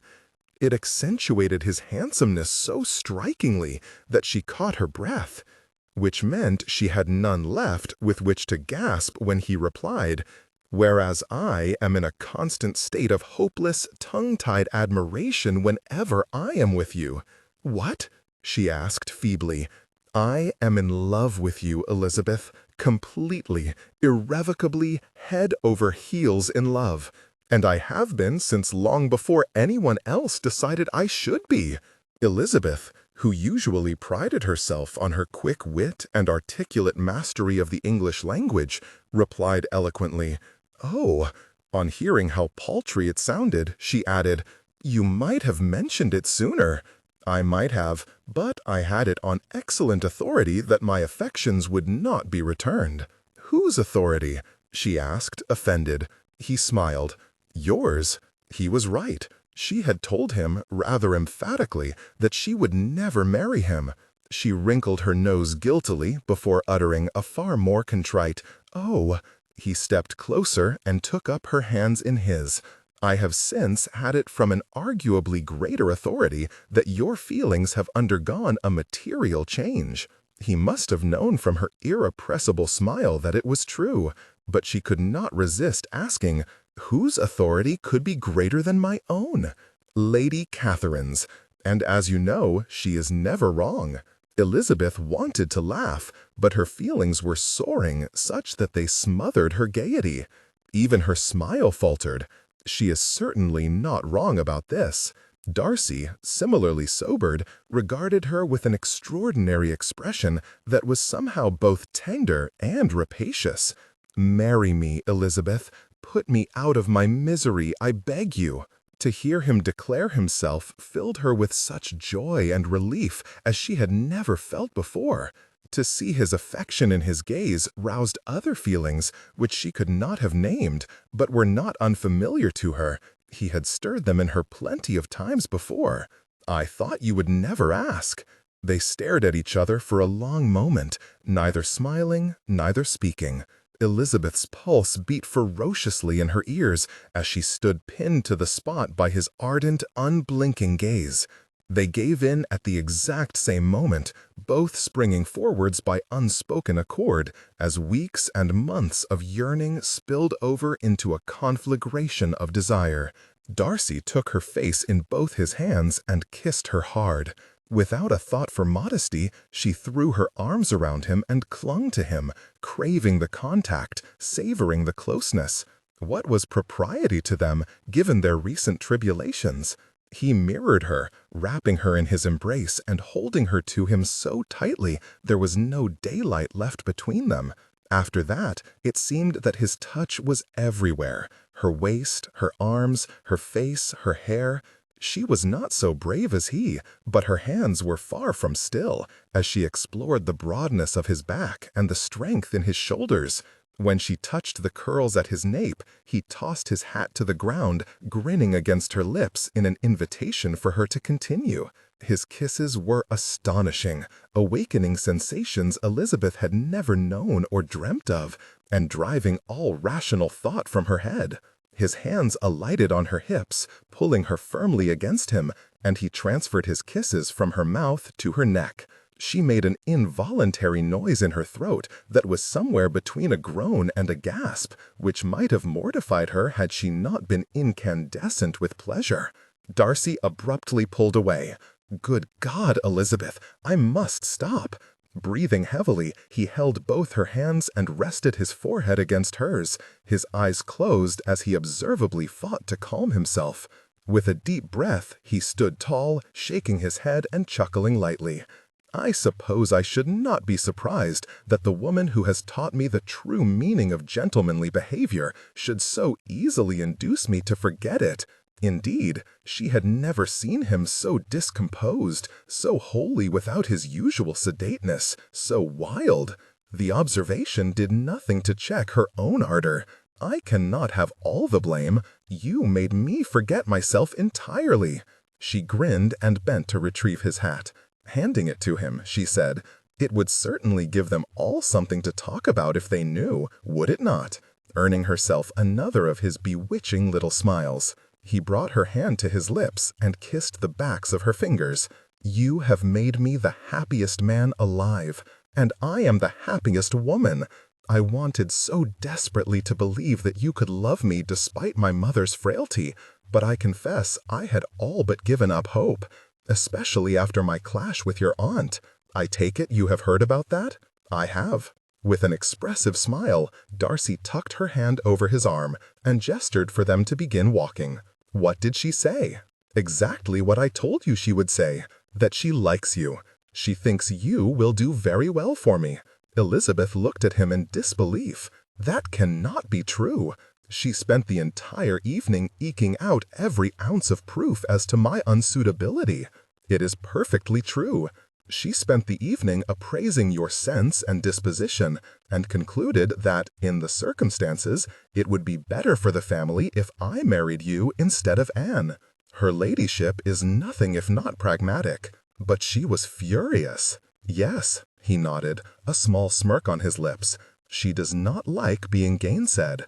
Having decided in favor of the union, she disliked being told it did not exist. What of your cousin? I thought she would choke when I blurted that I loved you." His smirk broadened into a fully fledged smile. As did she, but not for the reason you are thinking. I have told you, she and I have never considered ourselves engaged. She was only shocked because she had never heard anyone speak to her mother in that way before. She is quite in awe of you." Elizabeth puffed out her cheeks. "I am not sure that is something of which I ought to be particularly proud. I was unpardonably rude to Lady Catherine. Mr. Collins has yet to forgive me. It is my aunt who ought to be ashamed of her conduct. Anne said she was more than commonly high-handed. Pray, let us not begin comparing the conduct of our relations, for we both know mine would come off worse." Darcy gave her a sympathetic look, but said nothing as he turned them up a small rise into a wooded area. It did not escape Elizabeth's notice that it was in the opposite direction to both the parsonage and Rosings. She smiled to herself at the thought that Darcy was keeping her to himself for as long as possible, and squeezed his arm a little tighter, more than content with his scheme. "What exactly did you promise my mother?" "That I would look after her and your sisters." He looked at her with the tenderest affection. "And you," thereby proving what I already knew, that you are as generous as the most generous of your sex. It was an easy promise to make, but it was not. I have 4 sisters, at least 3 of them with questionable marriage prospects. And my mother is, well, you are very good to overlook her offenses." Darcy's brow contracted into a pensive frown. "She is not the only person I know who is guilty of having behaved, in an unguarded moment, in a way which they later regretted." "You mean Mr. Bingley?"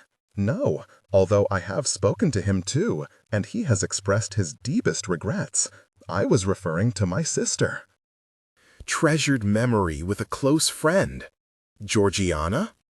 Elizabeth could not have been more surprised, nor any more incensed, as she listened to Darcy explain how, the previous summer, Mr. Wickham had persuaded his sister to believe herself in love and consent to an elopement. I had worked out that he was not to be trusted, but I had no idea he was so despicable as this. Your poor sister! He used her infamously, for his chief object was unquestionable her fortune of £30,000. Believe me, I lay the blame for what almost happened entirely at his door. But my point is this: Georgiana, however briefly, however misled by her youth or encouraged by more knowledgeable parties, did willingly consent to the elopement, among other liberties. Oh, I see. He nodded, confirming that she had not mistaken his meaning. Even believing herself engaged, she ought to have known better, as ought your mother and Bingley. We are all fallible. He laid his hand over Elizabeth's and said resolutely, "I would never dishonor you in such a way, but I have my own weaknesses, as you have taught me." Elizabeth scoffed. "If I have taught you anything, it can only be forbearance. You have shown me nothing but patience and kindness throughout this entire affair. On the contrary, my behavior has been deserving of the severest reproof. I shall always regret telling you about your mother. It has permanently marred your relationship with her, yet it was wholly avoidable. Perhaps, but I doubt you would have felt obliged to tell me if I had accused you of treating my relatives with contempt when all the while you had been trying to protect us from scandal. Would that I could be so easily absolved, but you have hit upon the exact reason why I cannot be. I was brought up to care for none beyond my own family circle, to think meanly of all the rest of the world, to wish, at least, to think meanly of their sense and worth compared with my own. To my shame, it was on these foundations that my opinion of your family was formed, and to which subsequent observations and discoveries only gave substance. I thought, when I came to you to propose the first time, that you would be grateful I was overlooking your connections." Elizabeth stopped walking and stared at him. "What did you say?" He looked briefly surprised, then smiled ruefully. "Oh, yes. The day we argued on Gracechurch Street, I came to ask for your hand. I had not a doubt of my reception either. What will you think of my vanity?" "Never mind your vanity. What of your feelings? You came to propose, and instead I berated you in the street. This is awful. I am so sorry. Do not let it distress you.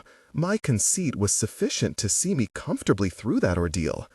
I still believed that you wanted only for a full explanation of what your mother had done to understand that my contempt of all your relations was justified, and accept my hand. Indeed, I continued to believe it right up until I dined with your excellent aunt and uncle and had it pointed out to me what an utter fool I had been. He cupped her face, stroking her cheek with his thumb. It was a lesson I needed to learn. I shall do better in future. Without hesitation, Elizabeth rose to her tiptoes and kissed him again. He did not require any further encouragement, and returned her caress instantly, though with greater restraint than before, which brought them apart rather sooner. Not that I shall ever complain about your doing that, Elizabeth, but might I ask how I came to be rewarded so handsomely for a confession of all the worst defects of my character? Because you continued to help me. I all but spurned your offer of marriage, and yet you still welcomed me into your home and gave me the warning you thought I needed. You still followed me to Henrietta Street when you knew I was in no fit state to go there. You still came to Lady Fulcome's dinner to help find Mrs. Randall's address. You still rescued me in the Four Feathers, and were kind to me even after I fell asleep on you. He broke into a startlingly rakish smile. You may do that however often and for however long you please. I may take you up on that. You are surprisingly comfortable. But that is not the point. I would hardly call it a defect that you continued helping me, even though you thought I hated you. I only continued loving you, Elizabeth. Then be assured that you do not need to do better in future. You are doing perfectly well as it is. He looked exceptionally pleased with this answer, grinning complacently as he turned them back to the path. They walked in silence for a short way, until he mentioned Mrs. Bennet's letter. "Will you tell me now what she wrote that embarrassed you so?" "Oh, that," Elizabeth said, laughing happily. "I was only embarrassed because I thought she was making assumptions." "About what?" She grinned slyly at him. "The prospect of her soon becoming a grandmother." Elizabeth very quickly learned that her mother's anticipation for this happy event was nothing to Darcy's.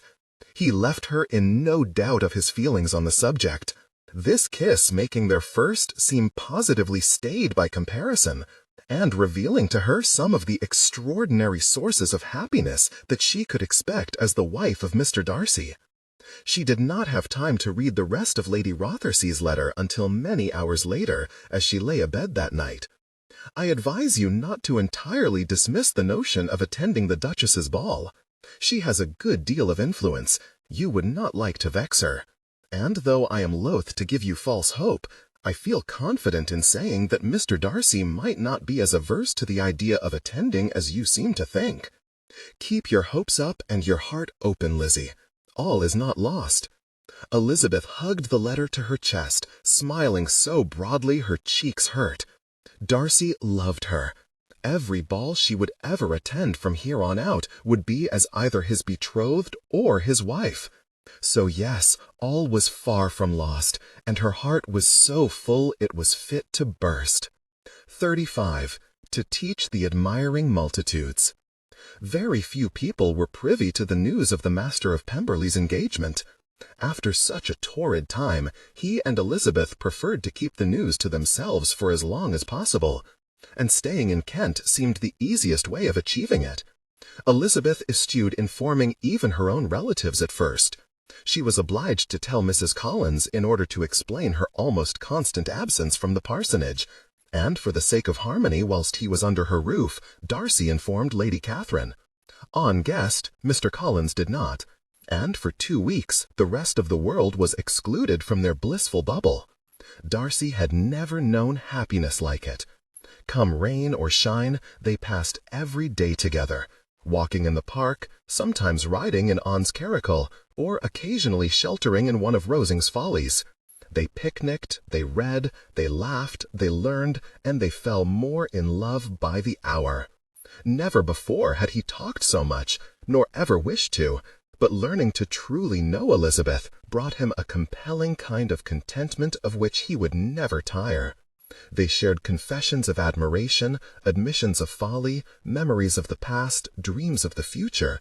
She made him laugh more than he thought he had ever laughed in his life.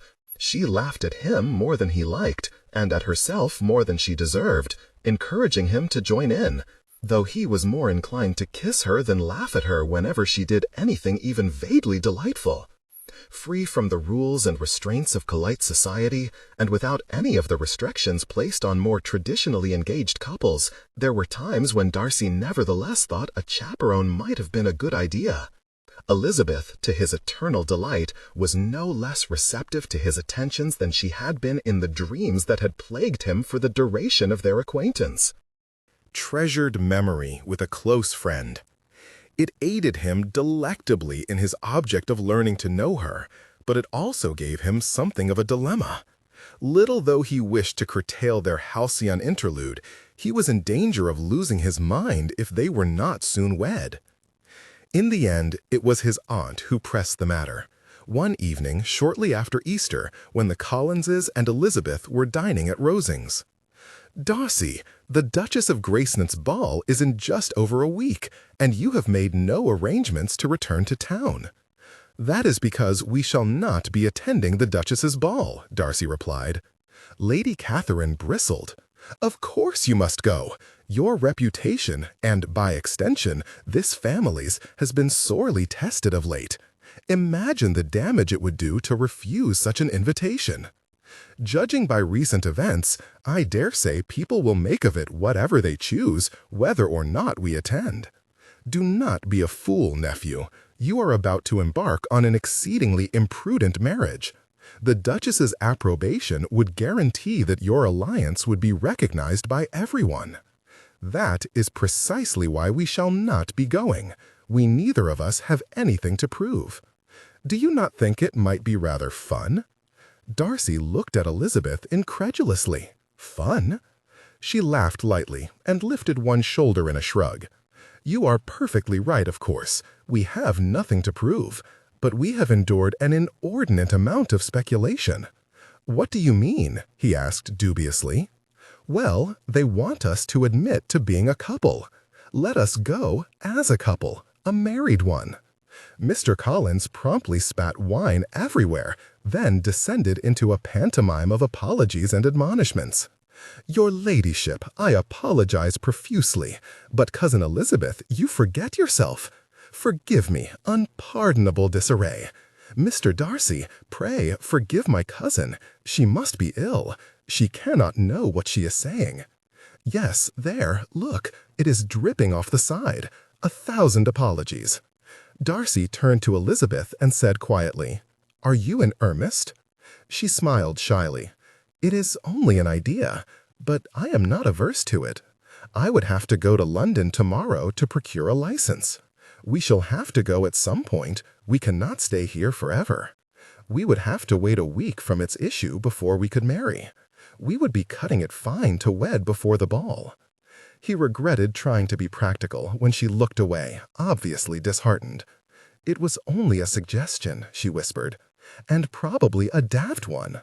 On the contrary, I think it is the most sensible thing you have ever said.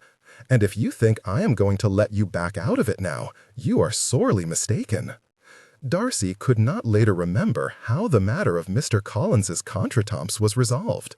His mind had, from that moment on, been wholly engaged in committing to memory Elizabeth's beatific smile, and keeping his own anticipation for his now imminent wedding under some semblance of regulation. They still told no one who did not absolutely need to know. It had become something of a habit to conceal their personal affairs from the world, and neither was in any haste to break the pattern, though it was very much a tacit agreement. Elizabeth did not ask him to conceal it from anyone, and he certainly would never demand it of her. Nevertheless, the pleasure he derived from knowing she trusted him alone with all her greatest secrets would never diminish. Of less pleasure to him was that by the time everything was organized, the earliest they were able to wed was the day of the ball itself. Elizabeth suggested postponing the service by a few days, but he would not hear of it. As it was, their return to London had brought a decidedly unpleasant hiatus to their courting. They went from spending almost every daylight hour together to the span of one morning call per day in each other's company, as Elizabeth was drawn into hectic preparations for the wedding, the ball, and her new life. There was no uninhibited laughter, no leisurely walks, and absolutely no kissing.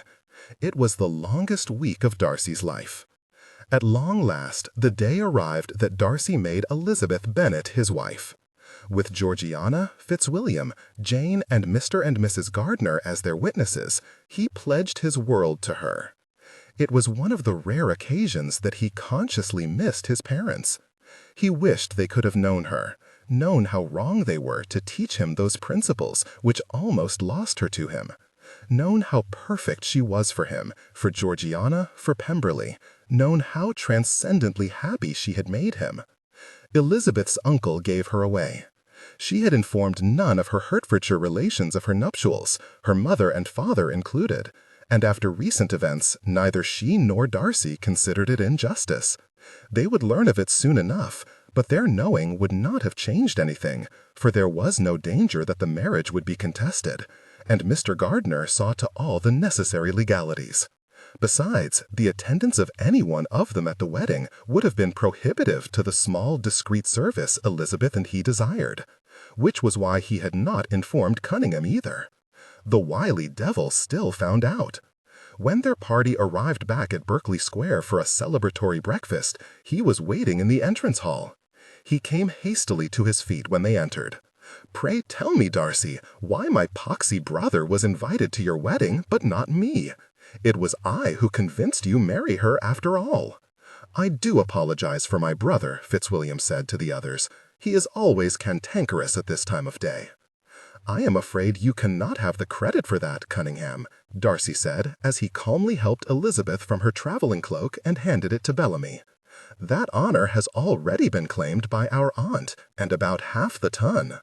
And I did not tell you because I did not want the whole world to find out." "Why not?" "Miss Elizabeth is Mrs. Darcy now," Elizabeth interrupted, smiling prettily.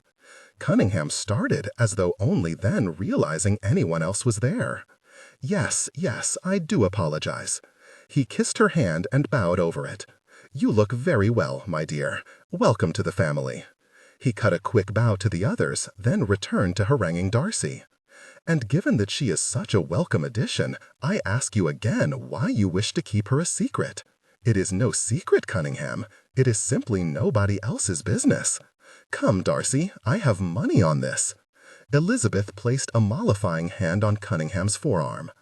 "It might serve you well to keep it quiet, my lord, for your money would be better placed on a marriage that only you know about than an engagement that everybody suspects. Would you not agree?" His eyes widened. "Wise words, O cousin of mine." "Just hold your tongue, Cunningham," Darcy said in a low voice. "This has been ghastly for both of us. We shall tell people when we are good and ready, than not before. Have it your way. I shall not tell anyone else." Darcy gritted his teeth. "Who have you told?" "Oh, only my father. He is waiting on you in your saloon." Darcy was entirely unsurprised that Lord Matlock wrapped around her little finger within about 10 minutes of meeting him. His uncle was something of a recluse these days. His wardrobe and opinions both stuck somewhere in the last century. That he had ventured out of his house to meet her was a condescension for which Darcy was exceedingly grateful, and for which Lord Matlock himself was thoroughly rewarded by Elizabeth's indefatigable charm. The breakfast, with its increased numbers and joyous air, lasted for well over an hour. Only after much cheer and many congratulations, farewells, expressions of good luck, and promises of forthcoming visits, Darcy eventually found himself alone with his new wife. "I am so proud of you," he said, pulling her into his arms. "But a few months ago I could never have conceived of such a gathering. My uncle sitting at table with yours and conducting himself with humility and good grace. I thought he was lovely." That is because you are lovely. He is as proud and conceited as I ever was. My whole family are, yet you have won them over to a piece." He kissed her, chastely, in thanks. "Did you not win my mother over for me?" she replied. "And keep Jane from humiliating herself over Mr. Bingley? Oh, and save my whole family from ruin?" She kissed him, much less chastely. "It is you who is in every way lovely. I am so very proud to be your wife." What happened next was not at all what Darcy had intended. His plan had been to treat her like a queen, to see her settled into Berkeley Square and shown all the affection and tenderness she required to begin to feel at home. But his restraint was not proof against her allurements, and as sure as the devil could not withstand her will, so it was that he treated her like the glorious siren she was. In this, as in all things, she was passionate and fearless, no more intimidated by her own innocence than by any other obstacle he had seen her face, though he was oh so reverent in his attentions. They were, in his, admittedly somewhat partial opinion, sublime together. It was simply not possible that he should ever love her more than when he lay, afterwards, with her head resting on his chest and her lithe legs entwined around his, as he toyed with her unbound hair. The late afternoon sun, coming through the window, danced over her bared skin, accentuating her every curve and turning every shadowed contour into the promise of paradise. Elizabeth ran roughshod over his complacency when she started quietly giggling and asked, "Is that what you walked in on my mother doing?" "Good Lord, Elizabeth, why would you make me think of that at such a time?" She only laughed harder. "I am sorry. You do not sound very sorry." "I am, truly." It did not stop her laughing. "But your going to talk to her is even more remarkable now. What mortification you have borne for my sake!" He resorted to tickling to make her cease. Tickling led to other impositions, and before long the unpleasant memory had been banished and some exceedingly fine new ones made. "Let us not go to the ball," he murmured, only half joking. "Let us stay here. If you knew how much trouble I have taken to secure a gown without society discovering my purpose, you would not ask that of me." He chuckled. "Very well. We shall go to the ball and teach the admiring multitude what connubial felicity really is." Just how multitudinous should I expect this multitude to be? There were close to 400 in attendance last year. 400? She cried, propping herself on one elbow to look down at him incredulously. "That is not a ball, that is a small town." "You are not nervous?" She shook her head. "I am too happy to be nervous of anything." There were closer to 500, in fact, or so his friend Tomlinson energetically informed him later that evening. To Darcy, however, the Duchess of Gracemont's palatial house might as well have been empty but for one person. He had eyes only for Elizabeth. He was exceedingly glad she had gone to such lengths to secure her gown, for she looked extraordinarily well in it. Certainly nobody could think anything wanting when he led her to the head of the line to open the first set, as her Grace had invited them to do. The whole room quieted and stared. It would have been enough to make his skin crawl at any other time, but nothing could dent Darcy's happiness that evening. He paid not one iota of notice to any of them and fixed his eyes on Elizabeth. She gave him a small, expressive smile and called a waltz. The corner of his mouth lifted in appreciation. Let them speculate on that. Elizabeth danced every dance. He danced more than he was wont to do, but by no means everyone. He preferred to wait for Elizabeth, marveling at how effortlessly she amazed her every partner, and resonating with pride to see her radiant, smiling, and his. Perhaps because nobody was expecting it, and because Elizabeth's gloves concealed her wedding ring, the matter of their marriage did not arise. The Duchess remarked only that she was pleased they had honored her invitation and that they made a handsome couple before abandoning them to her other guests.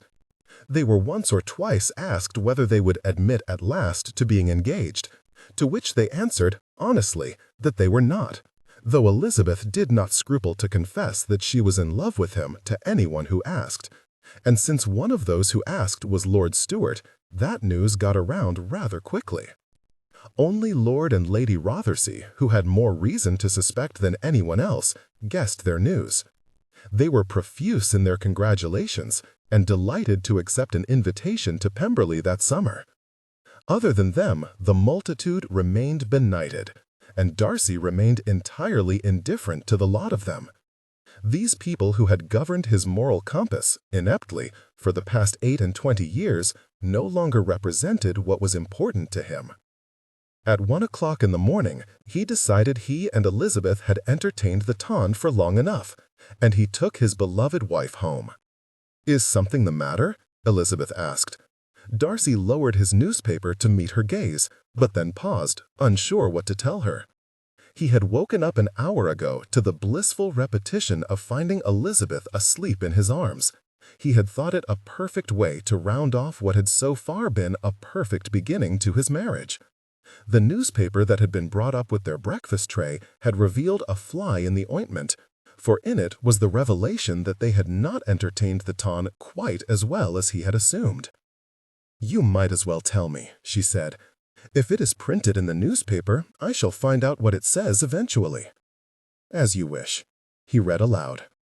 "Our darlings of the season have overplayed their hand. Mr. Darcy and Miss Bennet have dangled us on their hook all winter, feeding us scraps of intrigue and leaving us to scramble about in search of proof of their attachment. We have duly marched to their tune, delighted by such an unconventional alliance, hope springing eternal that the engagement would be confirmed. Their conduct last night has taught us all a valuable lesson in credulity." He paused to glance at Elizabeth, whose expression was half frowning and half laughing. He kept a somber expression and raised an eyebrow to forewarn her that it did not improve with further reading.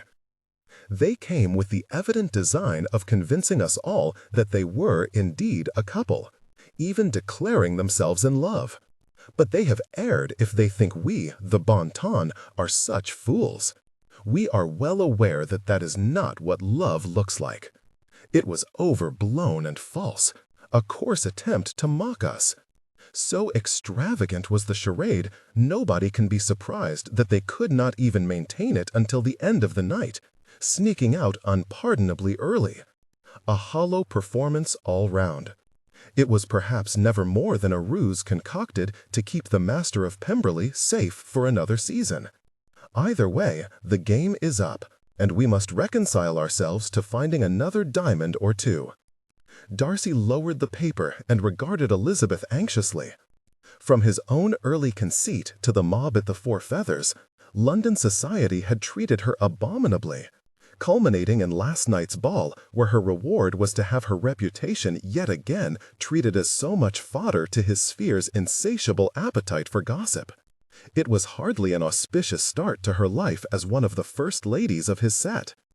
He grimaced and was about to try and apologize when she reminded him why he was so ridiculously in love with her by beginning to laugh. It was nothing more than a soft chuckle at first, but it very quickly progressed into such gales of hilarity that it brought forth a snort, which made him laugh too. "Dare we hope they will leave us alone now?" she asked merrily. You are not upset, are you? Only inasmuch as it injures you. I am not injured. It is the best laugh I have had in a long time, and you know how I love a laugh. It seems to me it is society who are feeling injured by our overblown love affair." Leaning forwards, she put her hand over his. "Why do not we go home to Pemberley and leave them to lick their wounds?" Darcy's heart leapt at the suggestion. He took hold of her hand and pulled insistently until she took his meaning and climbed into his lap. "Have I mentioned that I love you, Mrs. Darcy?" She nodded against his shoulder. "I am rather enamored of you myself, Mr. Darcy." Get a free book, The Course of True Love, a contemporary Pride Prejudice variation, is free for subscribers of the Quills Quartos newsletter. Click here to join us today. Also by Jessie Lewis, A Match Made at Matlock, Cads, Capers, Epiphany, Fallen, Jaded, Mistaken, Speechless, The Cad, The Couch, and The Cut Direct, Unfounded, Rags to Richmond's, Regency Romance Series. Get the prequel free. The Maid, The Spinster, The Foundling, The Heir.